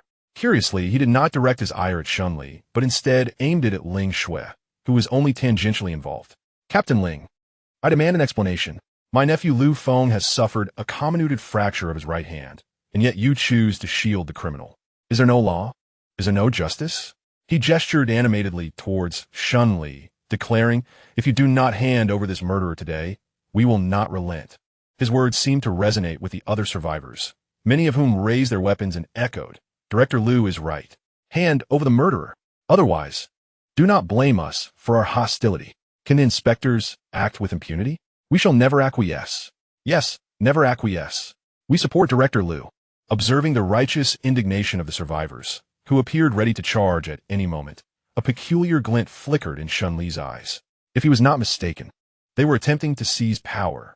The incident involving the severing of the long-haired youth's hand had seemingly ignited this conflict. Otherwise, why target Ling Shui? With this realization, the electric arc that had ignited in his right palm extinguished silently. He wished to observe how Ling Shui would respond, for it would clarify how he should handle these survivors, whether to grant them life, death, or extract their last vestige of value. You all Ling Shui seemed to grasp the underlying motive of their power grab, her expression shifting slightly. She reflected on how she and her few colleagues had treated these survivors with remarkable leniency, almost as if the apocalypse had never occurred. Not only had they safeguarded their safety, but they also risked their lives daily to procure food and water while these survivors languished in the stronghold, often needing to be coerced into performing even basic tasks like standing guard or repairing the stronghold. Under such circumstances, how could they still be dissatisfied? In that moment, Ling Shui felt a mix of sorrow and absurdity, along with a rising tide of unnamed fury. Yet, mindful of her position, she restrained her anger and addressed them. "Director Liu, is your purpose in bringing these people here to usurp power?"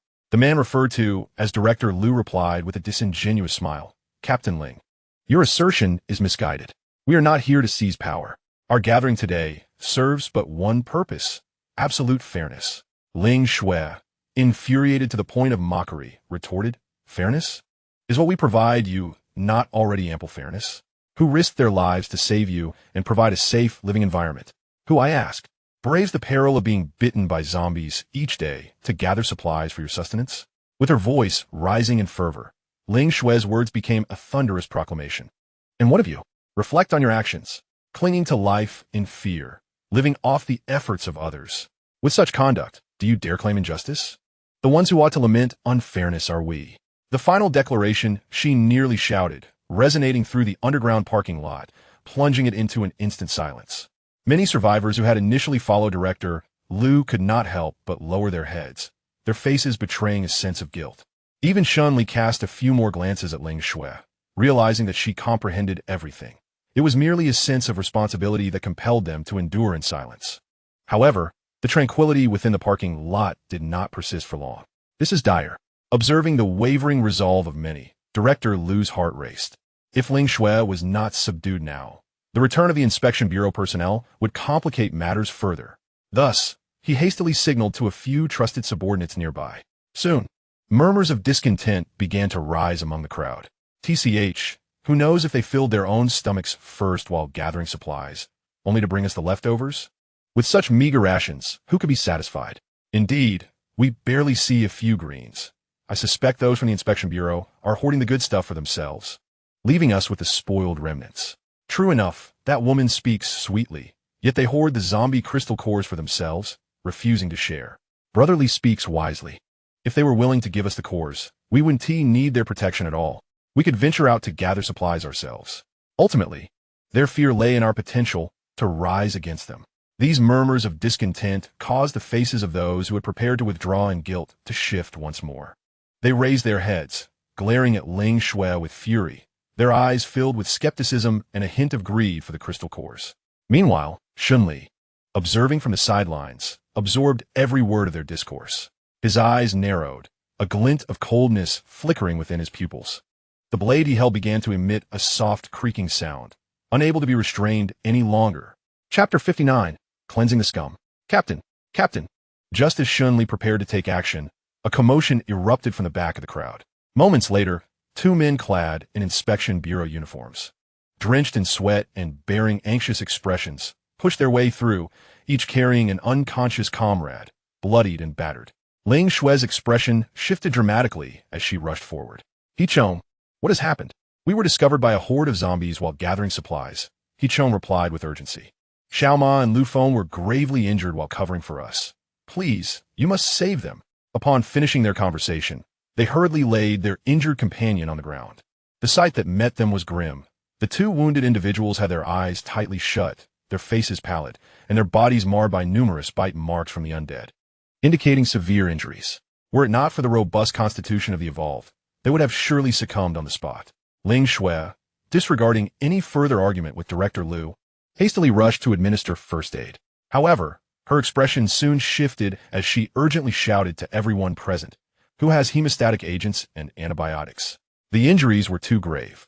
Immediate measures were necessary to halt the bleeding and administer antibiotics to prevent the risk of infection. As her words echoed, a heavy silence enveloped the crowd. A woman hesitated, preparing to speak, yet was deterred by a stern glare from Director Lu. Just as despair began to creep into Ling Xue's heart, a voice inquired, "Would Yunnan Bai Yao and amoxicillin suffice?" Turning to the source of the voice, she was pleasantly surprised to find it was Shen Li. Her face brightened as she eagerly nodded. Yes, yes. Receiving an affirmative response, Shen Li nodded back, retrieved his backpack, and pretended to rummage for the medication while, in reality, he delved into the system interface. System. Exchange for 2 bottles of Yunnan Bai Yao and 2 boxes of amoxicillin. After a moment's thought, he also exchanged for 2 small medical kits, containing essential items such as alcohol, iodine, bandages, and cotton swabs. Ding. Exchange successful, consuming 6 points of vitality. Shen Li handed the medications to Ling Xue, who expressed her gratitude profusely, ready to tend to her injured colleagues. However, Director Lu interjected once more, his demeanor cold. How do we know these medicines are safe? Before he could finish, a hefty size 43-foot landed squarely on his beer belly. Shen Li's chilling voice followed. I've tolerated you for far too long, you fat pig.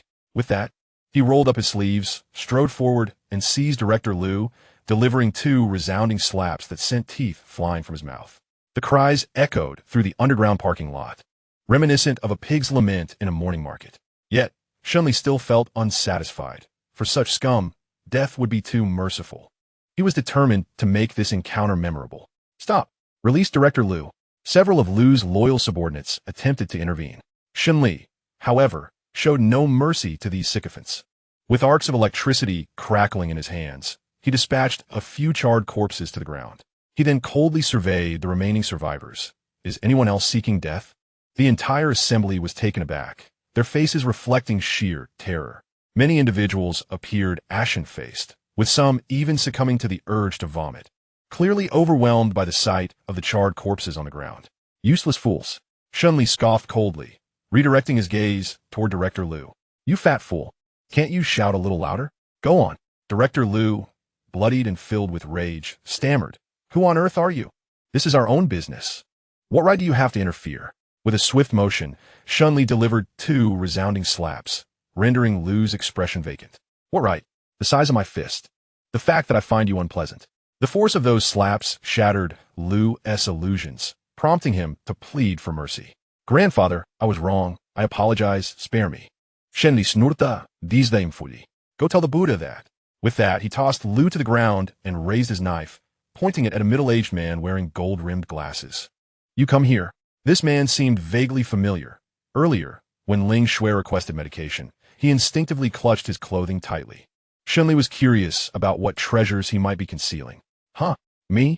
The bespectacled man's face paled, and he instinctively glanced around, only to find those nearby retreating in fear, isolating him. Left with no choice, he stepped forward, trembling with trepidation. Shen Li wasted no words. With a flick of his knife, the man's coat fell to the ground, revealing a neatly packaged box of penicillin. Ha! Another ingrate. The man's expression shifted drastically, and just as he was about to defend himself, A flash of the blade silenced him. Another charred corpse lay upon the ground. This scene intensified the terror etched on the faces of all the surviving witnesses, yet Shen Li showed no signs of mercy, methodically pointing his knife at 6 or 7 individuals. You, and you come here. Those already plagued by guilt instantly paled, turning to flee without a second thought. Shen Li snarled. Did they think they could escape before him? His electrical powers now had a striking range of nearly 100 meters. What did it matter if he allowed them a 50-meter head start? One fleeing survivor, attempting to outsmart the situation, drew a dagger and took another survivor hostage. Let me go or I'll die with him. He presumed Shen Li would hesitate. However, Shen Li was unyielding. A bolt of electricity surged forth, incinerating both the hostage and his captor. Foolish wretch. To him, these survivors no longer counted as human beings had they not held some potential value. He would have eradicated them long ago. As for the ingrates, he had no intention of extracting any further worth from them. In this apocalyptic world, a touch of selfishness was permissible, but it must come with gratitude. Ling Shui and her companions had shown the utmost compassion towards these survivors. Consequently, they even hoarded life-saving medicines. Is it not more bothersome to spare such ungrateful wretches? After dealing with these non-human entities, Shen Li felt an unprecedented clarity of mind. He then cast a glance at Director Liu, who was still writhing on the ground like a maggot, and decisively delivered a lethal electric arc to him. Following this, Shen Li gathered all the survivors, warning them not to leave, before turning his attention to Ling Shui to assess her situation. Shen Li, thank you for rescuing us. Xiao Ma and Lu Feng have pulled through. Now they simply need time to recover. Ling Shui expressed her gratitude with a complex expression. She had witnessed Shen Li's recent act of purging the scum, and despite her role as an inspector, she could not suppress a sense of satisfaction. Yet, her long-held sense of duty made it difficult for her to fully embrace these feelings. Shen Li, unfazed by Ling Shui's intricate emotions, calmly extended an invitation. Would you be interested in joining my base? Join your base. Ling Shui paused, her eyes suddenly alight with intrigue. Although she was uncertain of Shen Li's exact capabilities, his recent display evidently surpassed their own. The base he mentioned would surely offer a level of safety far superior to their rudimentary stronghold. As the saying goes, it is pleasant to find shade beneath a great tree. She felt compelled to consider not only her own welfare, but also that of her colleagues. With this in mind, she nodded resolutely. Very well, I shall join. However, her expression soon clouded with concern as she gestured towards the nearby survivors. What about them? How do you intend to handle their situation? Shen Li stroked his chin and smiled. Naturally, they will also be brought back to the base, but their treatment will differ from yours. He planned to settle Ling Shui and her companions in the old village of Shi near the base, assigning them to oversee the entire village. As for the other survivors, they would be allowed to find their own accommodations near the base, with occasional provisions provided to ensure they did not starve. Of course, they would also be required to contribute through labor. Upon hearing this, Ling Shui let out a sigh of relief. Despite her disillusionment with the survivors, her innate compassion prevented her from disregarding their lives. Thank you. She sincerely expressed her gratitude before inquiring, when shall we depart for the base? Shen Li contemplated for a moment and replied, let us discuss it later. I have some tasks for you this afternoon. The tasks he referred to, of course, involved excavating crystal cores and transporting supplies. Ling Shui nodded in agreement. Next, Shen Li instructed her to keep a vigilant watch over the remaining survivors before he departed the parking lot once more. The few first-level evolved beings under Director Liu had already been eliminated by him, rendering it manageable for Ling Shui and her companions to oversee the remaining survivors. Captain Ling, the recent events were entirely instigated by that scoundrel Liu Run. Please do not hold us accountable. Indeed, Captain Ling, we sincerely apologize. We should not have trusted Liu Ren's deceitful words. Captain Ling, will you continue to protect us? Yes, Captain Ling, you saved our lives. You cannot abandon us. As Shen Li departed, the survivors swiftly turned to Ling Shui, attempting to appeal to her emotions. Ling Shui, with an impassive expression, regarded their grotesque faces, and a sudden urge to laugh welled up within her. The ugliness of human nature is truly unparalleled. Rest assured, Shen Li is not a villain. After a moment of contemplation, she candidly revealed her intention to escort all of them to the base. However, she refrained from disclosing that even within the base, their treatment would differ significantly. Is that true? How splendid. We are saved. With such a powerful individual, Once we join his base, we shall no longer live in fear. Mind your words about this person. He is the master of our base. We must address him as Lord City Master. Yes, indeed, Lord City Master. Everyone, show proper respect. If I hear anyone disrespecting the City Master again, do not expect me, Liu San, to remain cordial. Once the news of Shen Li's intention to recruit them broke, the survivors' attitudes transformed drastically in an instant. Many were filled with hope for a life of comfort ahead. They believed that the base would be abundant in food and safety. And the strength of Shen Li was evident to all. With such a formidable protector, why should they continue to live in trepidation? Consequently, propelled by the goodwill of the masses, Shen Li's status soared in their hearts, and he was promptly bestowed the title of Lord City Master. The rapid shift in their mindset was akin to that of a master of the Sichuan opera's face-changing act, both tragic and comical. At that moment, a bespectacled individual stepped forward, declaring, "In my opinion, Liu Run had it coming. How dare he offend a powerful figure such as the City Master? He deserves every bit of his fate." With that pronouncement, the crowd erupted in fervor. Indeed, it is only the City Master's benevolence that spared him, otherwise Li Si would have certainly dealt with him. I have long endured Liu Ren's despicable behavior. No, today I must take action to vent my anger. Count me in. Damn it. My temper has been boiling over these past few days. I want that scoundrel to taste the consequences of offending the City Master. Unbeknownst to Shen Li, he had inexplicably acquired the title of Lord City Master. At that moment, he had returned to the Hanyang market, plunging once more into the throng of zombies. Commencing his unparalleled harvesting spree, the scene resembled a 99-8 tank charging into a crowd, with people rushing headlong towards wheels. Crushing, utterly without suspense. Ha, what a thrill! What exhilaration! Shen Li laughed heartily, his long blade dancing with relentless precision. All the pent-up frustration accumulated since the outbreak of the apocalypse was released at this moment. Battle. What ecstasy! Thus, this skirmish, which could be aptly termed a massacre, persisted from 9 in the morning until 1 in the afternoon, lasting a full 4 hours. The ground was strewn with the corpses of zombies, forming little hills. The dark blood on the ground was as viscous as the sludge at the bottom of a river. Stepping on it would cause one's foot to sink deeply. During this time, Shen Li took 2 brief respites. As for the number of zombies he had slain, he could not ascertain. He only vaguely recalled the system emitting 6 or 7 distinct notification sounds. Notably, perhaps due to the cacophony of battle, 2 mutated zombies subsequently appeared. One was a level 4 doomsday crawler, reminiscent of the large spider he had encountered earlier. The other was a creature unlike any he had seen before. Resembling an extraordinarily corpulent human, weighing around 400 pounds, its body grotesquely swollen, filled with corrosive green sludge. According to the combat instruments, this behemoth was designated as the Doomsday Corruptor. However, Shen Li preferred to refer to it as a self-destructing zombie. Upon their initial encounter, before he could even strike, the creature detonated itself. The explosion was so powerful that it cleared a wide area of dozens of meters, leaving hundreds of zombies utterly obliterated. Fortunately, Shen Li reacted swiftly, sustaining only minor injuries, though his clothing suffered a far worse fate, being reduced to tatters. Thankfully, the outcome was favorable.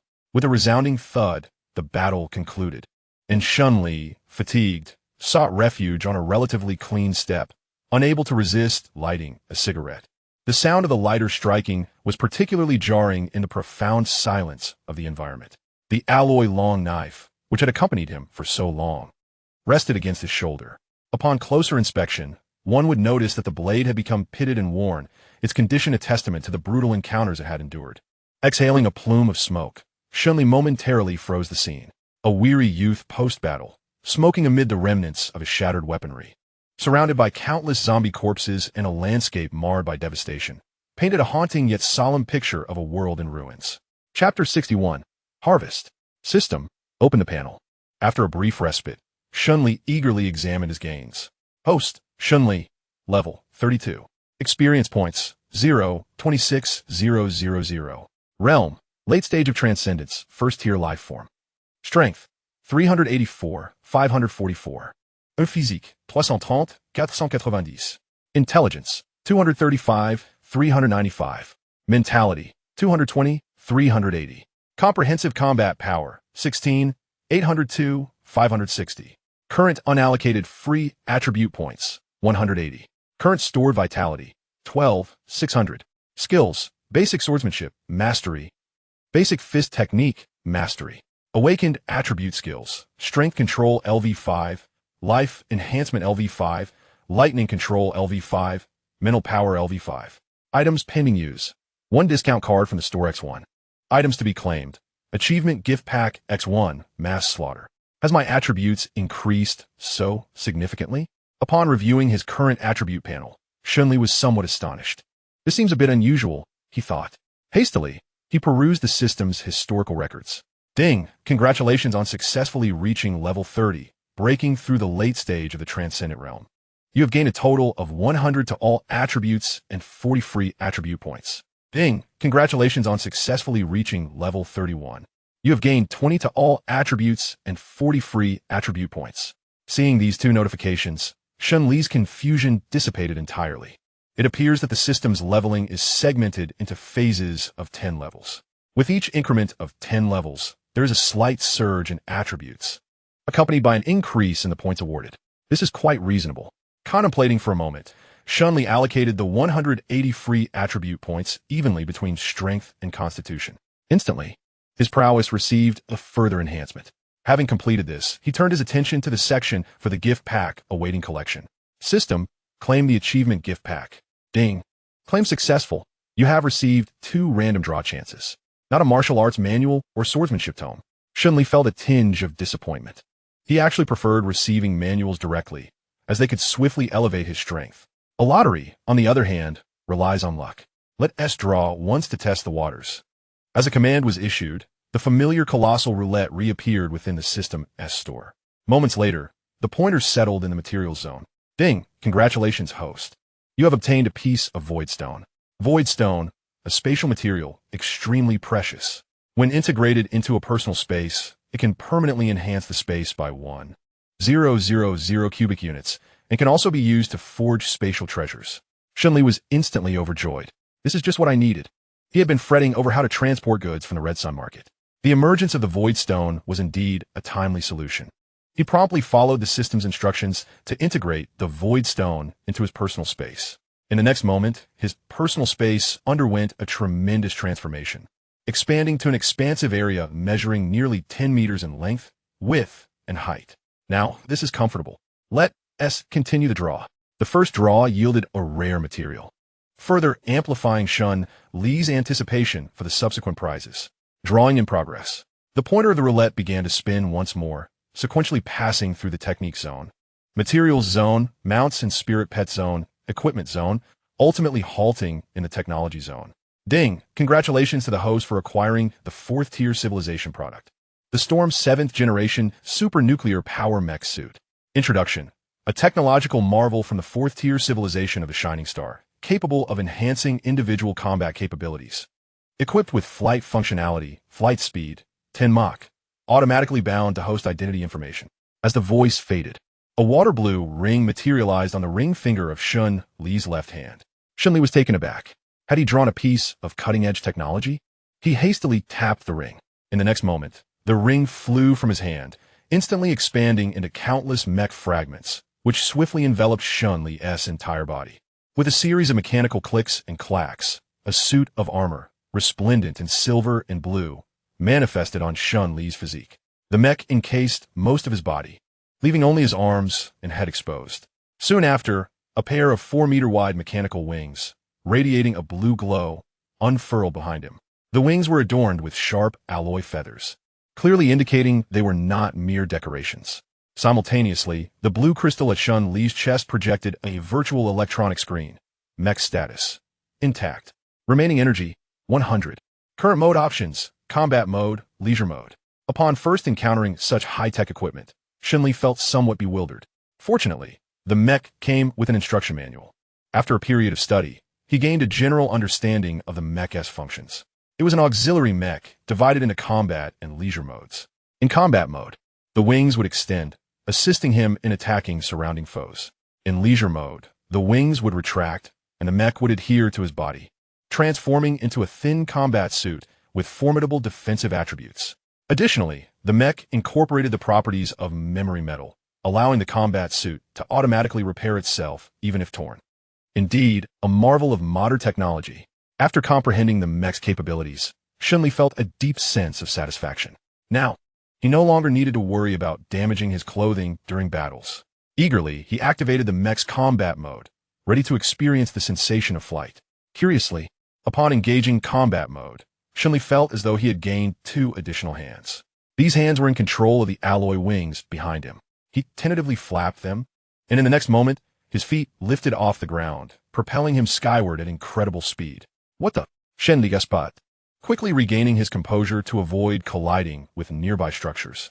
From that point on, he approached the mech's flight capabilities with utmost caution. Before long, he gradually adapted to the experience. Thus, a curious scene unfolded in the sky.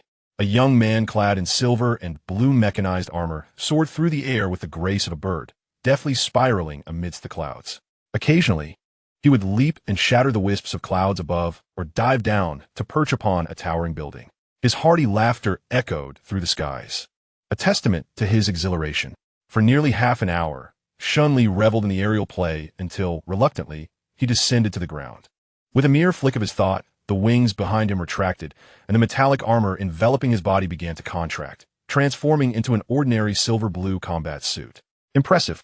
Shen Li stretched his limbs and discovered that in this combat suit, it felt as if he were donning a mere thin jacket, with no impediment to his movements. This realization brought him immense satisfaction, indicating that he could wear this armor for extended periods. After indulging in his playful escapade, Shen Li finally recalled the pressing matter at hand. Countless zombie cores awaited his collection. Although the exact number remained unknown, he estimated that it would suffice for him to ascend 2 or 3 levels. Chapter 62. Aspirations and Reality. He must not overlook the cores from the mutated zombies. With this thought in mind, Shen Li swiftly made his way to the location of the mutated creatures to prioritize the collection of their cores. Soon enough, 3 blue cores, each the size of a glass marble, materialized in his hands. Rather than exchanging these cores for vitality points, he opted to keep them for his family, as they could facilitate the awakening of supernatural abilities, a far more valuable use than mere conversion. With the crucial cores secured, Shen Li disregarded the ordinary ones, planning to have Ling Shui and her team collect them later. He then ventured directly into the Red Sun Market. He had not forgotten that the primary purpose of his outing today was to gather supplies. As the largest wholesale market in Yangdu County, Red Sun Market brimmed with an abundance of goods. Hundreds of shops offered a vast array of grains, oils, spices, daily necessities, fruits, and vegetables, everything one could desire. Shen Li himself was unaware of how much he had collected. At each stall, he simply gathered what he needed. After half an hour, his 1,000 cubic meters of storage was nearly filled to capacity, even after he had forsaken many everyday items. Regrettably, due to power outages, the cold storage facilities within the market had allowed the meats and seafood to spoil, dashing Shen Li's hopes of indulging in a seafood feast. However, he remained unfazed, for he had the system marketplace at his disposal. If craving struck, he could always exchange vitality points for what he desired. After scouring the market, Shen Li slipped into a nearby large chain supermarket, embarking on a zero-cost shopping spree. He first targeted the tobacco section, as his own stock was dwindling. As a seasoned smoker, he could forego meals, but not his beloved cigarettes. Thus, hundreds of cigarettes were stashed into Shen Li's waist pouch. Next, he set his sights on the snack aisle. He spared no item, collecting an assortment of spicy strips, beef jerky, potato chips, chicken feet, duck wings, and beverages. After battling zombies for so long, indulging in some snacks seemed hardly excessive, did it? Once he had scavenged these provisions, Shen Li supplemented his supplies with some daily necessities, continuing until his space could accommodate no more. The remaining resources would be gathered later with the assistance of Ling Shui and her team. With this thought in mind, Shen Li did not linger any longer. He exited the supermarket and headed straight towards the stronghold where Ling Shui waited. Shen Li, you're back? Upon seeing him again, Ling Shui beamed with a bright smile. It appeared her 2 colleagues had recovered well, for Shi Wunti looked so jubilant. Shen Li nodded in acknowledgement and requested her to assemble all the survivors. There were still 117 individuals remaining. What struck Shen Li as peculiar was the noticeable shift in the survivors' demeanor towards him. While they had been both frightened and awed in the morning, many now wore sycophantic smiles, despite still harboring fear. The transformation was so stark it felt as though he was amidst a different group altogether. Are you trying to ingratiate yourselves with me? Huh. Shen Li skufakietli. He had no intention of forming a favorable impression based on their altered attitudes. From the outset, he had labeled these individuals. They feared power, not virtue. Prejudice in one's heart is akin to a mountain. Shen Li felt burdened by many such mountains. He spared them only because they held potential utility. Everyone, follow me now. With that proclamation, he strode ahead. Ling Shui quickly accompanied him, along with several colleagues. The survivors mistakenly believed Shen Li was leading them to the base, their faces brightening with anticipation as they followed. Do you think a vehicle will come to pick us up? I really don't want to walk. Surely it will. There's so many zombies outside. It will be perilous without a vehicle. Once we reach the base, I absolutely must take a hot shower and enjoy a hearty meal. It's been ages since I've tasted meat. My mouth is practically watering. Do you think our base will be filled with villas? If the accommodations are too cramped, I won't be able to stand it. Ling Shui couldn't help but smirk slightly at their chatter. These survivors were completely oblivious to reality, lost in their fantasies. Did they truly believe they were heading toward a life of luxury? She wondered what expressions would adorn their faces when they arrived at their destination. Shen Li had already informed her of the tasks that awaited them, which, in short, amounted to laborious toil. The collision of dreams and reality. What amusing scenarios might unfold. What? We're to dig for crystal cores? Upon arriving at the Red Sun Market, all present were momentarily rendered speechless by the hellish scene before them, taking some time to acclimate. Soon after, upon hearing Shen Li's demands, the expressions of all survivors shifted dramatically. It was one thing to arrive without transportation, but to be tasked with menial labor? They had never engaged in such arduous toil. Ever since being rescued by Ling Shui, they had lived lives of ease, receiving food and clothing without effort. Now, being asked to deal with repulsive zombie corpses felt akin to a death sentence. What right did Shen Li have to impose such a burden upon them? I am not here to discuss, but to inform you, Shen Li declared, disregarding the dissatisfaction etched on the survivors' faces. Ultimately, these individuals had been coddled far too much under Ling Shui's protection. He had no need for these parasites. Disobedience would lead to death. Thus, he activated the combat mode of his mech. The metallic wings unfurled behind him, and Shen Li ascended slowly amidst the astonished gazes of the crowd. From his elevated position, he surveyed the assembly with an impassive countenance. Those who do not act within 1 minute shall perish. As the finality of his words hung in the air, the accumulated killing intent from slaying countless zombies, coupled with the overwhelming pressure of his formidable prowess, descended upon the onlookers like a chill from the depths of an icy abyss. Even Ling Shui, standing nearby, couldn't suppress a gasp of cold air. Just how powerful was this man? Without hesitation, she stepped forward, leading the way to the pile of tools Shen Li had prepared. Drawing a kitchen knife from a heap, she began to gather zombie cores. Seeing this, several of her teammates quickly followed suit. This had been their prior agreement with Shen Li, to take the initiative, thereby minimizing casualties. Indeed, with a leader in action, approximately 20 to 30 of the more astute survivors promptly joined in. In the meantime, around 80 individuals remained frozen in place, exchanging glances of uncertainty. 30 seconds left. Shen Li stated coldly, "What right do you have to demand our labor? As a strong protector, is it not your duty to safeguard us?" One survivor stepped forth, attempting to resist. With a swift motion, Shen Li unleashed an arc of electricity, reducing him to a charred corpse. 20 seconds remaining. This display shattered any remaining illusions among the onlookers. Panic ensued as they realized the lord of the city was indeed serious. Instantly, the crowd surged forward, scrambling towards the tool pile to select appropriate implements. Before long, 100 diligent laborers emerged from the throng. Observing this, Shen Li nodded in satisfaction. He had only anticipated needing to take a few more lives to instill fear. To further galvanize their efforts, he coldly announced, "Do not even think of slacking off. The 3 individuals who collect the fewest cores will meet the same fate." Chapter 63, New Equipment. Under the immense pressure exerted by Shen Li, not a single survivor dared to slack off. Shen Li was truly ruthless. Faced with the specter of death, everyone exerted themselves to the utmost, fearful that their pace in collecting crystal cores might lag behind that of their peers. "Brother, how many crystal cores have you collected?" "Me? Not many, just over 30. "How about you?" "Damn, I only have 27. "Wait for me, brother." "No worries, we're all in this together." "Then for heaven's sake, take a sip of water and rest a bit. I'm not thirsty." Thus, through the collective efforts of all the survivors, by 4:30 in the afternoon, every last zombie crystal core had been harvested. 2 burlap sacks were brought forth before Shen Li. Here are all the crystal cores you requested, totaling 16,367. Ling Shui stated, wiping the sweat from her brow with a smile. Upon hearing this, Shen Li could barely contain his excitement. Over 10,000 crystal cores. How much vitality could this be exchanged for? This was a windfall. Well done. By the way, have the vehicles I asked you to prepare been readied?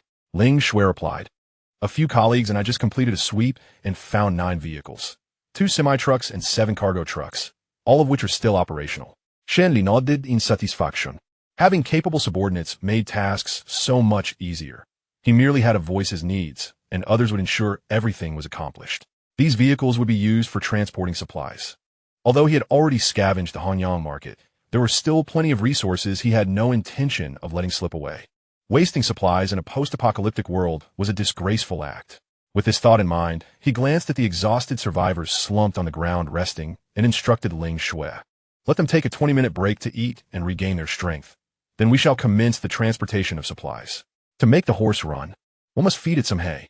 Ling Shui complied and swiftly relayed the message to the survivors. Upon learning they could take a moment to rest, many erupted in joyful cheers and hurried to the prepared supply area, ravenously consuming food to restore their energy. Many of these survivors had gone several days without adequate nourishment. Seizing the rare opportunity to eat their fill, they were indiscriminately stuffing their mouths. Bread, biscuits, and bottled water were the supplies Shen Li had arranged for them. In the pre-apocalyptic world, few would have regarded such food with any esteem. Yet now, in the struggle for a bag of slightly moldy cream bread, conflicts erupted among them. Witnessing this scene, Shen Li let out a cold snort, his voice echoing in the ears of all present. No fighting over food, and no hoarding. At these words, the survivors finally calmed down, forming an orderly queue and refraining from snatching items. Alas, such blissful moments are often fleeting. Soon, the 20 minutes had elapsed. The survivors began to diligently engage in their tasks. Some cleared the corpses from the roads to create a passage for vehicles, while others entered various shops to transport supplies. Everything proceeded in an orderly manner. Seizing the opportunity, Shen Li suddenly vanished, landing on the rooftop of a small building with 2 bags filled with crystal cores. System. Convert all these crystal cores into vitality points. Beep. Conversion successful. You have received 117,630 vitality points. A smile crept onto Shen Li's lips. Another wave of sudden wealth. After a moment of contemplation, he chose not to use the vitality points for an upgrade immediately. Instead, he accessed the system's marketplace to begin his procurement. His original alloy long knife had been destroyed in previous battles, so acquiring a new weapon was essential to maintain his combat effectiveness. After much deliberation, Shen Li decided to invest in a superior knife, one that would endure longer and significantly enhance his capabilities. After a lengthy selection process, he finally settled on a short knife with a blade as red as blood and a black handle. Crimson Gold Short Knife, a first-tier weapon forged from crimson gold, capable of cleaving metal and stone. Blade weight, 800 gene. Combat power enhancement, 500. Price, 20,000 vitality points. Though the price was somewhat steep, Shen Li gritted his teeth and opted to purchase it. System, take my money and give me my treasure blade. Understood, host. As the words faded, a short knife, approximately 1 meter in length, with a blade around 70 centimeters, materialized in Shen Li's hand. The system thoughtfully included a scabbard as well. With a crisp sound, as Shen Li drew the knife, a clear ringing echoed, and a flash of crimson light reflected in his eyes. It was a fine blade. Shen Li could not help but exclaim in admiration. Next, he opened the technology section of the marketplace and located the combat power detector. Beginner combat power detector. Maximum combat power detection limit, 10,000. Price, 270,000 vitality points. The detector's price exceeded that of the weapon, yet Shen Li, though hesitant, decided to purchase it. While this device did not enhance his strength directly, it would assist him in mitigating risks and maintaining the upper hand in combat, making it one of the essentials. The total expenditure for the 2 items amounted to 470,000 vitality points, causing Shen Li to wince at the thought. He then proceeded to upgrade. Beep, consuming 260,000 vitality points. Congratulations, host, you have reached level 33. All attributes, 20, free attribute points, 40. Consuming 280,000 vitality points. Congratulations, Host, you have reached level 34, consuming 30,000 vitality points. Once again, he had surged up 3 levels. I have grown stronger. Feeling the surge of power within him, Shen Li could not suppress his smile. 5 days ago, he was merely an ordinary individual, the most unremarkable of beings. Yet now he effortlessly rends steel and propels colossal boulders weighing hundreds of tons. Even the horde of zombies, which instilled fear in all survivors, as well as the mutated beings, were no match for him. The rapid enhancement of his prowess is nothing short of remarkable, all thanks to the system. At 5 in the afternoon, 9 vehicles were fully loaded, primarily with essential supplies such as rice flour and cooking oil, sufficient provisions to sustain 1,000 individuals for an entire month. With everything prepared, Shen Li, standing confidently in midair, gestured grandly to signal the command to return to base. Instantly, the entire convoy sprang into action. 2 semi-trailers led the way, with survivors nestled in the middle, while 7 trucks brought up the rear. Initially, the journey proceeded smoothly, but trouble soon arose after they had traveled about a kilometer. First, they encountered issues with the road. Numerous wrecked vehicles and debris obstructed their path. Additionally, the noise generated by the convoy attracted a number of wandering zombies. Faced with this predicament, Shen Li had no choice but to take matters into his own hands. Relying on survivors, most of whom had yet to reach even level 1, was utterly unrealistic. In a flash, he landed beside a toppled giant truck, and with a swift motion of his mech wings, he sliced through the vehicle like one would cut a cake. With a forceful kick, he sent the 2 halves of the truck flying aside, revealing a clear path beyond the obstruction. Chapter 64. Return to base. Zombies posed an even lesser challenge. From a distance, Shen Li unleashed an arc of electricity, incinerating the zombies before they could approach, converting them into essence on his panel. Given Shen Li's current attributes, dispatching those lowly level 1 zombies was as trivial as swatting mosquitoes. However, he remained vigilant. While a few dozen zombies might not pose a threat, a horde numbering in the thousands could be quite terrifying. Although he might not fear them, the survivors beneath him, including Ling Shui and others, would undoubtedly perish. To ensure their safety and the successful transport of supplies back to the base, Shen Li frequently ventured ahead to scout the path and lure away larger groups of zombies. It could be said that he was the busiest person in the entire convoy. As time ticked by, the convoy's pace was slow, but the Hongyang market was not far from the Wuchao base. Finally, at 6 in the evening, they successfully returned to the vicinity of the Wuchao base. Master, welcome home. Upon receiving the message, the little star had already arranged for security robots to welcome them. At last, Shen Li could finally breathe a sigh of relief. Meanwhile, upon witnessing the imposing security robots and the towering structure of the Wuchao base in the distance, all the survivors were inevitably engulfed in shock. My goodness, these warriors appear so formidable. Could they truly be a military force? Furthermore, is that weaponry they wield? Look ahead. What a high wall. It must be at least 10 meters tall. Upon closer inspection, it seems these walls are entirely constructed of steel, gleaming with metallic reflections. Goodness, steel walls? How incredibly robust they must be. Moreover, behind those walls, it appears there are several artillery emplacements. My word, what massive cannon barrels. After the initial astonishment, everyone descended into a state of euphoria. They instinctively believed that this base would soon become their new home. Those steel fortifications would serve as their protective barrier, providing an overwhelming sense of security. If only Shen Li were privy to their thoughts, he would undoubtedly scoff at such naivety. Did they truly believe they could reside in his base? Even for Ling Shui and her companions, he only intended to arrange their accommodations in the residential houses of Laoshi village, situated at the rear of the base. Not to mention these ungrateful survivors. Allowing them a mere foothold within the base's confines was already an act of immense generosity on his part. As expected, when they learned that Shen Li intended for them to fend for themselves outside the base, the survivors erupted in outrage. Shen Li, however, ruthlessly chose to suppress their dissent. After eliminating a few troublemakers, the remaining individuals fell silent. I do not harbor useless individuals. Cast aside your illusions. If you wish to eat your fill in the future, you must work for me. Otherwise, the corpses on the ground shall be your fate. With that ultimatum, Shen Li turned his back and departed with Ling Shui and the others, leaving the transportation vehicles to be managed by the security robots. Only those survivors, filled with indignation yet unable to voice their grievances, remained at the scene. What shall we do? Should we leave? One survivor asked, his expression perplexed. But soon, a more lucid individual countered, "If you choose to leave, then go. I shall remain. Here, at least, I can feel somewhat secure. If labor is required, so be it. After all, we were mere beasts of burden before the apocalypse. Did the Lord not say that as long as we work diligently, we shall not starve here? Indeed, it must have been our previous actions that elicited the Lord's disdain, which is why he did not permit us entry into the base. Perhaps if we perform well in the future, we may yet have the opportunity to reside within the base."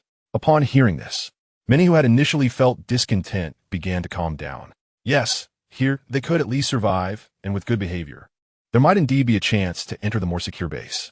However, if they chose to leave, they would face the dangers alone, which would almost certainly lead to their demise. They possessed no means of self-defense.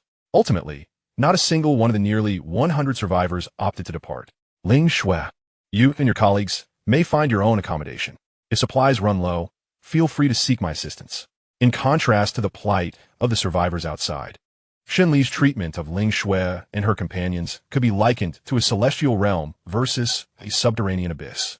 Upon their arrival in Old Creek Village, Shen Li instructed them to select a small building for their residence and generously provided ample supplies.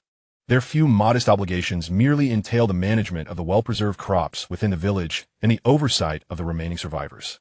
Indeed, Old Creek Village harbored its own survivors, a group of merely 50 to 60 souls, whom Chen Yuhan and Shen Wei had rescued during the day.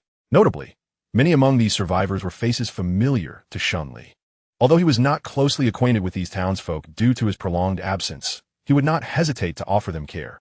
After all, it was merely a small expenditure of resources. He could hardly consider casting them out. Such cold-heartedness was beyond him. Were he to act so ruthlessly, he knew his parents would never forgive him. Having arranged for Ling Shui and her companions, Shen Li returned to the base. "Brother, you're back." As he stepped into the living room, his sister Shen Wei excitedly rushed to him, her demeanor shrouded in mystery. "Brother, guess what my sister-in-law and I discovered today?" "What?" Shen Li girat pujlat. To his astonishment, a watermelon larger than any he had ever seen emerged from the room. "Surprise! Aren't you amazed?" Shen Wei beamed with pride. "This is a watermelon we found in the field today, weighing over 400 pounds. As she spoke, the enormous watermelon was set down, revealing Chen Yuhan's beaming face. Shen Li was taken aback by the sheer size of the watermelon. "Goodness, has this watermelon mutated?" He approached in awe. "Ding!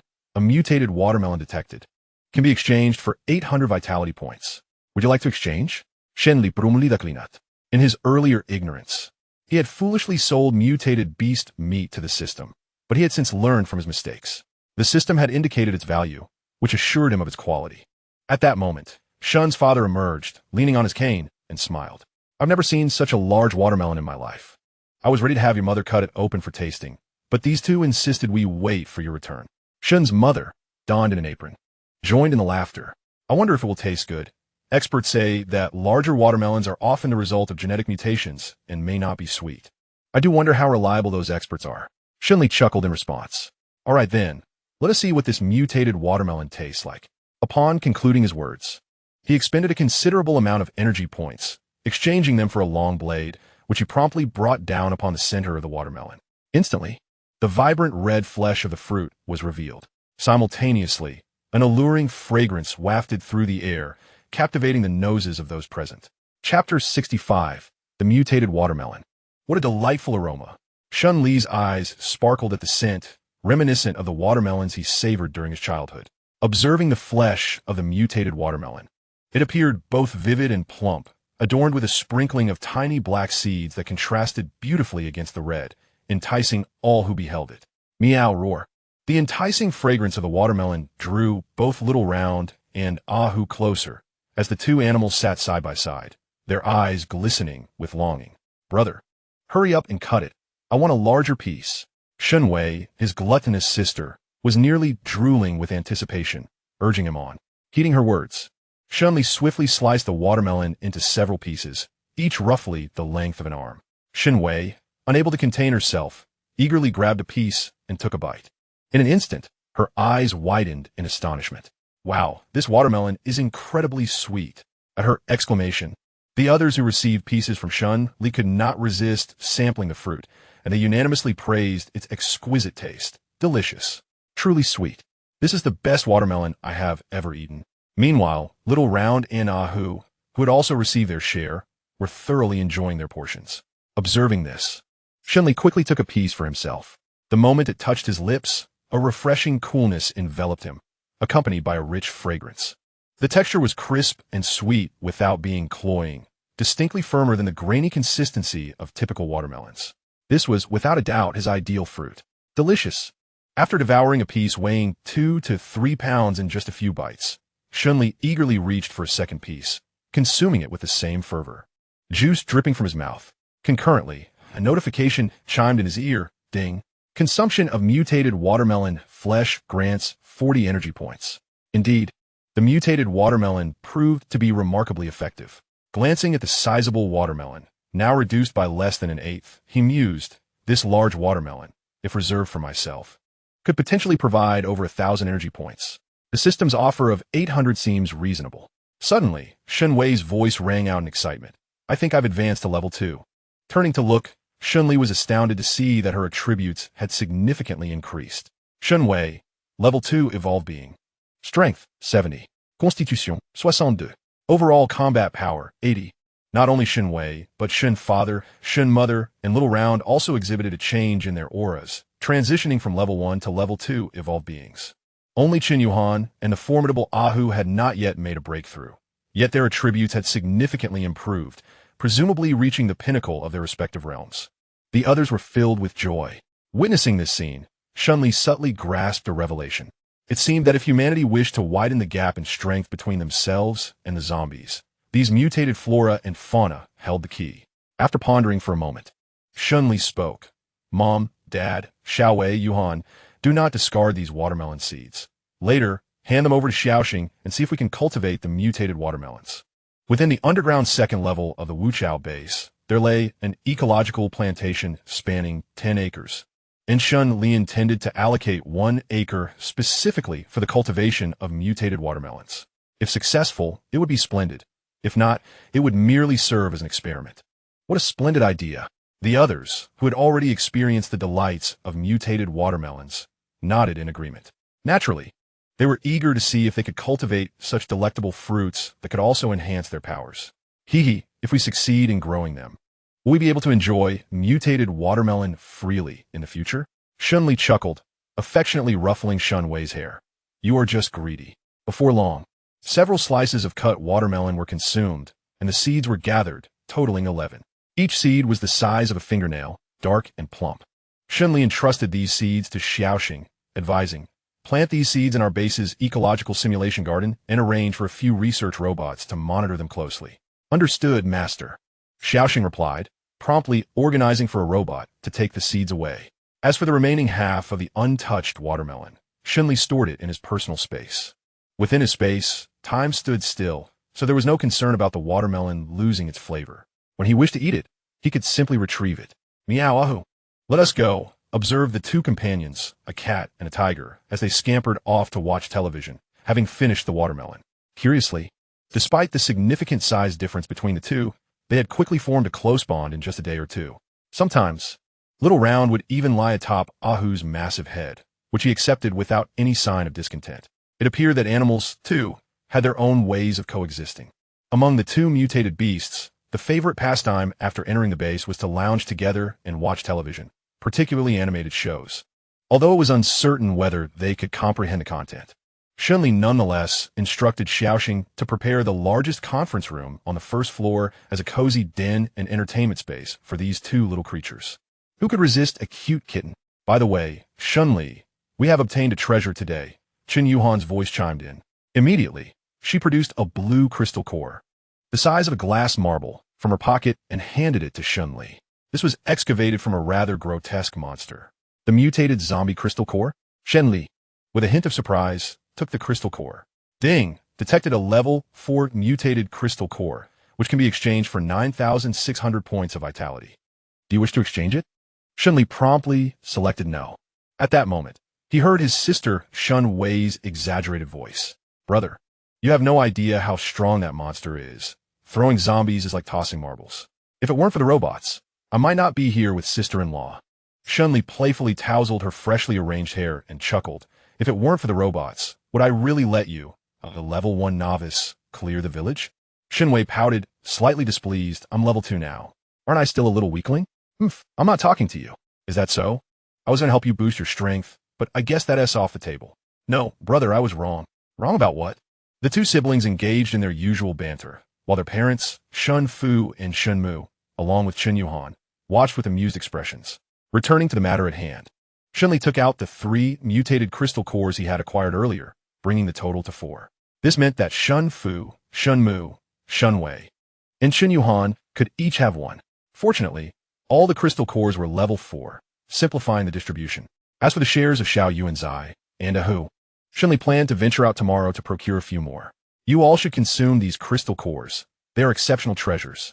Not only can they awaken supernatural abilities, but they can also enhance your strength. Upon hearing this, Shun Wei immediately leaped up, her eyes shining. Really, brother? Without hesitation, she snatched a crystal core from Shun Li's hand and tossed it in her mouth. Chapter 66. Family awakens their abilities. After a moment of hesitation, Shun Fu spoke up.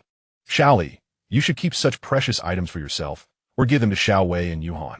Your mother and I are too old to benefit from them. Indeed, Xiao Li, you should retain them to bolster your abilities. Your mother and I will remain safe at the base. Hearing this, Shun Li shook his head and insisted. These items are of little use to me. Moreover, Mom and Dad, you must possess some means of self-defense. It's better to be prepared for any eventuality. Ultimately, under his firm insistence, the elders conceded. Shen Li, I don't need one, do I? I already have abilities. Perhaps you should give one to Ahu? Chen Yuhan playfully stuck out her tongue, feeling a bit embarrassed. She thought using one would be a waste of resources. In response, Shen Li playfully pinched her cheek. If I give it to you, just accept it. Your brother needs you to support him. As for Ahu and Xiao Yu and Zai's crystal cores, I want to forget about those either. Upon hearing this, Chen Yuhan no longer resisted and accepted the last crystal core. Before long, the 4 of them began to absorb the energy from the mutated crystal cores in succession. Apart from Chen Yuhan, the other 3 were experiencing absorption for the first time, which inevitably led to peculiar phenomena such as smoke rising from their heads and an intense heat radiating from their bodies. Fortunately, the duration of absorption was brief. A few minutes later, Chen Yuhan was the first to open her eyes. Shen Li immediately glanced over, and a hint of a smile appeared in his eyes. Level 4. Chen Yuhan. Strength, 180. Constitution, 180. Spirit, 220. Overall combat power, 620. This attribute was already comparable to what he had at level 20. How do you feel, Yuhan? Chen Yuhan closed her eyes to sense her changes and then joyfully exclaimed, my abilities seem to have significantly strengthened. I can now heal my uncle's leg. Upon hearing her words, Shen Li was instantly overjoyed and grasped her jade-like hand. Is that true, Yuhan? Yes. Chen Yuhan nodded with a smile, reciprocating his firm grip while her eyes conveyed the affection she held in her heart. Just then, Shun Wei's teasing voice interrupted. Ahem, brother, sister-in-law, mind your influence. There are children present. Unbeknownst to them, Shun Wei had also finished absorbing the energy from the crystal core and was playfully staring at the two. Hearing this, Chen Yuhan blushed, quickly retracting her hand as if jolted, and lowered her head shyly. Shun Li, on the other hand, shot Shun Wei a glare filled with reproach. Sister, it seems you've become increasingly mischievous lately. Hee, Shun Wei chuckled, but upon noticing the growing danger in her brother's gaze, she quickly suppressed her laughter and shifted the topic. Brother, it seems I've awakened a remarkable ability. As soon as she spoke, Shun Li was too intrigued to scold her further and eagerly inquired, what ability? Shun Wei glanced around mysteriously, her eyes lighting up when they landed on her brother's water cup not far away. She then raised her hand, aiming it at the cup. In the next moment, a beam of white light, approximately 30 centimeters in diameter, shot forth from her palm, striking the cup with precision. Bang! With a resounding explosion, the cup shattered into countless pieces, leaving behind black scorch marks on the wall behind it. What do you think, brother? Am I impressive? This is a light-type ability. Proudly admiring her handiwork, Shun Wei swayed her head in delight. From today onward, I shall also refrain from eating beef. In her triumphant state, she failed to notice Shun Li's face darkening instantly. By the time she realized, she had already received a solid rap on the head. No more experimenting with abilities at home. Shun Li's expression was grim. This reckless child had just moved into a new house and showed no appreciation, and she had blown up his water cup, which he had used for years. Was she trying to incite rebellion? Shen Wei, feeling aggrieved, rubbed her aching head and pouted slightly. I understand. Subsequently, she candidly explained her extraordinary ability to Shen Li. In essence, Shen Wei possessed the power to emit beams of light, capable of detonating all objects within its range. This was a highly destructive, long-range, area of effect ability. Furthermore, as her strength increased, both the range and lethality of her light beams would correspondingly enhance. After hearing her description, Shen Li couldn't help but feel a tinge of envy. His younger sister's ability was quite impressive. He glanced at her data. Shen Wei. Overall combat power, 780. Her attributes were similar to Chen Yuhan's. Yet her combat power was significantly higher, evidently due to her extraordinary ability. Presently, Chen Yuhan's awakened power leaned more towards supportive capabilities, offering limited enhancement to combat strength. It was not surprising that Shen Wei had surpassed her in combat prowess. One served as a healer, while the other as a mage. In terms of combat strength, the mage undoubtedly held the upper hand, yet when considering the significance to the team, the healer would certainly outshine the mage. Father, Mother, how do you feel? Shortly thereafter, both Shen Father and Shen Mother opened their eyes in succession. They, too, displayed their extraordinary abilities with joyful expressions. Shen Father awakened a fire-based ability, which, upon activation, allowed him to condense fireballs to attack distant targets, albeit with slightly less destructive power than Shen Wei's light explosions. It was a rather conventional ability, lacking any extraordinary traits. However, Shen Mother's awakened power was something remarkable, an exceedingly rare spatial ability. Upon hearing her description, Shen Li nearly had his eyes pop out in astonishment. It is widely acknowledged that time is revered, space is king, and destiny unfolds with cause and effect. Spatial abilities rank as the second ultimate power on the list of extraordinary abilities. One might not encounter such a gift even among millions. His mother possessed such extraordinary fortune, he instinctively felt a surge of happiness for her.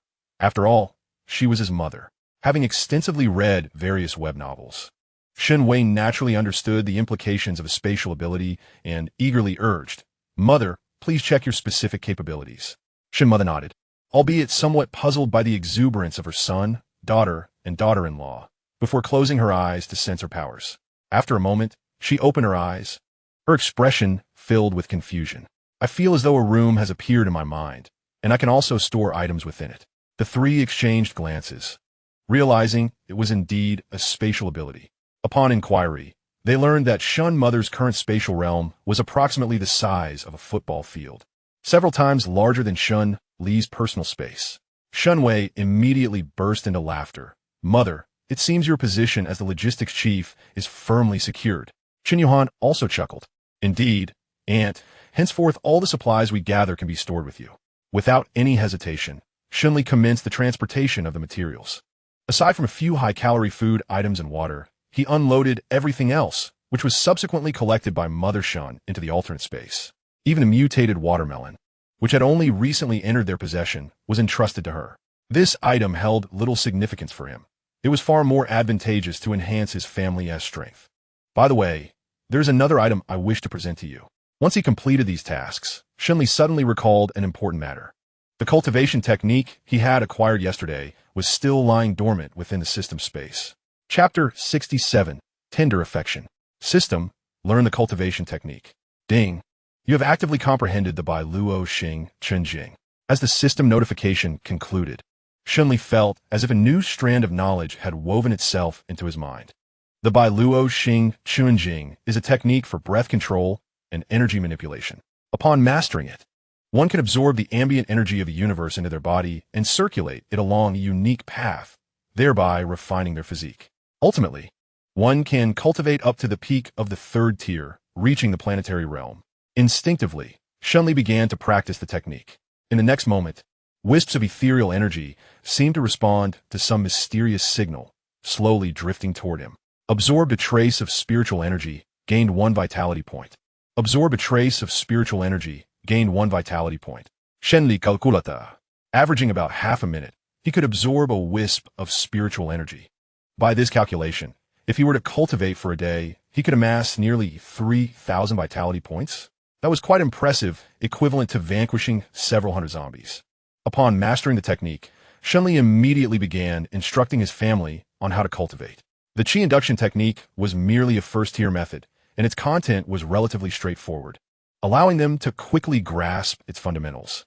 I think I can truly sense the spiritual energy. This is simply marvelous. Chen Yuhan was the first to exclaim in astonishment. It appeared she possessed the finest aptitude among them. Following her was Shen Wei, who, having experienced the benefits of cultivation, exclaimed excitedly, "Brother, with this technique, won't we be able to grow stronger without gnawing on crystal cores?" Shen Li chuckled, "Of course, but with this technique, you must also exert effort. Otherwise, if others catch up to you, it would be quite embarrassing, wouldn't it?" Shen Wei giggled. "Understood, brother. I will strive diligently, even if it means sacrificing sleep at night. I shall cultivate. I want to trample all those zombies and mutated creatures underfoot. Humph." Meanwhile, Shen father and Shen mother, perhaps due to their advanced age, struggled to master the operational methods of the technique. Even with Shen Li's patient guidance, it took them nearly half an hour to grasp the basics. "It seems we are indeed growing old, unable to compare with the vigor of your generation." The elderly couple could not help but sigh. The martial arts teachings have concluded, and now only one final task remains, to heal Father Shen's missing left leg. "Yuhan, do you feel confident?" Upon hearing Shen Li's inquiry, Chen Yuhan beamed at him with a radiant smile, exuding confidence. "Rest assured, my dear," she replied, observing her demeanor. Shen Li wasted no time in informing his parents about the treatment, which naturally ignited their excitement. Subsequently, Shen Li assisted Father Shen in settling comfortably onto the sofa, while the others fixed their eager gazes upon Chen Yuhan, anticipating the miracle that was about to unfold. Indeed, Chen Yuhan did not disappoint. She extended her right hand, and a verdant glow materialized in her palm, radiating an aura of boundless vitality. Even from a distance, those present felt invigorated, as if they had stepped into a lush, verdant wilderness. As the light made contact with Father Shen's absent left leg, a miraculous scene unfolded. Within the previously empty pant leg, something seemed to swell rapidly. To everyone's astonishment, Father Shen's left leg gradually began to regrow. This was a true resurrection of a severed limb. After a brief moment, Chen Yuhan, looking fatigued, retracted her hand and wiped the beads of sweat from her forehead. "Uncle, please try to see if you can walk," she encouraged. Noticing her pallor, Shen Wei hurriedly moved to support her. Father Shen, his face filled with excitement, tentatively moved his newly restored left leg. Moments later, amidst the astonished gazes of the crowd, he slowly stood up, one step, then another. Initially unsteady, he soon found his balance, and before long, he was running and jumping with joy. The elation of newfound life illuminated Father Shen's face, even breaking through his usual stern demeanor. "Wonderful, wonderful," he exclaimed, promptly thanking Chen Yuhan. "Child, thank you." Chen Yuhan responded. "Uncle, you are too kind. I am Shen Li's partner, your future daughter-in-law. This is what I ought to do." Hearing this, Shen Li stepped forward to grasp her delicate hand. Their eyes locked, each sensing the affection mirrored in the other's gaze. Observing this tender moment, Father Shen expressed his satisfaction, saying, "It is indeed a privilege for my dear Li to have such a girlfriend as you." At that moment, Mother Shen Luo Ying suddenly interjected, "Yuhan, if you don't mind, you need not call us Uncle and Annie anymore. We are all family from now on." Her eyes, filled with a mix of expectation and encouragement, conveyed her complete acceptance of her as a daughter-in-law, urging her to address them more familiarly. Father Shen chimed in eagerly, "Yes, yes, child, if Li ever dares to let you down, just tell me, and I shall ensure both his legs are broken," with both parents expressing their approval. Chen Yuhan felt emboldened. Her face flushed as she shyly called out, "Dad, Mom. Wonderful, wonderful." The two elders were immediately filled with joy, and Shen's mother eagerly retrieved a jewelry box from her possession, unveiling a jade bracelet. "Yuhan, although this may hold little monetary value now, it represents a cherished sentiment from a mother. I hope you will not disdain it." How could Chen Yuhan possibly disdain it? In this apocalyptic world, while a jade bracelet may be worthless, it signifies the acceptance of her beloved's parents. This meaning far surpasses its intrinsic worth. She quickly accepted it with delight. "Thank you, Auntie." At that moment, Shen Wei cheerfully called out to others, "Sister-in-law, hello." Chen Yuhan smiled and nodded in response. Before long, the warm atmosphere faded as Shen's mother insisted on preparing a lavish dinner for everyone, with Shen's father assisting her. Shen Wei then dashed to the conference room to watch television with Xiao Yuanzai and Hu, leaving only Shen Li and Chen Yuhan in the living room. Shen Li took Chen Yuhan's hand and led her outside. The gentle breeze and the starry night sky transported them back to a time before the apocalypse, calming their spirits considerably. As they strolled hand in hand like young lovers, Shen Li suddenly spoke, "I plan to go to the capital tomorrow." His tone was calm, yet resolute, causing Chun Yuhan's heart to tremble, and the idyllic images in her mind vanished in an instant. She recalled her uncle's family, who were far away in the capital. Was Shen Li intending to venture to the capital to bring his family back?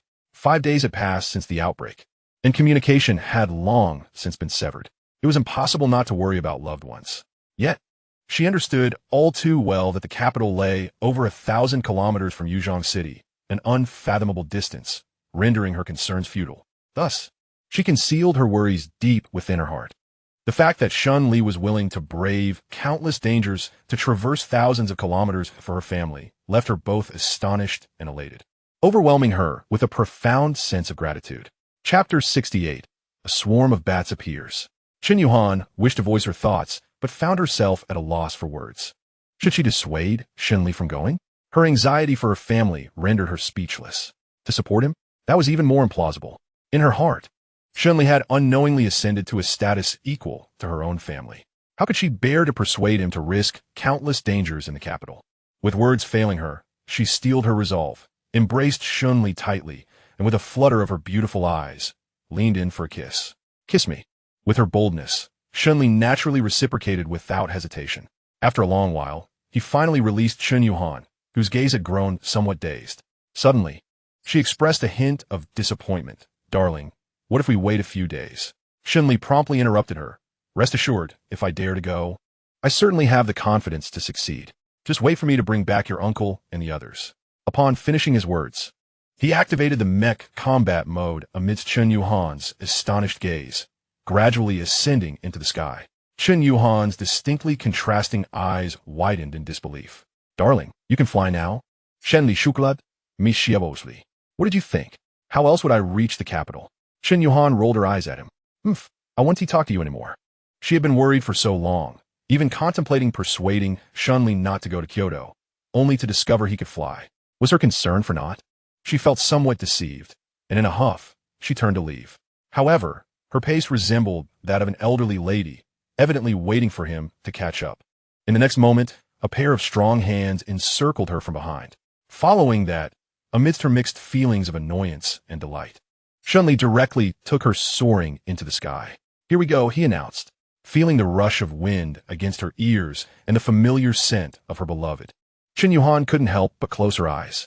When she opened them again, she found herself standing high above, enveloped by the vast, profound night and a star-studded sky that left her utterly enchanted. "What a beautiful starry sky." Shen Li grinned again. "If you wish to gaze upon it, I shall bring you here as often as you desire." As he spoke, he leaned closer to Chen Yuhan's fair neck, the romantic ambience beneath the long, starry night making it feel almost obligatory to indulge in something more. Sensing his intentions, she tilted her face, welcoming Shen Li's fervent breath. Their lips met, and the air around them quickly heated. Just as Shen Li's hand began to wander, a peculiar sound wave suddenly piqued his alertness. In the next instant, a massive shadow shot forth from the darkness, hurtling towards them with a menacing rush. Its claws glimmered with a deadly light, aiming directly for Shen Li's head. Should he be caught, the consequences would be dire.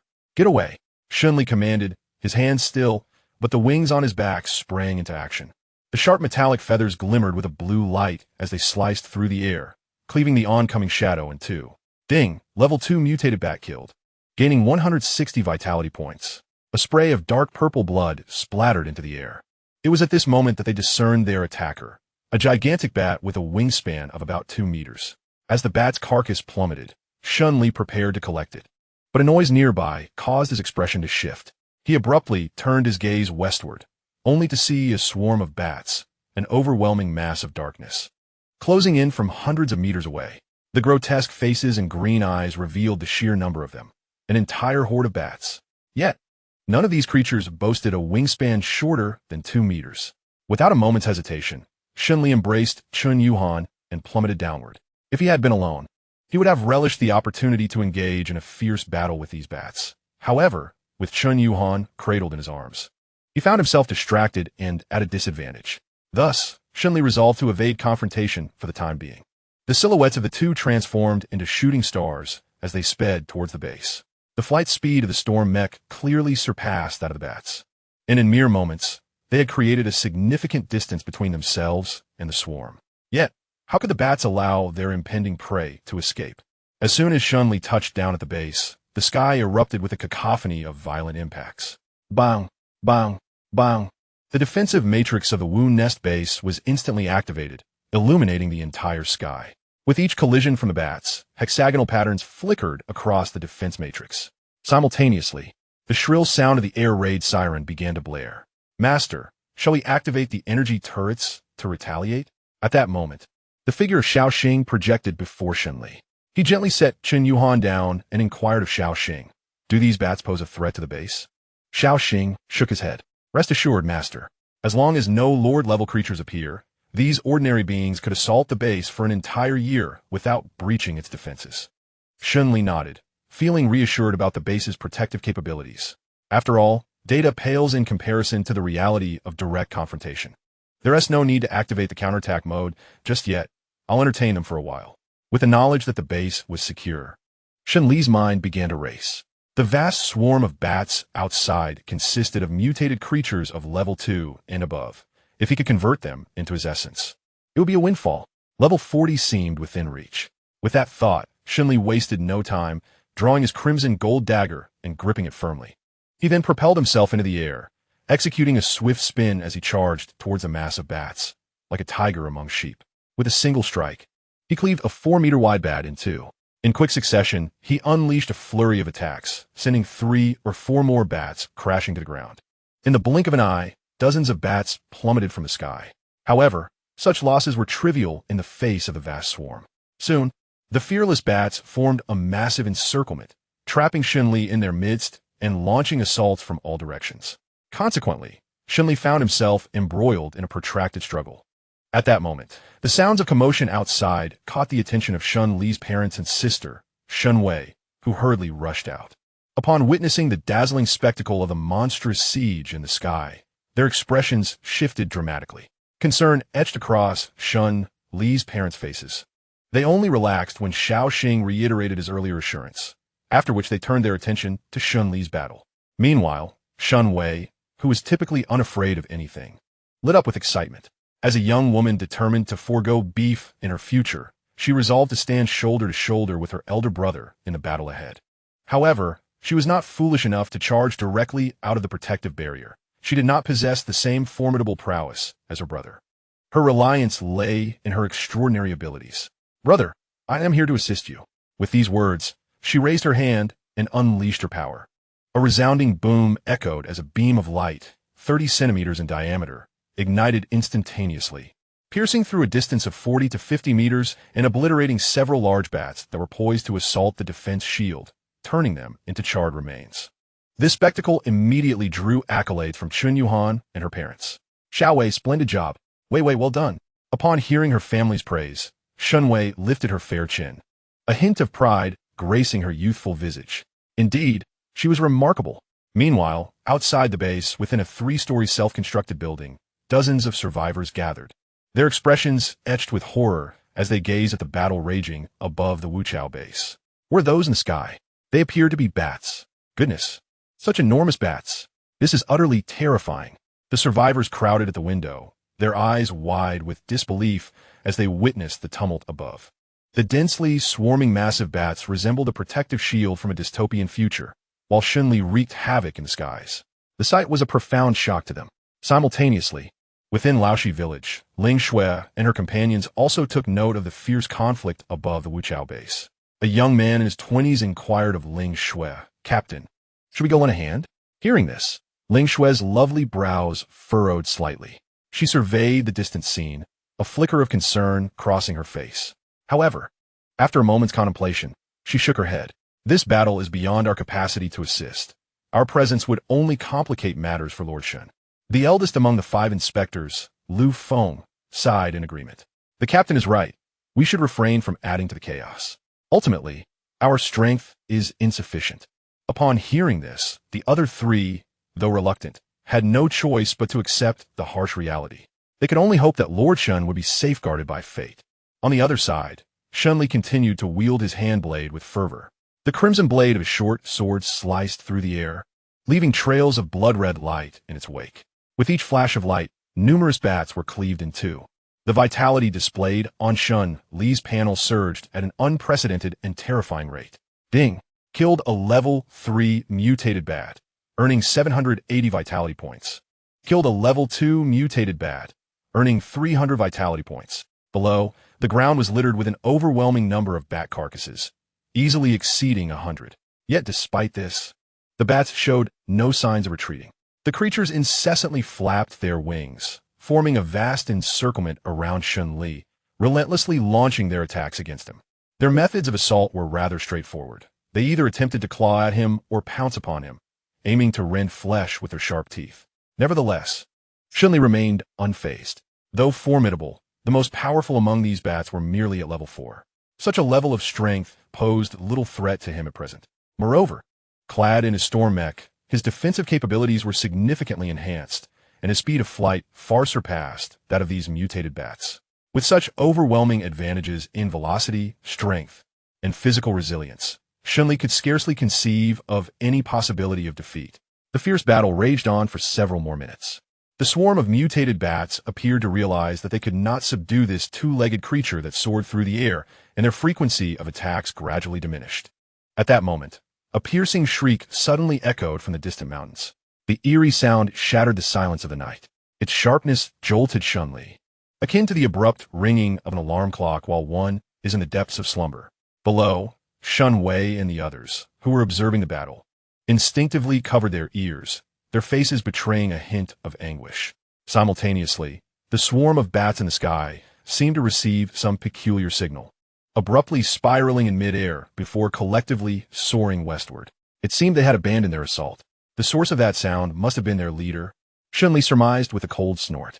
They come and go as they please, treating this place as if it were a mere footbath city. Without hesitation, he commanded Little Star, open fire, and obliterate them. Having awaited this moment, Little Star swiftly relayed the command. In an instant, the entire Umbra base illuminated, and the two energy turrets situated near the bat swarm sprang to life. Almost simultaneously with the awakening of the turrets, two faint blue lasers, each exceeding 2 meters in diameter, shot skyward. The lasers, silent as shadows, swiftly pierced through a substantial portion of the bats. More terrifying still was the sheer power of these beams. The bats struck by them barely had time to utter a cry before they disintegrated into mere dust, leaving no intact corpses behind. Meanwhile, from the thick, several-meter-high alloy walls of the Umbra base, 9 silvery barrels, each as thick as an adult's thigh, silently emerged. Boom! Boom! Boom! 9 colossal, blue-purple shells struck the bat swarm in rapid succession, followed by a series of explosions. A terrifying surge of electricity swept through the area surrounding the blasts, while the blue-purple glow illuminated a significant portion of the night sky. As I gazed upon the once mighty swarm of bats that had obscured the sky, I was astonished to see that nearly half had vanished. Only 3 or 4 remained. Goodness! Witnessing this scene, Shen Li could not help but gape in astonishment. Such ruthlessness! If another round were to commence, would the remaining bats be entirely eradicated? He quickly interjected, "Stop, Xiaoxing, cease firing immediately. I still have use for these bats. They must not be annihilated all at once." "Understood, Master," responded Xiaoxing, promptly halting the assault. The 2 laser turrets and 9 electromagnetic pulse cannons stationed on the western wall fell silent once again. Subsequently, Shen Li instructed Xiaoxing to dispatch security robots to recover the bat carcasses, while he himself returned to the ground. As soon as he touched down, his sister Shen Wei excitedly rushed over, her face alight with a desire for praise. "Brother, I just took down over 20 bats. Am I impressive?" Upon hearing this, Shen Li felt a sudden itch in his fingers, a compulsion to strike something. He had been robbed of several kills. Wasn't this a betrayal? Yet, as he stretched out his hand, he was met with the radiant joy on Shen Wei's face. After a moment's contemplation, he decided to spare her this time. Not that their parents' presence influenced his decision. Very well, he would indulge her once more. Thus, Shen Li smiled warmly and pinched Shen Wei's delicate cheek. "You did wonderfully." Naturally, Shen Wei beamed at the compliment. Meanwhile, Chen Yuan hurriedly approached to inspect whether Shen Li was injured, and only after confirming that he was merely disheveled did she breathe a sigh of relief. her expression returning to one of cheerful warmth. Before long, the security robots returned, bringing with them the first bat carcass. The group promptly gathered around, scrutinizing the grotesque creature. How hideous! Such a large bat. Is it also a mutated organism? With one swipe of those claws, it could surely eviscerate a person. Gasps of astonishment filled the air. Shen Li quietly placed his hand upon the bat's wing, pondering whether it could be salvaged. Ding! Detected level 3 mutated bat carcass X1. Redeemable for 800 vitality points. Would you like to redeem? Hearing the system's notification, Shen Li's heart soared with delight. Naturally, he opted for the redemption. Although he felt a pang of envy for the mutated beast's flesh, he had no desire to consume such an unsightly bat. Bats are among the organisms most notorious for harboring viruses, and their appearance was far from appealing. He dared not indulge in such a meal. Chapter 70. Level up to 39. As the bat carcass vanished, the others assumed Shen Li had stored away. Little did they know, this creature had transformed into a resource for Shen Li's growth. Shen Wei, somewhat curious, inquired, "Brother, what purpose do you have for this ugly creature's remains?" In response, Shen Li affectionately ruffled her hair. "Dear child, some questions are best left unasked. This bat holds its own significance for me." Shen Wei curled her lips, a flurry of peculiar thoughts darting through her mind. Could her brother's system possibly be a farming one, utilizing bat corpses as fertilizer? Or perhaps it could absorb the energy from within the bat bodies. Oh no, the soup was still simmering on the stove, with the danger now averted. Shen's mother slapped her thigh, recalling that dinner was far from finished, and hurried off in a flurry, Shen's father trailing closely behind. At that moment, Ahu and Xiao Yuanzi, who had been engrossed in their animated show, suddenly appeared. "Xiao Yuanzi," Shen Wei called out joyfully, and Xiao Yuanzi promptly leaped from Ahu's head into her embrace. Ahu, meanwhile, sauntered over to Shen Li, affectionately rubbing against him. The two cats then fixed their bright, eager eyes upon the bat corpse before them, their expressions tinged with longing. Noticing this, Shen Li inquired curiously, "Do you wish to eat?" He had presumed the two little creatures would not comprehend his words, yet, to his surprise, they both nodded in unison. Shen Li was somewhat astonished. Had they become smarter from watching cartoons? Or had their intellect enhanced due to their evolutionary process? He quickly attempted to converse with Ahu and Xiao Yuanzi. "Ahu, Xiao Yuanzi, can you understand what I'm saying?" However, the two beasts merely regarded him with bewildered expressions. It seemed that they only responded to the mention of food. With a resigned expression, Shen Li proceeded to issue a few simple commands, such as sit, lie down, and shake hands. At last, they responded obediently, following his instructions. Shen Li concluded that they had indeed become smarter, albeit only slightly. After a moment's contemplation, he selected a level 4 mutated bat corpse for the two little creatures. Instantly, they began to devour it with great joy. However, Xiao Yuanzi, being smaller in size and of a lower evolutionary level, became full after just a few bites, with most of it consumed by Ahu. After their hearty meal, the cat and tiger appeared somewhat buoyant, then ambled towards their little den, seemingly to digest the energy within. Observing this, Shen Li decided not to intervene. The two little creatures had now become the beloved darlings of the household. Unlikely to contribute in battle anytime soon, their role would merely be to serve as decorative companions. Nonetheless, Shen Li had no intention of neglecting them. He planned to nurture them into the guardian beasts of the base in the future. "Master, all the mutated bat corpses you requested are here," came the report. After several minutes, all the mutated bat bodies had been collected at the base, totaling approximately 150. Most were level 2 mutated beasts, with only 2 at level 3 and merely 3 at level 4. Clearly, the bats slain tonight were more numerous than this, but the majority had been reduced to char and ash under the base's bombardment. The system does not accept such corpses. Shen Li merely collected one experimentally and ceased further collection upon realizing its lack of value. He couldn't help but feel a twinge of regret. Had he known, he would not have allowed Xiao Xing to fire. It would have been far better to let the swarm of bats gradually be eradicated. After converting all the corpses into energy points, Shen Li hurriedly opened the system panel. Current stored energy points, 1,580,000. Upon seeing his balance, a smile involuntarily crept across Shen Li's lips. "System upgrade. Let me witness the extent of your limits." Ding! Consuming 30,000 energy points. Level increased to 36. You gain 20 to all attributes, 40 free attribute points. Ding, consuming 320,000 energy points. Current level, 39. Available free attribute points, 160. Another wave of 4 consecutive level ups. His level soared directly to 39, with only a hair's breadth separating him from the pinnacle of the transcendent realm at level 40.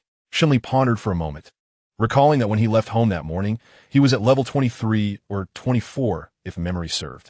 This meant he had gained at least 15 levels in a single day. Goodness, that was astonishingly rapid. Shen Li couldn't help but click his tongue in disbelief. This rate of growth was indeed terrifying. At this pace, wouldn't he break through to level 50 tomorrow and become a Lord-level powerhouse? Host, do not rejoice too soon. Your rapid growth now is merely due to the early stage of energy accumulation. The increase in energy points required for each level up is relatively small.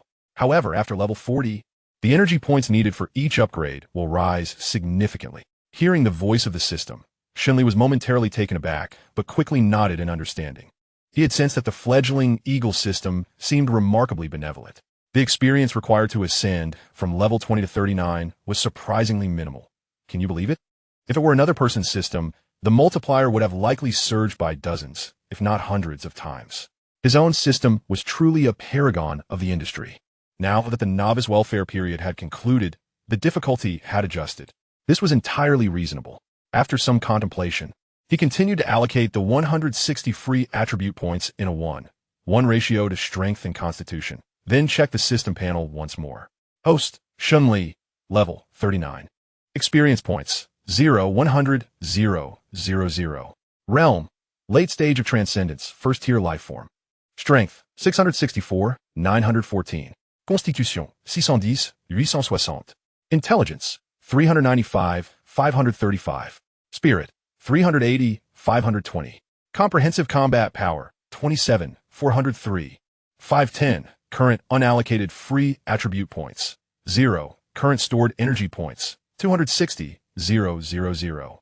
Skills, basic sword technique, masterful. Basic fist technique, masterful. Awakened attribute skills, control of strength LV6. Life enhancement LV6, control of lightning LV6, mental power LV6. Items available for use. 1 discount card from the shop. Equipment, Storm 7 single-person nuclear-powered mech, Crimson Gold Longsword. Basic combat power detector. Is it true that reaching level 40 requires 100,000 vitality points? Quite reasonable. Shen Li nodded, as this price did not exceed his expectations. Given his current strength and monster-killing speed, he could easily gather the needed vitality points within a few hours. It seems that despite his words to increase the difficulty, Brother Tong still holds affection for me. How touching. At the same time, Shen Li felt a sense of anticipation. Thus, as per Brother Tong's words, upon reaching 1,000 points in his 4 primary attributes, he would awaken new attribute skills. The attribute skills he awakened at 100 points were already formidable. One can only imagine how powerful those at 1,000 points would be. Why does this thought fill him with such excitement? Never mind. He decided to push those thoughts aside. Tomorrow, he would rise early and strive to reach level 40 before stepping into the capital. Chapter 71. The Extreme Ridge Mountains. On the 6th day of the apocalypse, as dawn broke, Shen Li opened his eyes. After removing a jade arm draped over his neck, he quietly descended from the bed, observing Chen Yuhan, whose beautiful eyes were tightly shut and whose face bore traces of fatigue. He couldn't help but shake his head. Truly, she is both inexperienced and playful. Last night, Chen Yuhan had been inexplicably wild. Unfortunately, Shen Li's current physique was far too robust. As a result, it was the ground that bore the brunt of exhaustion rather than him. He had no intention of waking her. On this journey to the capital, he planned to go alone, without bringing anyone along, as it would facilitate his endeavors. After a brief wash, Shen Li made his way to the living room on the first floor. While instructing the logistics robot to prepare breakfast, he summoned Xiaoxing. In the next moment, a stunning young girl, Xiaoxing, standing at 1.20 meters, appeared before Shen Li. "Good morning, master," she greeted cheerfully. Shen Li nodded in acknowledgement before speaking. "Please take note. I have several tasks to assign today." Upon hearing this, Xiaoxing quickly reached into her little skirt, producing a small notebook and a pen as if by magic, ready to record diligently. Seeing this, Shen Li couldn't help but smile. Xiaoxing remained as endearing as ever. He understood that such an advanced artificial intelligence would not need a mere pen to jot down notes. Her actions were simply a manifestation of her pleasing demeanor. He was indeed quite satisfied, experiencing a sense of leadership. To return to the matter at hand, Shen Li stated with seriousness. First, regarding the Research Institute, I wish for them to commence the development and production of small combat and work-type robots. The combat robots must be equipped with firearms to eliminate zombies, while the work-type robots must possess the ability to collect crystal cores. You are to promptly compile a list of required materials. Do not hesitate to communicate directly with me regarding any needs.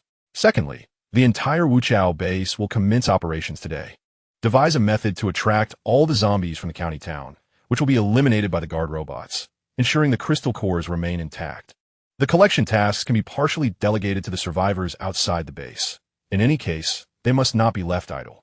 Those who perform admirably may be rewarded with crystal cores or additional supplies, depending on the situation.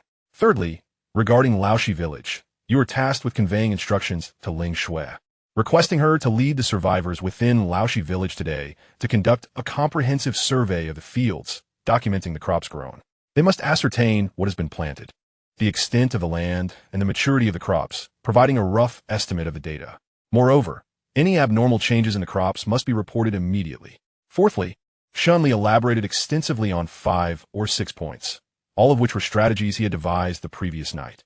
His intention was to operate the entire base for his personal benefit, aiming to gather crystal cores as swiftly as possible to enhance his level.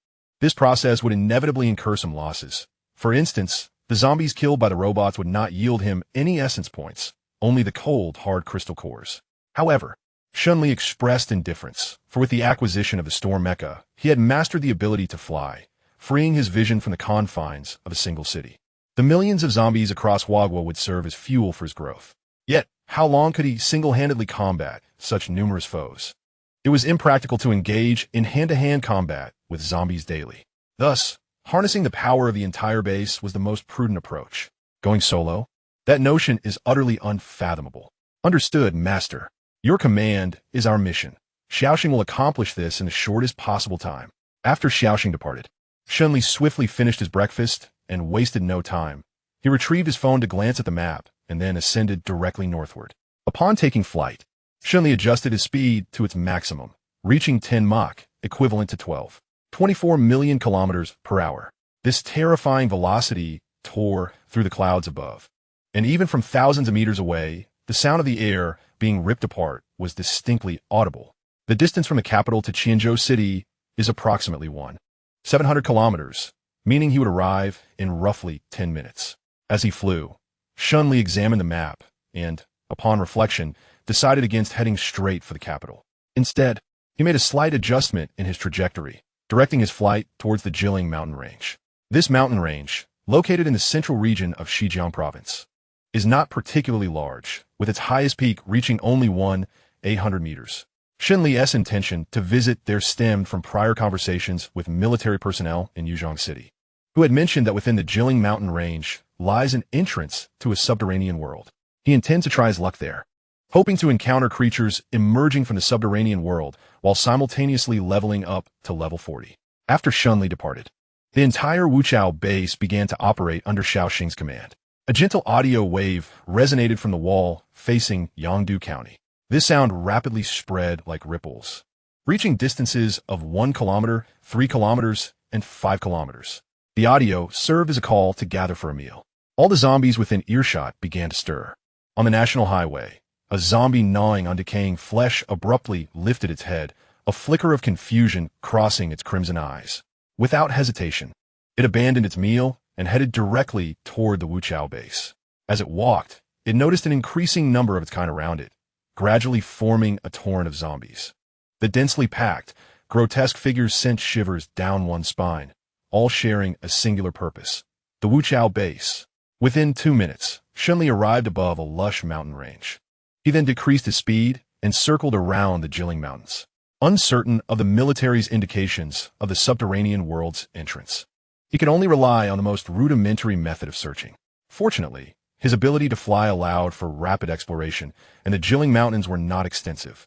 Soon, he made a discovery: a concealed base. Shen Li promptly lowered his altitude. Before him lay a dilapidated camp, a site that had evidently witnessed a horrific battle. Upon landing, Shen Li surveyed the camp while proceeding deeper into its confines. The area was riddled with bullet holes and signs of explosions. The ground was stained with dark purple blood, and the air was thick with a putrid stench. These characteristics suggested that the entrance to the subterranean world had spiraled out of control, and the team stationed here had suffered a catastrophic defeat. Recognizing the gravity of the situation, Shen Li heightened his mental acuity. Instantly, the scenery within 100 meters became vividly clear in his mind. Chapter 72, Fishing. At that moment, he keenly observed a green creature over 10 feet tall, lurking in the woods to his left, fixated on him with an expression filled with bloodlust and greed. Its body blended almost seamlessly with the dense foliage, making it exceedingly difficult to detect with the naked eye. Does it see me as prey? Shen Li skufa sufli. The distinction between hunter and hunted remains uncertain. Maintaining his composure, he began to gather electric arcs in the palm of his right hand. Whoosh! The creature lurking in the dense forest could no longer restrain its impatience.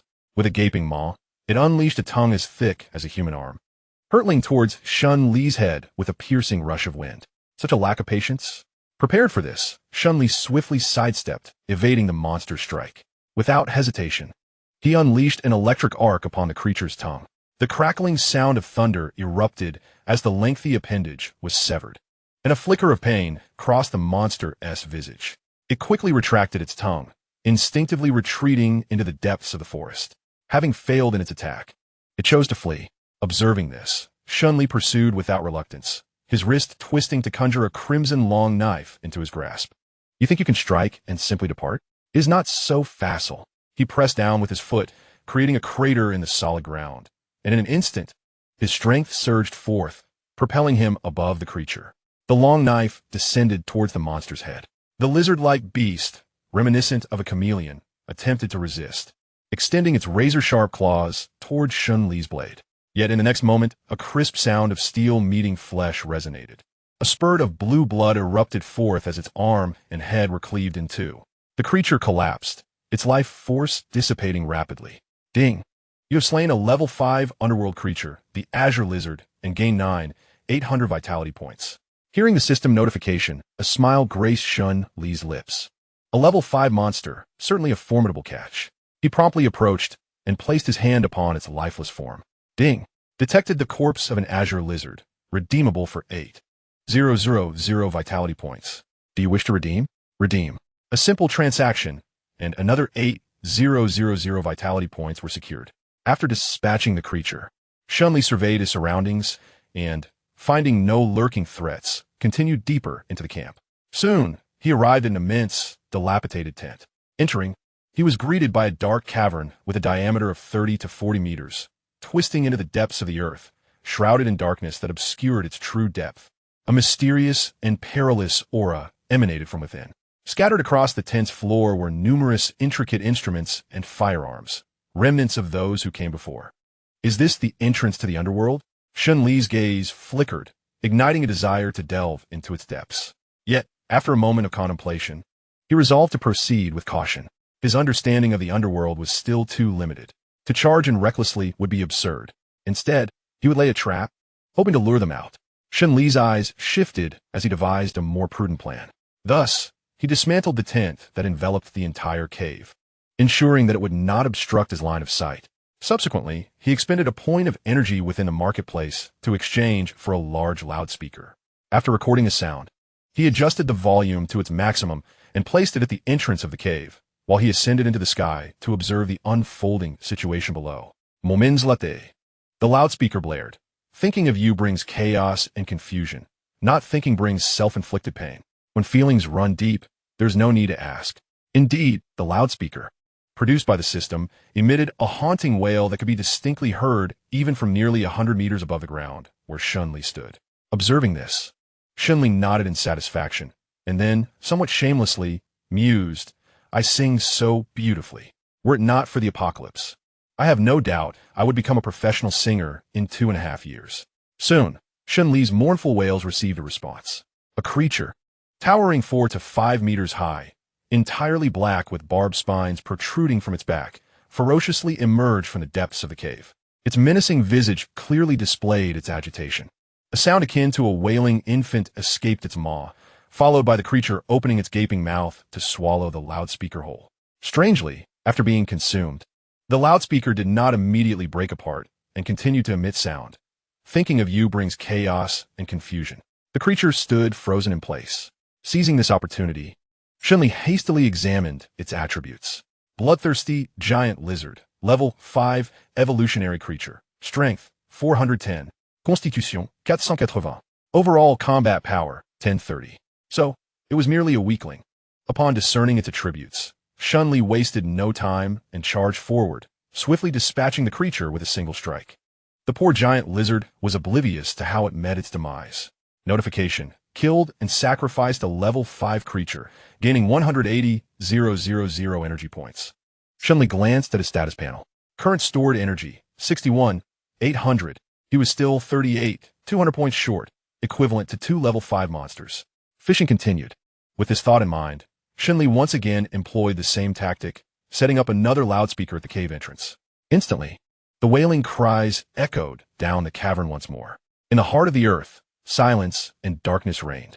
In this lightless realm, all creatures were nearly blind, yet they possessed exceptionally keen hearing and smell. Within 1,000 meters, even the faintest sound could not escape their ears. In a damp cavern, a terrifying creature, measuring over 10 meters in length, lay in deep slumber. Suddenly, a subtle sound echoed near its ear. The creature abruptly opened its eyes, rose to its feet, lowered its head, and its ear-like appendages quivered rapidly, capturing the faintest of sounds. Moments later, it abruptly opened its mouth, releasing a piercing shriek, and its robust body moved with the swiftness of lightning, charging towards the source of the sound. Strangely, despite the creature's massive size and astonishing speed, it made not a whisper as it traversed the ground. Another one has arrived? Observing the gray creature emerging from a cave, Shen Li's eyes sparkled with intrigue. The creature that had appeared was one he had encountered before, the white hide. Its sleek, muscular form exuded a sense of power, and its razor-sharp teeth seemed to be forged for the sole purpose of slaughter, making it difficult for Shen Li to forget this formidable beast. Dark Ripper, level 6 life form. Strength, 590. Constitution, 700. Overall combat power, 1900. Level 6? Shen Li's eyes gleamed even brighter. This is a significant find.